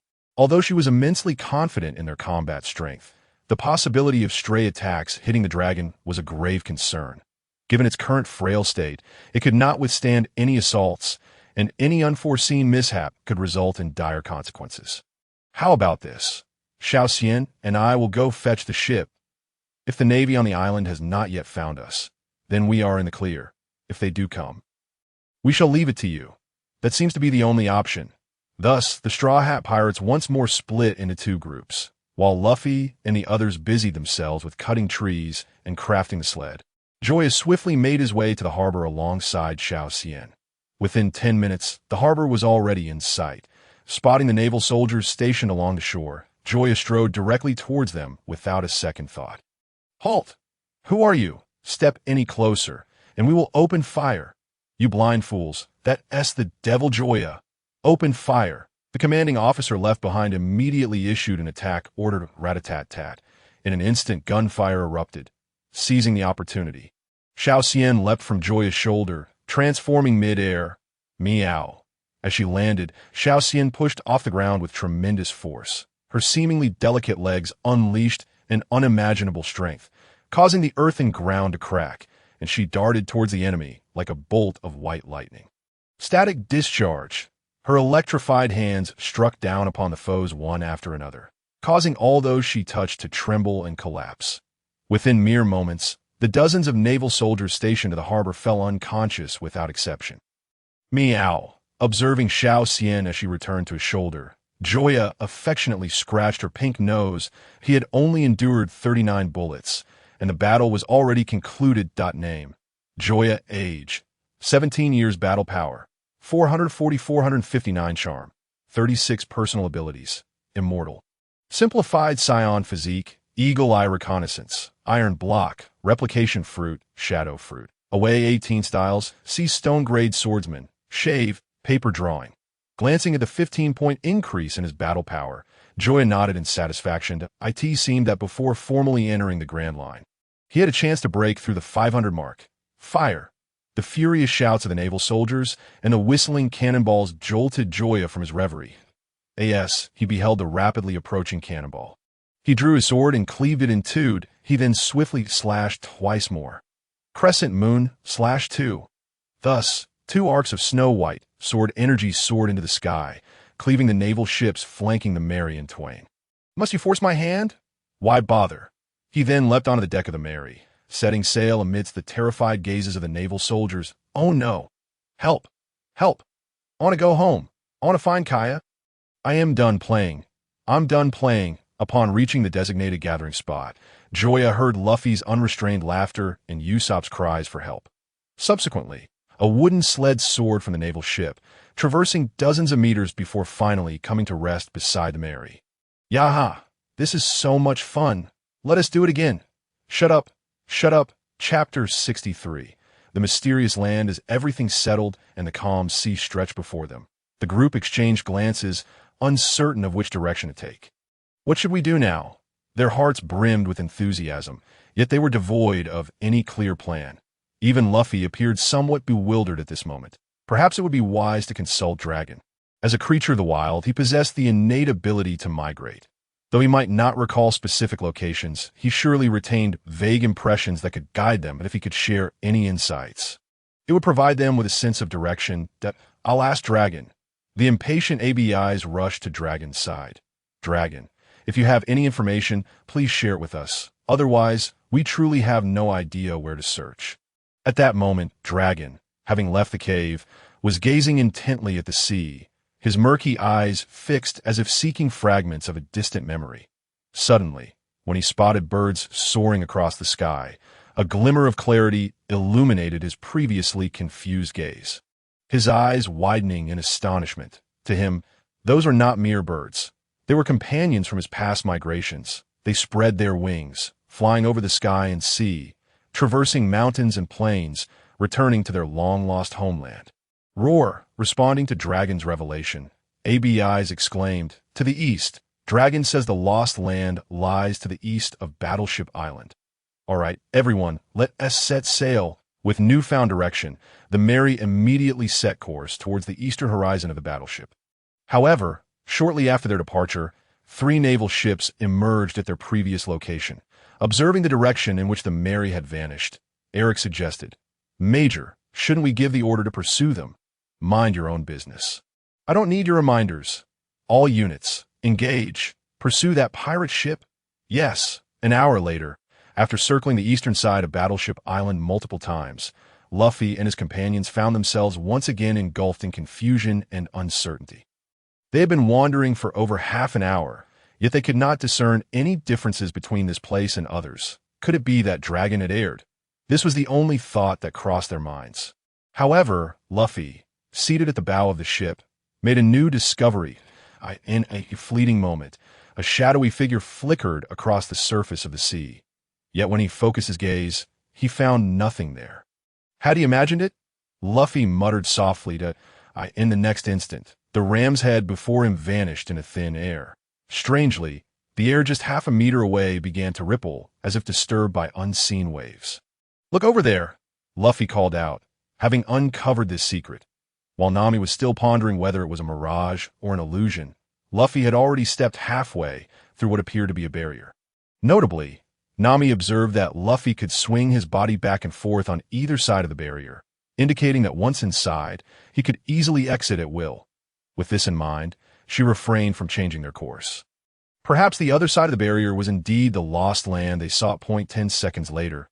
The Mary abruptly vanished without a trace, as if it had never existed. Shortly thereafter, the naval colonel, commanding his 3 ships, anchored not far from the barrier. He then tossed a stone tied with a line, watching it pass through the barrier before pulling it back. Observing the stone, unscathed, Eric suggested, "Colonel, shouldn't we pursue them now?" Calmly, the colonel replied, "I told you, focus on your own matters. What happens inside cannot be determined by a mere stone. That if you wish to go, do so yourself. That I will not put my soldiers at risk by following you. Understand? All right, let me lower a small boat. I will go alone." Thus, Eric rowed his boat across the barrier while the colonel remained behind, reporting the events to Colonel Nelson. Meanwhile, upon crossing the barrier, Luffy and his companions encountered unexpected trouble. Just a moment ago, the sky was clear. Now, dark clouds loomed ominously, accompanied by crackling thunder. The fierce wind whipped across the sea, stirring towering waves. Navigating in such conditions proved exceedingly difficult for the Mary. And the flatbed trailer they towed was in peril. The 2 ropes securing it to the ship were on the verge of snapping. Realizing the imminent danger, ABIs disregarded her own safety and clutched the fraying rope tightly, striving to stabilize the trailer. The moment she grasped it, her tender palms were scraped, drawing blood. Yet she showed no signs of surrender, holding on with all her might, unafraid of being pulled into the sea. At that moment, she suddenly felt a lightness as Zoro came to her aid. However, they could only secure 1 rope, while the other threatened to break completely. Rubber, rope. In a critical moment, Luffy extended his arm, using it as a makeshift rope to ensure the trailer's stability.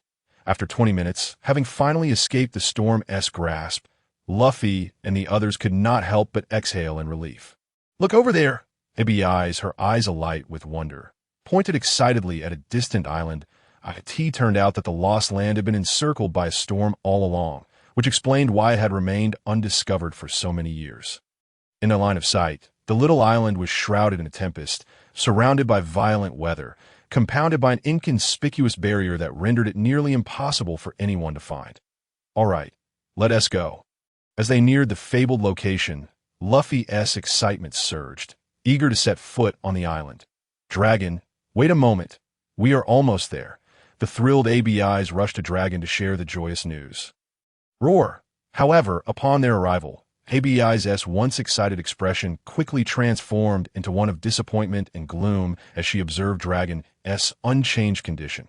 Dragon had previously stated that upon returning to his homeland, the legendary Lost Land, his state would improve. Yet now, seeing no change, ABI's was filled with profound concern. Could it be that this was not the true Lost Land? Aside from this possibility, they could conceive of no other explanation. Enough with the wild speculation. We should explore. With that, Luffy pointed towards the partially ruined palace at the island's center. Indeed, from there we might discern the island's true nature and easily determine if this is the Lost Land. Upon hearing this, the group took turns pushing the flatbed trailer deeper into the island. Chapter 64. New leads. Upon reaching the mountaintop, the group found themselves facing the half-destroyed palace, blocked by a tightly shut door. Looking down from this vantage point, they beheld a sprawling expanse of dense primordial forest and the remnants of palace ruins, devoid of anything particularly remarkable or resembling a lair. Should we go inside? Usopp suggested, but how do we get in? Before them loomed a closed door, lacking locks or handles, featuring only a roughly triangular hole. Could it be? Remembering something, ABI's quickly produced the dragon scale hanging from her neck. A gift from Dragon himself. Its shape closely matched that of the hole in the door. Let us give it a try. It might actually work. With determination, ABI stepped forward, aligning the dragon scale with the hole. Attempting to unlock the long-sealed palace in the next moment, just as the scale was about to be inserted into the opening, the marble floor beneath them trembled, and with a resounding crash, it collapsed. Caught off guard, the group plummeted into the depths below. Gazing up at the gaping hole above, Joya couldn't help but comment, "It seems that dramas really do deceive. Who says treasure hunting must require a key? Can't we just force our way in? What does it matter? The outcome is the same." Luffy laughed heartily, showing no concern for what had just transpired. "Look!" Nami exclaimed, pointing in astonishment at the incomplete mural on the ceiling. Following her gaze, the others spotted several familiar figures depicted in the artwork. A 1,000-year dragon in vibrant green, a vessel resembling Battleship Island, and a small island illustrated with a palace of course. There were also many unfamiliar elements, such as humans kneeling before the 1,000-year dragon and enigmatic flags whose meanings were unknown, along with various shapes of smaller illustrations. Could it be that Battleship Island is the legendary Lost Land? As Usopp gazed at the mural depicting the Millennial Dragon soaring towards Battleship Island, he was utterly bewildered. If Battleship Island truly was the fabled Lost Land, then all their endeavors along the way would have been rendered meaningless. "It should be," Nami affirmed with a nod, subsequently pointing at the figures in the mural paying homage to the Millennial Dragon, explaining the humans kneeling before the Millennial Dragon in the mural must be the ancestors of Abisi.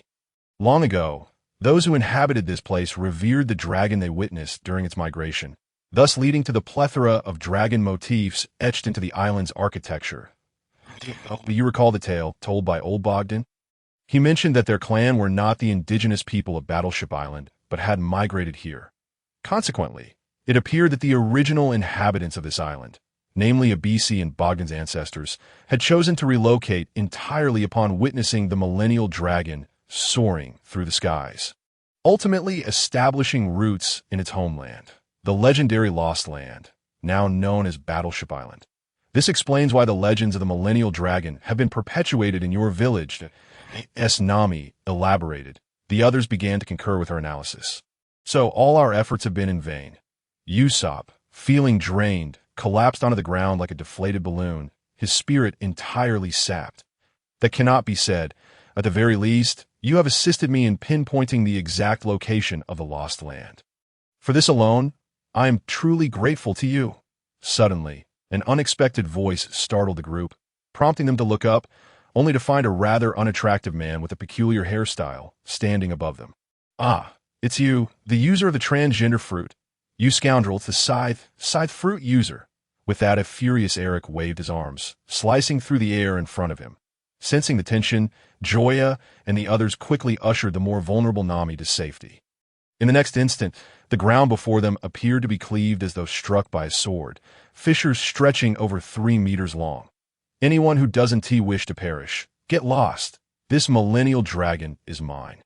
Although Eric recognized Joya and Luffy, he was unwavering in his confidence, convinced of his superiority due to his scythe fruit abilities.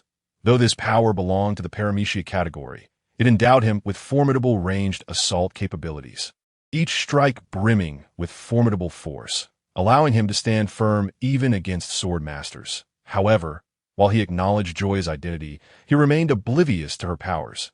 Otherwise, he would never have dared to confront her at such a moment. Although Aokiji had discerned Joya's capabilities, the Navy headquarters had yet to disseminate this information across the ranks, as another pressing matter demanded their attention. Furthermore, they had not reached a consensus on whether to share this knowledge broadly. If kept under wraps, could Joya potentially aid them in neutralizing some formidable pirates without the majority being aware of it? "You all go ahead. I shall handle this," Joya declared, stepping forward, her gaze locked onto Eric as if he were a delectable prey. Ripe for the taking. Witnessing her demeanor, the others regarded Eric with pity. To be eyed in such a manner by Joya guaranteed a grim fate. "You scoundrel, don't even think about escaping," as Luffy and the others prepared to flee with the Millennial Dragon. Eric's hands danced in the air, unleashing a flurry of whirlwind attacks. Body shield, Joya leapt into the fray, embracing the onslaught with her body, absorbing every strike without exception. Blood erupted forth in a torrent. Hiss exhilarating as Joya hit the ground. She gasped, an unprecedented pain crashing over her senses like a colossal wave. It must be said, despite Eric's rather unappealing appearance, his attack skills were undeniably powerful. Under his current physical condition, any area struck would be left mangled and broken, instantly transforming her into a bloodied figure. Had it not been for her immortal resilience sustaining her, she would have long since met her demise. "What on earth are you?" Eric stammered, utterly astounded by Joya's wounds visibly mending before his eyes. "I am your father. Oh wait, a man as handsome as I could never sire one so hideous as you." "Shall I be your godfather then?" "No, that one do.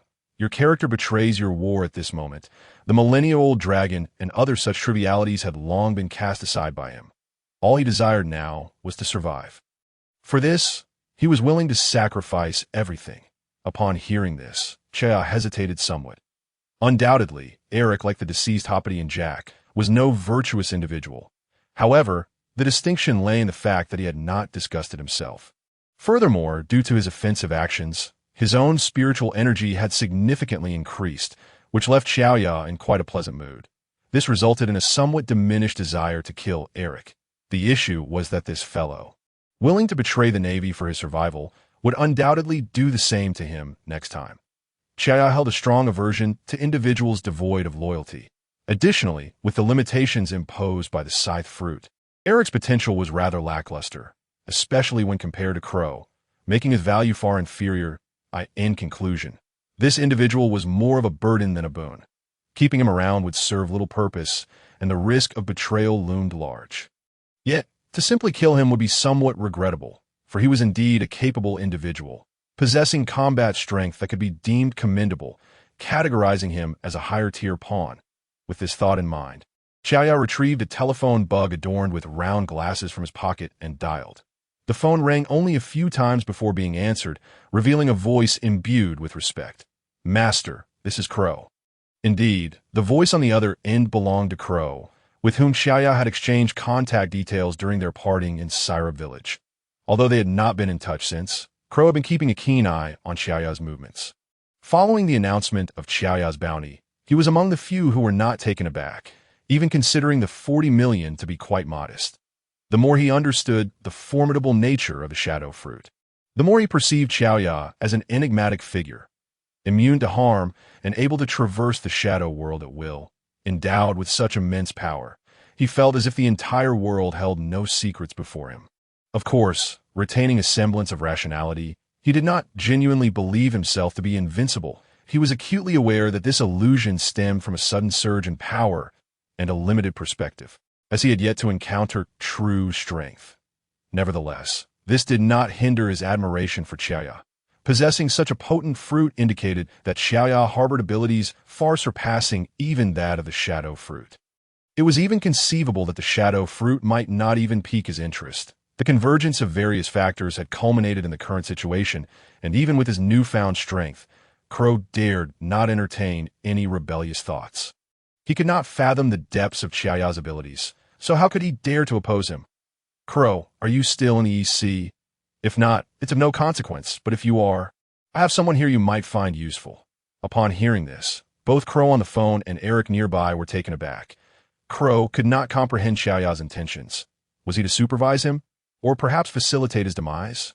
As for Eric, he was astonished to hear the name of a person he believed to be dead from Joya's lips.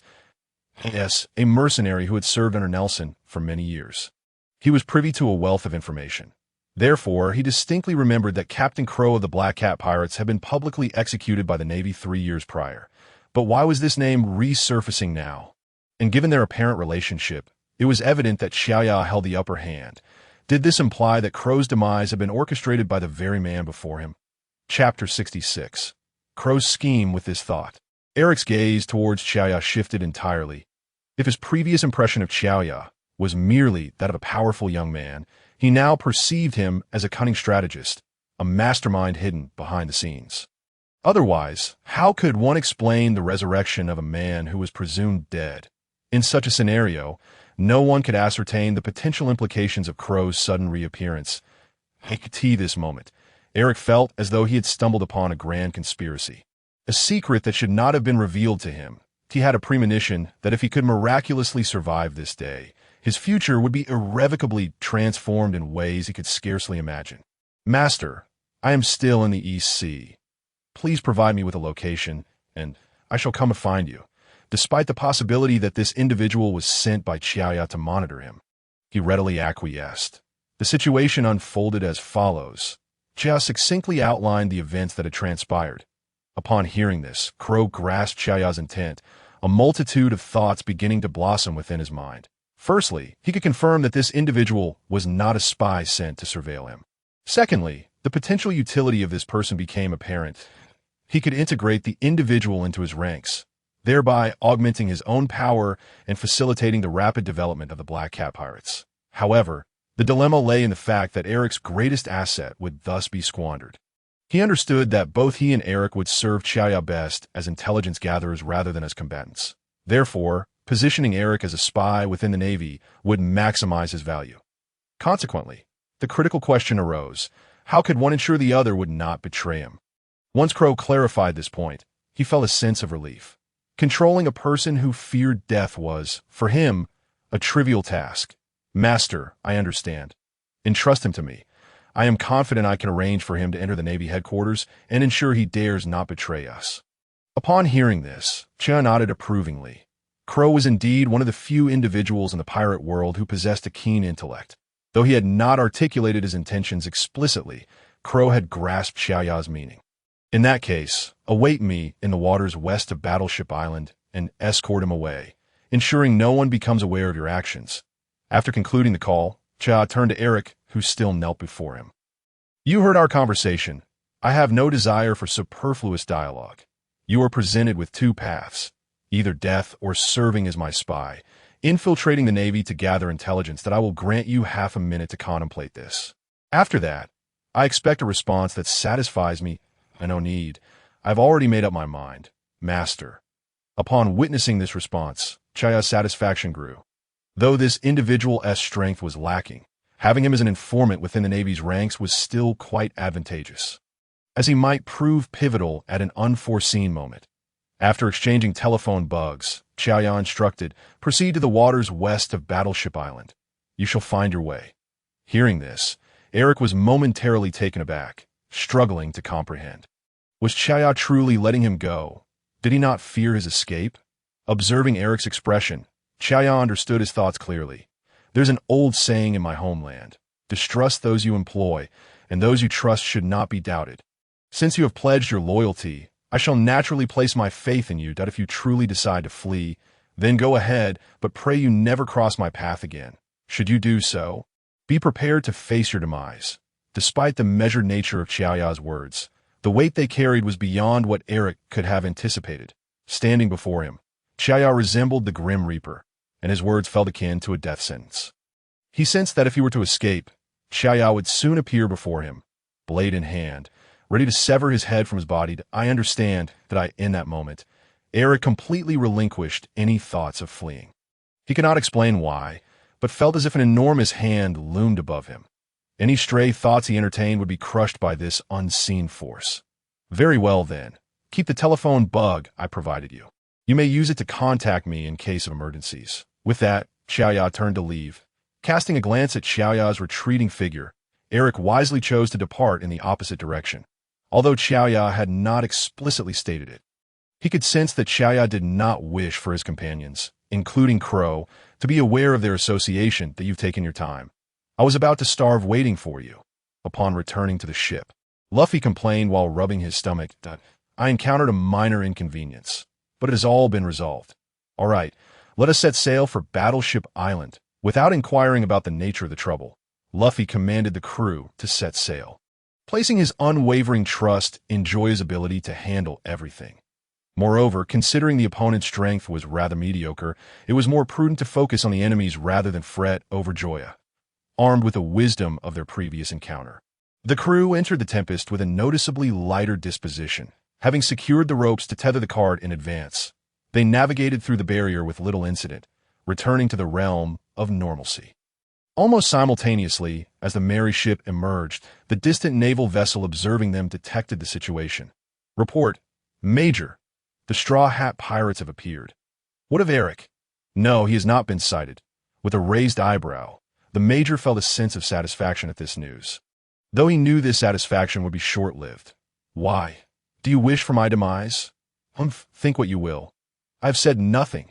Casting a glance at the Major's retreating figure, Eric remained silent. Were it not for his current position being ill-suited for bloodshed, he would have dismembered the man without hesitation. By the way, did you discover anything while you were inside? Despite his disdain for the individual, the Major, prioritizing the greater good, still inquired. Only a deserted island that has been abandoned for years. Nothing else. And I require a new small vessel. The previous one was damaged. Upon hearing this, the Major suppressed his urge to strike, gesturing for his subordinate to procure another boat. It wasn't that he was miserly. Rather, it was due to this fellow's astonishing rate of destruction. His consumption nearly equaled that of half a ship. Were it not for the colonel's formidable background, their fleet might have already been brought to ruin by his antics. After a brief wait, when the small boat was delivered, Eric departed without a word. Watching Eric's departing silhouette, the Major was suddenly struck by an unsettling premonition. It seemed the man was concealing something from him. He hastily commanded, "Go. Quickly procure another small vessel for me." Chapter 67. The tactics of Kuro. As the opportunity for respite finally presented itself, Nami took the chance to approach Joya, observing the slight upward curl of his lips. Curiously, she asked, "Have you encountered some fortuitous event that brings you such joy?" "Is that so?"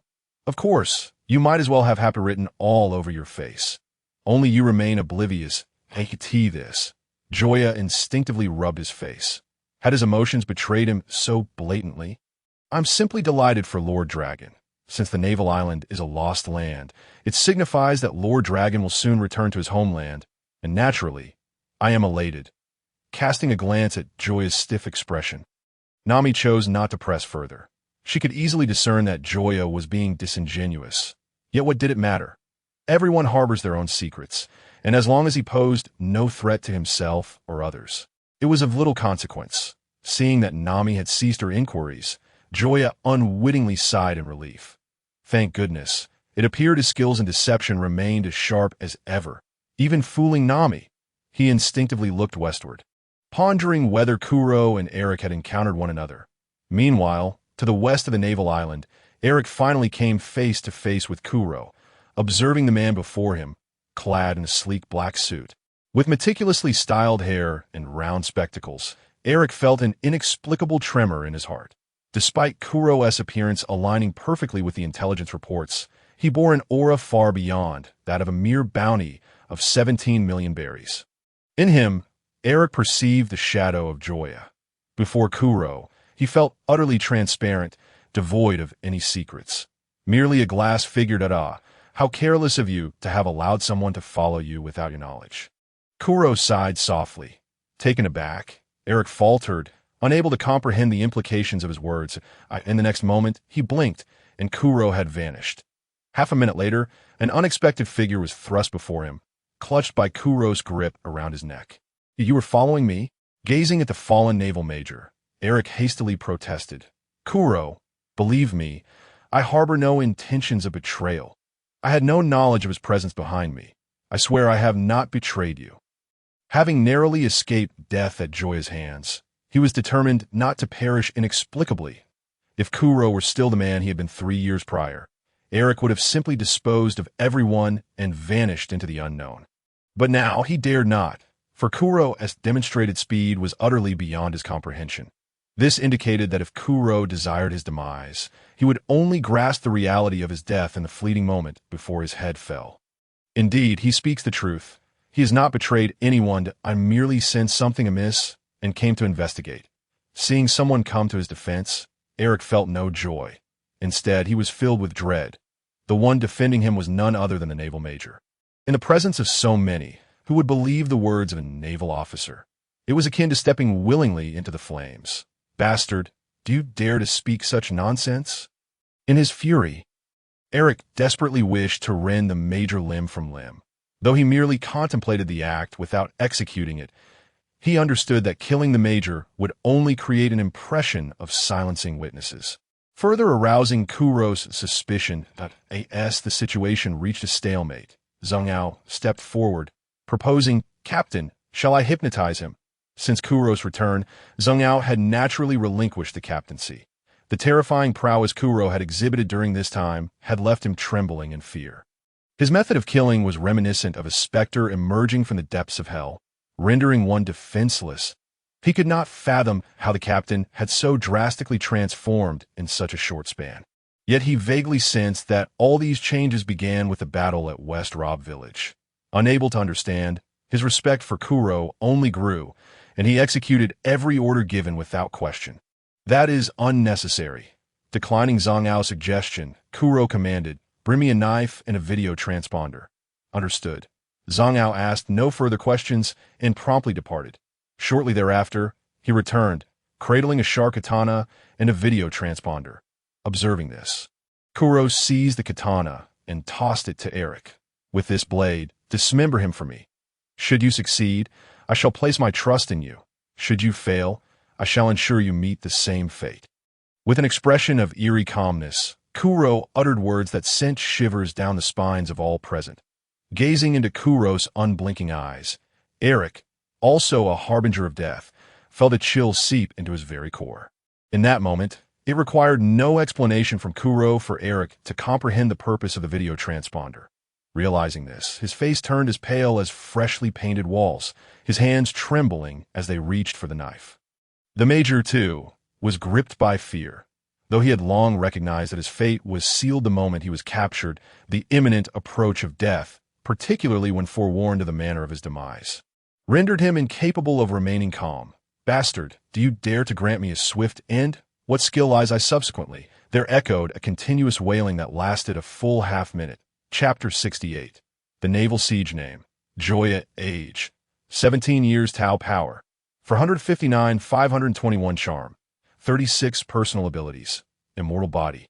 Simplified Saiyan Physique. Eagle Eye Reconnaissance Technique. Replication Fruit. Shadow Fruit. Aways 18 Styles. Seastone Level Swordsman. Shave. Paper Drawing. Iron Block. Finger Gun. Observing the remarkable increase of 62 points in his Tau Power, Joya nodded in satisfaction.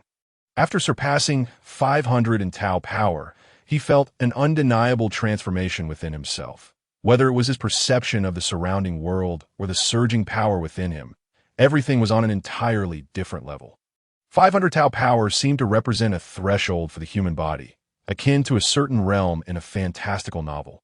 Once breached, a person would be fundamentally changed. It was no surprise that each member of CP9 was so formidable, easily overpowering Luffy and Zoro during their first encounter. Besides their formidable mastery of the 6 powers of the Navy, each of them boasted a Tau power exceeding 500, with even the one possessing the lowest stats. Khalifa, at 630 points, of course, Spadum, with a mere 9 points, was not to be considered. Moreover, he had acquired the finger gun technique, and with that he had already learned 4 of the Navy's 6 powers, although there was no concrete evidence to support it. Joya had a strong premonition. Once he thoroughly mastered the Navy's 6 powers, the subsequent system rewards would upgrade to the 3 types of Aokiji at that point, when he encountered Aokiji again. While he knew he could not defeat him, it was certain that Aokiji would not be able to win so easily. Just then, Usopp suddenly exclaimed, "By the way, how was there a Navy warship ahead?" Upon hearing this, everyone's attention was immediately drawn to the matter that it was quite troublesome to encounter a naval vessel just as they were nearing the military ship island. Report, Colonel, we have spotted the target vessel. The Millennium Dragon is right behind us. The colonel's plump face trembled with excitement at the prospect of finally obtaining what he had been searching for over the years, and he quickly commanded, "Yo, spread out to the sides, form the crane wing formation." With the colonel's order, the dozens of warships trailing behind his flagship immediately fanned out, encircling the Mary in the center. Not only that, but 2 adjacent warships also connected with massive iron chains, resembling an expansive fishing net. What to do? What to do? How do we handle this? Surrounded by dozens of Navy warships, the timid Usopp was utterly panicked, running around while clutching his head. Calm down. Just charge in and cut the chains. By the way, why don't we call out to Jean? At this, everyone was momentarily taken aback. Though there were dozens of Navy warships here, they were nothing compared to Jean. In fact, they wouldn't even suffice for a single meal. However, who could forget that 2 among them had been raised by a Navy vice admiral? Let's just forget it. That would be too cruel. As he spoke, Luffy seemed to recall some unpleasant memories, causing his body to tremble. Unlike Joya, he did not possess an immortal body, and if he were to kill all the Navy present, he would have to join them by noon tomorrow. Observing Luffy's distressed demeanor, Joya merely curled his lip without exposing him. How embarrassing, so utterly embarrassing that it's just one carp. Look at how scared he is. As for me, apart from being a bit unsteady, do I look like I'm trembling? Boom, boom, boom. Just as he was speaking, the Navy, unable to hold back any longer, launched their assault. Countless cannonballs flew from all directions, dark spots growing larger in the azure sky. In a critical moment, Joya quickly commanded, "Nami, take the helm. ABIs, Xiao Xian, you're responsible for protecting Lord Dragon. Usopp, the cannon platform is up to you. Wait for the right moment and give them a good pounding. The rest of you, hold your ground and ensure the Mary's safety. Not a single cannonball must hit." Having said that, he swiftly drew his sword, cleaving through several incoming cannonballs. In an instant, everyone took on their respective roles. Although the enemy's firepower was overwhelmingly fierce under the all-out defense of Joya and his companions, the Mary steadily surged forward, heading straight for the enemy flagship. Seeing the dire situation, Colonel Nelson urgently commanded, "Damn it, fire the super cannon." Yes. The messenger hastily relayed the order. Moments later, a gigantic cannon barrel, over 1/2 meter in diameter, extended from the bow of the flagship. Though they had yet to witness its might, Nami had no doubt about its terrifying potential. If struck head-on, the Mary would be obliterated in an instant. "Joya, we cannot let that cannonball hit." Rest assured, without needing Nami's reminder, Joya had already prepared for the impending danger. Gripping the hilt of his sword tightly, he was ready to unleash his sword energy the moment the cannonball was fired, detonating it in mid-air. If one wave of sword energy was insufficient, then he would unleash 2. Just as Joya was poised to strike, Usopp, who had been crouching by the cannon platform and aiming for quite some time, suddenly declared, "Leave it to me." With a thunderous boom, the cannon that had not been used since accidentally injuring the sword god, Joseph, roared to life. Once more, got a cannonball the size of a soccer ball shot towards the enemy flagship at a speed of 60 meters per second. Then, to everyone's astonishment, it plunged straight into the massive cannon barrel. Bang! Nelson's prideful super cannon was destroyed before it could even unleash its power. leaving him covered in soot, stunned for a moment. Incredible, truly worthy of our ship's sharpshooter. Hee, of course, with the flagship now in ruins, the firepower of the other dozens of warships immediately diminished, clearly concerned for Nelson's safety. This provided the Mary with a chance to break free in less than 10 seconds. The fully armed Mary surged forward over 100 meters, and with the remaining 20 or so meters, Joya and the others leaped onto the deck of the Navy warship, faced with the oncoming Navy soldiers. Luffy and Sanji stepped forward, blocking them all. Zoro, Joya, you two go destroy the chains. We'll handle things here. Without hesitation, Joya and Zoro sprang into action, swiftly swinging their swords, after severing one of the iron chains. Zoro instinctively glanced at Joya, only to find him already sheathing his sword and stepping back. Staring intently at Joya, Zoro touched his face and asked, "What is wrong? Is there something on my face?" "No, not at all." "Then why do you keep staring at me?" Zoro, who was at a loss for words, stammered slightly, but once he regained his composure, he earnestly said, "Joya, once this is over, let us find some time to spar." "Sure." This time, Joya accepted with enthusiasm. Chapter 69. The True Land of Despair, damn it, attacked the Millennium Dragon. Seeing that their assault on Luffy and the others was ineffective, the Colonel immediately changed his target. "In that case, we won't be able to obtain the complete Millennium Dragon. Bastard, I only want the bones of the Millennium Dragon. Whether it's complete or not is of no concern to me. Even if it's just some scraps, I one team mind. Yes." As the Colonel was about to explode with rage, the soldiers dared not utter another word and hurried to relay the orders. In an instant, the cannon muzzles, originally aimed at the Mary, swung around to target the flatbed trailer hanging at the back of the ship. Boom, boom, boom. Damn it. Watching the cannonballs fly toward the flatbed trailer, Joya and his companions quickly rushed to assist. But the sudden turn of events left them unable to catch up. Meow. In a moment of crisis, Xiao Xian transformed into her human form, doing her utmost to intercept the cannonballs. However, the sheer number of cannonballs was overwhelming, and given her lack of combat experience, she was unable to stop them all. In the final moment, the 10-year-old ABI spread her arms in front of Lord Dragon. The next moment, thick black smoke and orange flames engulfed Abi's small body.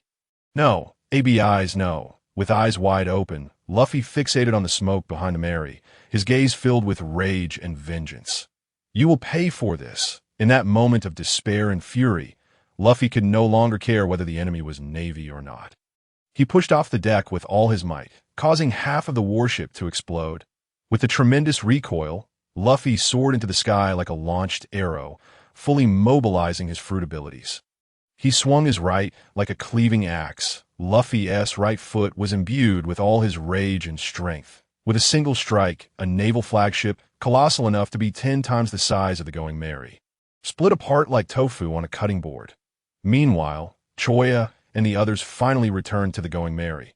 With no time for greetings, Joya rushed toward the flatbed car to the back, upon spotting ABI's, who was trembling beneath Dragon's wing. A weight lifted from her heart. "Luffy, ABI's is alive. She has been protected by Dragon." Hearing this, Luffy, suspended in midair and poised to attack, suddenly turned around, upon seeing the unharmed ABI's. The heavy stone that had been lodged in his chest finally fell away. Thank goodness, thank goodness. In the next moment, an overwhelming force of gravity erupted from the depths of the earth, pulling Luffy back to the sea. "Joya, Zoro, come save me. I can't." Glub, glub. Observing Luffy's fleeting moment of charm, Zoro slapped his forehead, his expression one of utter disbelief. How did I ever believe his nonsense? Complaining to himself, he leaped into the ocean. Half a minute later, after Luffy was rescued onto the ship, the ailing dragon suddenly rose to his feet. Not only that, but he also threw his head back and let out a resonant roar. Roar. The terrifying volume, akin to sonar, erupted into the air, sending ripples through the surrounding waters, forcing the Straw Hat Pirates to cover their ears to avoid being overwhelmed. What is happening with Dragon? ABI's, who had never seen Dragon in such a state, couldn't help but ask, her emotions a complex mix of excitement and worry, unsure whether this transformation was good or bad.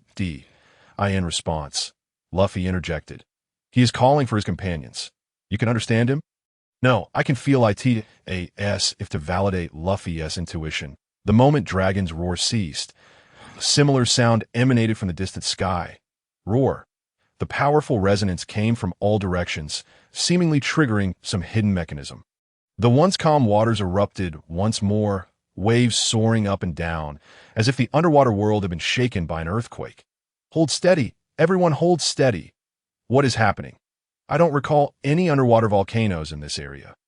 The series of unexpected events left the Navy in utter disarray, and to make matters worse, they hadn't yet loosened the iron chains binding two adjacent ships. The choppy waters, coupled with the absence of Commander Nelson, left them in a state of leaderless chaos, each devising their own plans. Capsizing and collisions occurred frequently. Just moments ago, dozens of warships moved in unison. Now they resembled a disordered pile of sand, leaning haphazardly without discipline.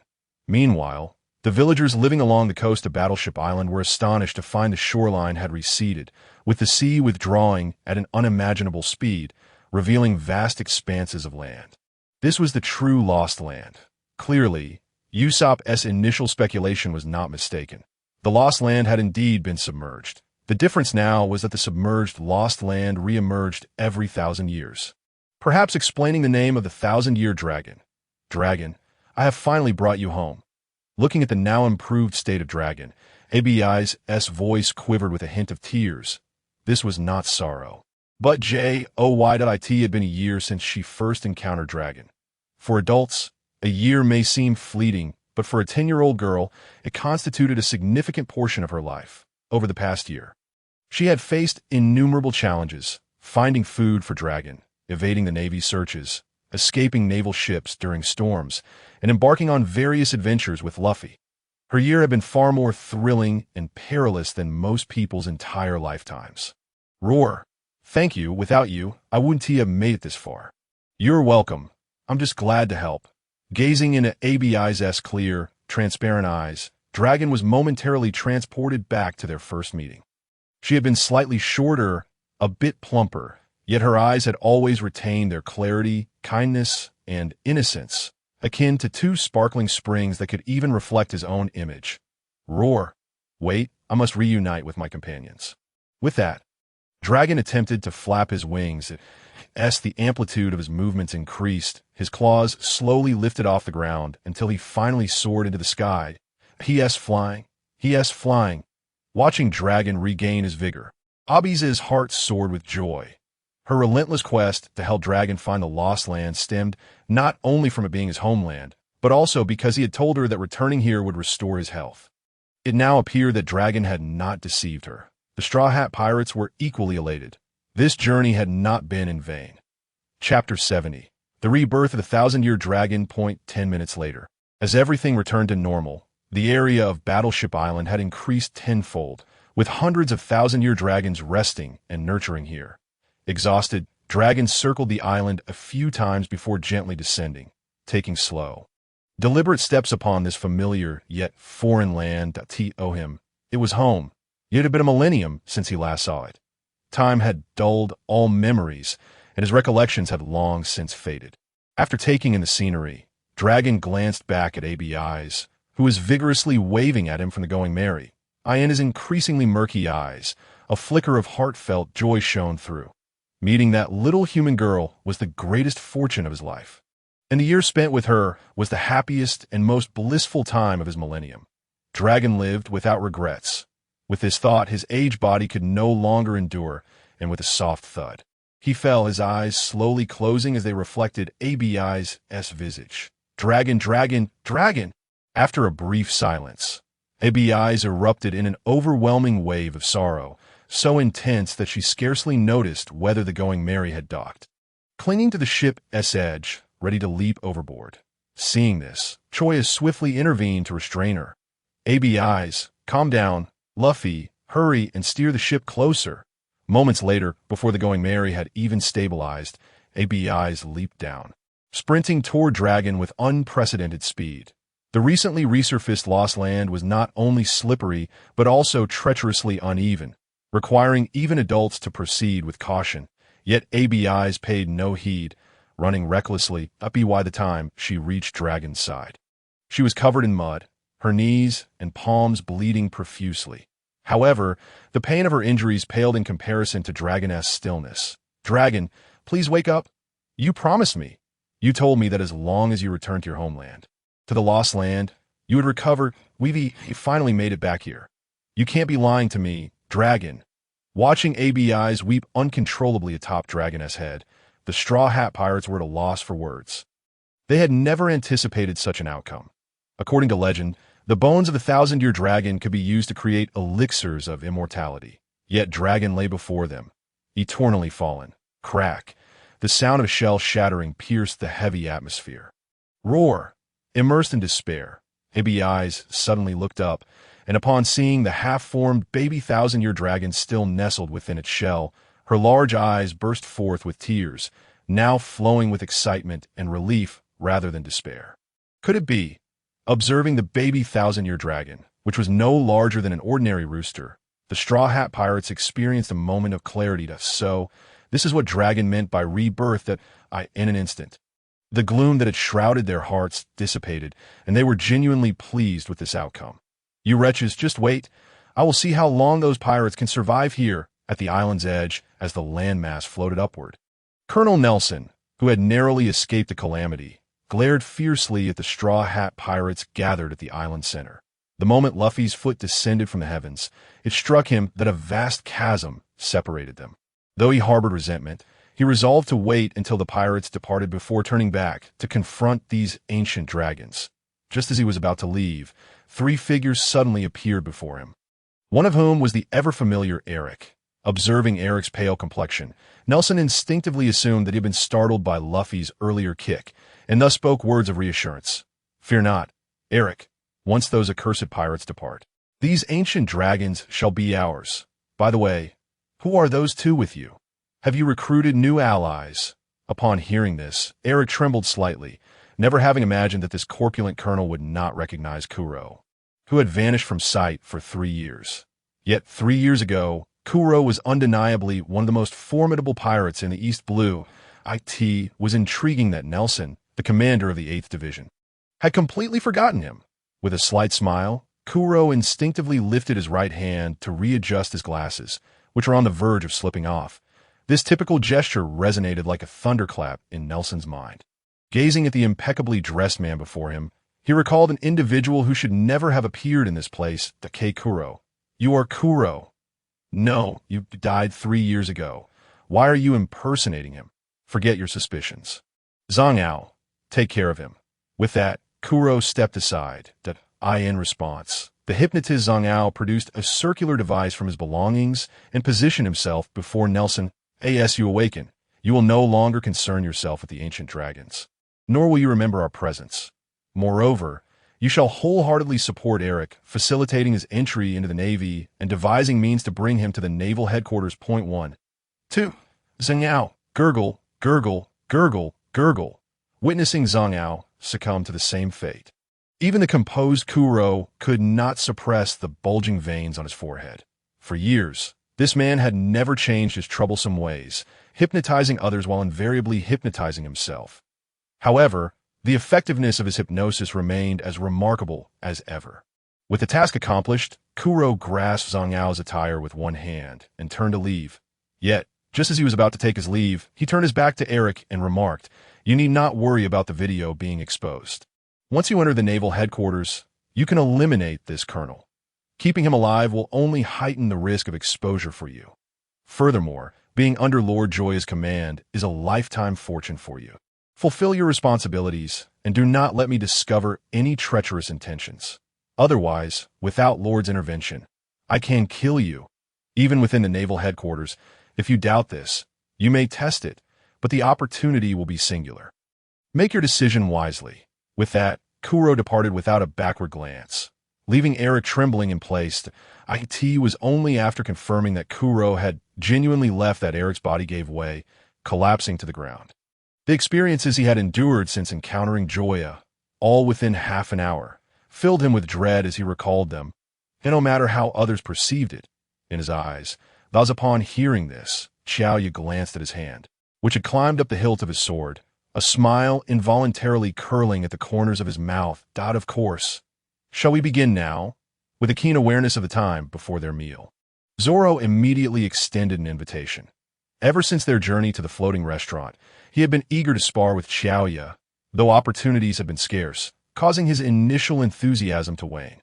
However, just moments ago, he had witnessed Joya's extraordinary speed, several times his own, reigniting the flames of competition within him. Let us go. Without further explanation to the others, the two rose and headed outside, with Luffy and the others sensing the shift and hurrying to follow.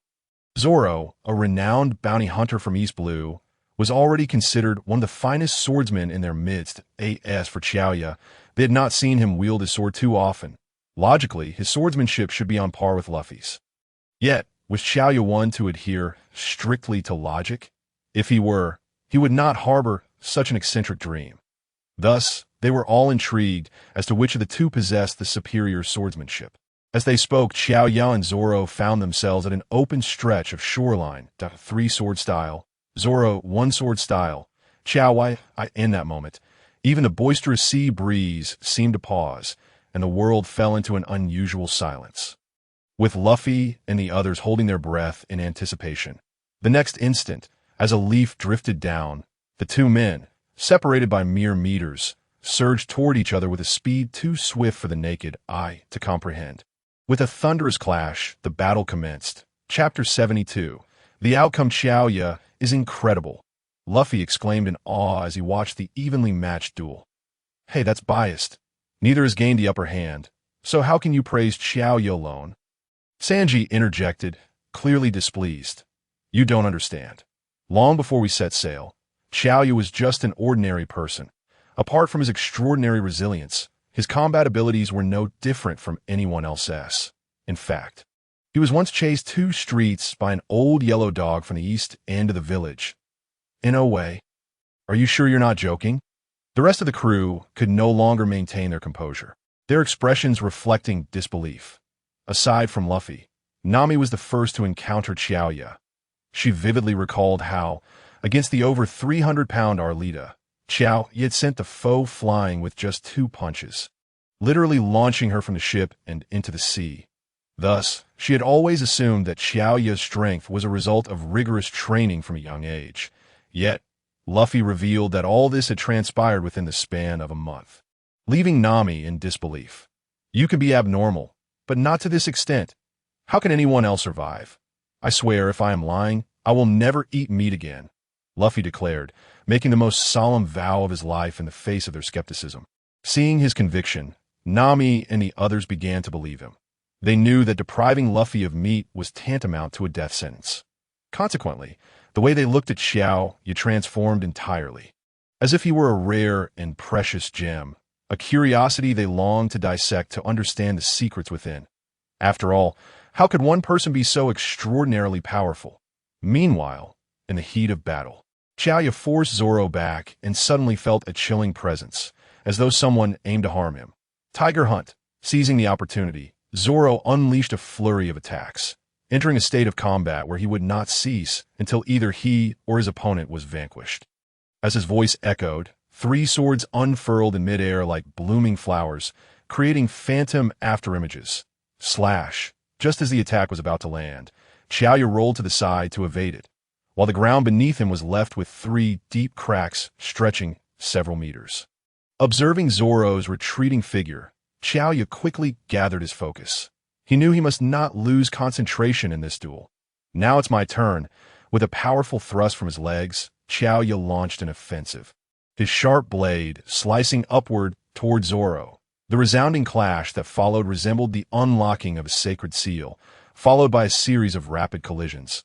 The brilliant flash of his blade fell like a cascading river, concealing untold peril beneath its exquisite surface. Where their swords met, sparks erupted into the air in that moment. The 2 fighters resembled dancers, their movements fluid and graceful, their footwork as light as a deer in the mountains, yet fierce like a wild tiger in the forest. That instant, both Zoro and Joya felt the weight of immense pressure emanating from one another. Though Joya's swordsmanship surpassed Zoro's by half a realm, The fact that Zoro adeptly wielded 3 swords minimized that disparity significantly. Joya had to rely on his slightly superior sword techniques to predict Zoro's attacks and paths, employing the most efficient and least strenuous methods to counter them, all while seeking an opening to gain the upper hand. However, what sounded simple in theory proved challenging in practice, unless he activated his fruit abilities or relied on his formidable physical prowess.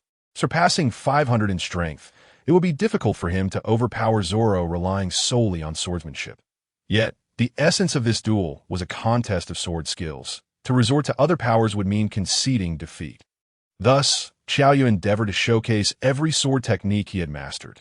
Conversely, Zoro experienced an entirely different sensation. Compared to the overwhelming might of Mihawk, Joya, who was only half a realm above him, was the very adversary he needed at this moment. He provided the requisite pressure while also allowing Zoro to discern his attack patterns and objectives, enabling him to refine his own combat habits and continuously improve. It was no exaggeration to say that, at this moment, Joya served as a mentor on Zoro's path of swordsmanship. Despite their limited verbal exchanges since the battle began, Zoro felt he was gaining invaluable insights. He sensed that, before long, he would transcend to the next level of sword mastery, becoming a true sword sage. Tiger Hunt, Ghost Slash, Crab Stinger, Tornado. As Zoro unleashed a barrage of techniques, Joya felt an unbearable pressure weighing on his chest. Why? We are both swordsmen. Why do you have so many names for your techniques while mine are merely ordinary attacks? Unable to contain himself any longer, Joya shouted, Crescent Moon Slash. With that declaration, a sword aura more than a meter long rapidly took form, slicing through the air and charging directly at Zoro. The moment the aura materialized, Zoro's eyes widened in shock. He had assumed Joya had a distance to traverse before becoming a true sword sage. But it was now clear that he had already crossed the final threshold. With no time to think further, Zoro executed a roll to the side. The sword aura grazed his body, soaring into the distance, leaving a clean cut on the ground that stretched for dozens of meters. Seizing this opportunity, Joya pressed the attack with all his might. The blade danced in his hands, striking from every conceivable angle. The once evenly matched standoff was shattered in an instant, as Joya gradually gained the upper hand. Finally, an overhead strike broke through Zoro's defenses, the blade halting just 10 centimeters from his forehead. I concede. In the face of defeat, Zoro did not feign pretense, but willingly acknowledged his loss. His desire for victory was undeniable, yet that did not negate his capacity to accept failure. Throughout his life, he had endured numerous defeats. Losing to Kana alone had occurred over 1,000 times. In comparison, losing to Joya was inconsequential. What mattered was how he would grow from this defeat, how he would surpass himself, and how he would ultimately triumph over his opponent in their next encounter. It was evident that his eyes held no shadows, no disappointment, nor desolation. Instead, they radiated an intense fervor for the sword path. His gaze burned like 2 furnaces, emanating passion that left Joya in awe. He had never witnessed such obsession in a person, as if the world around him was inconsequential. His sole focus lay upon the sword in his hand, leaving no room for anything else. 3 swords. Zoro truly lived up to his reputation. Chapter 73. An unexpected delight that night. As everyone around him succumbed to slumber, Joya quietly rose, pushing open the door to step outside. The cool night breeze wafted gently, yet it did little to alleviate the melancholy that weighed upon his heart. The distance from Boguden's home to the seaside was less than a kilometer, yet it took him a good 10 minutes to traverse. Upon reaching the shore, a massive head emerged from the water, and 2 pairs of eyes, so vastly different, locked in a silent gaze. The tranquil atmosphere resonated perfectly with the adage that silence speaks louder than words. Observing the disappointment and desolation in the golden eyes, Joya felt a pang of sorrow, rendered speechless. Strictly speaking, since the night he had consumed the enhanced replica fruit, the golden beast had been trailing them, even arriving on board before Usopp. Though their encounters had been few, Joya felt an inexplicable attachment. Entering the Grand Line meant they would likely not meet again for the next 2 or 3 years, and he would exhaust every effort to bring the golden beast along. Yet he found himself utterly powerless in that moment, just as he prepared to offer his last pouch of supreme feed as compensation. A voice unexpectedly resonated in his mind, igniting a spark of joy. Congratulations, host. You have acquired a pet ball. Simultaneously, information regarding the spirit beast ball surfaced in his consciousness. Pet ball, under the condition of the subject's willing consent. It can encapsulate a living, non-human entity within a self-contained space, ensuring the safety of the pet therein. The enormous surprise that had descended upon him nearly rendered Joya unconscious. Following the initial exhilaration came a wave of bewilderment and confusion. This was perplexing. In the past few hours, he had not committed any heinous acts. So why had the system granted him another lottery opportunity? Was he truly at a point where merely existing was deemed a transgression in the eyes of others? Surely not. Compared to those he had wronged, countless others remained untouched by his actions. Furthermore, this was a world teeming with formidable beings, a pirate realm where the populace's psychological resilience should be far more robust. As for the underlying reasons, let us rewind half an hour and shift our focus to the island of Yusi in the East Sea. Yusi Island, aptly named after the Yusi Trading Company, is relatively small, roughly one-third the size of Logtown, yet boasts 3 times the number of docks. According to incomplete statistics, hundreds of ships traverse this island daily, marking it as a vital trading hub within the East Sea. The Yusi Trading Company, established by leveraging this advantage, holds absolute sway over the island. However, that dominance would come to an end tonight. You? Who are you? I am Hank, the president of the Yusi Trading Company. I know people from both the underworld and the upper echelons. If you know what is good for you, leave at once, and I shall pretend you were never here. Otherwise, I will ensure you regret ever being born. Hank feigned calmness as he regarded the 2 men lurking in the shadows.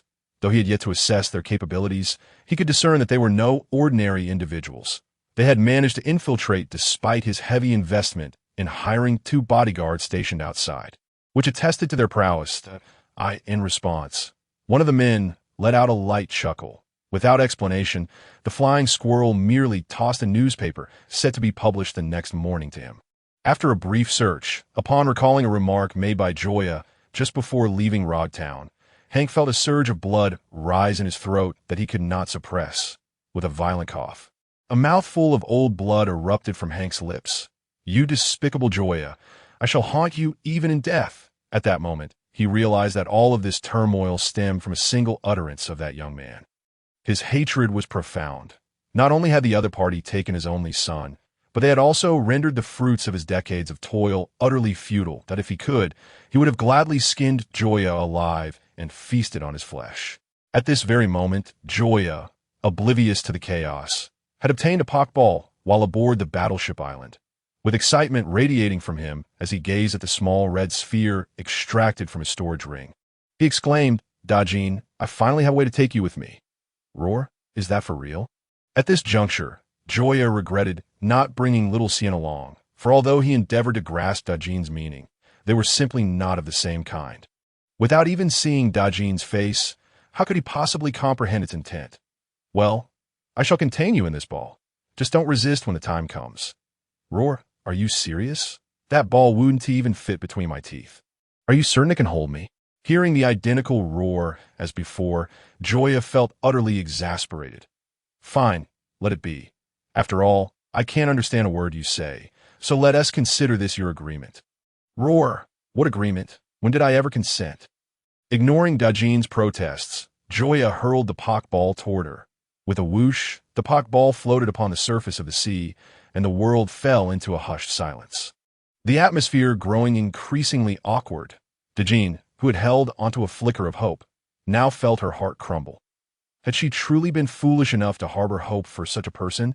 Oh heavens, was this individual sent to torment her? In the next moment, the undulating Pokeball suddenly clicked open, releasing some extraordinary force. Almost instantaneously, Dajin's massive form shrank at an unimaginable speed. Within 2 seconds, accompanied by a soft click, Dajin's figure vanished. Simultaneously, a youthful voice resonated within Joya's heart. Wow, this place is amazing. Just breathing here feels like I'm getting stronger. Taken aback, Joya quickly realized that the Pokeball possessed a built-in translation feature. How considerate. Indeed, products from the system are bound to be of exquisite quality. Watching the Pokeball drift farther away with the waves, Joya hastily dove into the sea to retrieve it. He would rather not face the prospect of that ungrateful fish swallowing him whole. Dajin, was it you speaking just now? Although Dajin was already 25 years old, considering her identity as a sea king, it was reasonable for her to still possess a youthful voice. That moment. Dajin, who had been freely swimming within the pockball, widened her eyes in shock upon hearing Joya's voice. You can understand me? Of course. A brief silence ensued, just as Joya pondered how to explain the entire situation. Dajin's youthful voice exploded in his mind. You idiot fool, big dumb head. Why didn't you let someone else name me? I'm so beautiful, and you dare to call me Dajin. Could you be any more klitsch? Any more foolish? Any more unappealing? Do you want me to spray you with salt water? Listening to Dajin's grievances, Joya opened his mouth to respond, only to close it again, swallowing the excuses he had prepared. Once Dajin finished her tirade, Joya tentatively suggested, how about I give you a different name? Let us hear it. Xiaohua. No response. Xiaoming. Still no response. Xiaoxian? No. That name already belongs to someone else. Go to hell. I'm going to sleep. Call me after we've crossed the upside-down mountain. Until then, I don't want to talk to you. She was mistaken. She should never have harbored any illusions about Joya, who was as unrefined as they come. What atrocious names, each one more unpleasant than the last, more mundane, more lowly. One could only wonder how that little white fox could endure him. Before long, the next day arrived. As the sun fully ascended, the members of the Straw Hat Pirates boarded the Going Merry. Observing ABI's standing on the shore, even after being rejected, Luffy still attempted to invite her. ABI's, aren't you really going to join me on this adventure? I appreciate your invitation, but I intend to stay here to protect Lord Long and the other Millennium Dragons. So I'm truly sorry. It's alright. You haven't done anything wrong, so there's no need to apologize. After casting one last glance at ABI's, Luffy turned to board the ship. With arms wide open, it was as if he aimed to embrace the entire world. Alright, everyone. Let us set sail. Chapter 75. Ascending the Upside Down Mountain.